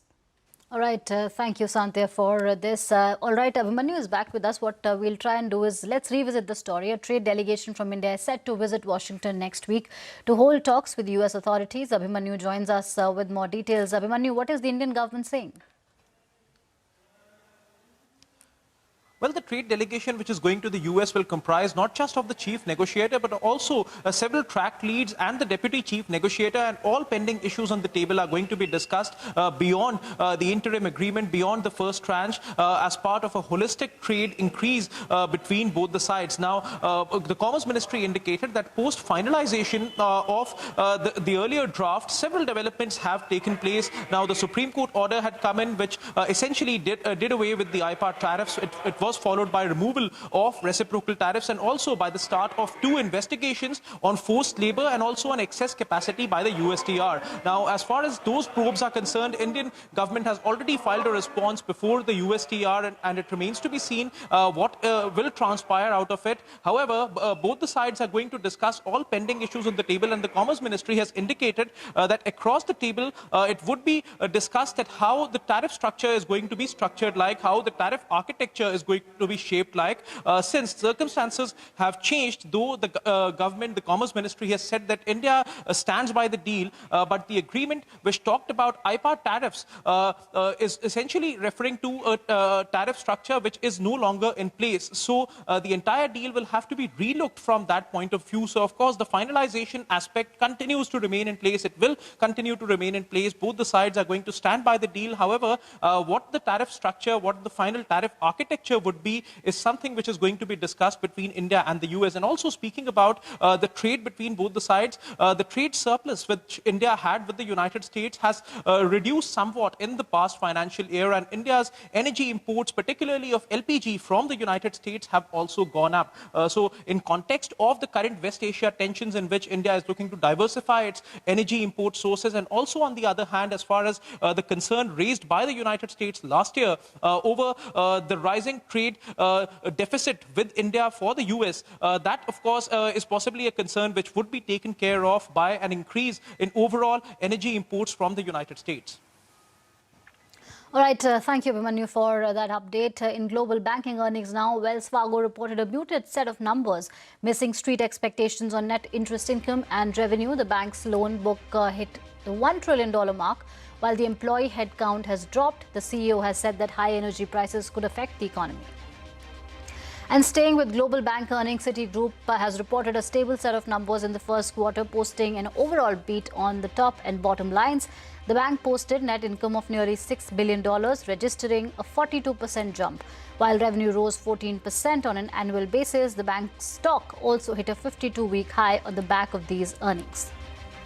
JP Morgan Chase has also posted strong numbers in the first quarter, beating estimates on the fixed income and revenue, and net income rose 13%, while revenue increased 10% to over $50 billion. The company has lowered its guidance for full-year net interest income in 2026 from the previous $104.5 billion to about $103 billion.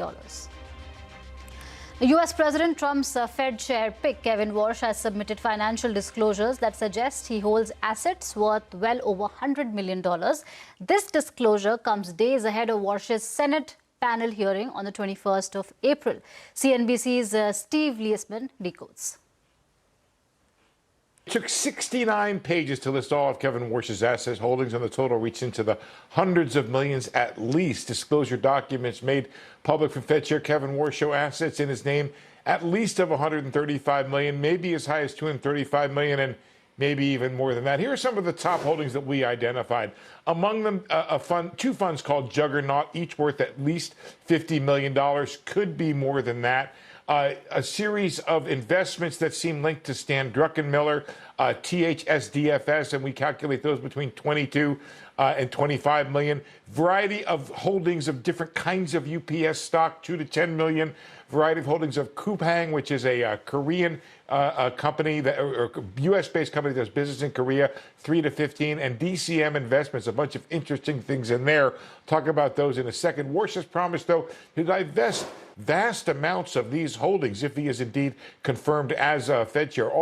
Many of them would run him afoul of Fed's ethics rules. For all his wealth, Warsh is likely not the richest person in the family. Fortune is estimated the net worth of his wife, Jane Lauder, heir to the Estee Lauder fortune, at nearly $2 billion. Beyond the big money, Warsh's disclosure documents show holdings in a restaurant, a horse stable, and a venture capital firm that has holdings in crypto, biotech, some SpaceX, and even a robotic company that offers a robotic arm for coffee bars.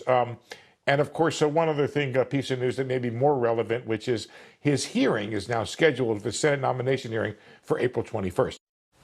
All right, and speaking of US President Donald Trump's feud with Pope Leo has again sparked controversy. In a social media post overnight, the US president took a jibe at the Pope, suggesting that he was unaware of Iran's actions against its own people. The president said, and I quote, "Will someone please tell Pope Leo that Iran has killed at least 42,000 innocent, completely unarmed protesters in the last 2 months, and that for Iran to have a nuclear bomb is absolutely unacceptable," unquote. Speaking at an event, Vice President J.D. Vance said that the Pope should be careful when talking about theology. I like that the Pope is an advocate for peace. I think that's certainly one of his roles. On the other hand, how can you say that God is never on the side of those who wield the sword? Was God on the side of the Americans who liberated France from the Nazis? Was God on the side of the Americans who liberated Holocaust camps and liberated those innocent people from, those who had survived the Holocaust? I think it's very, very important for the Pope to be careful when he talks about matters of theology. One of the issues here is that if you're going to opine on matters of theology, you've got to be careful. You've got to make sure it's anchored in the truth. And that's one of the things that I try to do. And it's certainly something I would expect from the clergy, whether they're Catholic or Protestant. All right, time for a short break. Coming up next, the government is expected to table key amendment bills during the three-day parliament session starting tomorrow. Details when we return.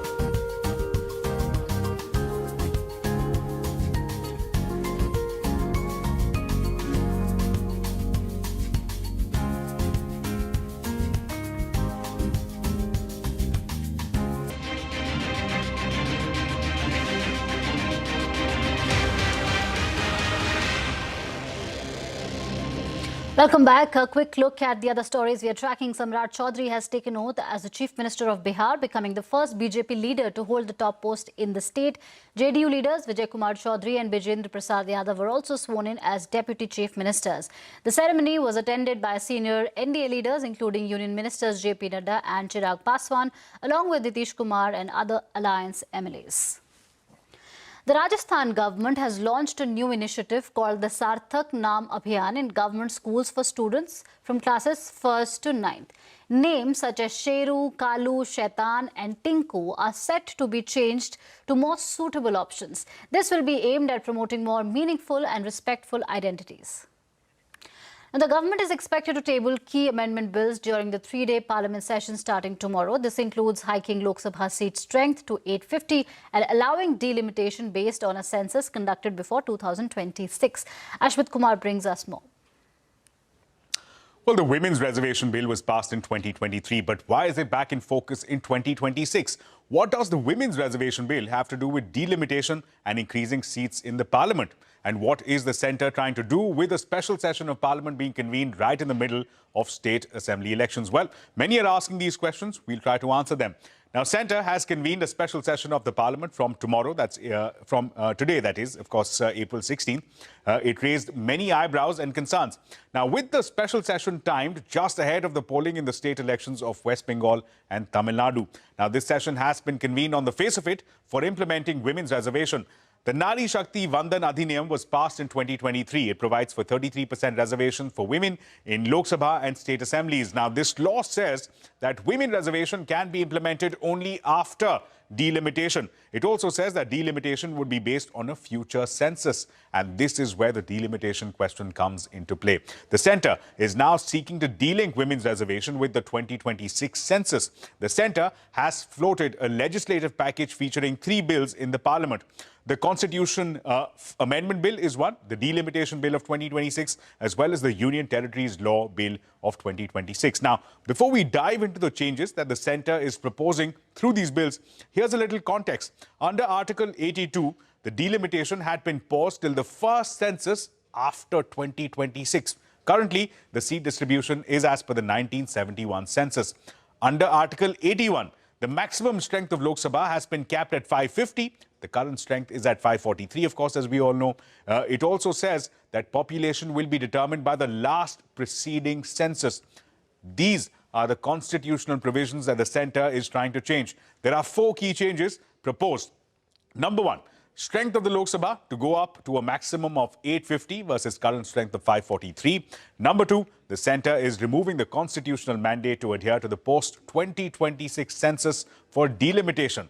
Number 3, the Centre is looking to empower the Parliament to decide which census can be used, post-2026 or 2011. Number 4, the centre is looking to implement the women's reservation law post-delimitation, which theoretically could be for the next round of general elections in 2029. Now, as per the delimitation bill of 2026, there shall be a delimitation commission headed by a retired Supreme Court judge. It will also include the Chief Election Commissioner as well as a State Election Commissioner. It will be the mandate of this commission to reconfigure seat distribution for Lok Sabha and state assemblies. But reconfigure seats as per which population figure? 2011 census or the 2026 census? Now, various critics have raised concerns. They are arguing that the statement of objects and reasons of this bill says that the latest published census will be used. The latest published census is that of 2011. Critics are also claiming that the seat distribution as per the 2011 population figures will mean the increase in seats for southern states will be lower than the increase in seats for northern states, simply because the northern states have seen a higher population growth in the last 50 years. They are arguing that this will reduce the proportion of seats from the southern states and impact their electoral significance vis-a-vis the northern states. Now, highly placed sources within the government are assuring that there will be no disadvantage to southern states, that the proportion of their seats will remain the same and will be maintained. But despite the assurance, many constitutional experts, activists and opposition parties are claiming that the language of the proposed changes do not provide that certainty. All right. Thank you, Ashmit, for that. So all eyes are on tomorrow when this special session of Parliament will convene. With that, is a wrap on this edition of Business 360. More news and updates continue right here. Thank you for watching CNBC TV 8.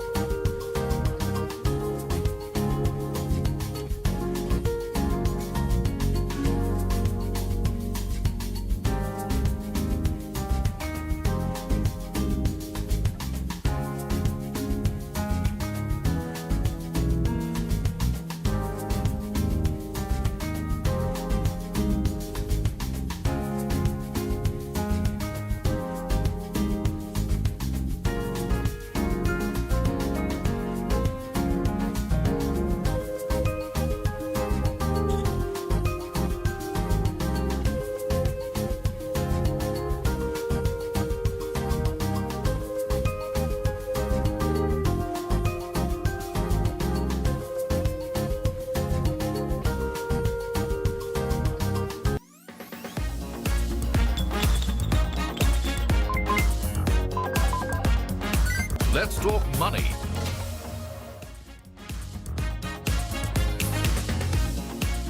Hello and welcome to a brand new edition of Let's Talk Money. I'm your host, Surabhi Upadhyay. Today on the show, we will put the spotlight on investing in fixed income. Yes, investing in debt. Now, are fixed income funds a corridor of safety amidst the current geopolitical headwinds and conflict? What is the outlook for these funds, given the uncertainty over the course of RBI's own course of action in terms of interest rates in the face of elevated oil prices? And what are the risks that we investors should keep in mind? To help us understand all of these issues, today I have with me on the show Devang Shah, Head of Fixed Income at Axis Mutual Fund, and Hardik Shah, who's a fund manager and manages some of these fixed income strategies at Axis Mutual Fund. Gentlemen, thanks so much for joining us here on the show. It's a pleasure to have you with me in the studios. And, we spend a lot of time talking equities. And in this war, investors have shown their faith. We've seen what's happened with equity fund flows as well, right? So people are really using the dip to buy equities. Right. So it's important to draw the attention back to fixed income as well, because asset allocation is important. And I want to start right there. Sometimes we tend to in our planning, we just tend to go a little too overboard on the equity side. Right. Devang, would you agree? As a fixed income manager, I'm sure you'll agree with that. Yeah, definitely. So, see, from a perspective today, you highlighted a very important point that there's still a lot of geopolitical uncertainty. We are still not sure that where are we headed towards. Whether the Middle East conflict, how it flares up, it doesn't flare up, it settles along. Where does crude settle? So in this perspective, where there is uncertainty all around, tariff, we might see again uncertainty coming across. And post-July, we don't know what tariff rates would be for India. So on all those perspectives, it's definitely a very, very good point of view where you should have an allocation to fixed income. It depends across on obviously your age, your return expectations, and many other criteria where you should park your money on fixed income. But definitely you should have a fixed income allocation at this point of time. I completely agree. The only problem is, gentlemen, that in the last couple of years, ever since the taxation changed for debt funds, first it was very lucrative to park your money in debt funds rather than letting that money sit in bank deposits. But since taxation changed and bank deposits and funds were pretty much at par, people have generally tend to kind of forget fixed income as a category. So start right there by explaining to us why it's still important to consider debt funds and not let your cash sit idle in a bank. So see, so be two important perspectives. One is I would still put across to all the investors that you should always have an asset allocation. Like asset allocation or disciplined asset allocation, and that depends on your return expectation, your investment horizon, and many other perspectives. Now, generally as an asset allocation, what you will have? A part of your money lying in equities, which are looking and chasing at risk returns. The other part, which is actually on commodities and gold and fixed income. So fixed income actually provides stability to your portfolio. Sure. And somewhere down the line, we believe so, in the current environment, the macro, the way it is set up, where still there is uncertainty about how the India macro pans out. And let's also discuss about that, because that's a very important variable. When we look at Indian macroeconomic variables, I think at a margin, things are started to get deteriorating. Because if you look at the Middle East conflict, what we're talking about? We're talking about a very, very strong growth in India, like 7% and all.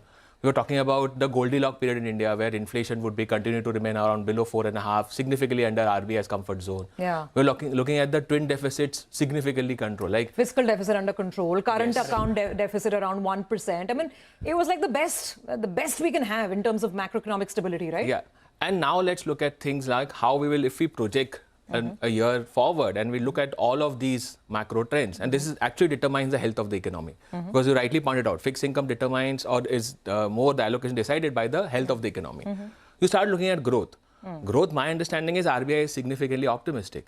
You might, if this problem continues for a medium term or probably even a quarter more, we will start seeing a significant drawdown on the growth numbers, and probably the growth might not be as strong as all of us are projecting.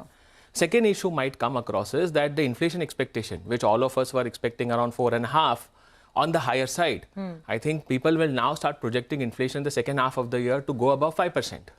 So the balance, which was very, very favorable for growth inflation dynamics, I think it starts getting a bit skewed.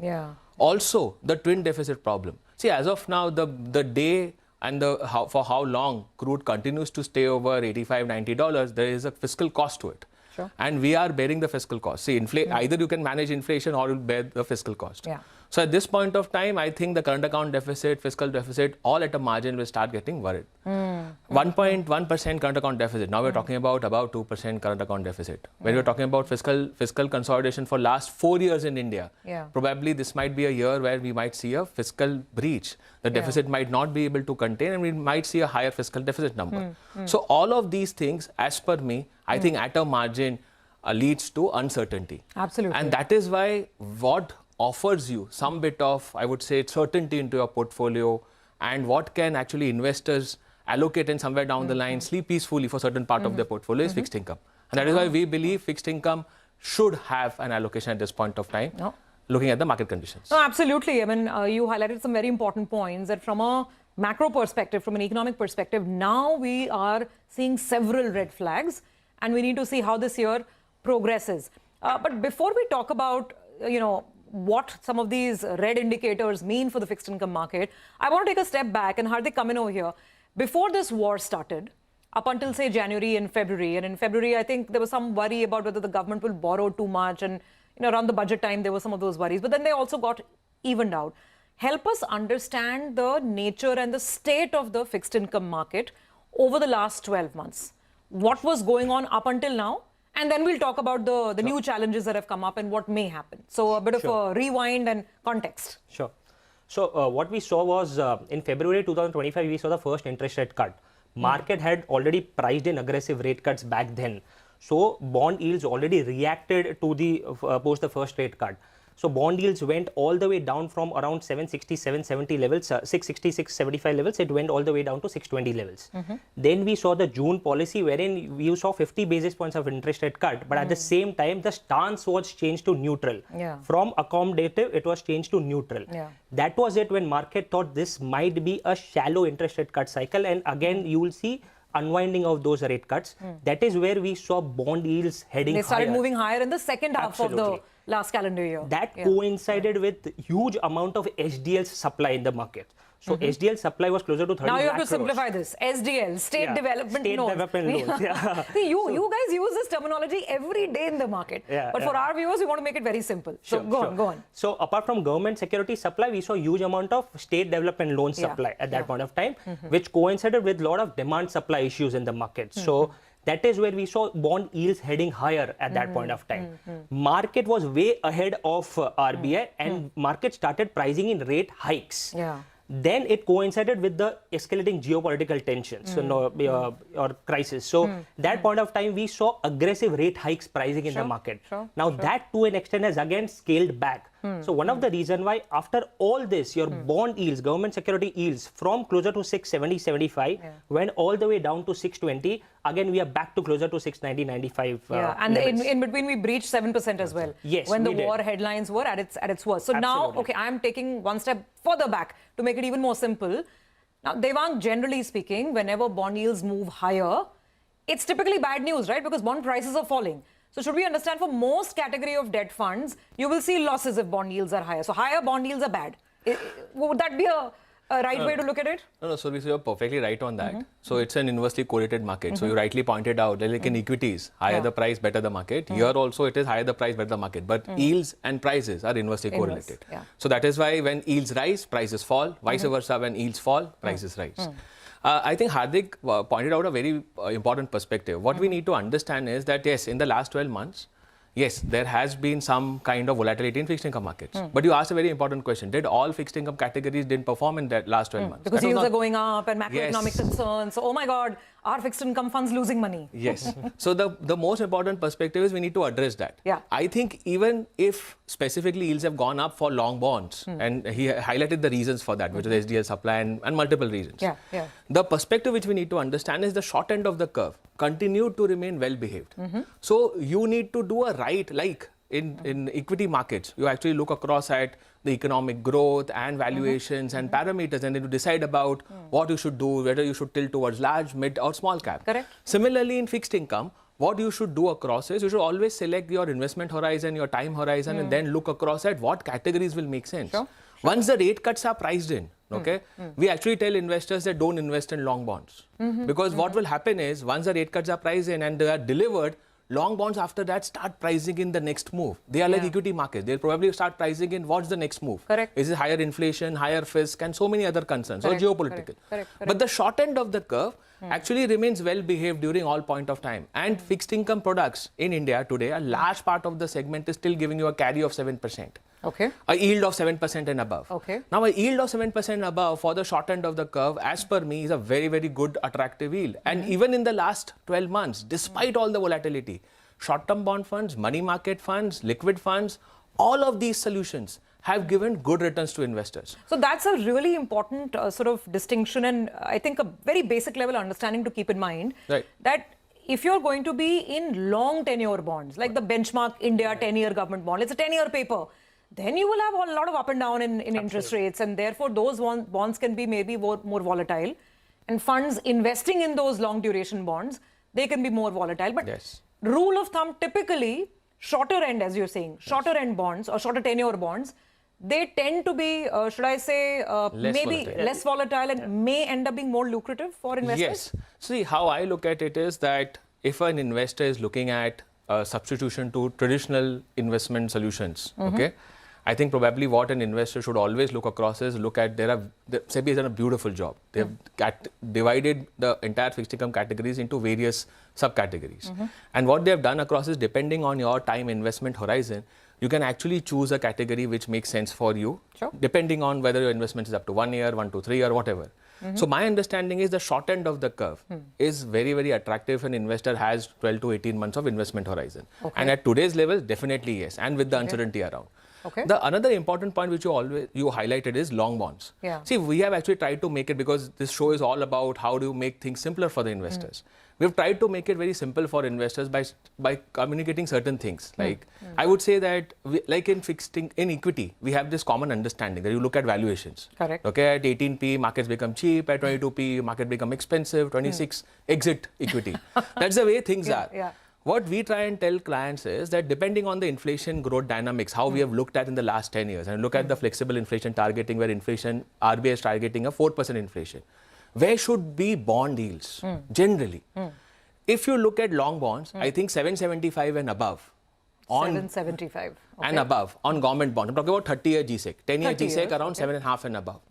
That's like equity markets at 18p or lower. Okay. And vice versa. When yields collapse in India and go around 6%, 6.25, they are like 26p in equity That's the time to get out of these long bond funds. So unless and until the inflation dynamics in India is significantly changing and we are going to a next level of inflation like developed markets, I think this thumb rule, if you follow, where you probably enter at 7.5 and above for long bonds and probably exit at 6 quarter and below, I think investors will have a very, very good experience in fixed income. That's a fantastic way of looking at it, and it really simplifies it. Now I think everybody watching this show can finally understand. You have made the confusing far more simpler. So what we're going to do is we're going to take a break, and on the other side, now that we've understood the theory behind investing in fixed income, we put it in practical action. In today's volatile, confusing and uncertain environment, what are the fixed income categories that could still work for you? We'll discuss it after the break.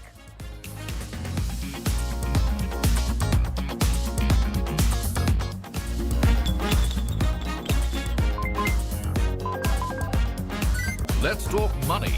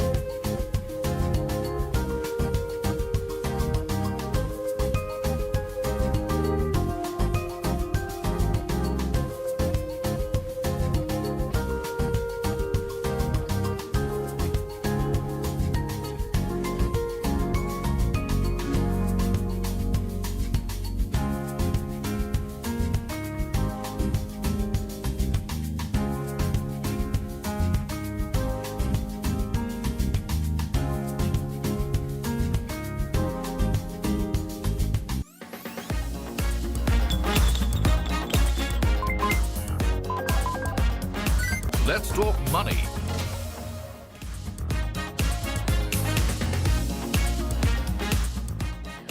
Welcome back. You're with us on Let's Talk Money. And this week, we're talking about investing in fixed income. Now, that's a very important part of our portfolios. Asset allocation is the key. We've learned that in the period of volatility over the last couple of months. The question is, how do you pick these fixed income funds? Well, we've just understood the theory very, very clearly with Devang Shah and Hardik Shah of Axis Mutual Fund. And now it's time to put it into practice, right? So, Hardik, Devang just told us before the break that typically if you're into fixed income funds of not a very long maturity, the short end of the curve, you'll probably be pretty okay. Right. So let me pose a question to you. Now, if I want to invest for 1 year, I have some surplus cash and I want to park it in fixed income funds, what are my options? Is it only a liquid fund or is there some other category that I should also consider? Yeah, so see, liquid funds are 3 months products basically. So very short term, extreme short term, if you're looking to park your money, liquid fund makes more sense. Okay. If you have investment horizon closer to 1 year, you have 3 other categories: money market category, ultra short term category, and low duration category. So you have 3 other categories which will match your investment horizon, which is closer to 1 year. And how do I choose between these 3 categories? What are their characteristics or factors? Sure. So see, so maturity of these funds basically. So low duration is up to 1 year maturity, and that is how the maturity of these funds is one of the categories or criteria that one should look after. Second is, if you see, the yields of all these products are above 7%. So as Devang highlighted, yields at 7% and above today at repo rate at 5 quarters still. So that makes a lot of sense if we compare the same with traditional products. Okay. So traditional products, 1 year, if you were to compare, these products are well suited for investors with less than 1 year horizon. It will give you least volatility as far as the volatility is concerned. So it makes a lot of sense to park your money into these 3 categories. With good asset quality, most of them invest in what sort of underlying paper? Yes, these 1 year funds. Absolutely. Yeah. So see, it's mixed basically, but broadly you will have around 75-80% into AAA and less into AA plus AA kind of credits. Okay, Hardik. So those are the options if I want to invest till 1 year. Now, what about, say, if I want to park money for 1 to 2 years, then what are the options? Yeah, so see, there are 3 categories of funds there. One is short-term fund and corporate bond fund category, which are like high-grade funds. Okay. So with a 2-year investment horizon, it makes a lot of sense to invest there. Again, to give you from a yield perspective, 2-year, 3-year AAA PSU bonds, which are like government-owned entities, more than 50% holding, are trading closer to 740, 750 kind of levels. Okay. So from a repo rate, operational rate of 5 quarters, those are yielding much higher, about 225, 200 basis points. So it makes a lot of sense for those categories of funds to invest into. The worst is already priced in that particular funds. Okay. So that is one category. And another is from a tax efficient solution, there's a fund of fund, which is income plus arbitrage category. Okay. Again, if you invest more than 2 years, your long-term investment taxation will be 12.5%. So that is another category from a tax efficient solution. Makes a lot of sense to invest into income plus arbitrage. Income plus arbitrage. Okay, I have more questions on all of this. Now, Hardik mentioned corporate bond funds. I remember a couple of years back, when the cycle was very different, and that's what happens when you're in the market too long because you have too much of a memory. But some of these funds did not fare well because they were investing in the debt, in the paper of companies which started defaulting. Right. So the investor experience, went south. But have we kind of turned a corner? Are things different? How do you rank these funds, Devang, in terms of safety and return? So, well questioned, Surbhi. So, first of all, let me understand the overall aspect is the worry on credit crisis. Okay, so 2018 was a complete different scenario, market scenario. Okay, like we had actually over-leveraged balance sheets, NBFCs saw a lot of worries at that point of time, corporate health was not so good. Today, if I look at the market scenario, and let's look at, except for this Middle East conflict, let's look at the overall corporate health. The corporate health has been very, very good. We have had the lowest leverage. Overall perspective, all promoters have been started getting money, so the equity base has significantly increased. What was the worry then was asset liability mismatches. You had a lot of borrowing, which was short term, and you had assets which were longer term. So that created all the worries. As per us at this point of time, I think first of all, SEBI after the 2018-19 has come with different criteria. They have actually highlighted in a fund, if you look at the fact sheet, you come to know what is the potential risk of the fund. So it's a PRC matrix. there is somewhere down the line the riskometer. They have also advised all funds at all point of times to own liquidity into their portfolio to manage that. So my understanding is there has been a significant change in the avatar of funds where they have run today as compared to where it was in 2018-19. And I think I would say the credit goes to the regulator. But from my perspective, as he highlighted, if I look at the corporate bond category today, it is around 3 lakh crores. 99% of the funds are only investing in AAA, PSU, private names, and which are very, very largely owned and significantly strong credit held. So I don't see that concern. That is not much of an issue. The other category that Hardik mentioned is also interesting, this income plus arbitrage. Because in fixed income, one of the biggest problems is that it's not very tax efficient. You have to pay tax at your slab rate, which keeps a lot of investors away. How is this income plus arbitrage different? What are the pros and cons of investing in it? So we highlighted this, if you remember, in the previous show also, that this is a category as per us, which will make a lot of sense for fixed income investors. Because as you rightly highlighted, if the investors are given a fixed income like return, but a tax efficiency which is similar to equity products, and if the holding period is just changed to 2 years, I think it's a win-win situation for investors. So income plus arbitrage fund of fund, I'll just explain in simple terms. It will be a 65-35 portfolio, where 65% of the underlying funds will be fixed income, and up to 35% will be 35% minimum will be arbitrage funds. So maximum 65% debt and minimum 35% arbitrage. If you own this combination of through an income plus arbitrage fund of fund category, what happens is if you are stayed invested for more than 2 years, you actually get the tax efficiency kicked in. After 2 years, the applicable tax rate as of now is 12.5%. So that is a big advantage for investors. Why it is similar to a debt fund? Because if you have looked at various time frames over the last 15-20 years, arbitrage funds actually give you very similar returns like debt-like returns. So debt-like returns. In fact, they are cash-like returns. So how I look at things is, if I use this product as a combination, as a fixed income solution for me, and if I own this product for more than 2 years, it's a fund of fund, the underlying tax efficiency will kick in for after post 2 years, and I will actually be taxed at 12.5%. So what is the kind of return that these funds can make after 2 years? So see, it's very difficult for us to give any kind of guidance on returns. But as he highlighted, I think the most important perspective what investor needs to understand is what are they looking at from a fixed income fund. They're looking at somewhere down the line stability into the portfolio. A 2-year, what is income plus arbitrage fund of fund category investing today? I think 65% is getting invested in corporate debt and 35% is getting invested in arbitrage funds. Most of the corporate bonds today are trading in 2-year, 3-year category, are trading at 7 quarter, 7.5 levels, which are actually pricing in 2 hikes. So let me give you some numbers there. See, why it's an important question. The important point is if we are seeing rate hikes, why should we have an allocation to fixed income?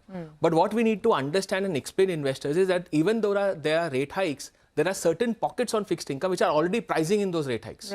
I'll give you a number, like last year at 6.5 operative rate, 3-year corporate bonds or 2-year corporate bonds were at 7.5. Today, at 5 quarter operative rate, the 2-year, 3-year corporate bonds are at 7 quarter, 7.5.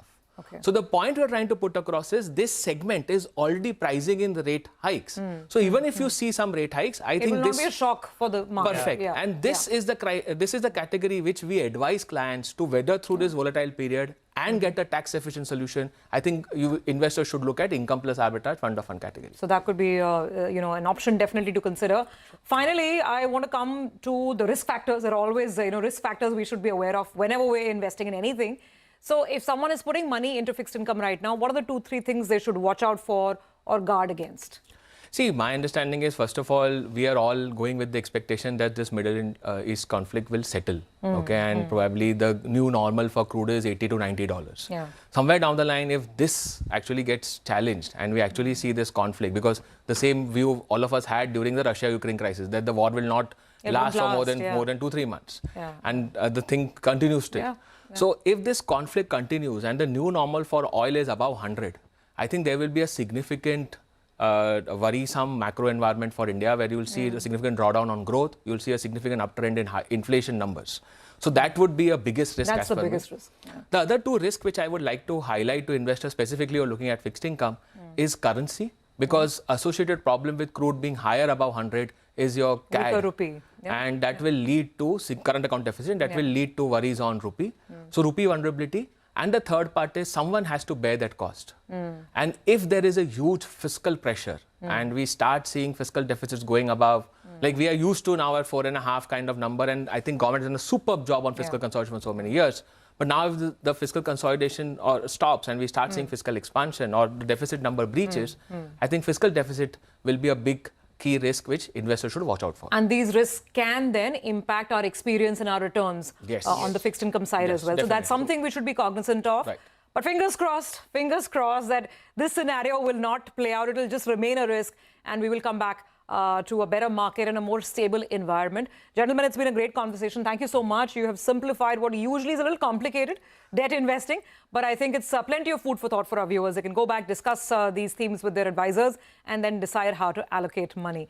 So that's a wrap on this week's edition of Let's Talk Money. And we're going to take your leave. But as we do that, we have something for you. Here is a quick explainer on multi-asset allocation funds. And these are funds that invest in multiple assets. It could be equity, it could be fixed income, it could be commodities, and they are becoming very attractive these days. So check out this explainer on what exactly are these MAFs, as they are called. Thank you for watching.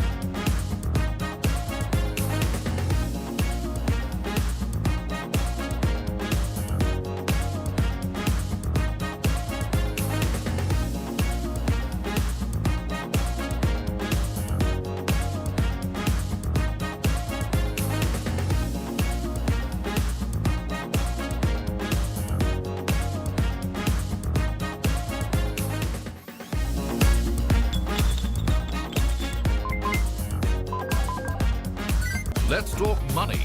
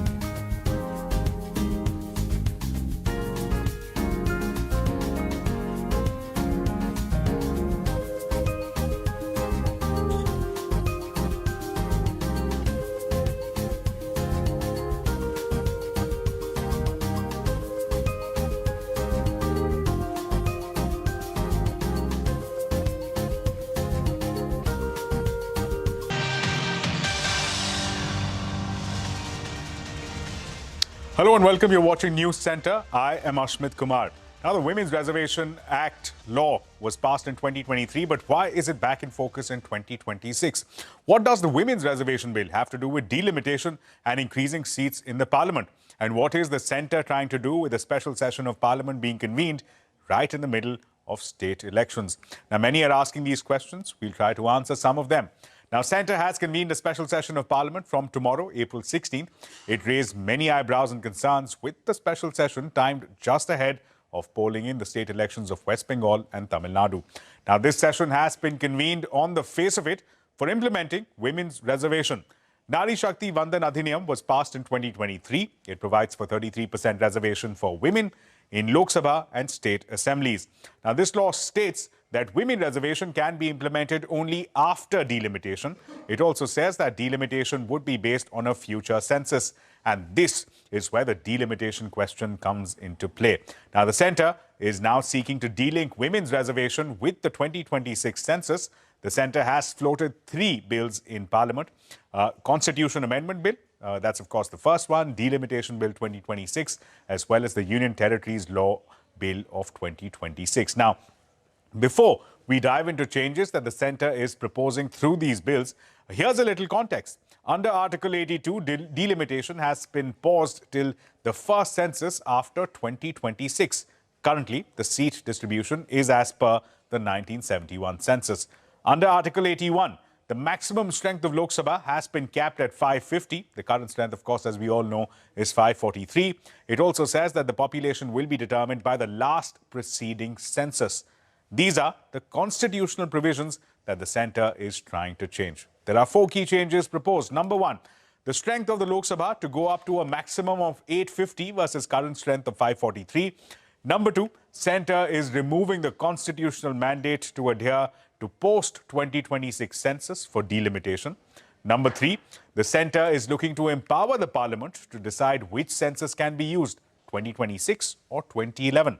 And number 4, centre is looking to implement the women's reservation law post-delimitation, which theoretically could be for the next round of general elections in 2029.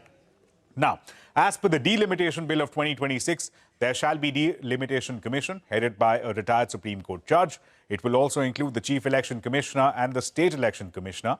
It will have the mandate of reconfiguring seat distribution for Lok Sabha as well as for state assemblies. But reconfigure seats as per which population figure, 2026 or 2011 census? Various critics have raised concerns. They are arguing that statement of objects and reasons of the bill very clearly states that the latest published census will be used. Well, the latest published census is that of 2011. Critics are also claiming that the seat distribution as per the 2011 population figures will mean that the increase in seats for southern states will be lower than the increase in seats for northern states, simply because the northern states have seen higher population growth. They are arguing that this will reduce the proportion of seats from the southern states and impact their electoral significance. Now, highly placed sources within the government are assuring us that there will be no disadvantage to the southern states, that the proportion of their seats will remain the same, will be maintained. But despite the assurance, many constitutional experts, activists and opposition parties are claiming that the language of the proposed changes do not provide that certainty. Now, joining us for helping us decode some of these developments and what that could translate into is with us Mr. Arogya Sengupta, the founder and research director at Vidhi Center for Legal Policy, as well as Ms. Anjali Bharadwaj. She's an activist and, of course, the co-convener of the National Campaign for People's Right to Information. Also with us, retired Major General Anil Verma, the head of Association for Democratic Reforms. I'd like to thank all of our panelists for joining us. Mr. Sengupta, let me come to you first. While there has been a fair bit of chatter on social media, there's been a fair bit of conversation and dialogue between the opposition parties as well. If I can again ask you this question at the very outset, why a concern at a principle level with delimitation? This is something that was bound to happen, something that was coded in our constitution, that post-2026 there will be a delimitation. And theoretically, I'm just thinking here, theoretically, one would assume that whenever it would happen, it would invariably favor the states that have a higher population. So, in principle, why the concern, why the objections being raised with respect to delimitation? Thanks very much, Ashmit. I think the first thing to note is the fact that this is not a women's reservation constitution amendment. This is actually plainly an amendment on delimitation. So I think first we should be extremely clear on the fact that what the Parliament is going to debate for the next 3 days is going to be delimitation, which is once in a generation in terms of a reform. So it has to be given that level of seriousness. Women's reservation was debated and passed in 2023. This is now the time for delimitation. Second, in terms of your question as to why the concern, I wouldn't say that it's concern as much as surprise, because all the talk before was that the delimitation exercise would maintain the same proportion of shares of seats that states currently have in the Lok Sabha and would continue that. So Uttar Pradesh, which has 80 odd seats, and Tamil Nadu, which has 40 odd seats, that proportion, roughly 50%, would remain the same. But it's clear from the reading of this constitution amendment that what this amendment proposes to do is that it takes the 2011 census and not the 1971 census as the basis for determining the shares of the seats that each of these states will have. So essentially, it means that if, and I'm saying this hypothetically because I don't have the numbers, if Uttar Pradesh's population has gone up significantly more than Tamil Nadu's, which is true as a matter of fact, then that will be the proportion that will be reflected in the increase. So you could imagine, and these are rough numbers, that Uttar Pradesh goes up to 110 or 120. Tamil Nadu will also go up. So in that sense, the government is right that no state will lose seats, but it will go up to maybe around 45 or 50. I haven't done the math, so don't hold me to that. So the proportionate increase that the southern states will have will be lesser than the northern states. Now, as you rightly said, and I'll end with this, that it is invariable that there would be some advantages to the states that have more population, because the idea is that a value of a vote of a citizen should be roughly equal. There are 50,000 people who vote for a candidate in Lakshadweep, but there are 4.5 lakh people who vote for a candidate in Allahabad. So we are trying to equalize that somewhere. And that's fair. But I think the fundamental point is that while doing that, we also have to maintain the federal compact. This is too critical a reform to be hammered through the House. So I really hope that all parties have a good debate on this issue. And this is a matter that really should be sent to a joint parliamentary committee for a full debate. This is not partisan. This is a generational reform, and it requires to be treated with that level of proportionate seriousness. Sure. Ms. Bharadwaj, let me take that up with you. Mr. Sengupta there insisting that the federal compact needs to be respected, and to do that, this bill needs to be sent to a joint parliamentary committee again. But if I can just come back to that original question as to the concerns being raised with respect to southern states being at a disadvantage. The apprehension is, and there are calculations people are beginning to do based on the 2011 census, that the increase in seats for southern states will be nowhere near the increase in seats for a state like a UP or a state like a Bihar, and that will really penalize the southern states who've been more efficient in managing their population. Is that a valid concern? Is that something that you see play out as this special session gets called in New Delhi? Ashmit, as far as the draft that was shared with the MPs yesterday goes, because that is all that we have in the public domain, it does appear that the delimitation exercise is going to be undertaken on the basis of the population census, which basically means that states which have a larger population and have had a larger population growth rate are going to get a higher representation, proportionally higher representation in the parliament. And the southern states, we know, have been far more effective in controlling population growth rates.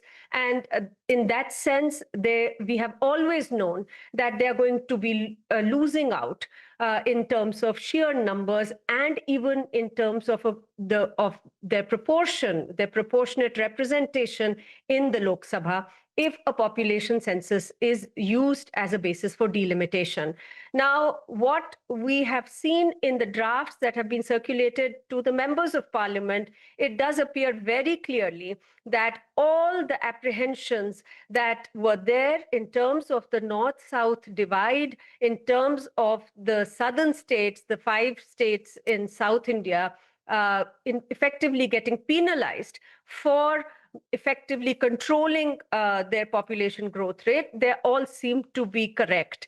And that will lead to a lot of unrest, I'm afraid, and a lot of reaction from these states. And we are seeing the kind of statements that are also coming out, the warnings that are coming out from the chief ministers of some of those states as well. So this is certainly happening. I'm also seeing today that there are suggestions which are being circulated that the government is now saying that there will be no proportionate disadvantage. There's going to be no disadvantage to the southern states. Now, that's clearly not what the draft that was circulated yesterday suggests. Unless there is another draft, I'm afraid what people are understanding is absolutely correct, that the southern states will stand to lose.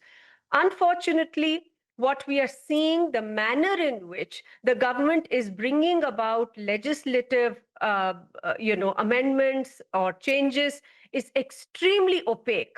We have been repeatedly saying that the moment this special session was announced, the government should have immediately put out the drafts of all the legislations. Everybody was told that this is being done to bring into effect women's reservation immediately by 2029. But from what we can now understand, the mother bill is really the delimitation bill. And, there is clearly an umbilical connect between the women's reservation and the delimitation. If the government was interested in ensuring an immediate implementation of women's reservation, they just needed to bring about a one-line amendment to say that we are delinking women's reservation with census and delimitation. Instead of that, what we are seeing is these three bills coming in, and delimitation bill, which is very, very fraught. And it is very clear now that women's reservation and implementing it quickly was simply a smoke screen. The government is trying to push through, ram through effectively a delimitation, which is going to put them at a political advantage, because the BJP has a very strong hold in the Hindi-speaking northern belt, which is going to benefit from this entire delimitation exercise. Right. Major General Verma, let me get your thoughts on, again, this delinking with the 2026 census that we are seeing. At least what has been floated in the parliament says that a delimitation exercise no longer is synced to the 2026 census, which again gives the impression that they may prefer the 2011 census. Does that have any bearing? Why preference for one census over the other? Why not go for the updated 2026 census? Why not wait for it? What is the urgency, is the question that many are asking. Thank you, Ashmit, for having me for the debate. I agree fully with this point that the census should be the 2026 census, which is started this month, and it is being done digitally. So I don't know why the results cannot be quickly compiled by 2027 or even by 2028, and the whole exercise can be done before the 2029 Lok Sabha elections, as the government wants. But there are a number of questions which have been raised. Firstly is the intention. What exactly is the intention of the government in introducing this bill at this particular timing? The timing especially, without much consultation with the opposition parties, suddenly you announce a special session, and that too when two states are going for polling shortly.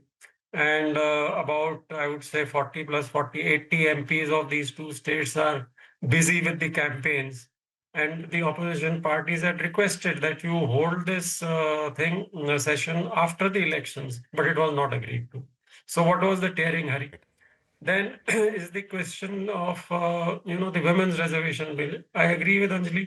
This is basically the delimitation is the main mudda, and it is being piggybacked on the women's reservation bill.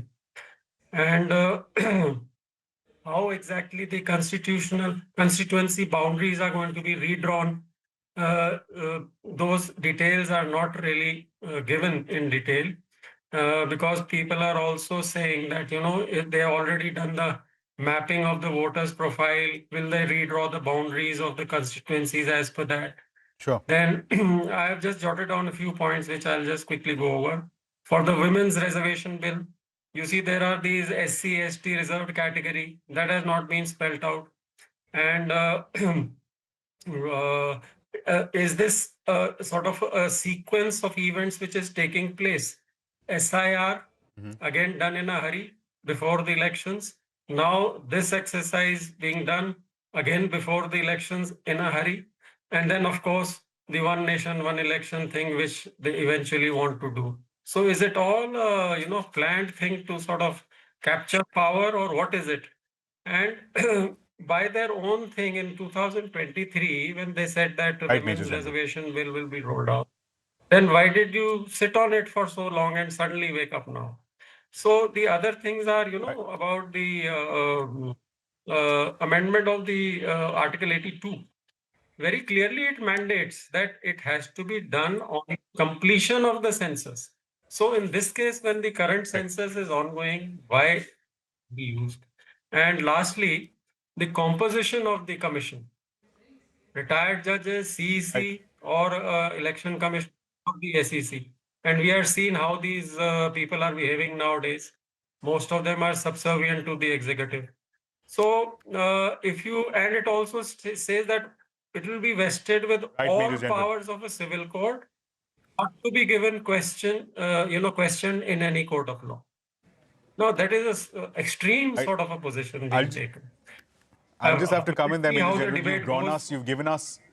You've given us an exhaustive list of, in fact, issues and challenges. We're keen to address all of them one step at a time. But before we do that, we're slipping into a very short break. Don't go anywhere. We'll continue this discussion with our eminent panelists on the other side.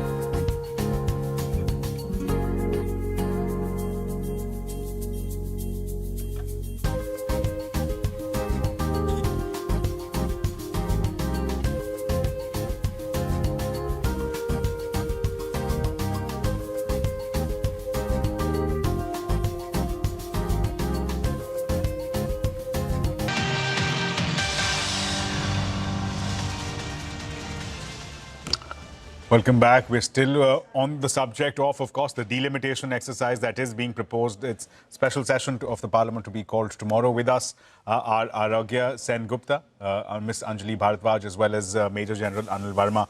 Mr. Sen Gupta, let me come to you first. Again, the assurances that we're repeatedly getting from the government is that the seats of all states will go up by 50%. That's the assurance coming in. And therefore, the suggestion that the proportion of representation of each state will remain the same.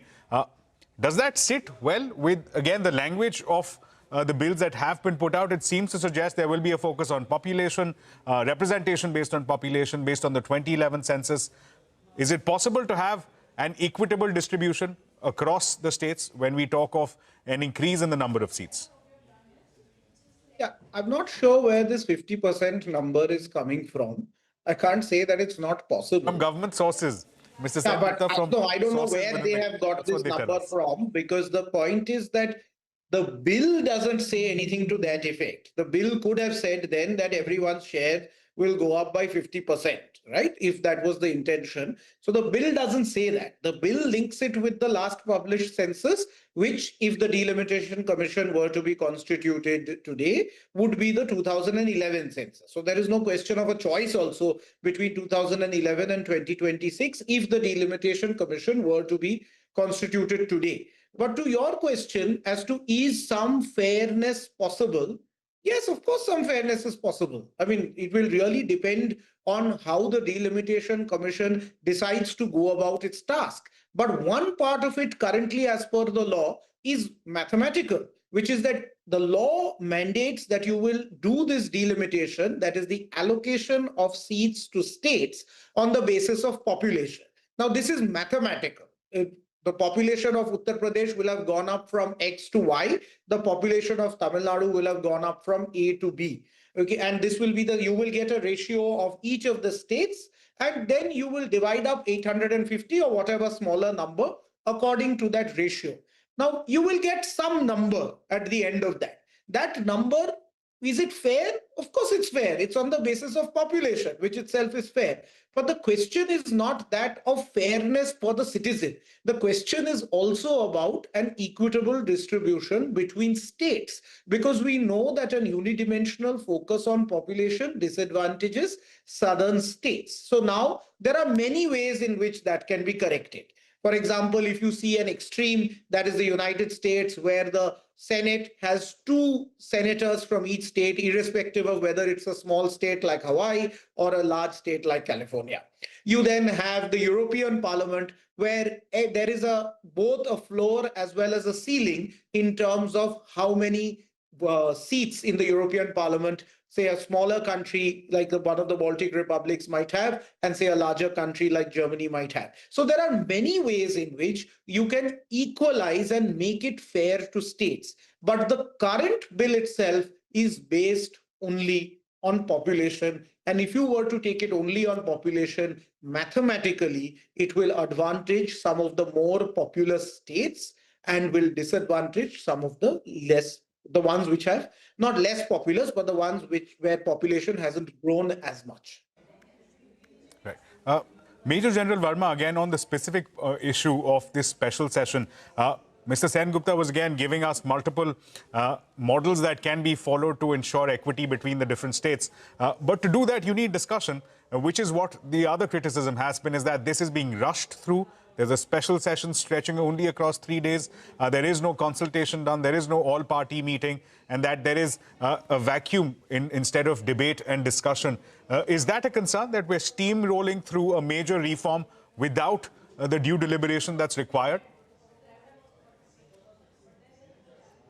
Yeah, I mentioned that earlier, and this has sort of become a modus operandi of the government. They try to push through everything in a rush, without giving, you just see, the bill was also given 2 days back only. I mean, people need time to go over it, discuss, and, come up with the intricacies which are involved, what are the questions which are involved. So definitely more time is required, and I would say let's see how the discussions go. If I'm not wrong, I think this would require 2/3 majority in Lok Sabha, which I do not know whether they have the numbers or not. Rajya Sabha they may be having. So ideal would be to give it to a JPC for further consultation, and it should not be pushed through in a hurry. Because there are a lot of questions, like I said, based only on population, but how are the boundaries of the constituency going to be redrawn? On what basis? Though they have mentioned one line there that the geographic, all those things will be taken into consideration. But we know how the voters' profile mapping is done by the parties. And if it is done with that sort of a thing in mind, then how will it be fair? Right. Speaking of the federal compact, Ms. Bharadwaj, I'll come to you for a quick closing comment. Again, we're talking about maintaining the federal structure, maintaining the federal sanctity. What do you expect of this federal structure over the next 3 days? We're likely to see a compressed special session of the parliament stretching across 3 days. Do you see a meaningful opposition being mounted by some of the opposition parties? Do you see that happening, or do you see this bill getting passed in the space of these 3 days, within the space of the limited discussion that we can have in these 3 days?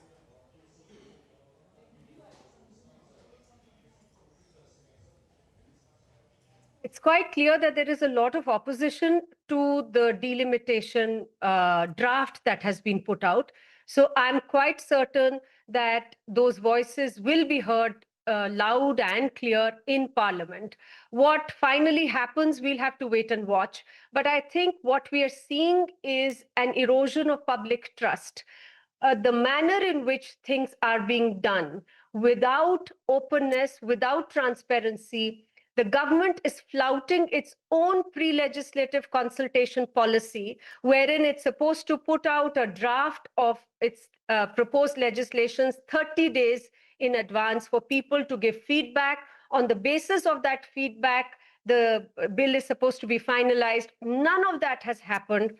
Now, even now, there seems to be, government sources. We've been repeatedly saying that this government seems to be running on sources. We don't get proper information from official channels as citizens.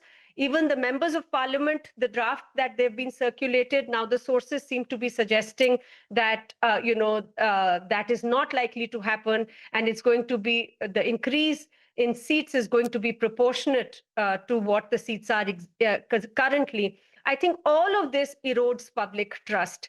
What is required is that the government must put out a very clear draft saying that this is what we're going to do, give it time. Anything that they are bringing to Parliament tomorrow, there should be no attempt to rush through it. These are very, very seminal pieces of legislation. These are constitutional amendments. They must be treated with the due kind of attention that they deserve.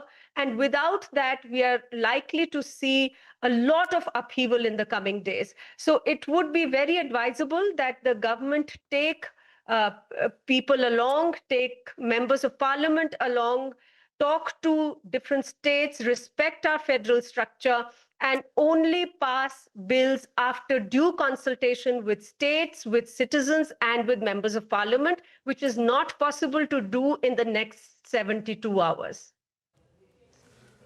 Well, clearly there'll be a lot on the plate as far as the Parliament session is concerned, the special session being convened for tomorrow. Tomorrow, of course, is when April 16th, we'll see that special session. Now, whether or not there's a demand specifically made with respect to a joint parliamentary committee, whether or not the centre obliges, that, of course, is something we'll have to see. But that's all we have for today. Pivot wisely. Thank you so much for joining us, to all of our panelists for joining us. It's a wrap on this edition of News Centre. More news and updates will continue right here.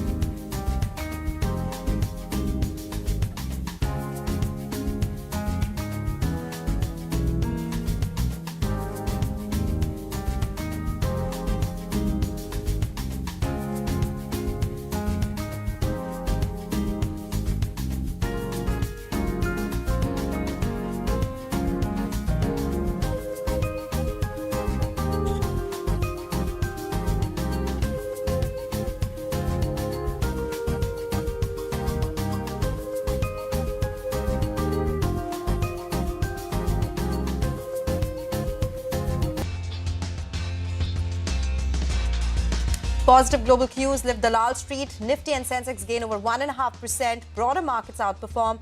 BSE listed companies gain a market capitalization of nearly 10 lakh crore rupees. ICICI Prudential Life Insurance delivers a surprise beat in Q4, riding on strong protection business even as saving inflows take a knock.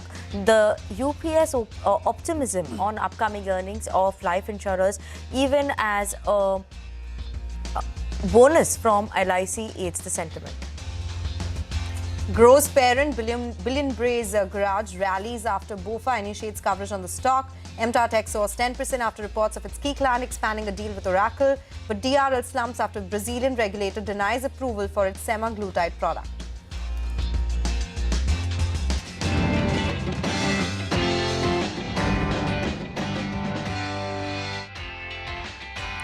Hello and welcome to Markets Forward on CNBC TV 18, your go-to show where we aim to get you all the key data points to gear up for the next trading day. I'm Vinny Motiwala. With me is my colleague Sonal Butra. Sonal, it's been a day of green coming in across the screen today. We managed to close above the 24,200 levels, broader end of the market, supporting the up move as well. And obviously advance decline ratio in the favor of advances as well today. Oh yes, that is what exactly happened in our markets. Nifty above the 24,200 mark. Sensex was up around 1,200 points. A major outperformance coming in from the mid caps, and even the small caps supported in a lot of ways. So that has been the market move this time. All the sectoral indices were in the green, with Nifty IT being the top gainer. That index has been particularly doing well in this West Asia crisis. Realty also gave it some support, and we did have gains coming from PSU banking index and private banking index as well, though it was an underperformer if we compare it with the other indices. But it's a power-packed show for you today, so let's bring you all the big news and the key developments on the Lal Street, top corporate voices and events to track ahead. But let's first up talk about all the big movers that we have. And we'll talk about what we have in store for you today. We start with top movers and shakers of the day with Vivek Iyer. The stock of the day, ICICI Prudential Life rallies on a solid fourth quarter, lifting other insurance stocks. We also tell you why MTAR Tech and Grow gained in trade. Last but not the least, we delve into the key market events to watch out for in tomorrow's trading session. So let's go across to our first segment of the day. Vivek Iyer is joining us from the big ball with the top movers and shakers of the day. Vivek, over to you. Well, thank you so much for that. What a wonderful rally we saw today. Mid-cap, small-cap end of the market high, almost by over 2% each, and the advance decline ratio firmly in favor of the advances. And in terms of individual names, individual sectors that did very well, have a look at the entire AMS pack. Stocks were smashed quite hard the last couple of months, but today most of these names made a sharp recovery. Names like Dixon Technology, Amber Enterprises recovering quite sharply. PG Electroplast almost 10.5% higher, and Crompton to higher by over 4%. The entire capital goods space, turbine makers, these names too, most of these names under significant pressure in the past couple of months recovered quite sharply. L&T higher by over 3%, Siemens almost 7% higher, and Inox Wind and Suzlon continued the rally that they've seen in the last week or so. The other stock on the radar, of course, was InfoEdge or Naukri. The board today gave an update to the exchanges saying that they're looking at a possible reorganization of certain business verticals. Stock higher by over 3% over there. MTAR Technologies, very significant development over here. The company's key client, Bloom Energy, has gone ahead and signed a significant supply agreement with Oracle. That stock ended up by over 12% today on very good volumes. And the entire realty pack continued the rebound that they've seen in the last week or so. Most of the realty names are names like Lodha, Suntech, most of these names high by anywhere between 1.5% to 5%. On the other hand, a few laggards as well. ICICI Prudential Mutual Fund came out with its results. Slightly subdued quarter, ended lower by over 4%. Indus Tower, a double downgrade coming in from Jefferies, led to significant selling pressure, down over 4%. And Ujjivan Small Finance Bank, a regulatory setback coming in with RBI not giving the nod to go ahead and help the company or help the bank convert into a universal small finance bank. On the back of that, stock down by over 3% today. Okay, Vivek, thank you so much for that. But let's move on. And ICICI Prudential Life Insurance, that also was gaining in trade, gained up to almost around 7%. And after reporting the strong numbers that came in from the company, this raised the optimism for the upcoming earnings of life insurers as well. As a bonus from LIC aids the sentiment also coming in there. Yash joining us to give us more details on all of this. Yash, over to you. Well, life insurance has been the sector in today's trading session, and that largely starts with the performance which ICICI Prudential Life delivered in the fourth quarter. The top line growth for ICICI Prudential Life was weak, of course, on a year-on-year basis, as well as what the street was anticipating. But this was largely in the price because we saw the monthly numbers being weak for this particular quarter. But what surprised the street positively was the value which the company was able to derive from that weak top line growth and the margin which it registered. Value, the VNB growth, was about 20% on a year-on-year basis, sharply higher than street estimates. Margin were up 250 basis points on a year-on-year basis. Again, a big beat to what the street was anticipating. And three strong reasons for that strong value performance for ICICI Prudential Life Insurance. One, strong growth in retail protection. Second one, term contribution rising and seeing healthy growth in the quarter. And finally, term growth was led by partnership with Policy Bazar, which drove this strong growth. Now, the rub-off of this, or the reflection of this strong performance for ICICI Pru, was also seen in other life insurance stocks today. Firstly, Max Financial Services. Essentially, what is being expected is that Axis Max Life could repeat a similar performance as far as the value performance is concerned in the quarter. The company, that is Axis Max Life, recently took a repricing of its products in the term life segment, the exact segment which did well for ICICI Prudential Life. Second one, contribution from PB Fintech is amongst the highest for Axis Max Life Insurance in the industry, and that is expected to do well.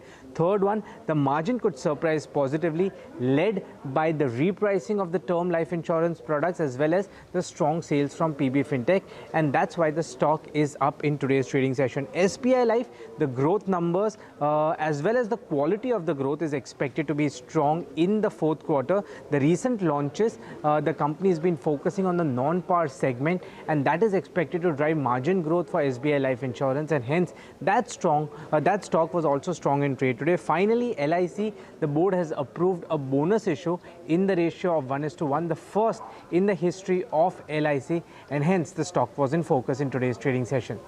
Okay, all right. Thank you, Yash, for joining us with all those details. That's all about the insurance space. To take this discussion forward, we are now joined by Mayuresh Joshi from MarketSmith India and Nagraj Shetty from HDFC Securities. Gentlemen, good afternoon. Thank you so much for joining in. Mayuresh, let me come to you first on the insurance pack. Has been in focus today and for a while after we got the monthly data as well. What do you make of this? Afternoon, Sonal. I think specifically for life insurance players, I think the expectation in terms of the growth in number of policies and specifically the new business margins is extremely critical.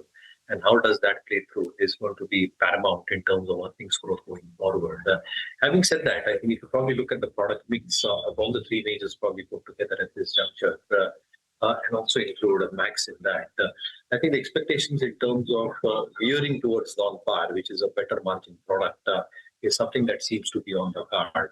And therefore, from a product mix perspective, I think SBI Life probably seems to be a tad bit better placed compared to the rest of the pack.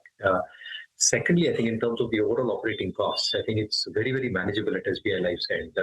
Higher single digits is something that they probably have in their P&Ls compared to higher double digits for a large part of the other players of the competitive landscape. And therefore, I think both in terms of expectations of the number of policies sold, the kind of bank insurance tie-up with SBI as a parent that probably have, the product mix and keeping operating expenses in check. I think SBI Life a tad bit better place. But again, I think generally, so that on the life insurance space, we remain neutral at least.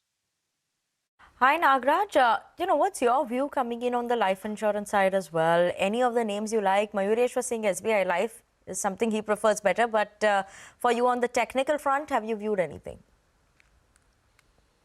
Yes, Vinny, insurance sector has bounced back very well after the consolidation moment and the downward correction. The overall chart pattern of the sector is looking positive. SBI Life is, it is moving very well from the lower levels, and recently it has conquered the 200-day EMA hurdle. The overall chart pattern is looking positive, though currently placed at the hurdle somewhere around 2000 levels. I'm expecting this to move taken out in the near term. So 2050, 2060 is going to be the next resistance to be watched once the upside breakout comes in. Point. Let's go across to the next stock that we have on our radar. Shares of Grow parent Billion Bears Garage Ventures surged over 7% to hit a record high after Bank of America or BofA initiated coverage on the stock with a buy rating. Divyani Vibhute joins us with more details on this one. Divyani, what did the note indicate? What do they say about this particular stock? BofA Securities has initiated coverage on Grow with a buy rating and a target price set at 235 rupees a share. Now, BofA believes that Grow is best positioned to lead India's retail investing move, forecasting a 30% revenue CAGR over FY26 to FY28. Now, they expect best-in-class profitability that's driven by operating leverage. Now, margins are expected to be robust as well, with EBITDA at 67% and PAT at 52% by FY28. Now, on the valuation front, the brokerage pegs the stock at 39 times its FY28 earnings. The near-term risks to watch out for are the weak capital market performance and the 6-month lock-in period, which ends on 11th of May 2026. Okay, thank you so much for that, Devyani. But Mayuresh, not only grow, but in the recent times, we've seen Physics Wala, Urban Company, all these recent tech side listing, maybe we could call it, they've done well in trade. What is the view on these names? Sudden interest or excitement coming in for the stocks? After Mini as well. No, I think it's more to do with platform companies expected to do well at some point of time. But I think one must realize that only a few out of the entire bunch will probably do well in terms of both consistency, in terms of reported numbers, as well as path to profitable growth. And both these matrices are extremely important from an investor point of view. From a P point of view, I think it's all right to probably look at the market size, the disruptions that they're probably creating. But unless they translate into hard numbers at the bottom line and at the EBITDA level, I think investors might not be making an awful amount of money. So I think I'll watch out for select players who probably are in the right space, but who are also making money as we speak. Okay, so that's your take on Grow. But technically, what do you make, Nagraj? Do you like Grow, or do you think any peer of the company is something you would bet on? I think Grow is doing very well, fantastic. We have seen some sharp upside breakout of around 180, 185 levels, and the stock surged higher. The overall chart, though the data is less compared to the other stocks, the volume and the way it has moved up is suddenly looking very positive on the charts. I think 225, 230 is going to be the next hurdle before showing any consolidation or running dip. Okay. Let's move on then to the next stock that was moving in trade today. That was MTAR Tech. That surged as much as 10%. And this came in after the reports of a key client signing an expanded deal with Oracle helped boost the sentiment of the stock. Let's go across to Upasna actually to talk more about the stock in 2026. How has it moved as well? Upasna, what to you? Well, certainly the stock continued to remain in focus in today's trading session. Now, according to Reuters, the Oracle has broadened its capacity deal with Bloom Energy. Bloom Energy to supply up to 2.8 gigawatt of fuel capacity to Oracle due to rising AI use driving the power consumption. Now, mind you that the fuel cell offer cleaner alternative to traditional power generation via chemical reaction. Now, mind you that the Bloom Energy stock rating has also been upgraded by Jefferies on the back of this Oracle order visibility, and analysts are also suggesting that this amount can be as higher as 1 year, full year turnover of MTAR Tech. That is the reason we are seeing such a significant surge. And even the shares of Bloom Energy soared as high as 22% yesterday. Now, why is MTAR Tech in focus? Because companies 55 to 65% of the revenue comes from Bloom Energy in the US, and it is a key strategic supplier to Bloom Energy, supporting its solid oxide fuel cell and even solid oxide electrolyzer program, which makes it a critical role in Bloom Energy supply chain. Now, if we talk about the company's Q4 expectations, the Motilal Oswal is expecting a revenue uptick of nearly about 75% and even an EBITDA uptick of nearly 2.3 times on year-on-year basis. And it expects the overall margin also to expand quite sharply to 24% versus 18.7%. It has also highlighted the company's revenue in the nuclear segment will be the key focus area. So all in all, a lot of triggers for the stock and certainly remained in focus today on back of this global trigger. Okay, all right, take that point. Thank you so much, Upasna, for joining us with all those details. Mayuresh, this has been an outperformance this year, despite the crisis that we've been seeing on the possibility of an opportunity in nuclear. Then there is clean energy as well. It was a star performer back in 2021, 2022 when it listed as well, but then came off because it could not meet its guidance. Do you think good days are back for MTAR Tech? I think so, and I think it's shown in the price, Sonal. So I think if you're probably looking at fuel technology, which is obviously one area along with nuclear energy, which dominates almost 77-78% of its overall top line, comes from these two areas. Obviously, the expectation in terms of the agreement they've done with Bloom Energy aids and abets their overall revenue and earnings flow. And at the same time, I think the order book looks relatively stronger. The only drawback is the working capital cycle. Their working capital cycle is in excess of 250 days as we speak. But outside that, if they continue executing well, if their margins show expansion, and the expectation in terms of numbers actually showing on P&L, I think you might expect that there might be further momentum on the stock. However, I think with the move that we've probably seen in the last 2 months, valuations have obviously become very, very dear as we speak. And therefore, I think fresh investments should probably not be taken at this price. Maybe declines. But yes, if numbers keep on continuing, I think it might have those blockbuster returns that it had in 21-22. Absolutely. Blockbuster returns may be something we'll keep an eye out on.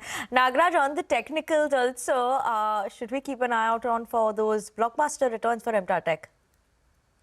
I think the way it has moved up is fantastic, almost 1,500 to 4,900, without showing any major decline between, technically, we believe higher tops and bottoms are the strength of trends of the underlying.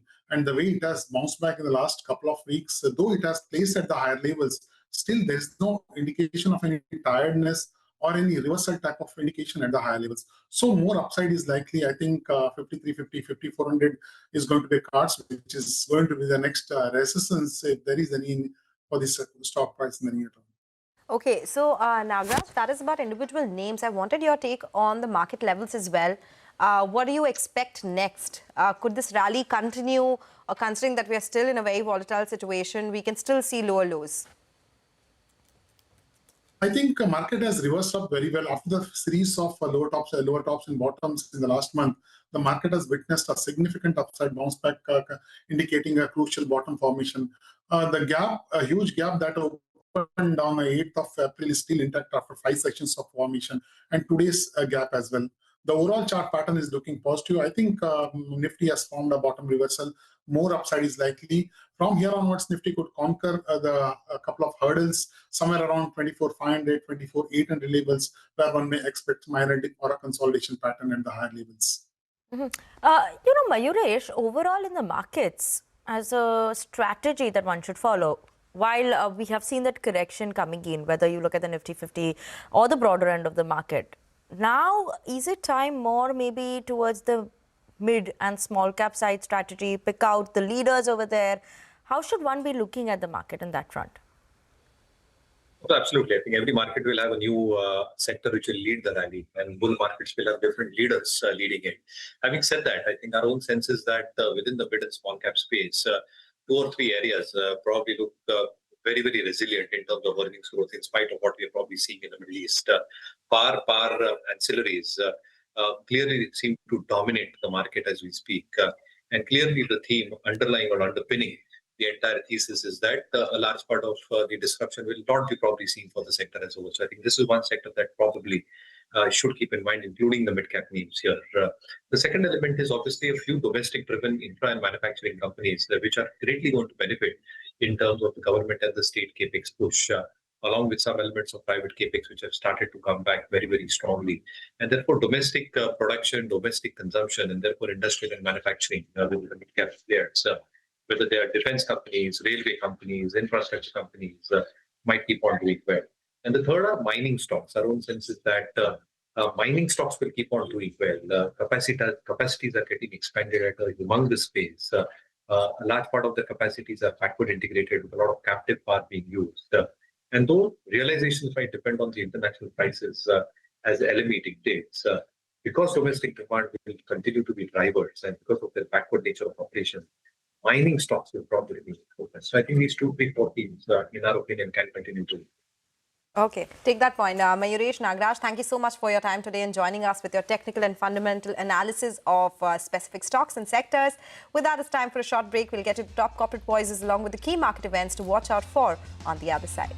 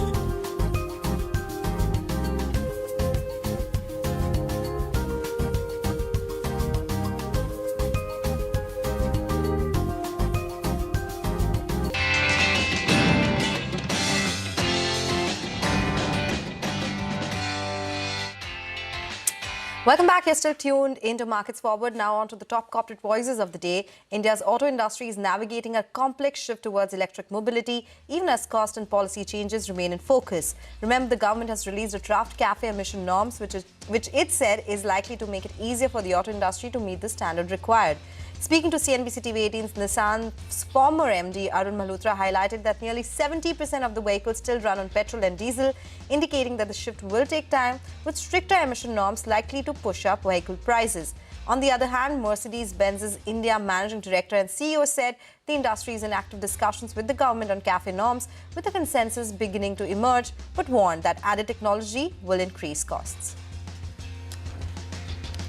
Also through the day, we managed to speak to Wonderla Holidays, and Wonderla Holidays is upgrading its Bangalore resort to a 5-star property with average room rates expected to increase to rupees 9,000 to 10,000 from currently rupees 7,000, mainly supported by this move that will come in. Now, speaking to CNBC TV 18, the company's chairman as well as managing director said that they've invested around 60 crore rupees in refurbishing the resort and expect to recoup this investment within the next 2 to 3 years. He's also highlighted that the company is giving a renewed push to its hospitality segment alongside its core theme park business as well. And before we wrap, we bring you some key market events to watch out for. Upasana Bhatt is standing by with the key events to focus for tomorrow's trading session. Upasana. Well, first up, let us first look at the important results that we'll be tracking for tomorrow. Counters like Wipro, Angel One, CRISIL, HDFC AMC, HDFC Life, Waaree Renewable Technologies, all these counters will be in focus as they report their Q4 FY26 numbers. Now, in terms of important board meetings, Wipro will be a focus as along with Q4 numbers, the company will also consider buyback. HDFC Life to consider fundraising via preferential issue. Also, mind you that the special 3-day session in the Parliament will be held starting from tomorrow to debate on Women's Reservation Amendment Bill. Now, on the flip side, let us look at some of the global cues. Coming to China first, it will be reporting its Q1 GDP, industrial production and retail sales data. UK monthly GDP data, will be keeping an eye out on that as well. And Europe, inflation CPI second estimate will be out tomorrow. And lastly, coming to US, initial jobless claims, industrial and manufacturing production data is something we'll be tracking as well. In terms of other events, IMF and World Bank Development Committee meeting will be held tomorrow, and even the G20 finance ministers and central bank governors meet is scheduled in Washington tomorrow evening. And lastly, Pakistan's president will be visiting Saudi Arabia, Qatar and Turkey tomorrow onwards, so we'll be keeping a track on that as well. So all in all, looks like quite an eventful day tomorrow. Okay, thank you so much for that, Upasana. But with that, we're absolutely out of time on this edition of Markets Forward on CNBC TV 18. Thank you so much for tuning in. After the break, there'll be more news and updates. Stay tuned in for that.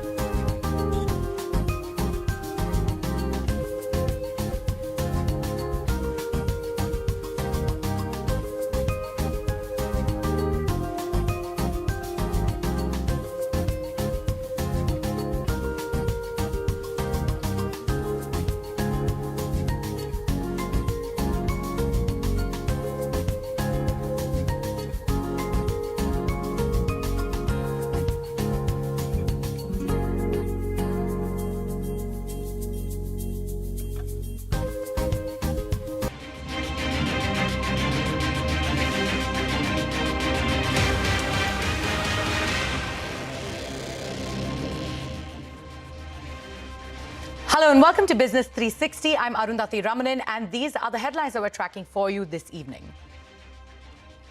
US President Donald Trump tells a publication that talks with Iran could resume in Islamabad over the next 2 days.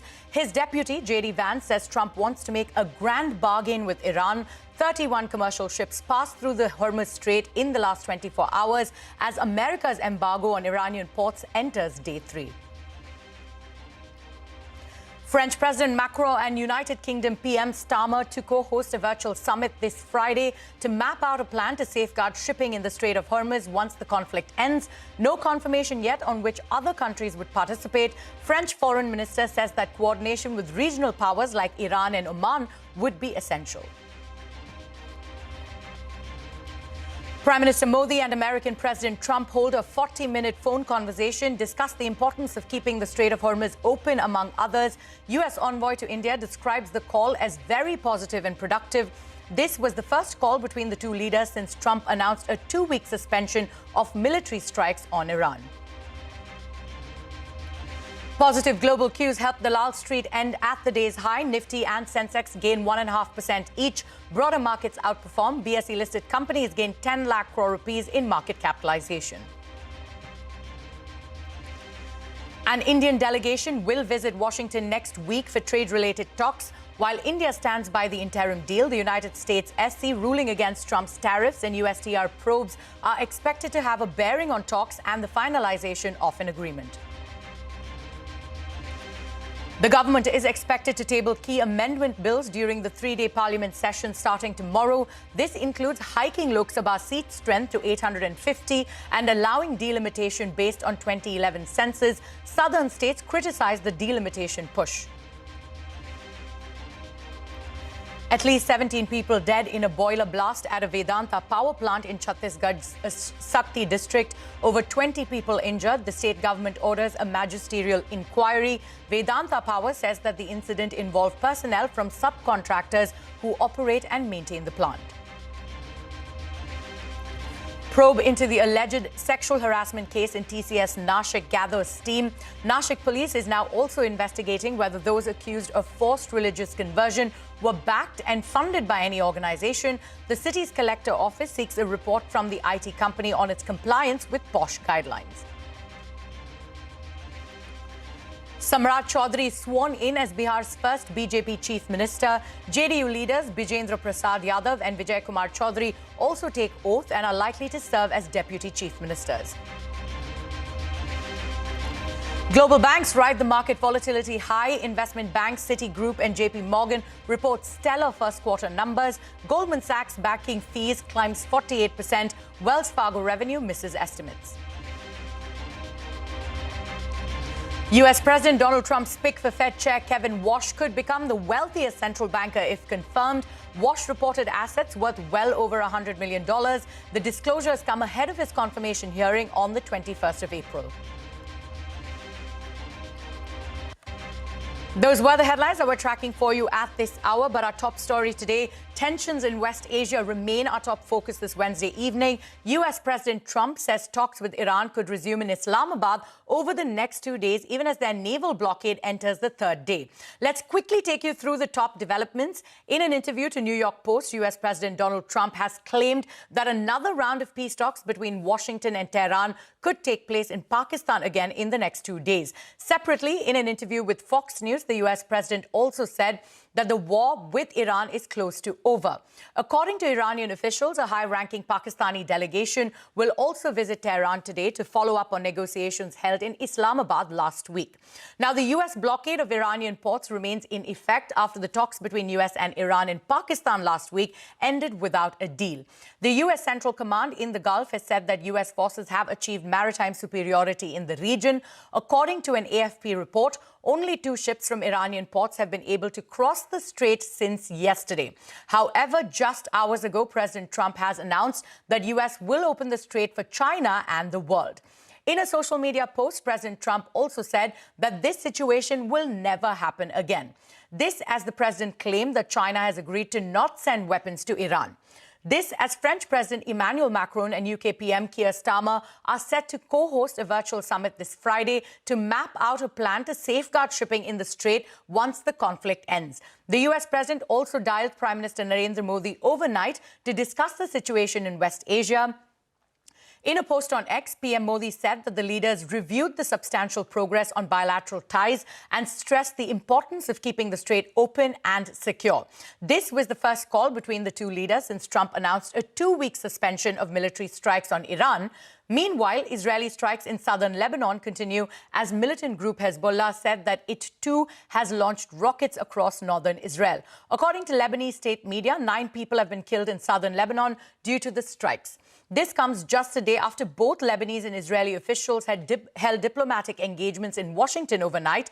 U.S. Secretary of State Marco Rubio also appeared at the start of the talks and hailed the meeting as a historic opportunity to resolve the conflict. Meanwhile, Brent crude prices hovered near the $95 mark. However, U.S. crude oil futures eased in trade. This as Russia's crude oil exports nearly doubled to $19 billion in March from $9.75 billion in February on the back of higher oil prices as both U.S. and Iran are seeing a 2-week fragile ceasefire. Is this war over? I think it's close to over, yeah. I mean, I view it as very close to over. You know what? If I pulled up stakes right now, it would take them 20 years to rebuild that country. And we're not finished. But we'll see what happens. I think they want to make a deal very badly. Honestly, after 49 years, there's a lot of course, mistrust between Iran and the United States of America. You're not going to solve that problem overnight. But yeah, I think the people we're sitting across from wanted to make a deal. And I know the President of the United States told us to go out there and negotiate in good faith. That's what we did. That's what we're going to keep on doing. So you never know, though. But here's where we are on, fundamentally, the President set a policy. Iran cannot have a nuclear weapon, and right now we are negotiating to make sure that very thing happens. And back home, the market ended near the day's high as frontline indices surged over 1.5% each. Nifty ended above the 24,200 mark, with Reliance, HDFC Bank and Infosys leading from the front. The Sensex rose nearly 1,300 points and the broader markets outperformed the blue chips. BSE-listed companies gained a market capitalization of nearly 10 lakh crore rupees. Prashant Nair is here with more on the day's market action. Prashant? Well, we came into this Wednesday with a holiday in between, and the market recouped Monday's losses and added another 100 points on top of where we left off on Friday, that is. I mean, Friday we were left off at about 24,100. The Monday, of course, it was interrupted by that sharp sell-off. And, of course, today we end 24,200 plus. So pretty good. Mid-cap and small-cap indices, both indices 2% higher. Advanced decline was almost 5 stocks up for 1 stock down. Perhaps banks, the only pocket which didn't do as much. But still, I mean, a solid near 1.5% in the green. You know, sectorally, capital markets as a space did exceedingly well. Exchanges, brokers, everybody participating. Tourism as a space was up about 3.5%. IT index gained, actually picked up another 0.5% towards close and ended about almost 3% in the green. And you also had the defense and real estate space, which were up about 2.5% each. Wix cooled off some 8.5%. We're still in the 18-19 odd zone. Other than that, no sectoral indices index which actually saw selling pressure. Large cap stocks participating on the upside: Indigo, oil sensitive 4.5 higher, Power Grid, Eternal, and Max Health. 4 names with gains of over 4%. On the downside, I mean, actually, Dr. Reddy's was down 3% in the morning, ended about 1% lower.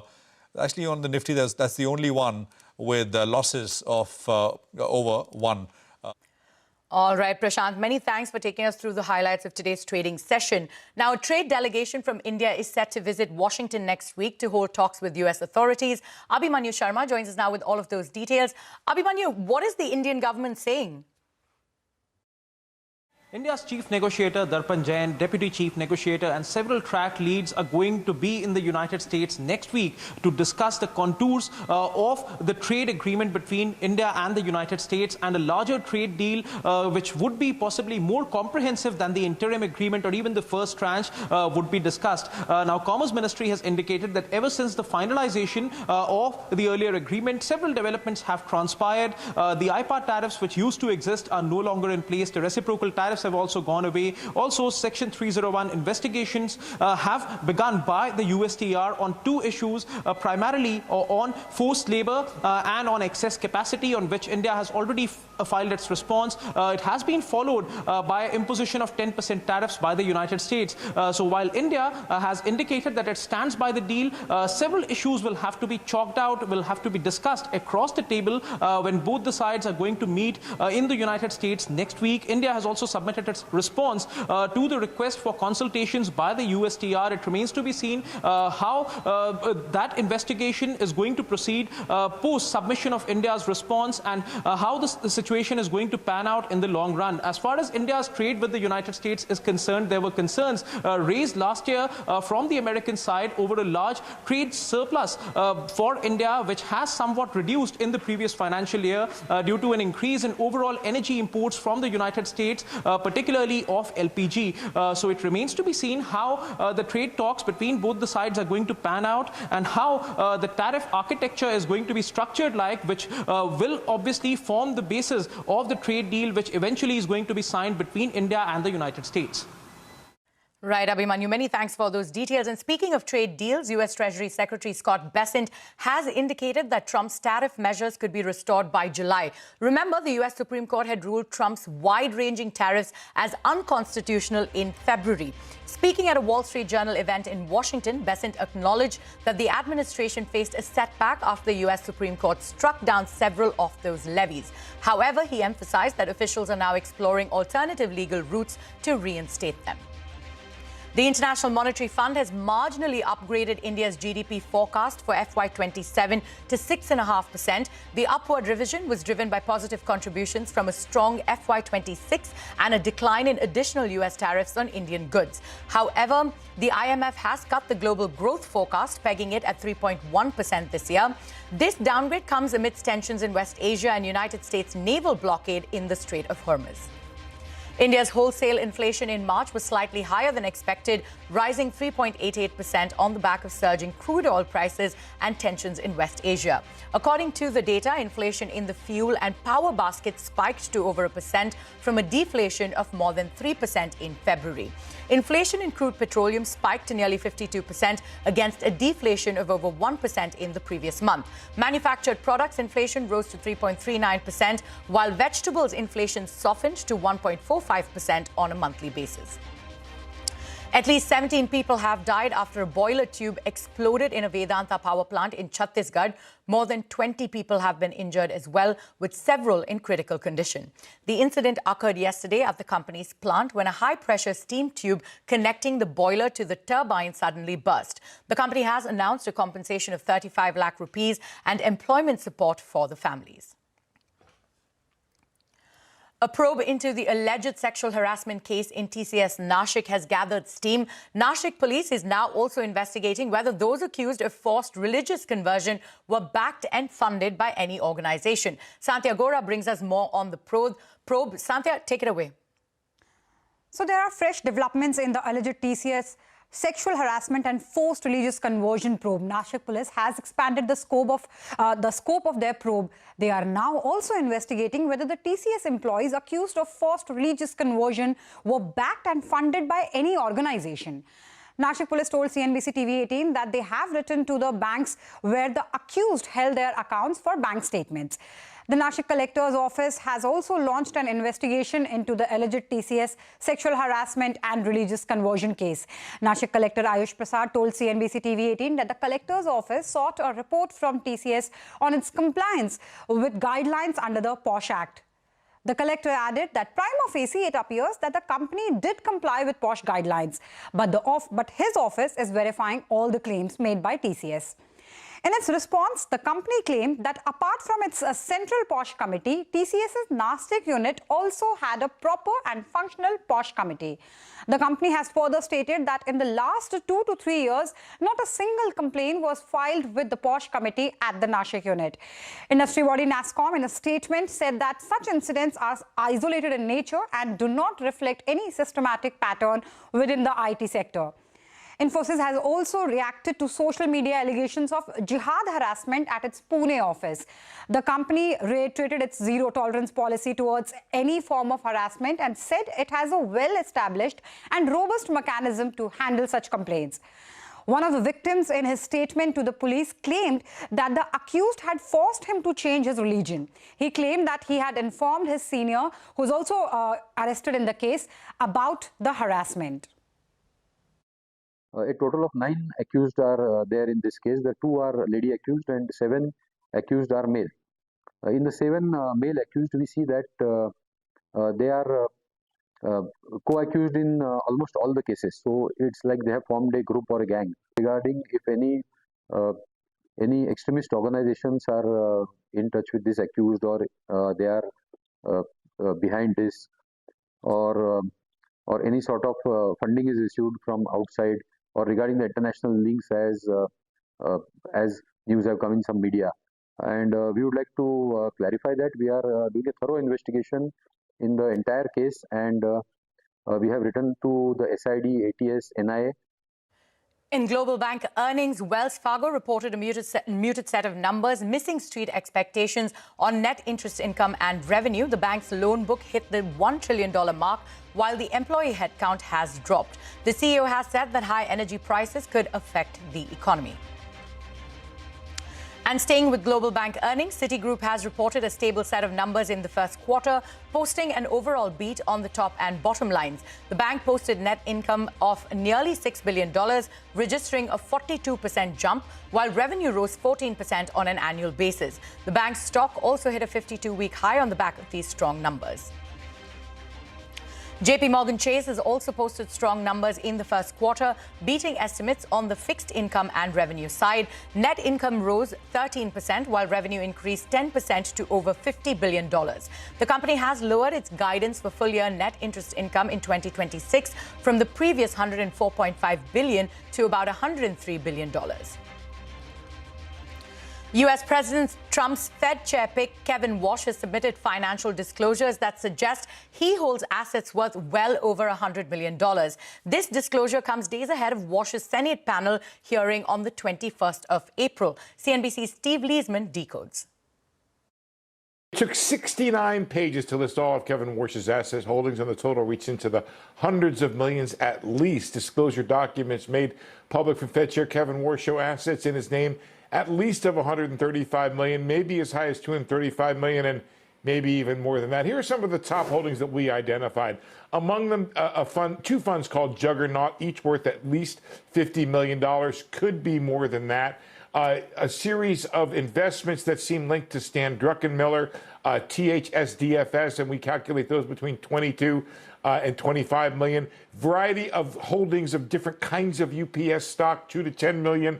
Variety of holdings of Coupang, which is a Korean company, or U.S.-based company that does business in Korea, 3 to 15, and DCM Investments, a bunch of interesting things in there.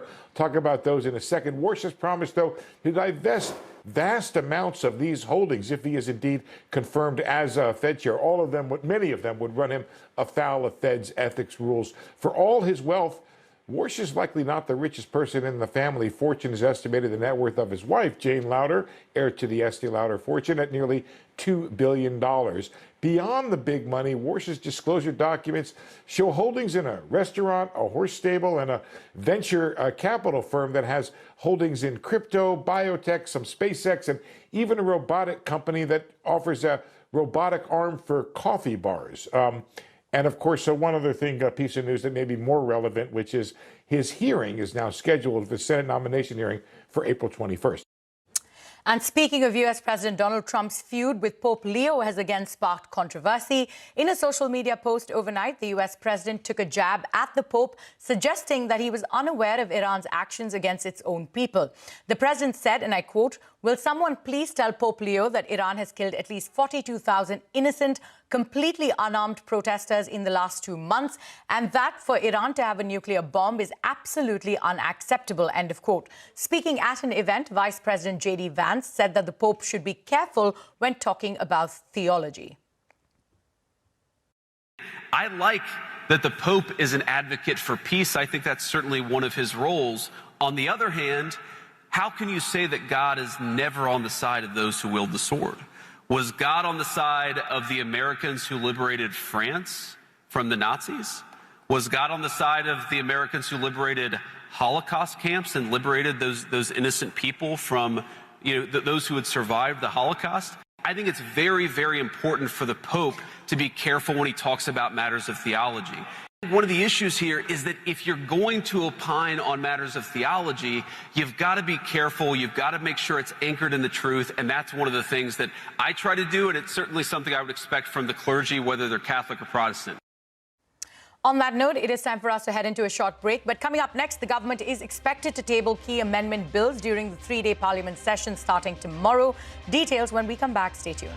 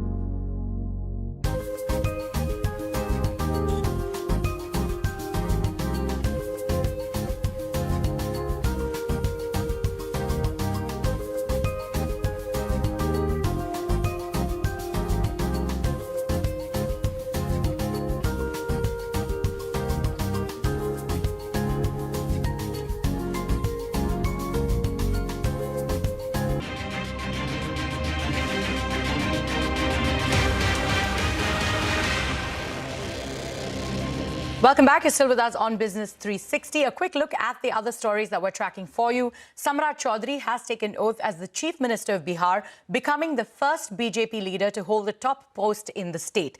JDU leaders Vijay Kumar Chaudhary and Bijendra Prasad Yadav were also sworn in as Deputy Chief Ministers. The ceremony was attended by senior NDA leaders, including Union Ministers JP Nadda and Chirag Paswan, along with Nitish Kumar and other alliance MLAs. The Rajasthan government has launched a new initiative called the Sartak Naam Abhiyan in government schools for students from class 1 to 9. Names such as Sheru, Kalu, Shaitan and Tinku are set to be changed to more suitable options. This will be aimed at promoting more meaningful and respectful identities. The government is expected to table key amendment bills during the 3-day Parliament session starting tomorrow. This includes hiking Lok Sabha seat strength to 850 and allowing delimitation based on a census conducted before 2026. Ashmit Kumar brings us more on this. Ashmit? Now, the Women's Reservation Act law was passed in 2023, but why is it back in focus in 2026? What does the Women's Reservation Bill have to do with delimitation and increasing seats in the Parliament? And what is the centre trying to do with a special session of Parliament being convened right in the middle of state elections? Now, many are asking these questions. We'll try to answer some of them. Now, Centre has convened a special session of Parliament from tomorrow, April 16th.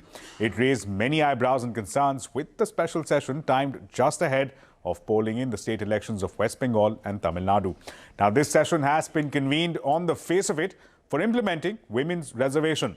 Nari Shakti Vandan Adhiniyam was passed in 2023. It provides for 33% reservation for women in Lok Sabha and state assemblies. Now, this law states that women reservation can be implemented only after delimitation. It also says that delimitation would be based on a future census. And this is where the delimitation question comes into play. Now, the centre is now seeking to delink women's reservation with the 2026 census. The centre has floated 3 bills in Parliament.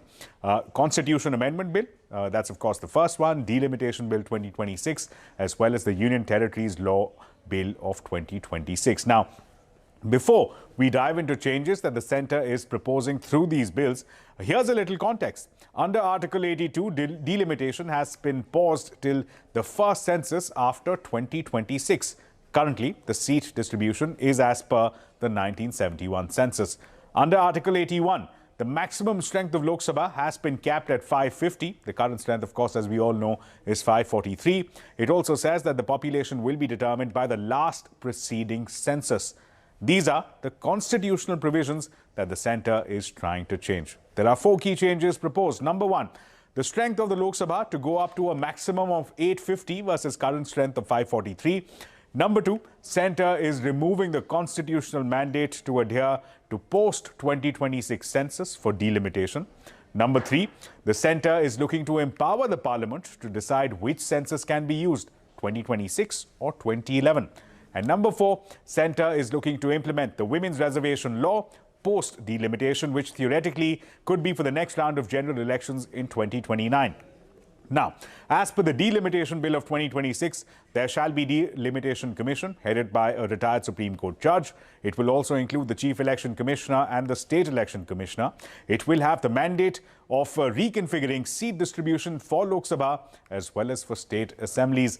But reconfigure seats as per which population figure, 2026 or 2011 census? Various critics have raised concerns. They are arguing that statement of objects and reasons of the bill very clearly states that the latest published census will be used. Well, the latest published census is that of 2011. Critics are also claiming that the seat distribution as per the 2011 population figures will mean that the increase in seats for southern states will be lower than the increase in seats for northern states, simply because the northern states have seen higher population growth. They are arguing that this will reduce the proportion of seats from the southern states and impact their electoral significance. Now, highly placed sources within the government are assuring us that there will be no disadvantage to the southern states, that the proportion of their seats will remain the same, will be maintained. But despite the assurance, many constitutional experts, activists and opposition parties are claiming that the language of the proposed changes do not provide that certainty. All right, Ashmit, many thanks for those details. But with that, it is a wrap on this edition of Business 360. More news and updates continue right here on CNBC TV 18.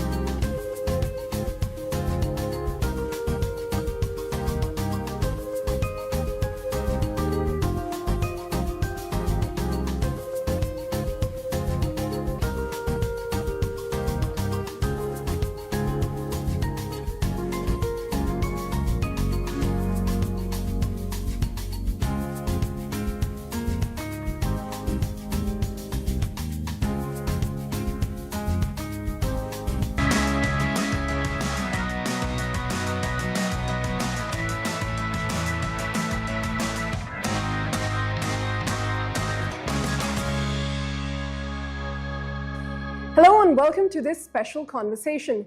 The person we have with us today has built one of the most talked about fintech companies in India, if not one of the more popular ones. And it's not by focusing on the next 500 million people, but it's by focusing very much on the top 20-25 million. Hot on the heels of getting a payment aggregator license and a whole lot more. We have a lot of questions for him. Kunal Shah of Cred joins us now. Kunal, always a pleasure to have you here on CNBC TV 18, and thank you for being generous with your time. Let me start with the payment aggregator, since that's something that's just come in last month. Strategically, into what we know of Cred, where does it fit in? Is it a cost angle? Because you're doing 8.5 lakh crores of payments annually, and you, of course, have to route it so far through third-party applicators, which means there's a fee involved. Does that reduce this friction now? First of all, thank you so much for having me. It's always a pleasure. I think when you are building a large-scale fintech business, you start by kind of working with all the infrastructure that is available, but eventually kind of have to build a lot of stuff on your own infra. And own infra means own licenses and kind of build more reliable systems. And at scale, even smallest optimization, be it on cost or performance, makes a huge difference, right? Yeah. So I think it's a step in that direction. Today, we are one of the largest payments players, and the license enables us to kind of do more things. We already are prominent at many merchants. When you go online, you see Cred online already there. It's just that we're trying to build a fully integrated system where, at least for our members, it becomes a seamless experience to kind of experience Cred, not just on our app, but across the internet ecosystem, and create I would say, a significantly more robust experience. Because we are living in a world of extreme impatience, and even smallest amount of microsecond delays is not tolerated anymore. Yeah. But it's not just about experience, is it? You're also going to be going after merchant revenue. Is that something that will be the focus? Because that puts you in direct competition with a lot of neighborhood competitors you have here that have been in solely this business for a decade or more. Yeah, I think our focus will remain consumer revenue. The idea of building the merchant leg is to kind of make the seamless experience of the consumers who are using Cred to kind of be seamless across all merchant ecosystems. At this point of time, we don't see ourselves becoming a merchant company at this point of time. The consumer business, the customer cohort we have chosen, continues to have very strong traction on customer revenue, right?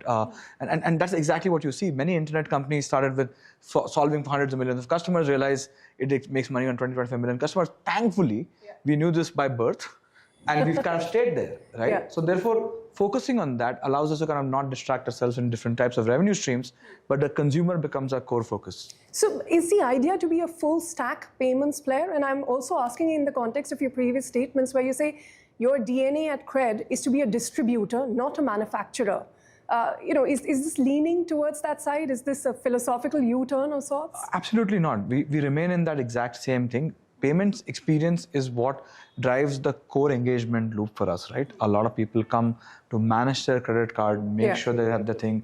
We now power UPI, do many other things. And a merchant transaction is just an extension of the same engagement thing, so that when they are using Cred, they're able to experience all the layers of payments or bill payments in a very seamless manner, right?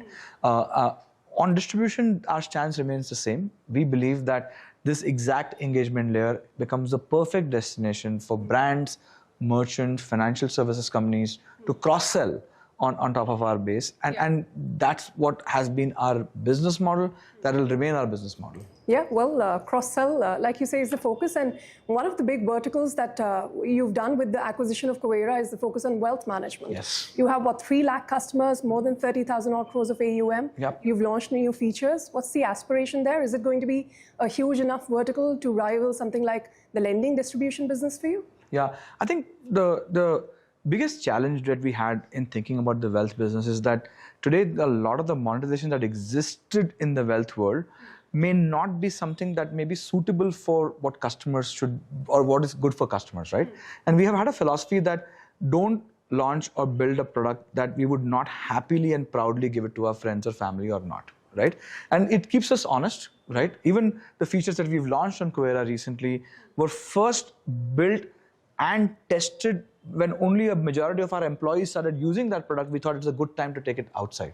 And the philosophical point is very simple, that truth may not necessarily make money when it comes to wealth, right? When you are telling people how they're truly doing in terms of performance, you may not be. It's a little bit like a mirror that probably lies to you will be used more often, right? But a mirror that tells you the truth may not be as trusted, as used, frequently used, but you will actually trust it on the long run and eventually do the right things that is needed, right? There is some parallels to wealth and health, right? I think it's about being transparent, being truthful about how the true performance are. For example, there is no app I know which says you're a bad investor, right? And we believe that at times you have to be honest with people, and therefore they can start the journey of correcting and doing the right thing. So what we built, the first feature is like giving a mirror view with the DAP framework to kind of give that complete visibility across the thing. But the feature that we have already seen great traction, and it's been less than a week of launch, is the product surplus, where we are allowing people to park their surplus money from the bank to liquid, but also allowing them a much larger limit. We are allowing them to have 4 lakh rupees to be allowed to be withdrawn within the next a few hours or 24 hours limit. Because what happens is a lot of times when you're thinking of investing, you think of this as something that you have to now forget about and not have access to, right? And therefore you're okay to take, let's say, smaller returns from what the bank gives you. But the thing is that if you're allowed to kind of park some money in liquid, and while having large limits, and the large limits is a very important problem for the top 25 million. I don't think that feature would naturally find some kind of traction in let's say, the mass India, because they are not thinking about right now. They're starting the journey in investing right now. But people who have kind of been investing and they understand the asset class, they would want to be able to invest in this asset class and have the liquidity that is going to be powering many of these things. So what we've done is taken these two approaches, kind of go into that and slowly build more and more things which again will operate from the principle of trust, ensuring that money works for you and never against you. And a simple self-reflection check is that don't do something that you will not do for your friends and family. So that's the core principle you start with. But Kunal, are you one of the most licensed fintechs in India? I'm asking because I mean, you got this payment aggregator license, you have a PPI license for a wallet as well, you had a stockbroking license, wealth management is something you're looking at as well. Of course, you're a TPAP with NPCI. I mean, the list goes on. Are you one of the most licensed fintechs? And what is the aspiration here? What are the white spaces you're still looking to fill? I don't think we honestly track this as a metric, but honestly, when you are trying to be in a regulated business and provide a service that is consistently trusted, because what happens is in matters of money, right? The regulators across SEBI to IRDA to RBI are extremely prudent to ensure that the customer is consistently feeling safe in these ecosystems, right? What we enable through these licenses is that we are under the same regulatory coverage so that any point of time we are able to deliver the same level of trust. For example, not only we are audited by these regulators, we are audited by partners we work with. For example, banks who work with us audit us as well, because they have the responsibility. Yeah, absolutely. So I think what happens is we have to never forget that the business of money is business of trust. Yeah, and business of trust is a place where everybody should be able to feel confident working with you. And if it means through licenses, if it means through audits, if it means through any prudent step that we can take in that direction, we'll keep doing more of it. So, last time I asked you this question about what next, you hinted at secured lending. We haven't seen much on that front. I mean, in lending itself, are you looking at other avenues? So we have actually launched a loan against mutual funds. Mutual funds, yeah, that's one of them. And I think we do have aspiration to kind of take it to more assets. We believe that in 5 to 10 years from now, every asset of this country should ideally be either get tokenized, and I think there is a vision from the government to tokenize many of these assets, and it allows customers to borrow at a significantly lower interest rates than, let's say, unsecured. Yeah. We do believe that a customer who has access to secured assets should probably find a way to borrow at a lower interest rate than higher interest rate through unsecured. And I think it may not be the most prudent financial cause because you make more money on unsecured, but I think it's the right call for the customer to have these options available for them to make that choice for themselves. Yeah. Right? Today, if I have 10 lakh rupees of mutual fund with me and I'm taking some money to borrow for a vacation, we would want people to assume that there is a way you can access that. Today, no, we have billions of dollars available in mutual fund AUM. Less than 1% of that is levered for any kind of thing. And most of the growth has come from retail customers, right? So we believe that that format, and I think, see, if you go to most developed markets, it's a known thing that people borrow against their assets, right?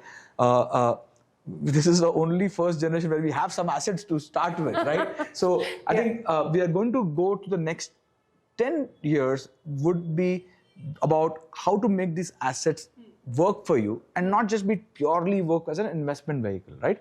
And I think what we have noticed is that the historical behavior was, oh, let me break my mutual fund or borrow unsecured, but what if there's an option that can allow you to do both the things without having to cost any of the income growth that you're likely to get. So I think, again, same principle, make the money or compound interest work for you and not against you. You know, you alluded to the fact that we're an aspirational country, we're starting to build this wealth, and how is that translating into business for you? Your last disclosed numbers are for more than a year back. FY25, you had 22,000 crores of a lending AUM book. That is one of your top 3 revenue generators. What else is growing faster, and do you see that mix changing where some of these newer businesses you're coming into will start to contribute more meaningfully? Yeah, I think some of them will start showing some meaningful scale as time progresses. Many of the new bets right now take some time to fructify. Many of the businesses that we talked about earlier are like been around for 5-6 years, so they have their own timeline to kind of do that. But I do believe that financial services will probably remain like bulk of our revenue. There is no way we see ourselves to be kind of... So that's payments and lending distribution. Payments, lending distribution, insurance distribution, wealth distribution, same category. And I think the share, hopefully, from lending will kind of move to other categories. But lending, we understand we are a developing nation, right? So in a developing nation, lending remains large chunk of revenue, not just for fintechs, but for banks, for overall ecosystem, right? I wonder what % of public market PAT is around lending also, right? The thing is that these are categories are reflective of where the nation is at right now, right? And I think it's also the most profitable. I think financial services as a category are fundamentally more profitable categories versus, let's say, many other consumer businesses and internet that exist.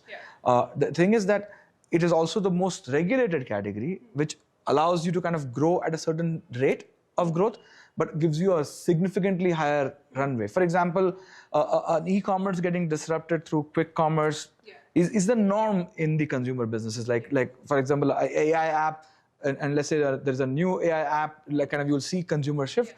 But in regulated businesses, what you see is that there's a compounding benefit for a brand to be around for 10, 15, 20 years, because when it comes to trying new things, you would be very happy to switch to a new fashion brand or a commerce brand and download an app. But when it comes to money, you believe, I think when companies get to 10, 15, 20-year mark, they actually start becoming more valuable. Okay, speaking of that, you're 7 years old now. And you know, we've spoken about this IPO before, and you said the company's too young to do this. So what? I mean, does it have to be a teenager before you consider that? Do you have some number in mind, some milestone? I think at this point of time, the company is growing in a very healthy manner.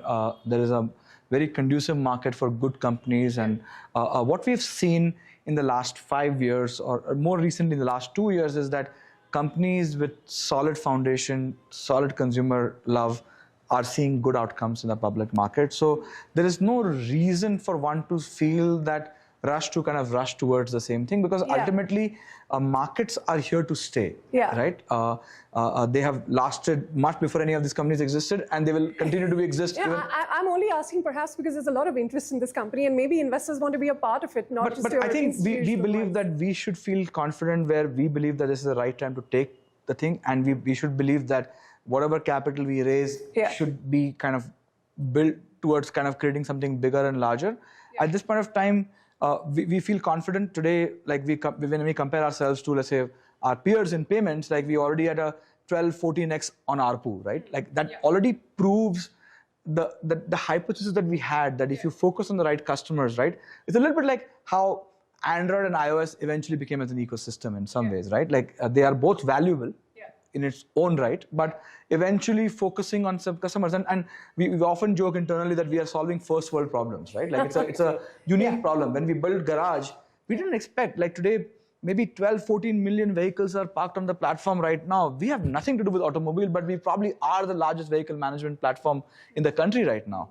I think as we can create focus on solving more first world problems, we are creating this unique place where if you are, let's say, credit-worthy, affluent customer of India, this becomes the place where to you go like to. Sure. That doesn't answer the question on how long. I mean, teenager, adult, what is the I've heard that question more from you than my board. But at this point of time, not thinking about it actively, heads down, focusing on business. We are very excited about launching many new features that you will hear about, but build mode is the focus right now. The other question you probably keep hearing from me is on profitability. We know you've halved your operating losses. Is FY26 any better? Are you closer to breaking even? I think if you look at any internet company, the standard thing that you will see is that they start with investing towards building distribution, creating engagement, and eventually kind of those lines kind of go in the opposite direction. And that's no different for any company that has gone public to what we will also have the trajectory. It's just that we are not hyper obsessed about that because of the category we focus on. Today, there is a lot more opportunity on ARPU expansion for us. We believe that we can easily 2x, 3x, 4x our ARPU in the next decade or so, which very few companies have the clear opportunity to do that right now. So I think we look at the capital as a way to invest in many categories. For today, I would say 30-40% of our, let's say, payroll cost would be towards building new products. Right? If one had to say that, okay, let's not build new things, let's just monetize that, any company can be profitable. So that we are not thinking about this right now. I know. So every time I've asked you this, I seem to get the sense that you have this philosophical comfort with a loss-making company. But I wonder if, these institutional investors you raised more than $900 million from, do they share that comfort? I think, first of all, companies who have gone public ahead of us have raised a lot more capital than us, number one. Number two, every company has to figure out a way to make the gradual growth of revenue and a reduction of profit to kind of be in a certain manner, right? And that's true for any company, maybe true for credit, maybe true for anything. And every now and then you also might find opportunities to go and build a business. For example, many companies that have gone public with profitability, suddenly are realizing that, oh, we have an opportunity to kind of go aggressively, then they're investing in that. So I think we should look at what is the true potential and viability of a business versus profitability being the core goal? Because if you have an ability to, how many companies in India, except the internet companies, have the opportunity to grow revenue by 5, 10x? I think that's the question. Today, investors have understood that path, and therefore, even in public market, there is a tolerance for loss making because there is a clear revenue potential growth that you do not see in traditional non-tech companies. And I think that's the lens that we should be applying now. But, for any fintech business, capital is the raw material. You had your last round sometime last year. How much of a runway do you have before you have to go to the markets again? The reports suggest you were in talks to raise some money in the near future.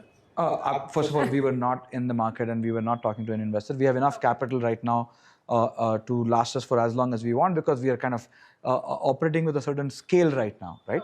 Also, raw material for fintech is true if you operate a lot of business through a balance sheet. Yeah, which you're not doing. You're in the distribution business. So I think they're fundamentally different businesses. So the capital requirement in fintechs of our type is to kind of build distribution of growth of customers, which we've kind of captured a decent market share, and we continue to build with a lot of organic traction that we built because now a lot of times earlier people used to come to credit for credit card bills. Now there are multiple reasons to come to credit, right? And we see that market share and cross-sell growing rapidly.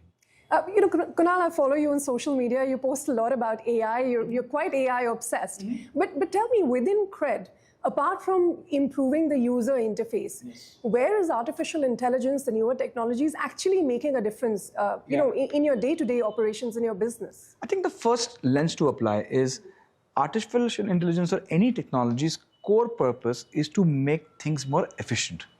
When you have a technology that can make things dramatically more efficient, the first unit you need to apply this to is every individual.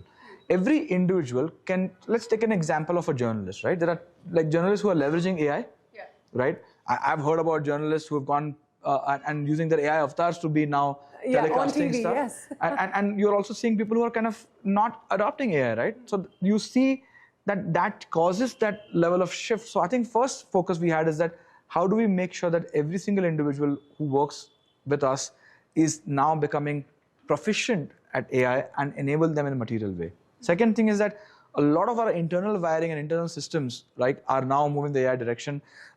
Today, I would put a number, maybe 92% of all our code is written through AI now, right?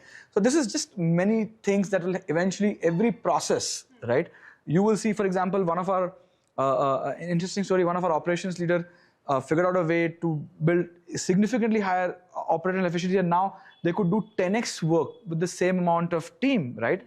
And these are real things that are happening all around us. But I think we are underestimating the quality of models that are coming in the next few years, which could unlock even bigger potential. See, a lot of times, let's say when GPS came, it was a certain thing. Yeah. Internet came, it's a certain thing. But this is one of the technologies that is exponential in nature, which means that the things it can do is growing almost on a daily basis. Yeah, in leaps and bounds. But on that note, just hold your thoughts. We have to slip into a short break. Don't go anywhere. We're back in just a moment.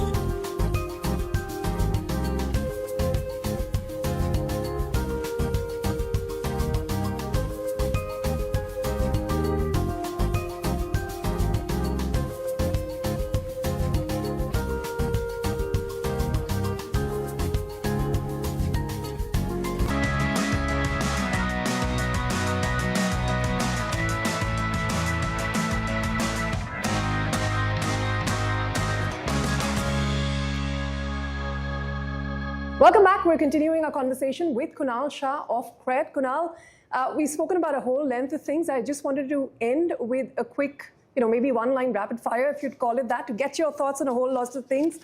One word for where we're at in the fintech cycle right now. I mean, is it a boom cycle? Are we getting started, or is it a reset? I think we are going through a more calibration cycle. Okay. There are a lot of companies who have reached a certain scale are kind of getting to be more licensed, more regulated, kind of be more structured and organized, and they have become important part of the overall financial services ecosystem. Earlier, financial services were like, okay, there is something, but now they are a meaningful part of the infrastructure. What is harder to build, trust or profits? Always trust. Yeah. There are. In fact, it is significantly easier to build profits by letting go of trust. Oh, okay. But it is significantly harder. It'll come harder back to bite you then. Yeah, because the thing is that you can take many shortcuts and take advantage of customers' lack of awareness and kind of make a lot of money. But if you're building an institution and you want long-term profits, the only currency that one has to be invested in is trust. Okay, Cred in 5 years. Payment platform, lending platform, full stack bank?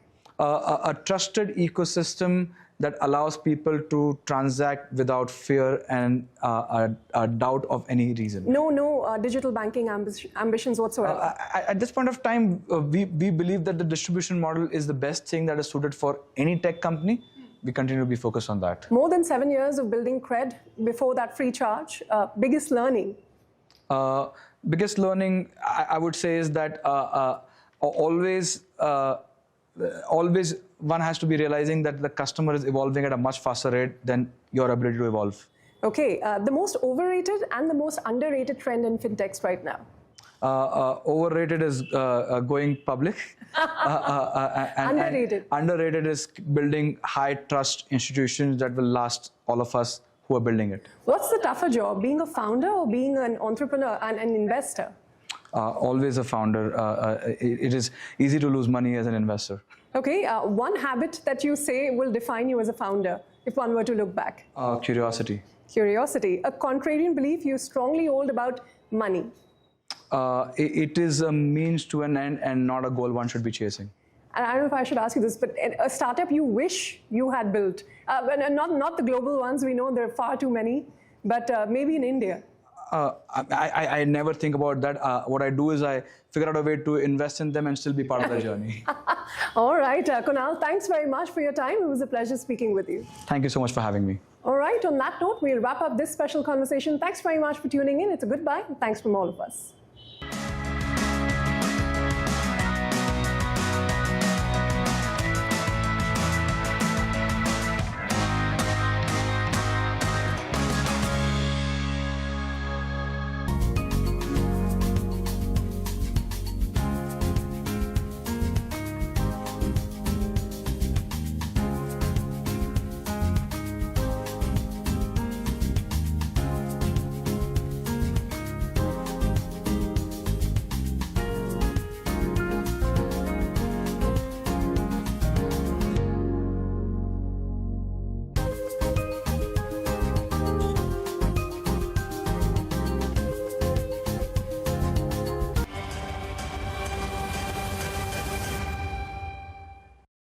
The Reserve Bank of India has proposed a significant overhaul of the framework used to classify upper layer NBFCs.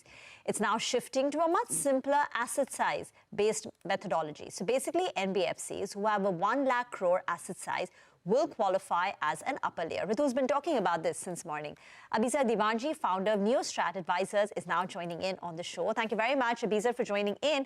I think the big change is also now the inclusion of PSUs and government-owned NBFCs in this classification of upper layer NBFCs, which means there are implications for an REC, PFC, IRFC, etc. Give us your initial thoughts on this particular and the impact on PSUs. I don't know why there was a distinction earlier anyway, Rima. I don't think that kind of distinction was ever required because these are large PSUs, PSU NBFCs. The other thing is that, the whole issue around upper layer NBFCs was that they are very much nearing that of banks. And if they are nearing that of banks, then two things are required: better and more stronger supervision, higher levels of capital, provision of liquidity, and biggest among them is transparency through listing. So these are the considerations or tenets based on which this was formed. And why should PSUs not be part of it? I think it's a logical conclusion now to say that these are nicely independent run companies. Once they get listed, there will be even more transparency. Some of them are already listed though. Though it's important to note that when RBI came out of the list in 2023, 15 companies are classified as upper layer. None of the PSUs were in there. That's because the regulation did not cover them. But now it does. Yeah, absolutely. Abizar, hi. Sandeep, hi.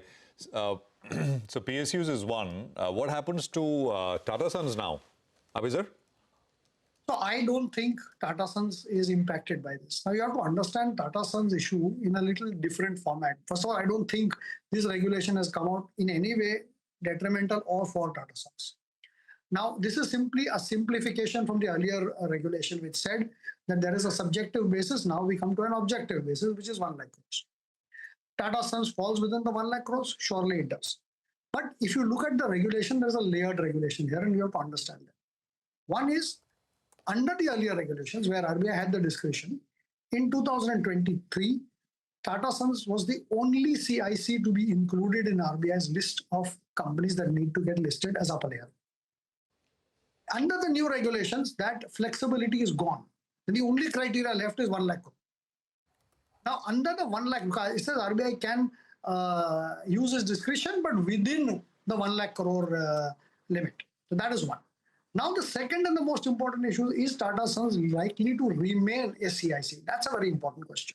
Now, what are the classifications of a CIC? It says you have to have 90% of your assets in securities, whether debt or equity, and of which 60% has to be equity. That's one condition.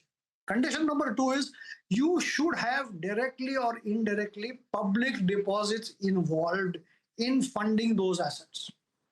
If there are no public deposits left on the Tata balance sheet, which frankly we don't know because it is not a listed company, then very clearly the justification that Tatas would have is actually we are not a CIC, and hence why does the listing regulation even apply? But if it is classified as an NBFC, then the listing regulations will apply. There is no way out of that because there is no subjectivity there. Right. Abizar, let me get Sandeep in as well. Sandeep, Abizar, of course, explained that, but just come in on this Tata Sons issue, because the point is, if it is just based on asset size, the discretion is gone. So then, the discretion for RBI to give exemption is gone, and it's just that's a change from the earlier side. So where does that leave Tata Sons? So I think Abizar said it correctly. I don't think it impacts Tata Sons at all. Essentially, even earlier, I think based on the complex rule they had, Tata Sons would fall within 1 lakh crores. Obviously, they fall within. So there's practically no change in terms of how it impacts Tata Sons. It would certainly have a huge impact on public sector NBFCs. And when I say that, I mean, there are certain NBFCs which are actually very dedicated to a sector. And as you know, there are exposure norms with respect to companies and with respect to an industry.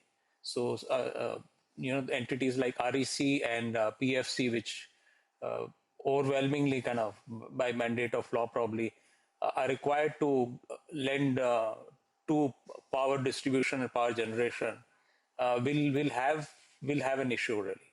Either RBI will have to create carve-outs for them, or for them to fall in line is Sandeep, but not very clear to me. Yeah, the earlier regulation, right? There was a composite scoring methodology, qualitative, quantitative factors, with a degree of regulatory discretion by the Reserve Bank of India. All that is now gone. It's just so. That's right.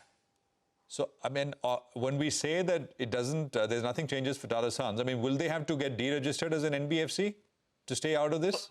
No, so here's the thing. See, I think based on the numbers I have, 3 NBFCs would exit this list, right? And Tata Sons is not one of those 3. And of those 3 also, the norm is that there's a 5-year kind of cooling off period, so they cannot exit. So unless RBI changes the norm to say that, the 5-year exit norm is no longer applicable for these 3, they will still have to fulfill all the requirements for the next 5 years.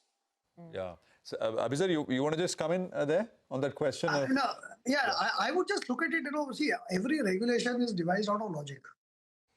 And the clear logic of any listing or classification, something as an upper layer or even as an NBFC, should be the involvement of some kind of public money. And if there is no public money, very frankly, why should a company which is just a holding company of shares? No, I don't disagree with the logic, Abizar, but I'm just saying that given the new, given the change now from the earlier regulations, just purely by a reading of that was the question. No. So clearly by reading of that, it's very clear RBI says anything over 1 lakh crore has to be there's no discretion. There is no list. It says that we come out with another list, but that list also has to be within the ambit of, as they say, paragraph 24, which basically says 1 lakh crore. So at the end of the day, 1 lakh crore cannot be breached. Now, what has happened, interestingly, you have to see between 2023 and now. 2023, 15 NBFCs were classified as upper layer. Most of them went to the market and got themselves listed, luckily at a time when the markets were great. Today, the number of companies that fall above 1 lakh crores are mainly 6 or 7. Some of them are already listed. So ideally, some of the NBFCs which were below 1 lakh crore are already listed now because they were in the RBI's October 23 list. So now, frankly, what are we left with on current regulation? Two things. One is large NBFCs which have not yet listed and figure out how to get them listed. And the other is let there be a consolidation or a listing within the government entities. Because government NBFCs, the problem is they're normally controlled by some or the other PSU. And the idea is like take the Power Finance Corporation. So our Power Trading Corporation, PTC.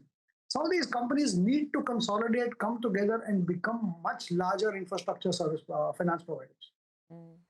I see the logic there. Any unlisted companies which may get classified as an upper layer and therefore, because there is that mandatory listing in a period of 3 years? Yes, so I think all the entrants are actually all the public sector ones. So yeah, so the third is Piramal Finance.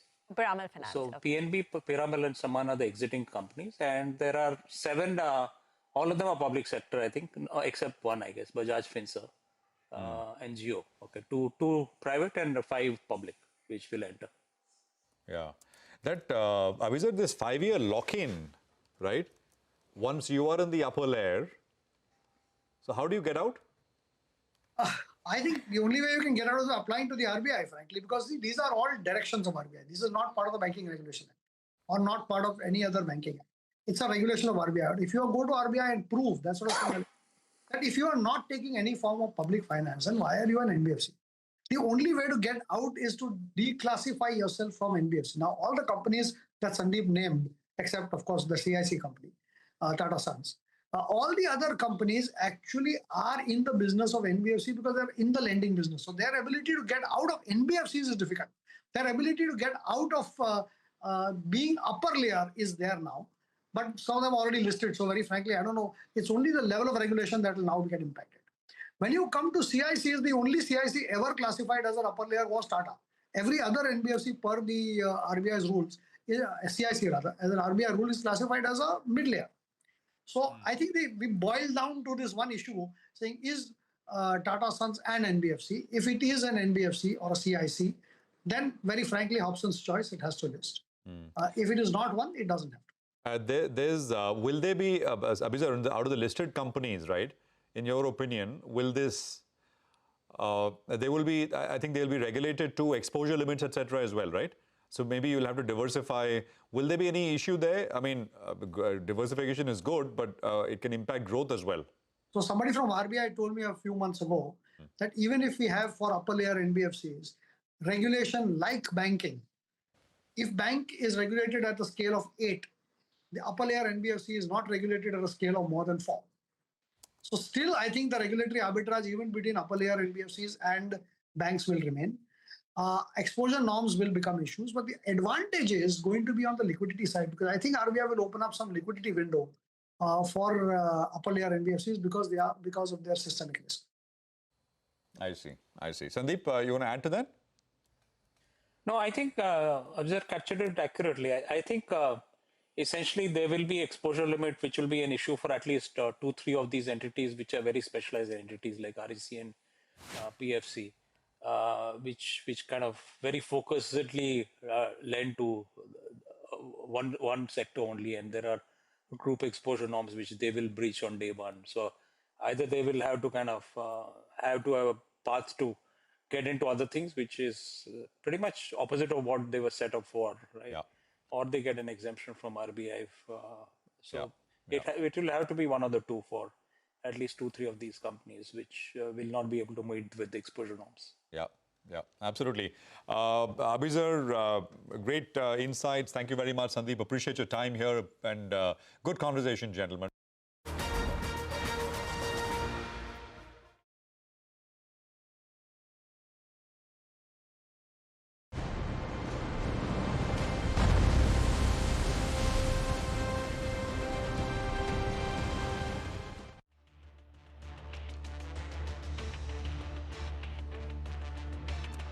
Hello and welcome to this special broadcast on the West Asia tensions. I'm Ashmit Kumar. Now, the United States military is set to enforce a blockade on vessels entering and leaving Iranian ports today. This comes after talks between Iran and the U.S. faltered. The U.S. President Donald Trump said that either Iran allows all ships to pass or no ships will be allowed through the strait. Meanwhile, Iran's Islamic Revolutionary Guard Corps has called the move illegal and termed it piracy. Trump also claimed that the ceasefire is holding well despite the failed weekend talks. Iran's Foreign Minister Abbas Araghchi has said that the breakdown in talks was due to Washington maximalism and shifting the goalposts. Meanwhile, Iran Speaker Mohammad Bagher Ghalibaf took a swipe at Donald Trump, warning that any disruption in the Strait of Hormuz would trigger a sharper spike in oil prices and that the U.S. would be nostalgic about gas prices around $5. Crude prices have already surged, trading above $100 per barrel before the U.S. announced the blockade. LSEG data showed that 2 oil tankers had exited the strait. Meanwhile, UK Prime Minister Keir Starmer has said that the UK will not join this blockade but will continue to assist the US with minesweeping and anti-drone capabilities. French President Emmanuel Macron and Starmer are all set to host talks to restore freedom of navigation. Experts believe the Islamabad talks are likely to pave the way for further negotiations, but warn that hostilities could resume. However, over the weekend, Donald Trump said that he does not care whether they return to talks or not. Meanwhile, the situation in Lebanon continues to be dire, with the Israeli military carrying out strikes in the southern Lebanon. Even as both sides are set to begin direct talks in the U.S. tomorrow in an attempt to reach a ceasefire agreement. Their military is destroyed. Their whole Navy is underwater. You know that. 158 ships are gone. Their Navy's gone. Most of their mine droppers are gone. We have a lot of people, as you know, at 10 o'clock tomorrow, we have a blockade going into effect. That'll be 10 o'clock tomorrow. Other nations are working so that Iran will not be able to sell oil. And that would be very effective. Iran will not have a nuclear weapon. Will not have. There is no way that they're going to get. They still want it. And they made that clear the other night. Iran will not have a nuclear weapon. What we notice and what we see and what I think is maybe my idea, maybe not, I don't know. But there are many boats heading toward our country to fill up with oil and then go and take it. So they're not going to go through the Hormuz Strait.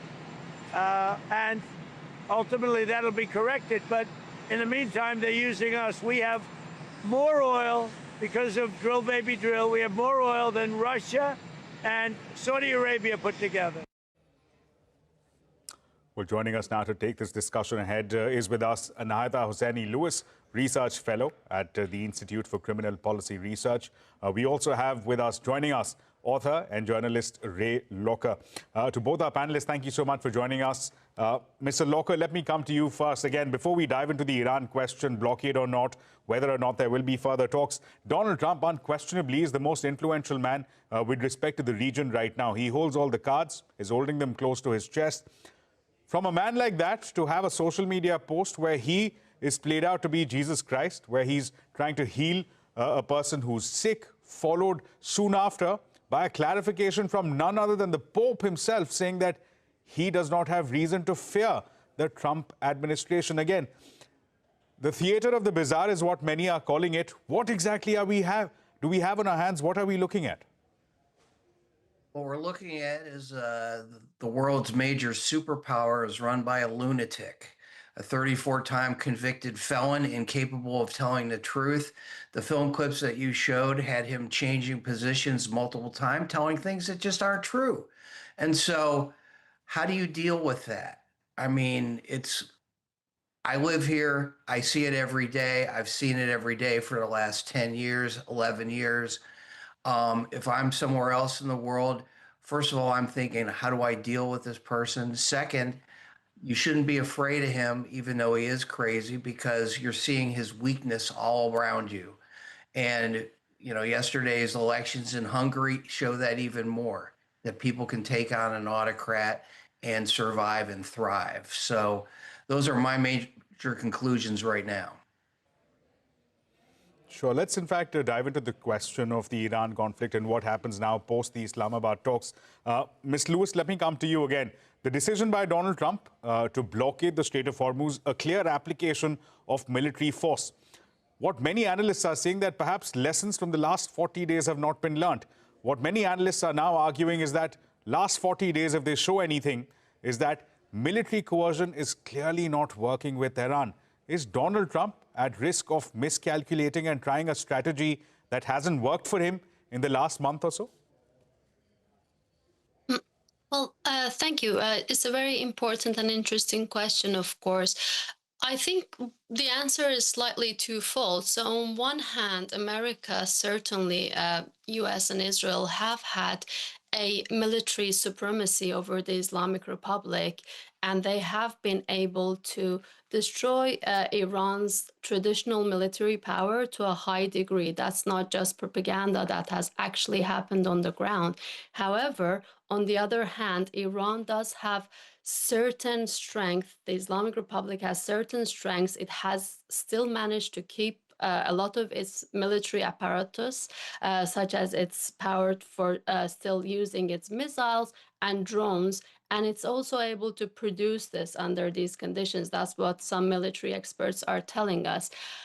In relation to, the latest developments in the Strait of Hormuz, what we're hearing from military experts is that America does have naval supremacy. It is able to impose a high level of blockade. But where I think the challenge will come in for the US is that whilst they have destroyed Iran's traditional navy to a high degree, the IRGC, the Islamic Revolutionary Guard Corps, still does maintain weapons that could make it effective in challenging US's blockade of the Strait of Hormuz. And these include things such as small boats, a very high number of marine mines. I think the estimates are at 5,000. And the most important thing here is not, the balance of the military power, in which obviously the Islamic Republic is disadvantaged at, but also the willpower. The Islamic Republic has figured out that the Strait of Hormuz is a very big leverage for it. It has given it a very unexpected leverage, in fact. So they will be basically very willing to take risks. This includes, with their personnel in order to make sure that the US cannot take full control over the strait.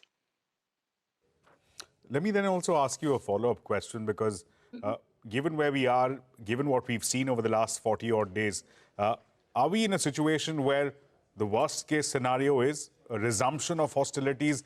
That concentration of military assets in that smaller region, many experts say, could point towards a great likelihood of perhaps a resumption of hostilities, perhaps a miscommunication, a miscalculation. Is that a very legitimate and a real risk that we have on our hands?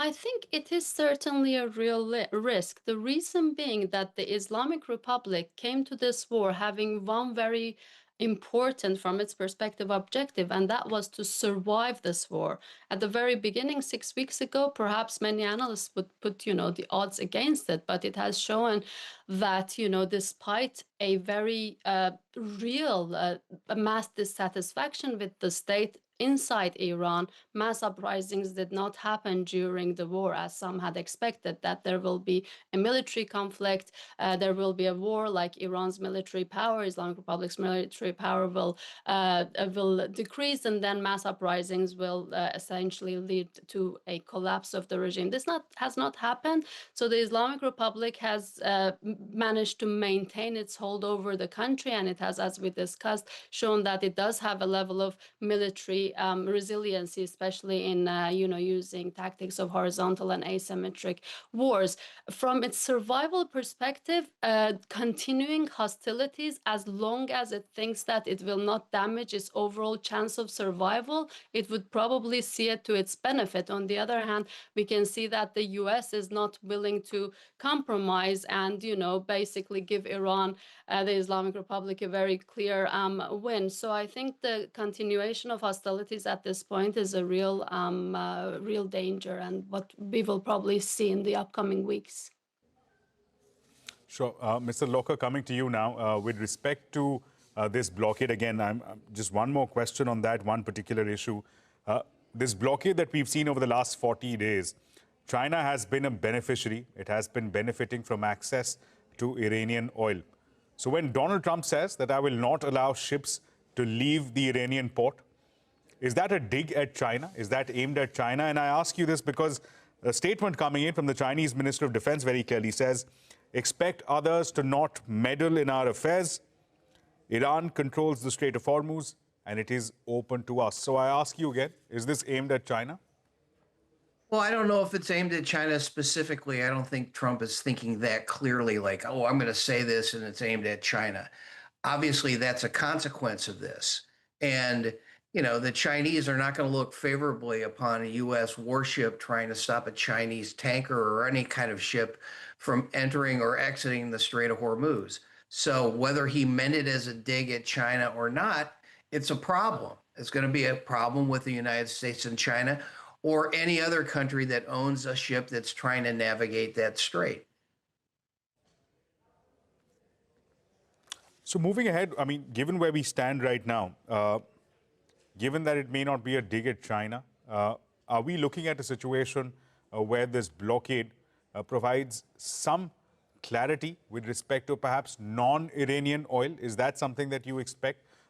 US CENTCOM is quite clear. They will only be targeting Iranian ports, ships coming to and from Iranian ports. Is that likely to give any form of certainty assurance to some of the other Gulf countries? Well, maybe, but I mean, you're looking at a situation where it's not necessarily that governments are controlling the transit through that area. It's insurance companies. You know, if you own a ship and you can't get insurance to go through there, you're not going to do it.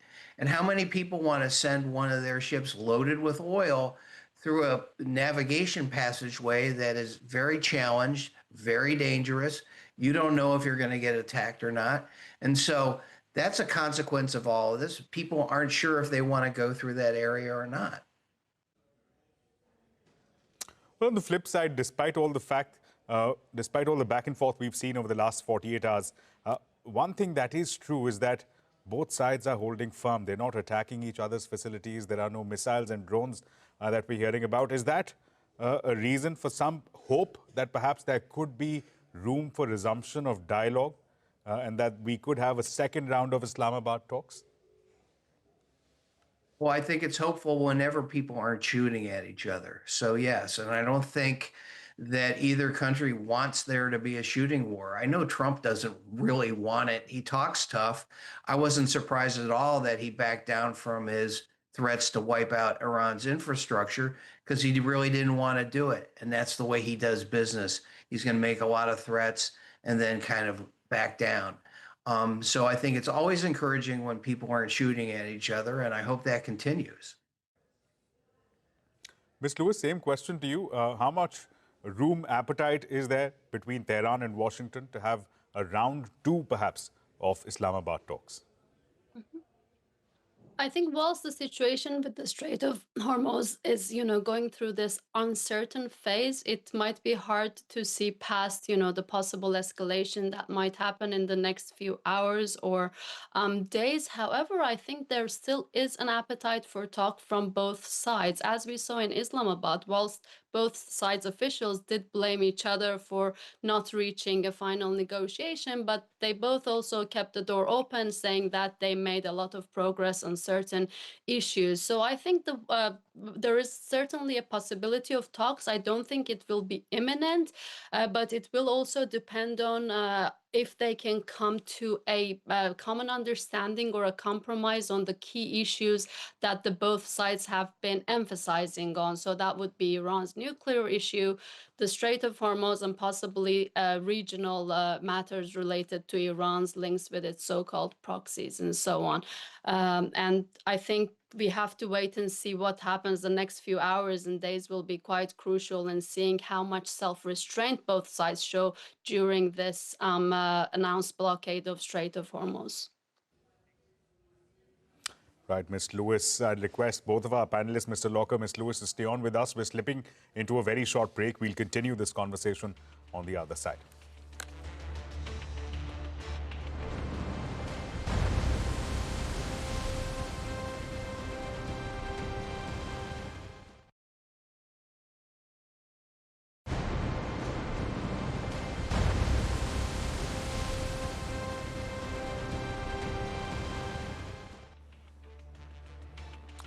Welcome back. Now, ever since the war began, President Donald Trump's rhetoric over the Strait of Hormuz has been shifting constantly. Sample this statement from the 9th of March. 1 week into the war in Iran, Trump declared, and I quote, "I'm thinking about taking over the Strait of Hormuz," end of quote. Now, just a day later, Iran's Revolutionary Guard Corps effectively blocked the strait for Israel, US, and nations they considered as unfriendly. 4 days later, on the 13th of March, Trump warned Iran will be hit 20 times harder if it does anything to disrupt the flow of oil.